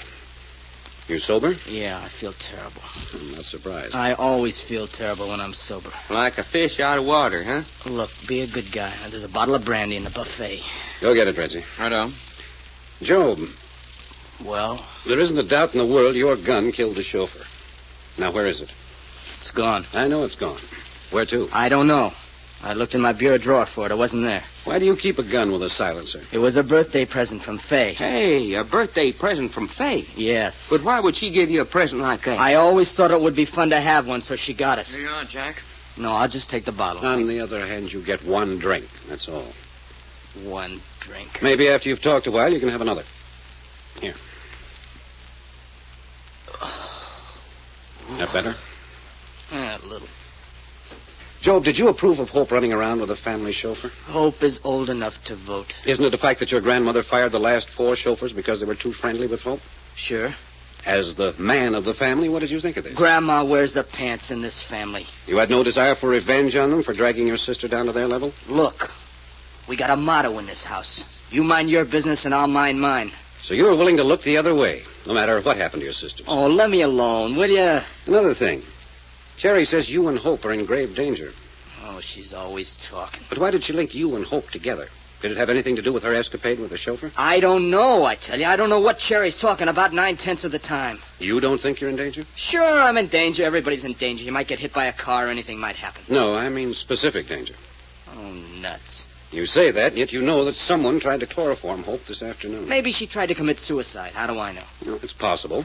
Except that there have been attacks on Cherry, too. Yeah. Somebody scratched her with a pin. Cut, not a scratch. And it was done with something very sharp. Do you use a safety razor? Yeah, but if you think I'm going around cutting up Cherry with a safety razor blade, you're crazy. I didn't say that.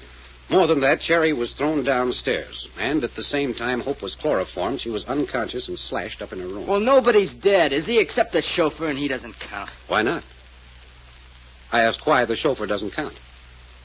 He's not in the family. He was attached to the family. Okay, he was attached to the family, so what?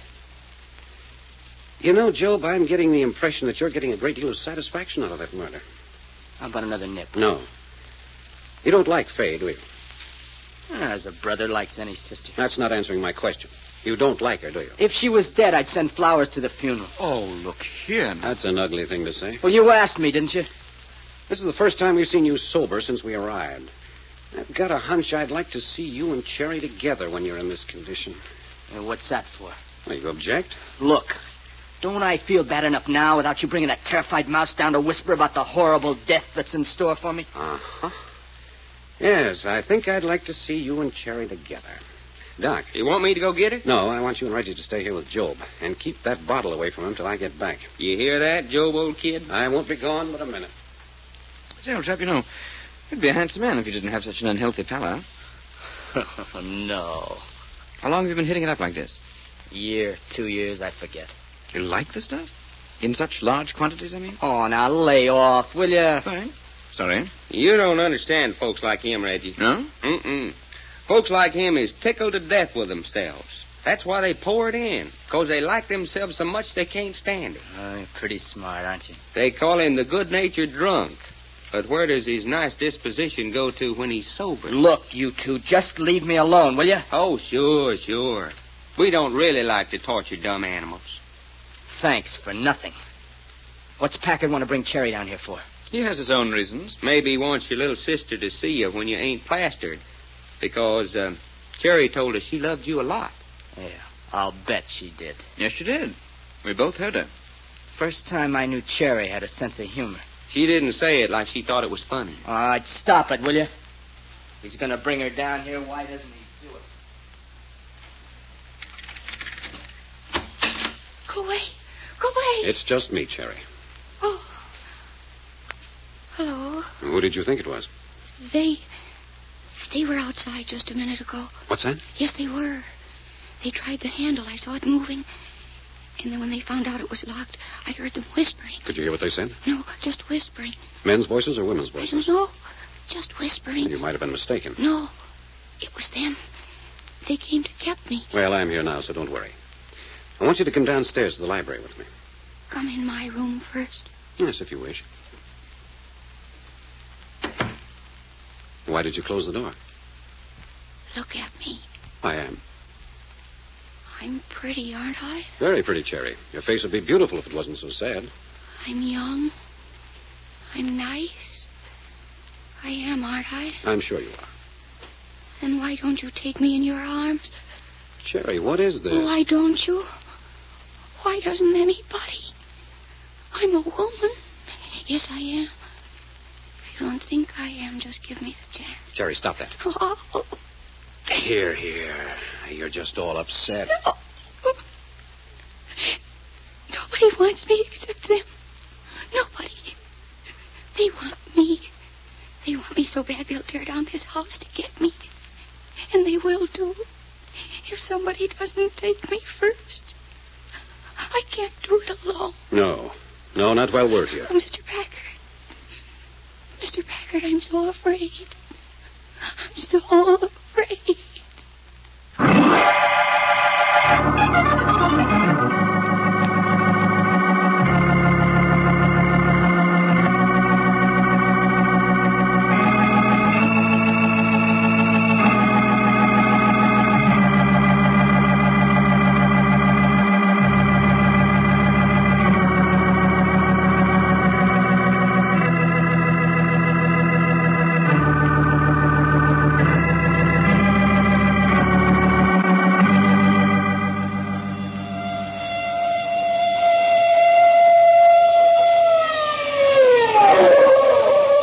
Further transcribed adventures of Jack, Doc, and Reggie will come to you tomorrow at this same hour. I Love a Mystery, written and directed by Carleton E. Morse, comes to you Monday through Friday, featuring Russell Thorson as Jack, Jim Bowles as Doc Long, and Tony Randall as Reggie York. Frank McCarthy speaking.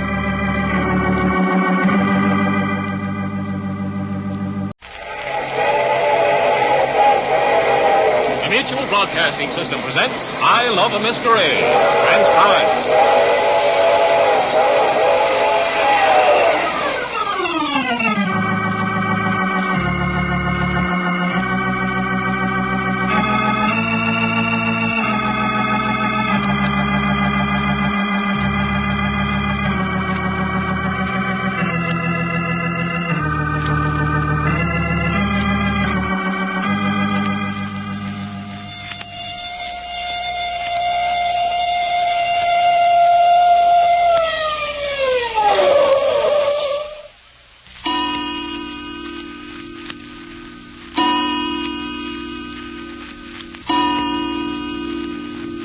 Sit down here, Cherry.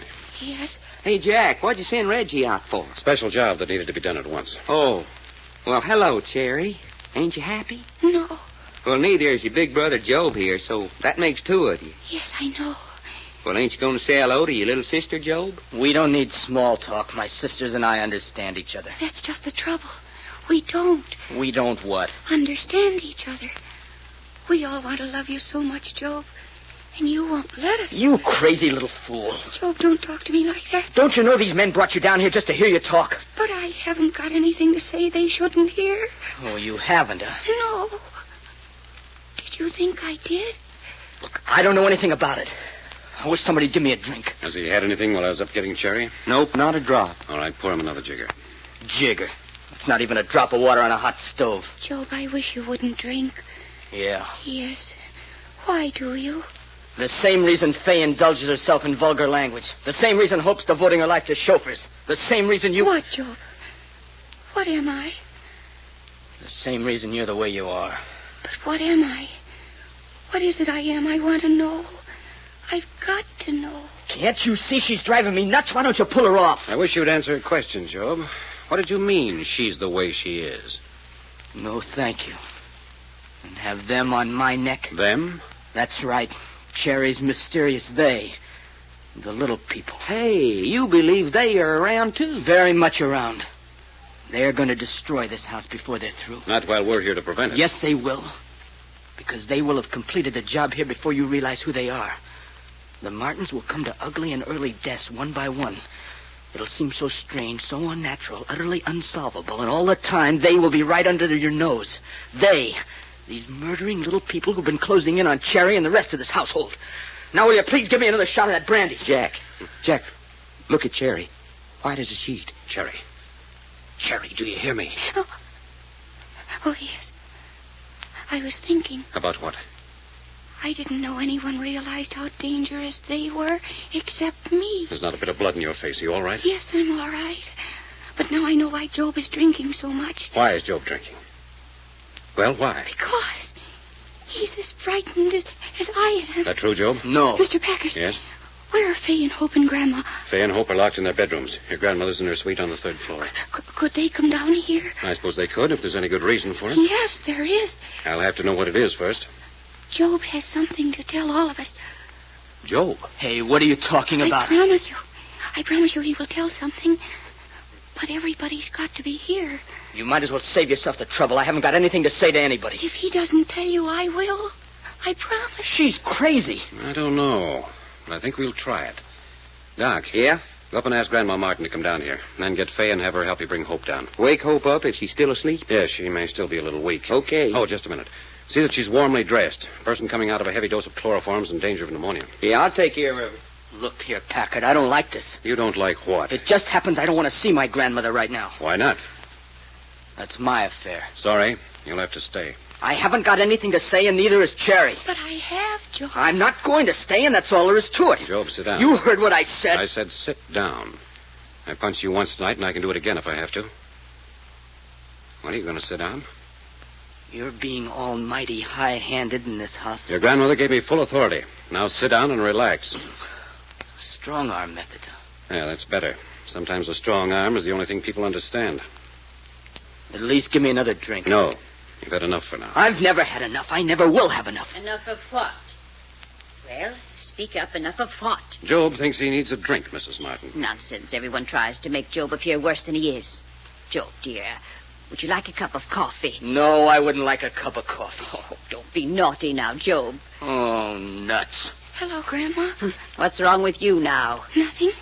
Nothing, Grandma. And I'd like to know who moved the chairs in this library. Chairs? Certainly. They're not where they belong at all. Well, I'm afraid I'm responsible for that. Indeed. Well, they go right back where they belong. Get up, Cherry. Yes, Grandma. May I help you? Do you know where they go? Oh, I'm afraid not. Well, then stand out of the way. Just as you like.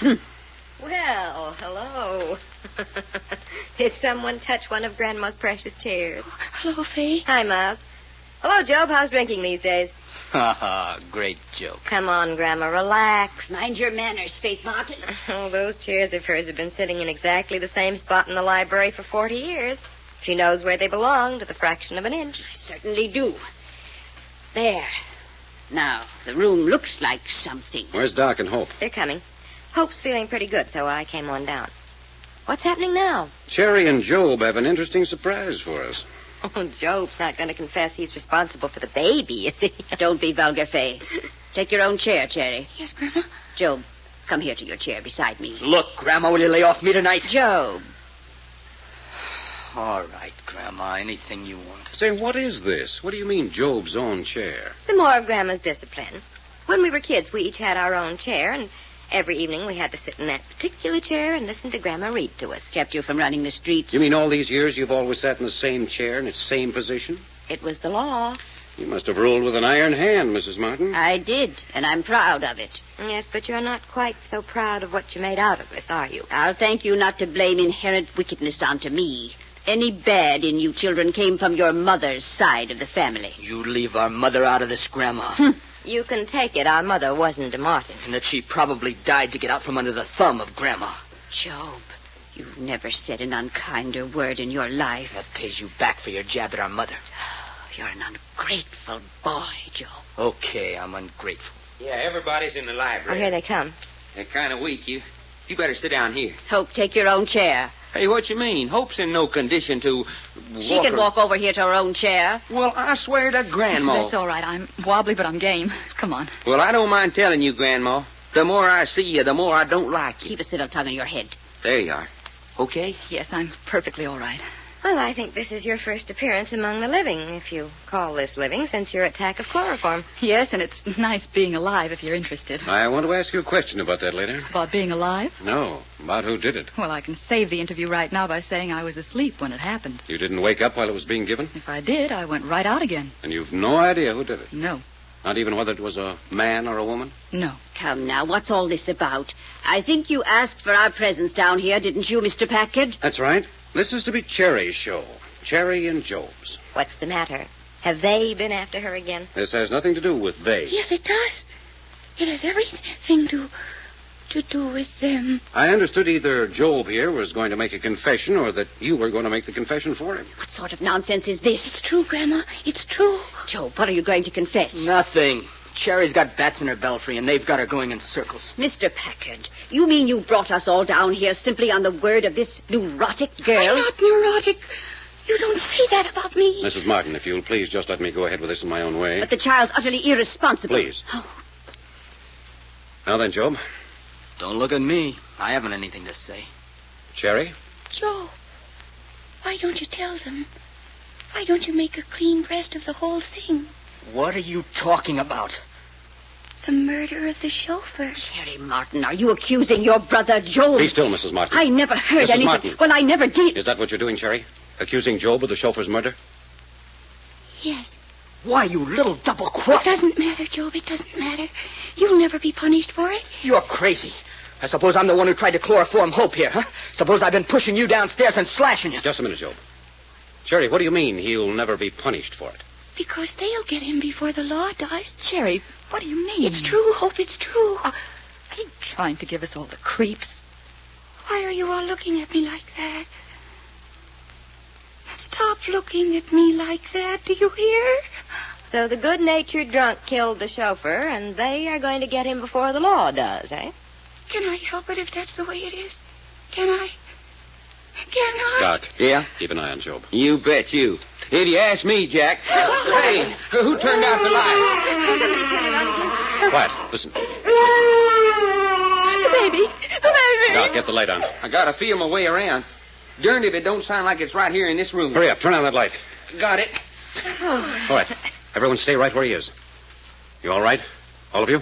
I don't want to be vulgar, but I feel like something laid a hard-boiled egg in the pit of my stomach. The baby cried. It's a warning. It's a warning to Job. Nonsense. I won't have it. What I want to know is how those lights were turned off. No one was within 6 feet of that switch. But the baby, the warning. Doc, you stand there right beside that switch from now on. Okay, feller. I'd like to see it. Oh! Job. Job. He's been shot through the head. The gun with the silencer. Yes. Oh, Joe, darling. Oh, Joe. Joe. Didn't I tell you? Didn't I tell you? They want all of us dead.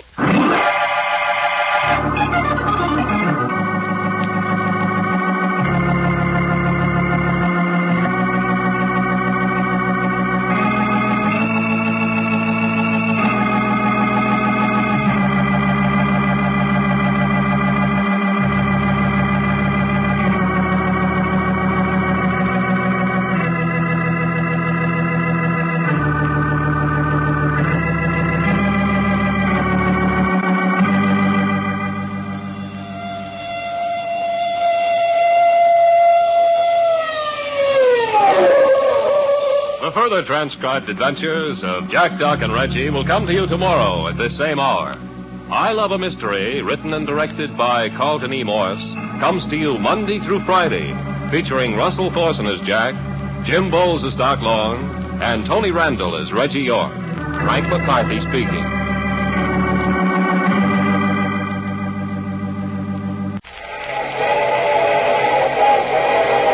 The Mutual Broadcasting System presents I Love a Mystery. Transcribed.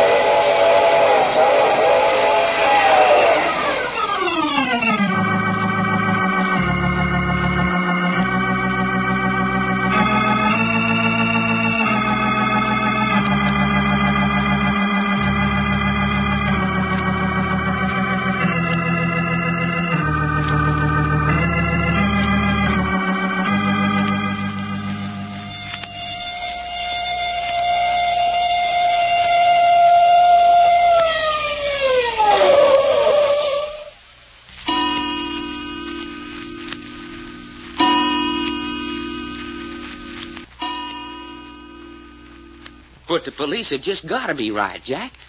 The shot that killed Job come from out on the porch. I know that. And Fay, Hope, and Cherry and Grandma Martin was a setting right in this room with us. That's right. So they couldn't have done it if they'd wanted to. Looks that way, doesn't it? It not only looks that way, it is that way. What you keep nosing around this library for? What you expect to find? The answer. Answer? Answer to what? Someone in this room killed Job. You're crazy. That's so? I'll be a bow-legged hipponoceros if you ain't. What?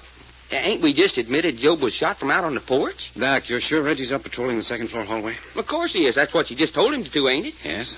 Well, then that's where he is. Looky, it's 3 a.m. How about us calling the whole thing off and going to bed? Can't. Well, if the police are satisfied he is shot from outside, why shouldn't we be? Because I know more than the police do. Okay, you know more than... Huh? You know more about what? What's going on in this house? For instance? We know that a baby cries in this house and that there's no baby. Yeah? We know that Cherry predicted Job's death not 10 minutes before he was killed. You mean her saying they would get him before the law did? Yes. How did she know? Well, how about her being in cahoots with the killer on the outside? Maybe. We also know that just before Job was killed, the lights went out in the library. And the baby cried. Yes, but what made the lights go out? Well, somebody snapped the switch. But who? No one in the room was nearer than 6 feet to the switch. It's right beside the door. Somebody must have sneaked the door open, reached in, and snapped them off. Who? Well, the guy that shot Job from the porch. Maybe. I don't think so. Well, why don't you? Here, bring your flashlight over here and run it along the floor. What for? Would you mind, Doc? Oh, no, of course not. Thanks. Okay. You know, fella, don't mind me saying so, but I think you're trying to make something out of nothing. You can go to bed if you want to. Oh, you know doggone well I won't go to bed till you do. Suit yourself. Why do you think somebody in this house done the murder? At least you can tell me that much. It was too well set up. It was all planned. What was? The murder. Cherry insisted on bringing the whole family down here. Cherry accused Job of killing the chauffeur and predicting his death. Cherry was frightened from the moment we brought her into this room with Job. Cherry's always scared. But just the same, she was breathless, expectant, waiting for something to happen. Then you really think she done it? On the other hand, Grandmother Martin acted very peculiar. She insisted on arranging the chairs in a certain position in the room. She insisted on each one of the family taking a certain chair. She selected the chair right in front of the window for Job. But didn't Fay explain that she'd been doing that since they were little kids? Yet when I interviewed the family on the first night we got here, she didn't insist. Everyone sat where he wanted to. That's funny. Yes, I think so, too. The only thing about Grandma doing it, though, everybody said Job was her favorite. You don't just up and murder your favorite grandchild. You don't even help somebody else do it. Still, she did make him sit in the chair in front of the window. Yeah, she done that all right. But looky, Jack, just before the murder, you was so sure that Fay was the one. I'm still not overlooking her. She's the most intelligent, the most capable of planning a foolproof murder. And she was the one nearest. Hey, wait a minute. I just thought of something. Did you hear any gun go off? What's that? When Job was shot, did you hear any gun go off? No. Well, neither did I. Just the smashing of the window. Which means the gun with the silencer was used. Yeah. I guess that'd have to be it, wouldn't it? Well, what's that for? Huh? Well, what you doing that for? Marking on the floor where each chair is placed, just in case they're moved. There. And now then, we're ready to go upstairs. To bed? No, not to bed. Oh, all right. I was just asking. Will you tell me one thing, though? What? Why, if you think Cherry or Grandma or Fay is a killer, didn't you lock them up tonight? I set Reggie to patrolling in front of their rooms, didn't I? Yeah, but this afternoon you had them all locked in and had me and Reggie watching besides. Now you have their doors unlocked and you only have Reggie on the job. I've been waiting for something to happen. Huh? You been doing what? Waiting for something to happen. You mean that's what we've been doing in yonder in the library, waiting for something? Yes. Well, I thought you said you was hunting for something. Well, I had to put in the time some way. But what? Waiting for what? For the murderer to make the next move. For the... You mean you're turning the murderer loose to prowl in the house? That's about it. Well, just to see what he'd do next? Yes. Then why'd you bother to put Reggie up on the second floor? So we could get to all the rooms fast in case the baby cried. And no baby ain't cried. No. So you're giving up expecting something to happen? Maybe. I'll take it easy on the stairs. Yeah. Hey, that kind of makes my hair stand up, fella. Right this minute, a killer may be a sneaking and a crouching around in dark places. Hey, hold it. What's the matter? There's somebody standing there at the head of the stairs. What? Oh, what's the matter with you, Doc? That's Reggie. Well, what's he in the shadow for? Is that you, Jack? Yes, Reggie. Everything quiet up here? Too belly quiet, if you ask me. Haven't heard anything, huh? There's been movement in Fay's room. I don't think that young woman's getting much sleep tonight. A bad conscience, maybe, huh? That's all you've heard? Funny thing, once I thought I heard a rustling of a dress. When was that? 15, 20 minutes ago. What did it sound like? Just movement. Like a drape blowing at an open window. Must have been hearing things no one in the hall. If any of the doors had been open and closed, I'd have heard them. You couldn't have seen around the corner of the hall? No, but it's been so quiet, I would have heard the turn of a doorknob. Maybe. Maybe not.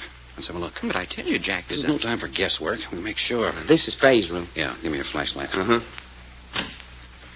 Wait here. I thought you said Faye was awake. She was. Half an hour ago. She all right, Jack? Yes, her bed looks like it had been stirred up with a spoon, but she's asleep now. Pope's right around the corner of the hall. All right. I don't see how anyone can sleep tonight. Her brother murdered. Exhaustion. I suppose so. This is it. Wait here. Funny, they didn't lock their doors from inside. Yeah, but I was on duty up here. Just the same with somebody prowling. Oh, Hope okay? Yes. Doesn't look like she'd moved since she got into that bed. Doc, you keep watch down here while Reggie and I go up on the 3rd floor and have a look at Grandma and Cherry. Sure, go ahead. Come on, Reggie. Hey. Hey, what's going on? Oh, hello, Faye. Did somebody just come into my room? Yeah, Jack, just checking up. Well, he's got his nerve. For your own good. I'll bet I was something to look at. Didn't he ever hear the old saw, let sleeping girls lie? I guess not. Where is he now? Oh, up on the 3rd floor, checking on Grandma and Cherry. Grandma's gonna love that. Business is business. Grandma keeps a poker beside her bed. For his own good, he'd better not wake her up. Grandma's asleep? Yes. She snores. Now then, across the hall is Cherry. Listen. The baby. Quick, look in Cherry's room. Righto. Turn on the light. I'm trying to. Here it is. I say, she's not here. Cherry's not here. Downstairs, quick. Get down, wait. What's that? Here by the door, look. Handkerchief, blood on it. Oh, I say. Come on, don't stand there. Jack, wait a minute, look here. We haven't got time for anything. But right here by the head of the stairs. A shoe. What's that? Here, let me see it. A girl's shoe. Cherry's. Come on, keep your eyes open. Righto. Here. Here's something else. I say, a ribbon. Out of her hair. Jack, the baby. Did you hear the baby? Yeah, we heard it. And Cherry's not in the room. Cherry, you mean the baby's got her? Don't be a fool. Doc, you stay here and guard these doors. Reggie and I've got a job on our hands. Well, where are you going? Search the house. She seems to have been dropping things all along the way. I say, what's this? Stocking. Looks like a striptease here. I'm downstairs to the 1st floor. Uh-oh. There's something at the foot of the stairs. Another shoe. What's that in the hallway? Get it. I say, I don't see it. Toward the back of the house. The baby again. Hurry. She must have gone this way. All right. What'd you pick up that time? I don't know, but it's feminine, lacy, and perfumed. Well, hang on to it. Now, this goes into the kitchen. Come on. Now, look around. I say, here it is. A bit of lace. Looks like it was off a dress. Right in front of this door. Sure. Dark. Must be the cellar. Find a light? Fine. Here it is. Come on.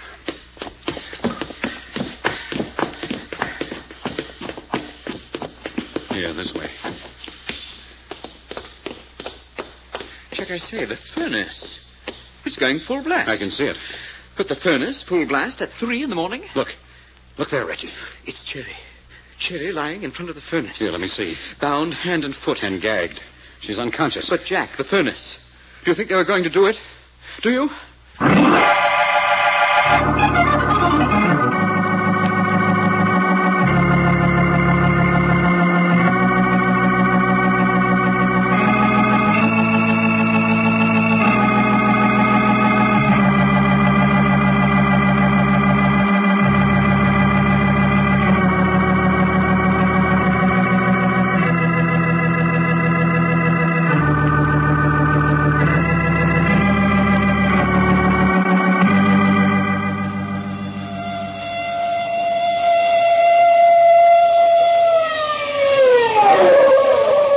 Further transcribed adventures of Jack, Doc, and Reggie will come to you tomorrow at this same hour.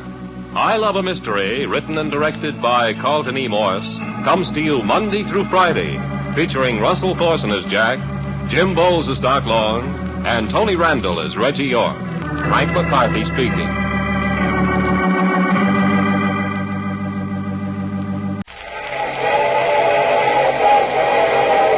Mutual Broadcasting System presents I Love a Mystery. Transcribed.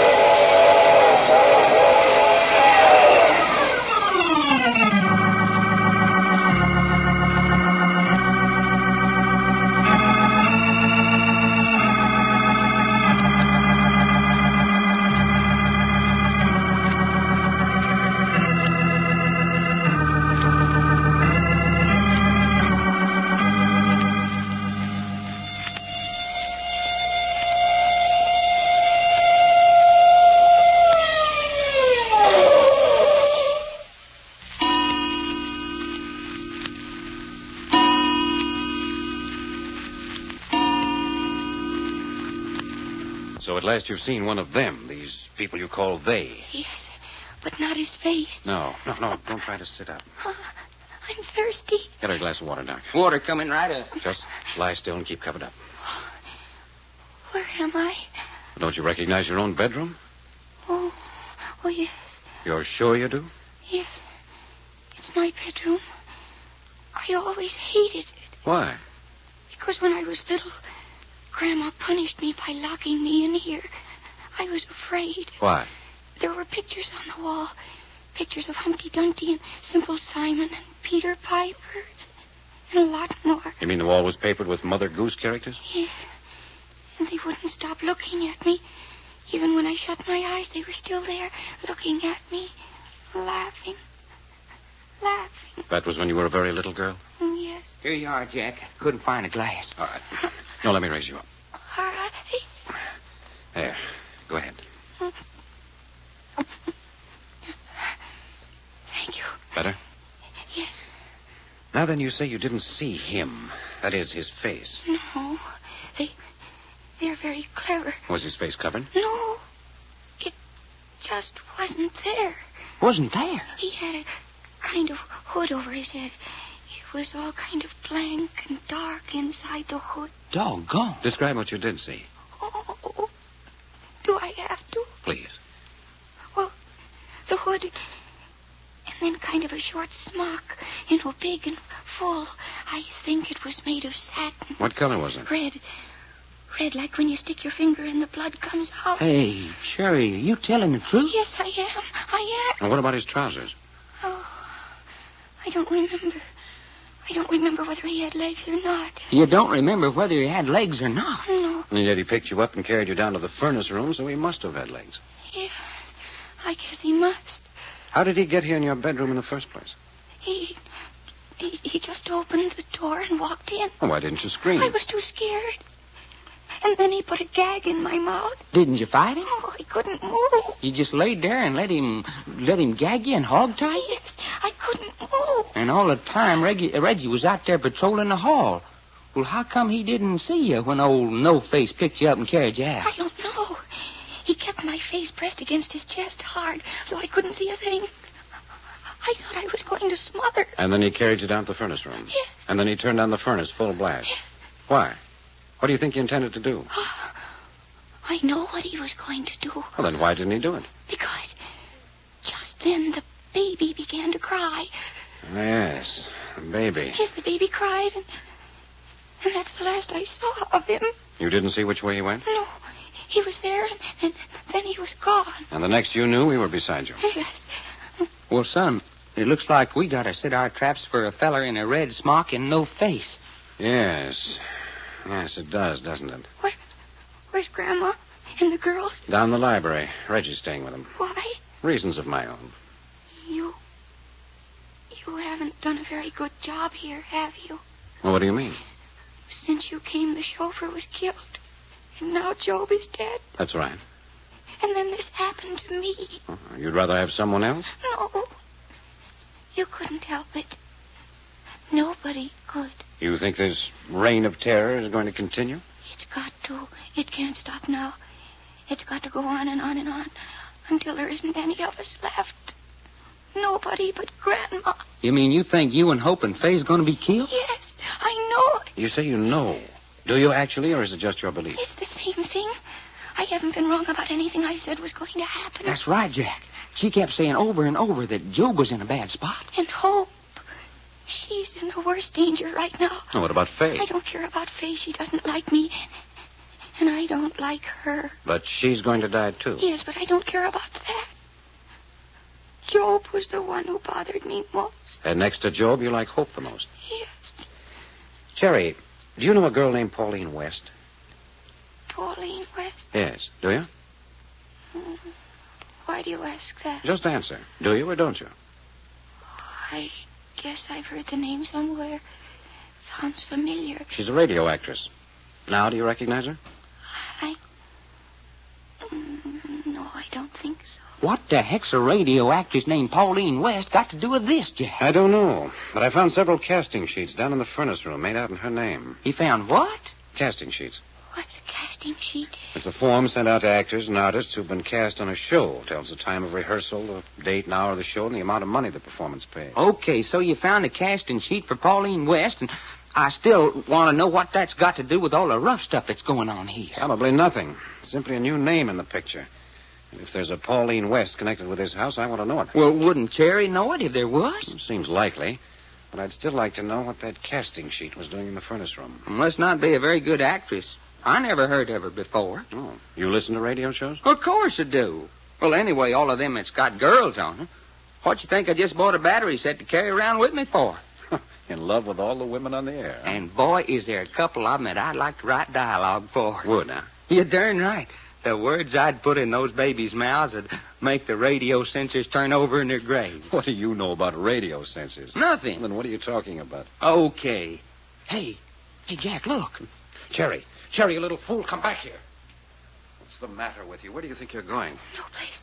Well, come back here and get into bed. Pull the covers back, Doc. Yeah. There. Now get into that bed. All right. I wasn't going anywhere. And what do you mean, trying to sneak out on us? No, I wasn't.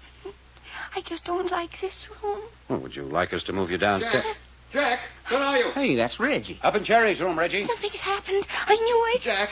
Jack, Hope's got away. Hope's got away? Why, she snapped off the light in the library downstairs and was out the door and gone before I could get it back on. Probably on her way down to an employment agency to get herself a new chauffeur. Now, never mind that, Doc. Where are Faye and her grandmother? I locked them in the powder room just off the hall while I came up to tell you. Are they all right there? Well, they can't get out. Good. Doc. Yeah? You stay here with Cherry. I'm going with Reggie. Okay. Don't let her out of your sight for a minute. You hear that, Cherry, honey? Come on, Reggie. Do you think Hope left the house? No, I think she went towards the furnace. Furnace room? Did he say furnace room? That's what he said. That Hope was heading for the furnace room. But she mustn't. She mustn't. Why not? Because that's where things happen to people. Things happen to folks in the furnace room? Yes, go tell them. Go tell them quick. Hey, you mean that? Yes. Don't you understand? Go tell them to keep Hope away from there. Well, I don't know. Jack said to stay here with you. Oh, hurry. You promise to stay right there in bed? Yes. Okay, I'll be right back. I'll leave the door open. No. Hurry. Poor little Hope. Poor little sister Hope. Hurry. Okay, Cherry, get back into bed. No. Now, come on. Get back into bed where you belong. But you didn't go. No, I just waited outside the door to see why you were so anxious for me to leave. But I was just going to help find Hope. Well, Jack and Reggie's pretty good at that sort of thing. Yes, but I know. I think I know where she is. Well, if she's in this house, they'll find her. But she's in such danger. They've got to hurry. Now, looky, Cherry. How could you know that? But I do. Hey, shut up. What's the matter? There's somebody out in the hall. Oh, no. Listen. It's them. They've come back. Maybe. But it is. I know it. I hope so. I ain't never seen a fella with no face and a red smile. Could I get under the bed, please? You stay right where you are. Listen. They're right beside the door. I can feel them. Somebody out there, okay? Have you got a gun? No. Please, let me get under the bed. No. Where are you going? I'm going to sneak over the door. Maybe I can jump. Oh, no. That's what they're waiting for. Lay still and keep quiet. That's funny. What's the matter? Wasn't nobody out there at all. Yes, there was. I know there was. Not when I got there. I know what's the matter. You're giving me the jumps. You got me seeing things that ain't there, too. I tell you, there was Hello, some... Cherry. Hope. That's right. Hello, Texas. Well, hey, Hope, everybody in this house is looking for you. Now, that's silly. What'd you dodge out of the library for? I had to see Cherry. My little sister Cherry. Oh, I'm so glad you came.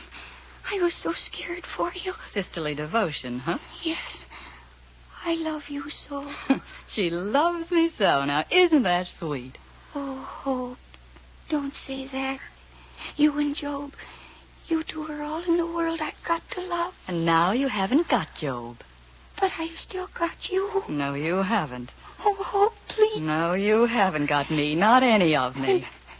Then why are you coming over here to the bed? Go away if you don't love me. I want to show you something. What do you mean? Look what I found. The gun. That's right. The gun that killed Joe. Hey, what'd you say? Give it to me. Jerry, stop. Let go of it. Hey, don't do that. Give it to me. You bet I won't give it to you. You shot her. You shot Hope. Poor little sister Hope. My poor little sister.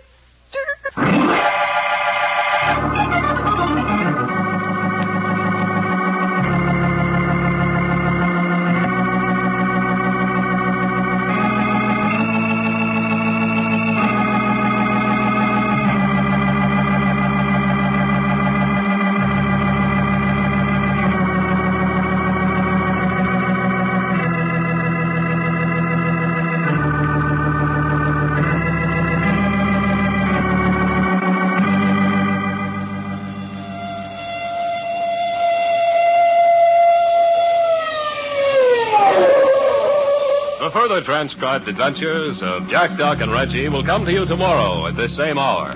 I Love a Mystery, written and directed by Carleton E. Morse, comes to you Monday through Friday, featuring Russell Thorson as Jack, Jim Bowles as Doc Long, and Tony Randall as Reggie York. Frank McCarthy speaking.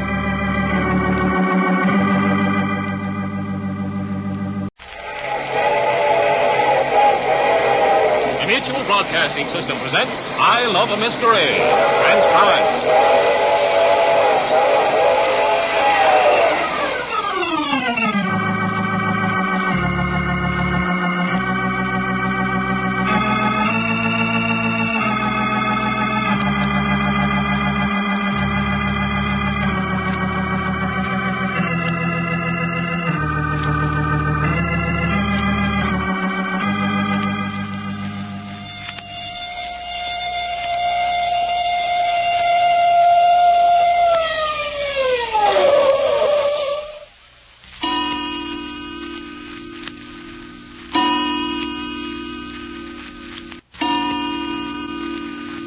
But, Jack, not only is there a policeman outside Hope's door, but there's a doctor and a nurse inside with her. Well, what's the need of Reggie, a gardener, too? Right. Hope's got a fighting chance to stay alive. The doctor says with an even break, she'll pull through. I'm going to see she gets that break. I don't get you, Mr. Packard. Yes, please explain yourself. You mean you're protecting her from something? You bet I'm protecting her from something, Mrs. Randolph Martin. But that's absurd. Hope was accidentally shot when she and Cherry were wrestling for the gun. Maybe. No, maybe about it. You have the word of your own companion, Mr. Long here, who saw it. Yeah, there ain't no getting away from that, Jack. I saw it all right. I wish I'd seen it. Why? Look, Doc, I want you to tell your story again, in front of Grandma Martin and Fay here. Go over it again, every detail. Well, when Reggie come running upstairs and said Hope had escaped from the library and was loose in the house, you told me to stay right with Cherry, not leave her for a minute. Yes? Then you and Reggie run downstairs. Well, the minute you was out of sight, Cherry started in saying, "Don't let Hope go to the furnace room. Don't let Hope go to the furnace room." Kept saying it over and over. And then she says, "Hurry, hurry, go tell him. You must warn him." What did you do? Well, she sounded so scared, I thought maybe that I ought to tell you, and I started out the door. And just as I got out in the hall, I remembered you saying, "Don't leave Cherry under any circumstances." So I whirled around and tiptoed back to the door, and there was Cherry out of bed and putting on some slippers and her bathrobe. Well, I grabbed her and stuck her back in bed. Where was the terrified mouse going? Well, she said she was going to find Hope, that she thought that she knew where she was. Then what happened? Well, then the bedroom door was open, and I thought I heard somebody out in the hall. Cherry said it was them, that they had come back. Well, I sneaked over to the door and looked out, and nobody was there.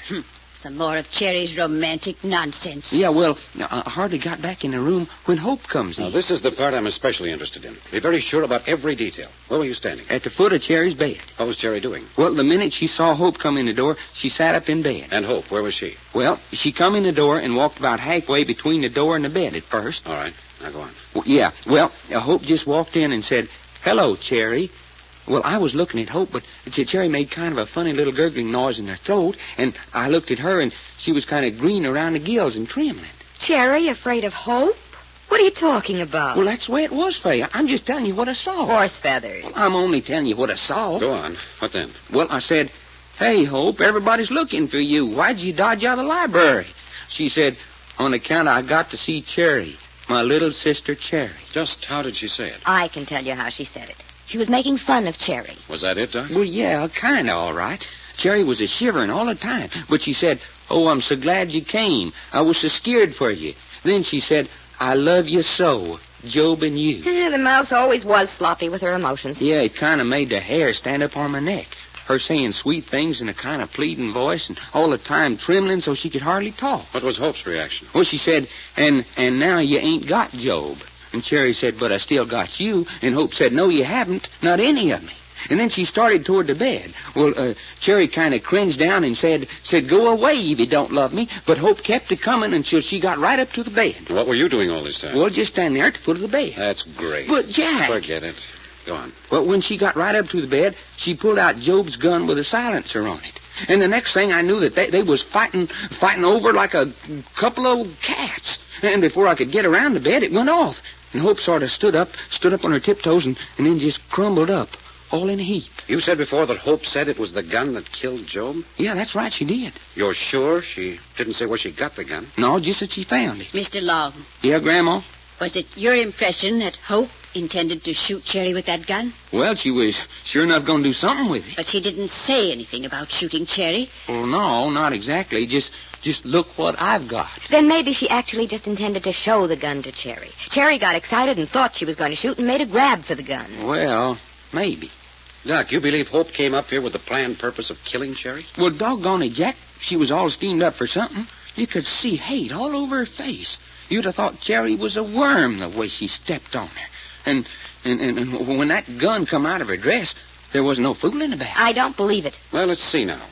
If Hope did intend to kill Cherry, could she also be responsible for the other deaths? Well, she was the last one to see the chauffeur alive. That we know about. And she was sitting in the library right next to Job when he was shot. Nonsense. Not such nonsense as you might think, Grandma. I say nonsense. Well, if that's the way you feel. It's exactly the way I feel. None of my granddaughters is a murderer, nor are they connected with murderers. The chauffeur and Job were killed by men outside this house. Hope was accidentally shot. That's all there is to it. To try to read anything more into it is unjust and unfair to the name of Martin. Grandmother Martin, you know better than that. I know nothing of the kind. The police will eventually find the killers of Job and the chauffeur. The doctor gives Hope a good chance for recovery. That's the end of it. You believe that, Fay? Why not? What Grandma says goes. You're not interested in where Hope found the gun with the silencer? You're not interested in who bound and gagged Cherry and carried it out to the furnace room? You don't want to know what makes the baby cry when it's... Here. Huh? What's the matter, Jack? Doc, did the baby cry before Hope was shot? Hey. It didn't? No, not a peep out of him. You don't suppose he's losing his grip, do you? Well, there you are. That proves the shooting of Hope was an accident. It does? Certainly.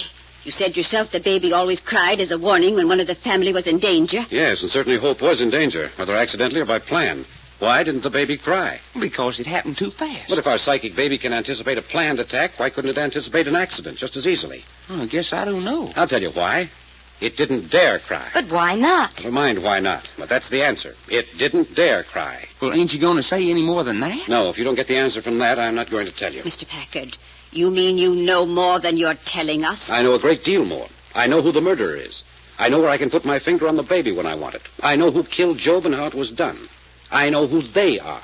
Those they people Cherry's so frightened of. And she has a right to be frightened. I'd rather be where Job and the chauffeur are right now than to have them after me. Mr. Packard, you're talking like a madman. I'm sorry. Yeah, fella, what's eating on you? So you know who the murderer is? That's right, Fay. Mm-hmm. That's interesting. Very interesting. Fay, I asked Cherry this question. I'm asking you. Do you know a radio actress by the name of Pauline West? What's that? Oh, you do? Pauline West. What has she got to do with this? If you know Pauline West, then you certainly know Yes, of course. Why didn't I think of it before? What's this nonsense about Pauline West? You never heard of her? An actress on the radio? What would I know about a radio actress? Well, Fay, apparently you're the one person in the house who knows her. Well, what of it? I called the broadcasting company where she had done most of her work and asked them where she lived.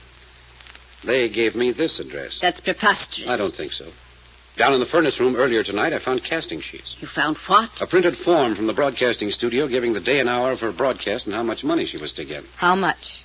Well, it wouldn't buy any fur coats. Then we may assume she's not a star. No, run-of-the-mill actress. Well, young man, there's no actress in this house, run-of-the-mill or any other kind. Faye, Yes? remember the night the chauffeur was killed? You told me you'd been down in the furnace room burning some letters. Yes? It wasn't casting sheets you were burning, was it? Oh, really? Are you asking me to break right down here and confess all my sins? I'm just asking you if you were down there burning casting sheets and that some of them were dropped unnoticed by you. No, I wasn't burning Pauline West's casting sheet. But looky, Jack, this don't make sense. If there's a girl named Pauline West in this house, why ain't we seen her? You want to answer that, Faye? No. Do you? Not just yet. I didn't think so. But I will tell you one thing. You're one person who isn't going to get out of our sight for 1 second from now until this case is cleaned up. Dangerous? Very dangerous. Are you saying my granddaughter Faye is dangerous? Faye understands what I mean. Sure. Doc. Yeah? Faye's your one and only responsibility from now on. I don't care where she goes, what she does, or what happens. You don't leave her. Not under any circumstances. Get it? Got it. Hello, Shadow. Lady, me and you is the same as handcuffed together, beginning now. Well, so you don't forget it. Mr. Packard, I've changed my mind. You've changed your mind about what? I've decided that your services in this house are no longer needed. You what? I say I don't want you here any longer. Well, that's too bad. It's not too bad. It's the end. Get your things and get out. Hey, looky, You Grandma. heard me. Get out at once. You mean now, just as the case is on the point of being solved, you want us to leave? Yes. You want this murderer free to roam this house? You want your granddaughters left unprotected to face sure death? Is that what you want? I want you to get out. Very well. Hey, Jack. Shut up, Doc. Very well, I'll turn over my information to the police and we'll get our things. Wait. Well? There's a check for $10,000 waiting for you at my attorney's office. Hot dog. On the understanding that the moment you pick it up, all three of you leave Hollywood and disappear for a year. After I've turned my information over to the police. No. You talk to no one. That's out. For $10,000. Absolutely out. You know as well as I do that I have information in this house that the police would never find out. You know that every granddaughter in your house could be killed, and except for what I know, it would remain a baffling mystery to the end of time. Yes, I know that. Well, that information is not to be bought. Not at any price. Then if I was the murderer, do you know what I would do? It might be interesting to know. If I was the murderer, Mr. Packard, I would see that you, of all people, never left this house alive. Hey, Grandma. Yes, I'm quite certain that is exactly what I would do.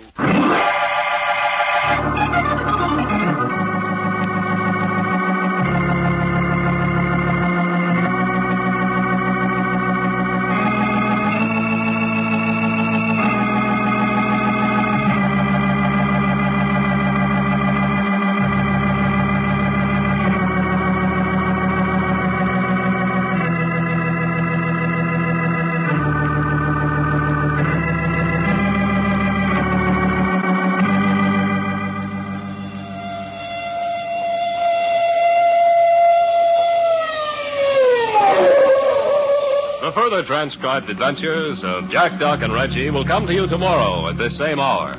I Love a Mystery, written and directed by Carleton E. Morse, comes to you Monday through Friday, featuring Russell Thorson as Jack, Jim Bowles as Doc Long, and Tony Randall as Reggie York.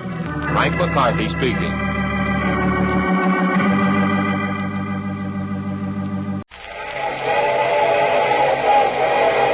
The Mutual Broadcasting System presents I Love a Mystery, transcribed.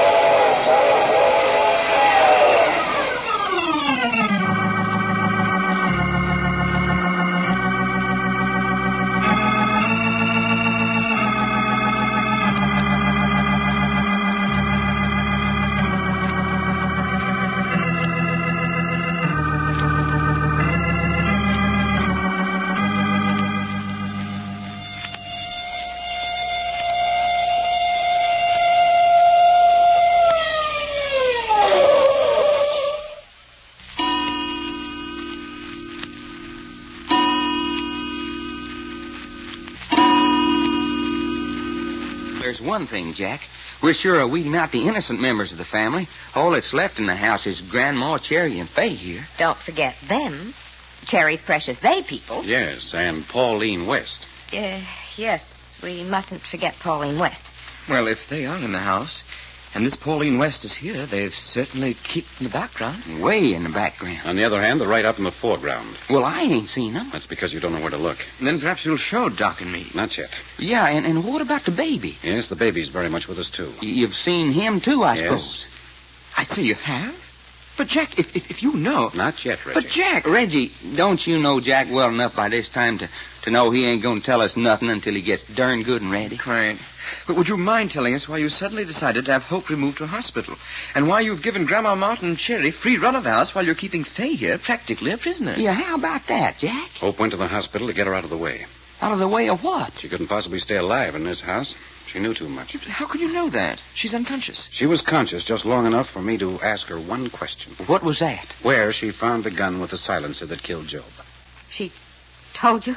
Yes. That's the thing that made somebody want to kill her? Yes. Well, then doesn't that put you in the same danger she was in? Exactly. Jack, you're in danger of being killed. Well, with proper precautions. But looky, tell us where you found the gun, too. Then there'll be so many of us that know. I don't want that. You don't want what? Look, I know who the murderer is. I know how Job's murder was done, but I haven't got a scrap of proof. I could tell my story from now on. Nobody'd believe me. The baby would be proof. Yes, I could bring the baby to light, but a crying baby doesn't prove murder. Well, so what? So I've got to catch the murderer in the act. But how does you being in danger? We know he wants to kill me. We know he's going to try to kill me. When he tries, it's up to me to be the smartest. You haven't been the smartest so far. That's true. Jack, you're setting a trap for the killer and using yourself as bait? Yes. I don't like that. I don't like it a bloody bit. And Doc. Yeah? The outcome's going to depend a great deal on you. Hey, you mean you're laughing? I mean, if you let Fay here give you the slip for 1 minute, I can't predict what will happen. Fay, huh? Fay. Oh, my goodness, but you look ferocious, Doc. Looky, Fay, I ain't never hit a woman in my life. But you try one move, and, lady, I'm going to lay you so flat that you could be shoved under the carpet. No rough stuff, Doc. Well, I ain't fooling, sister. What a pal. Now then, Doc and Reggie, I want you to listen closely to what I'm going to say, in case I'm not as smart as the killer when the time comes. Hey, cut it out, will you, guy? Will you listen?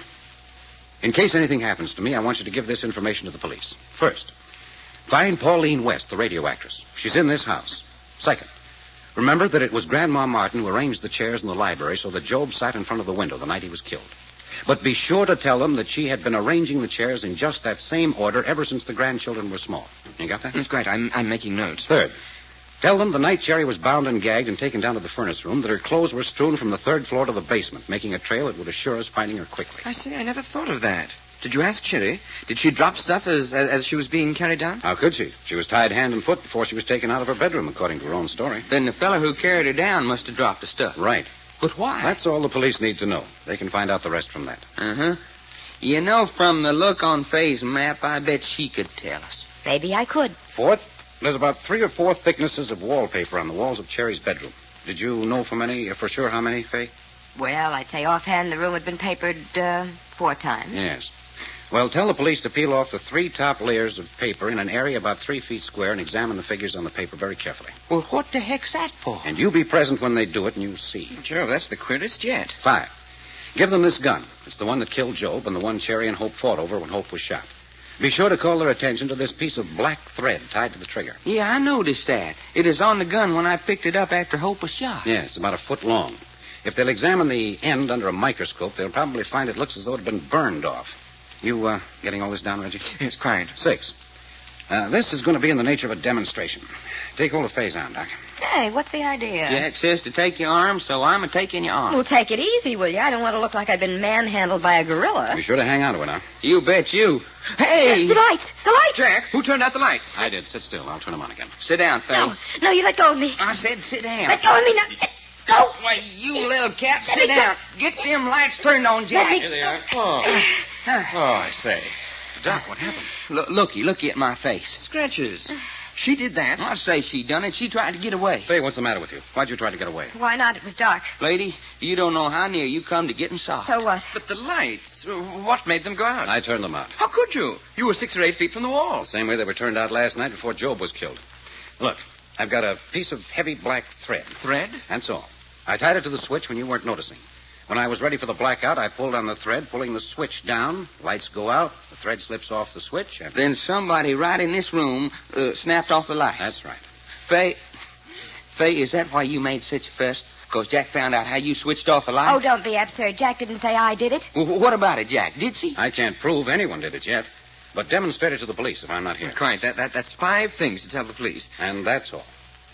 Now then, Reggie. Yes? I want to talk to Grandmother Martin and Cherry separately. Go find them. Have you any idea? No, but they're around the house someplace. Well, how do you know that? We ain't kept a watch on them for hours. How do you know they ain't slipped out? Because the house is completely surrounded by plainclothes detectives.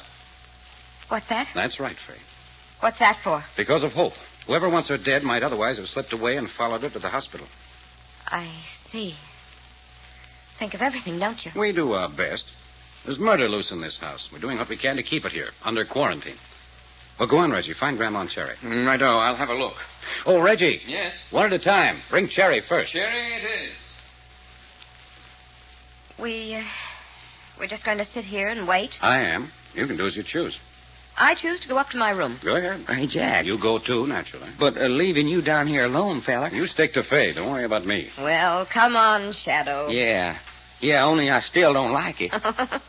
You've certainly got a lot of faith in your partner. What you mean? 2 girls and 1 old woman, and you're worrying about leaving him alone here in the library. Well, so I'm afraid to... And all the time he'll be within calling distance of you and Reggie.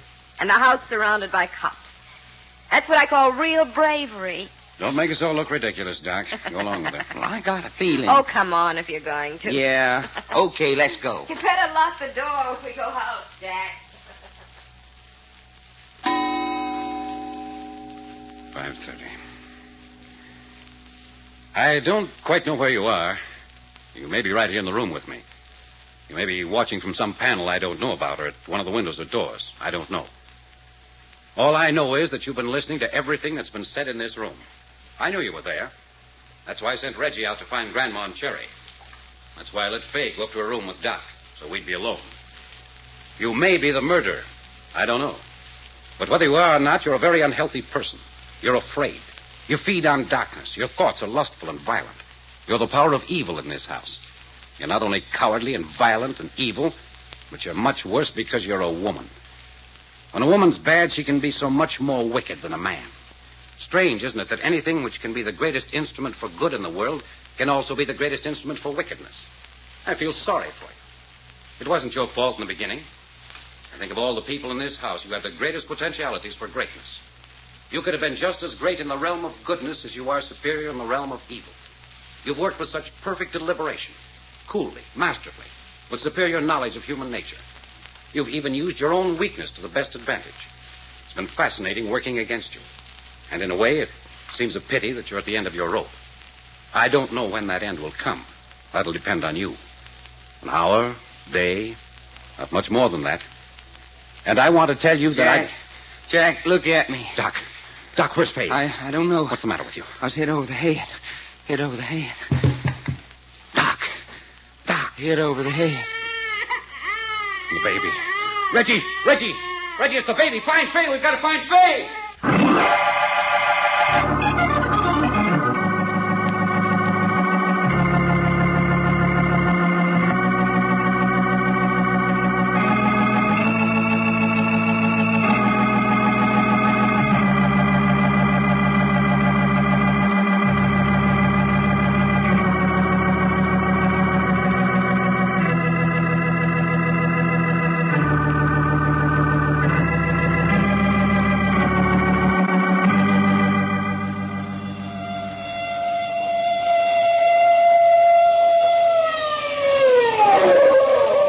The further transcribed adventures of Jack, Doc, and Reggie will come to you tomorrow at this same hour.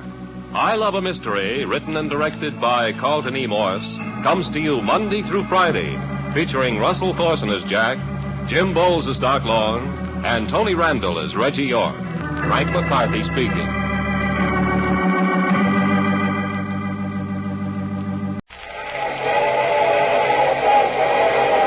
Mutual Broadcasting System presents I Love a Mystery, transcribed.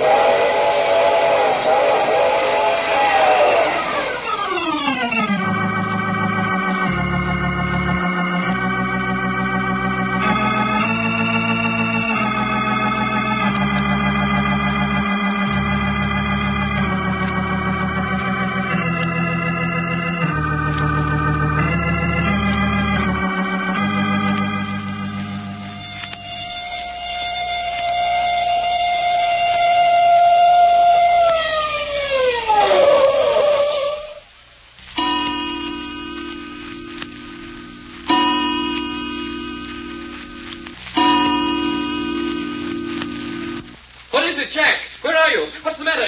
Jack, where are you? What? Doc, what's the matter? Hit on the head. Find Fay. Hit on the head? Who did it? Doc, answer me. Who did it? I don't know. Be all right in a minute. Find Fay. Find Fay? Why? What's the matter with Fay? Jack's scared. Find Fay. You sure you'll be all right? Yeah, sure. The baby. Doc, I've got to go find Jack. Jack, where are you? Reggie, where are you? I'm in the living room, Jack. In the living room. Stay right there. I'm coming. Something's loose in this house. Something dangerous. I can feel it. Oh, Jack, are you all right? Yes, I'm all right up and down in the furnace room. Have you seen Fay? No, but the baby. Yes, I heard it. We've got to find... Jack! Out the hall, quick! Who is it? Who fell downstairs? Grandma Martin. Oh, I say. Is she dead? No, unconscious. Jack, look at her leg. Yeah, broken. Oh, that's too bad, an old lady like her. Jack, Reggie. Dear, what was it? Hey, what's the matter with Grandma? Thrown downstairs, unconscious and broken leg. You mean Fay done that to her own Grandma? We haven't got time to talk. Doc, how do you feel? Oh, better than it did. Can you carry Grandma into the library? I guess so. Then take care of her. Don't leave her for a minute. But I want to go with... You're not in any condition to go anywhere. Do what I tell you. Come on, Reggie. Where are we going, Jack? Search every room on the second and third floor.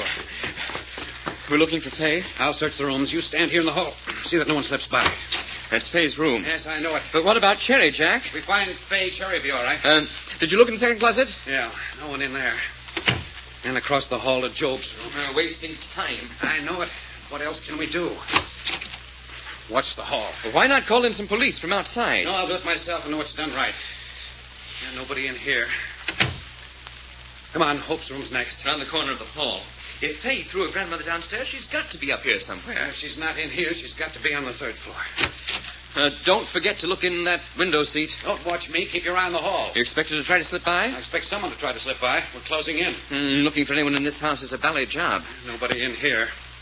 Come on up to the third floor. Righto. They've got to be... Wait, hold it a minute. What's the matter? Here's the linen closet. Don't let's pass up anything. No, go away. It's Cherry. Oh. Cherry, what are you doing in this linen closet? Crouched on the floor like a ballet animal. Cherry, answer me. What are you doing here? She's after me. What are you talking about? Who's after you? Fay, she mustn't. Fay's after you? What for? She wants to kill me. Where is she now? I don't know. Here, get up on your feet. Oh, look here. Go easy, Jack. Now then, answer me. Where's Fay? I don't know. Answer me, do you hear? Tell me where Fay is or I'll shake it out of you. Oh, I don't want to see her. I don't dare. I don't. Jack, this is beastly. Don't you think I know it? Well, she's so terrified now she doesn't know what she's saying. You can't get anything out of her like that. No, I guess you're right. Oh, Jack, look at her hands. Fingers straight out, stiff like claws. I can't bend them. Something's happened to them. Here, let me see. Oh, like ugly claws. Cold as ice. I can't bend them. Look.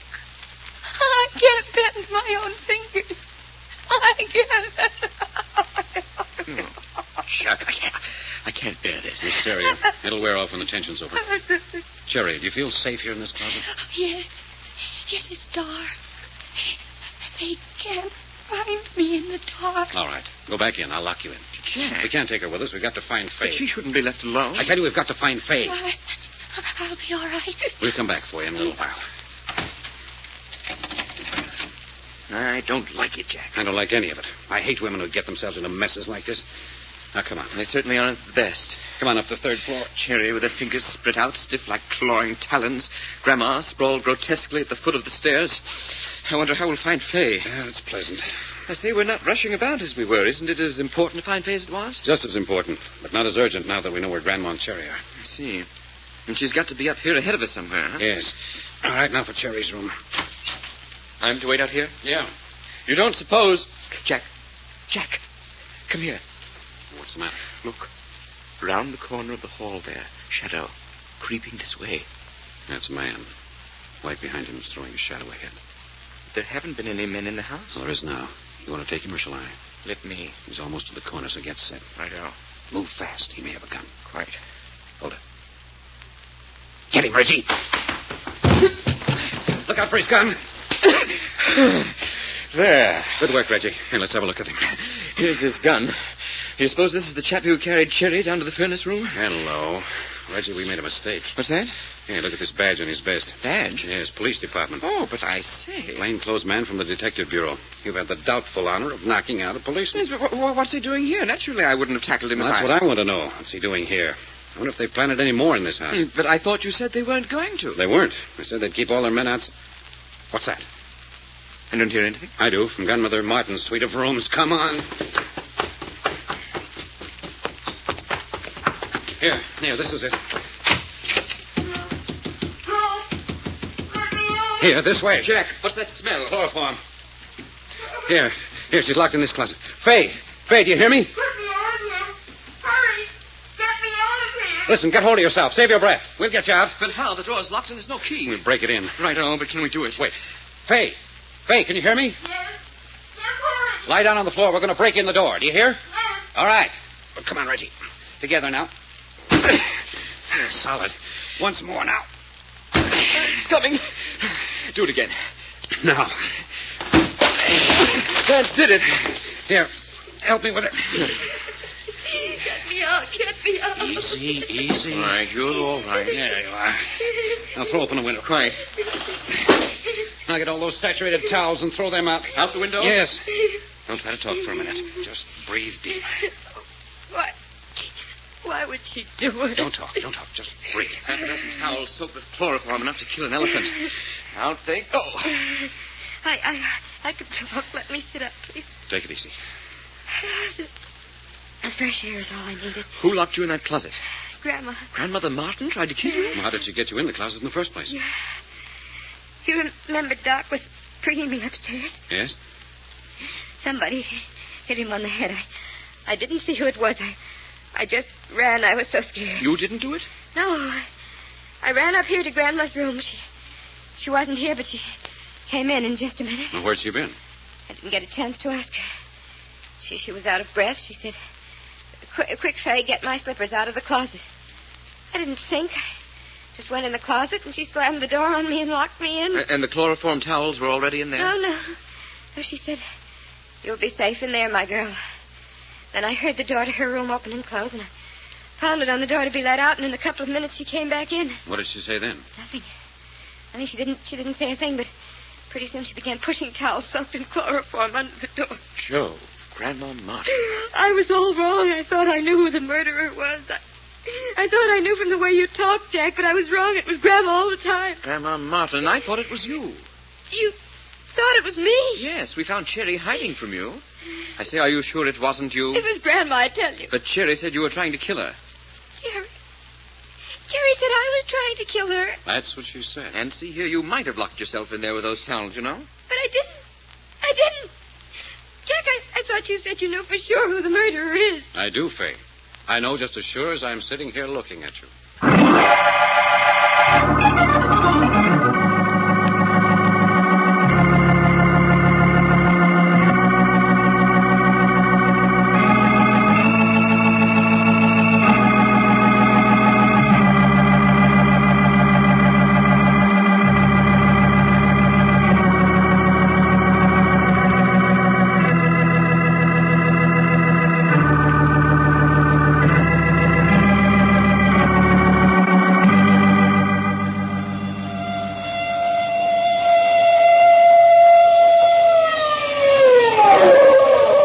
The further transcribed adventures of Jack, Doc, and Reggie will come to you tomorrow at this same hour. I Love a Mystery, written and directed by Carleton E. Morse, comes to you Monday through Friday, featuring Russell Thorson as Jack, Jim Bowles as Doc Long, and Tony Randall as Reggie York. Frank McCarthy speaking.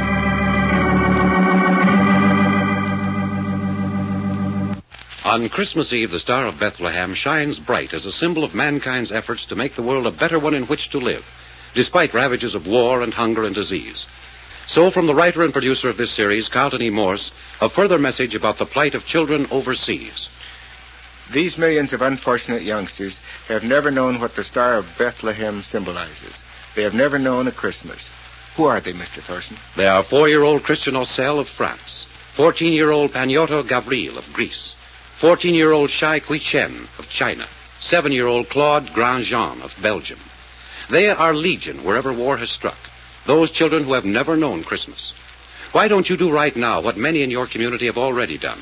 Gather discarded toys and children's clothing, pack them with care, tie them securely. Address them to Foster Parents Plan for War Children, 530 47th Avenue, Long Island City, New York. That's Foster Parents Plan for War Children, 530 47th Avenue, Long Island City, New York. Do it now. Your Christmas will be happier in the knowledge of what you have done, and that you too can be a Santa Claus. The Mutual Broadcasting System presents I Love a Mystery. Transcribed.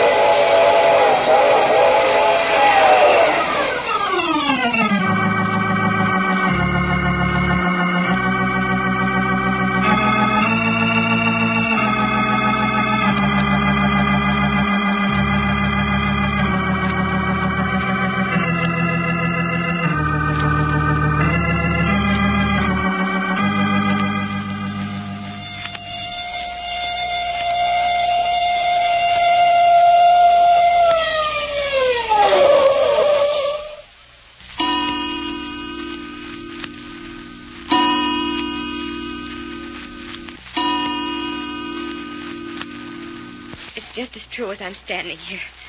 Grandma tried to kill me. Would you go on the witness stand and swear to that, Fay? Certainly not. This is a family affair. Nevertheless, it's true. You're mistaken, Fay. I'm not. Yes, you are.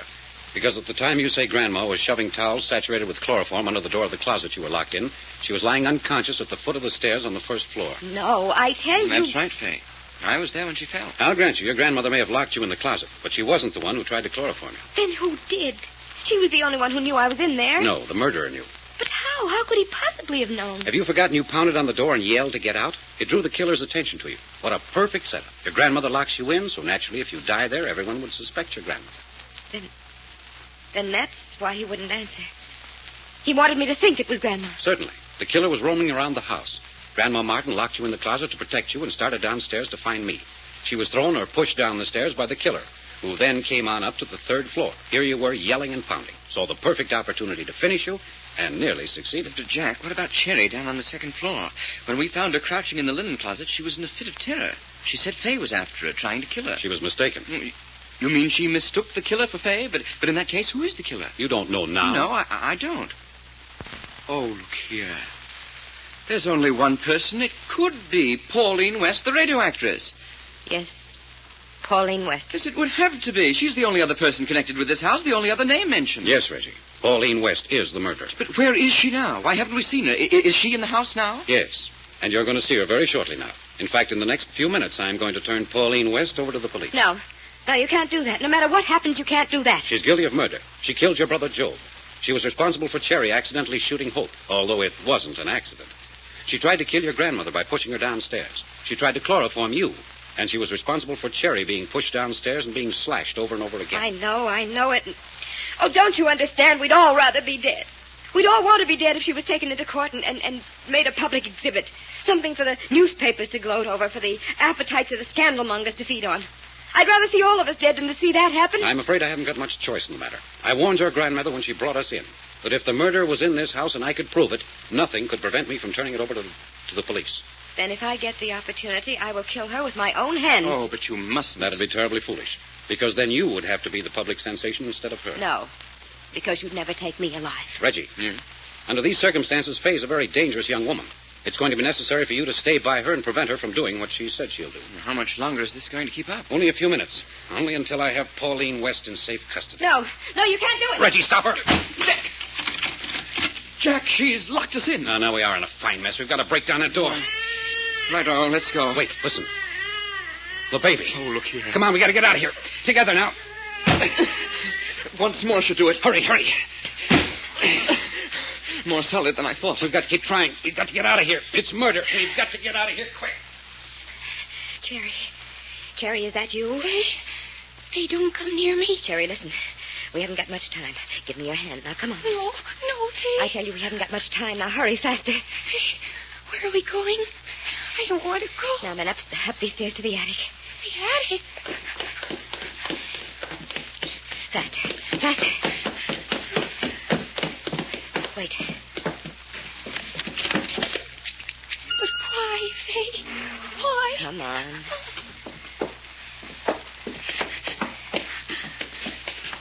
Now then, up this ladder to the roof. I'm afraid.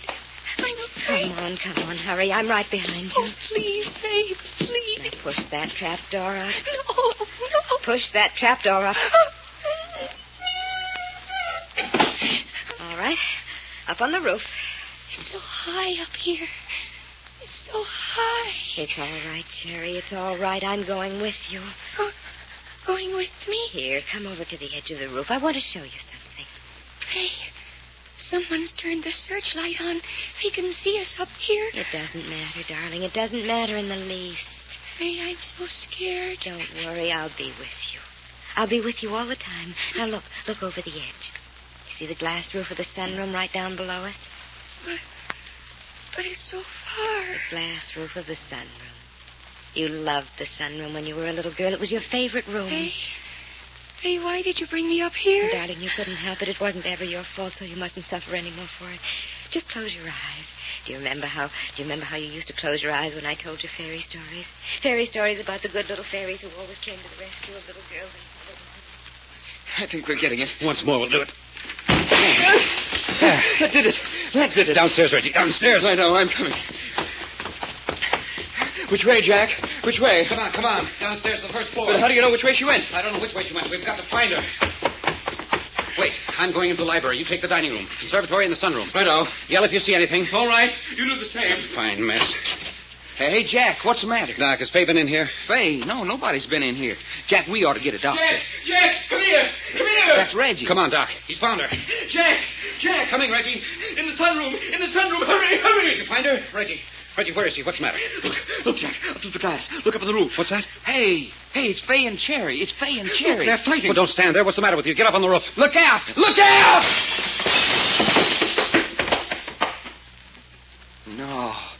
No, it shouldn't have happened that way.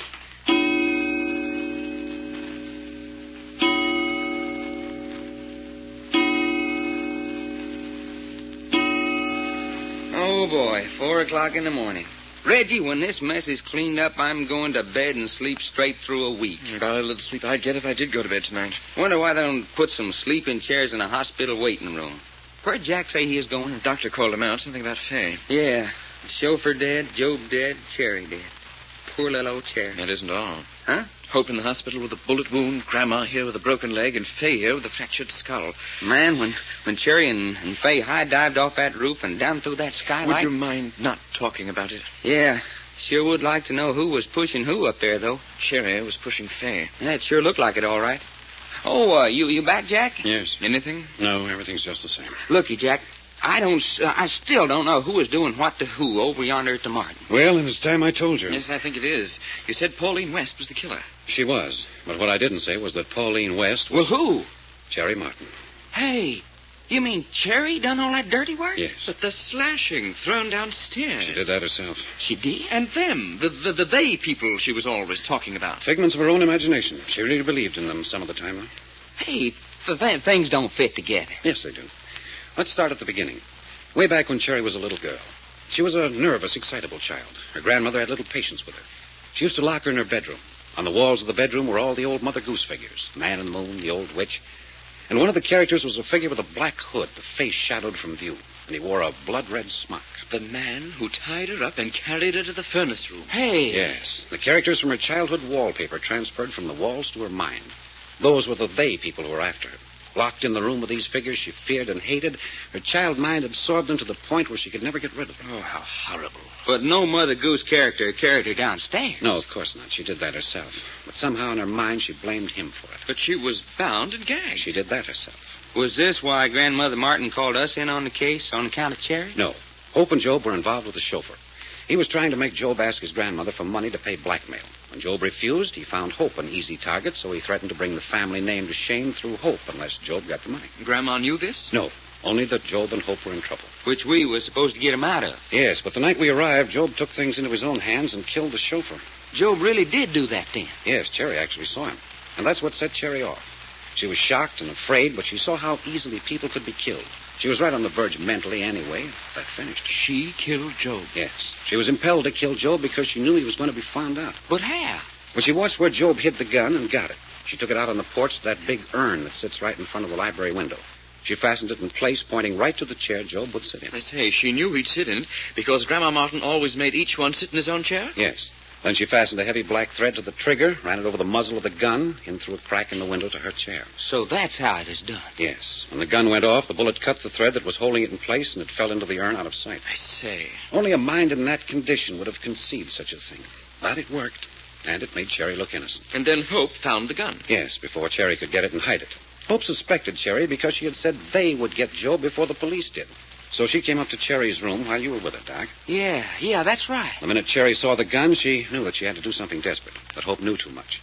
So she pretended to struggle with her, but deliberately turned the gun on Hope and shot her. Boy, murder. And me standing right there. Then I discovered Pauline West. And when I mentioned the name to Fay, then Fay knew that Cherry was guilty. Well, I don't get that. Why? Because Fay knew that 2 or 3 years ago, Cherry had tried to be a radio actress. To keep the rest of the family from knowing, Cherry had taken the name of Pauline West. She wasn't a good actress, but they discovered she could cry like a baby. What's that? Exactly. Cherry was the baby. She'd done baby imitations on the radio. Doggone. Fay had forgotten all about that. It happened so long ago, but the minute I mentioned Pauline West, she knew at once. So now she had to kill Fay to keep a secret. Yes, that's why I insisted Fay be guarded so closely. Well, who bopped me on the head when I was taking Fay upstairs? Cherry. She wanted you out of the way so she could get at Fay. But Fay didn't wait. She ran up to her grandmother's room. By this time, Grandma knew. She knew Fay was in danger, so she locked her in the closet so Cherry couldn't get at her. But Cherry did get at her at chloroform. Yes. It was also Cherry who tried to chloroform Hope. Boy, and such a pretty little thing. But why push her grandmother downstairs? Well, this time Cherry was so unsettled in her mind she didn't know what she was doing. But that roof business, how'd Cherry ever get Fay up on the roof? Well, what happened up there is best left alone. You ain't a-talking? Case is finished. The House of Martin has fallen. They, those little people, have succeeded just as Job said they would. Now let's forget it. I'm dead tired. Quiet. Yeah. Poor little feller.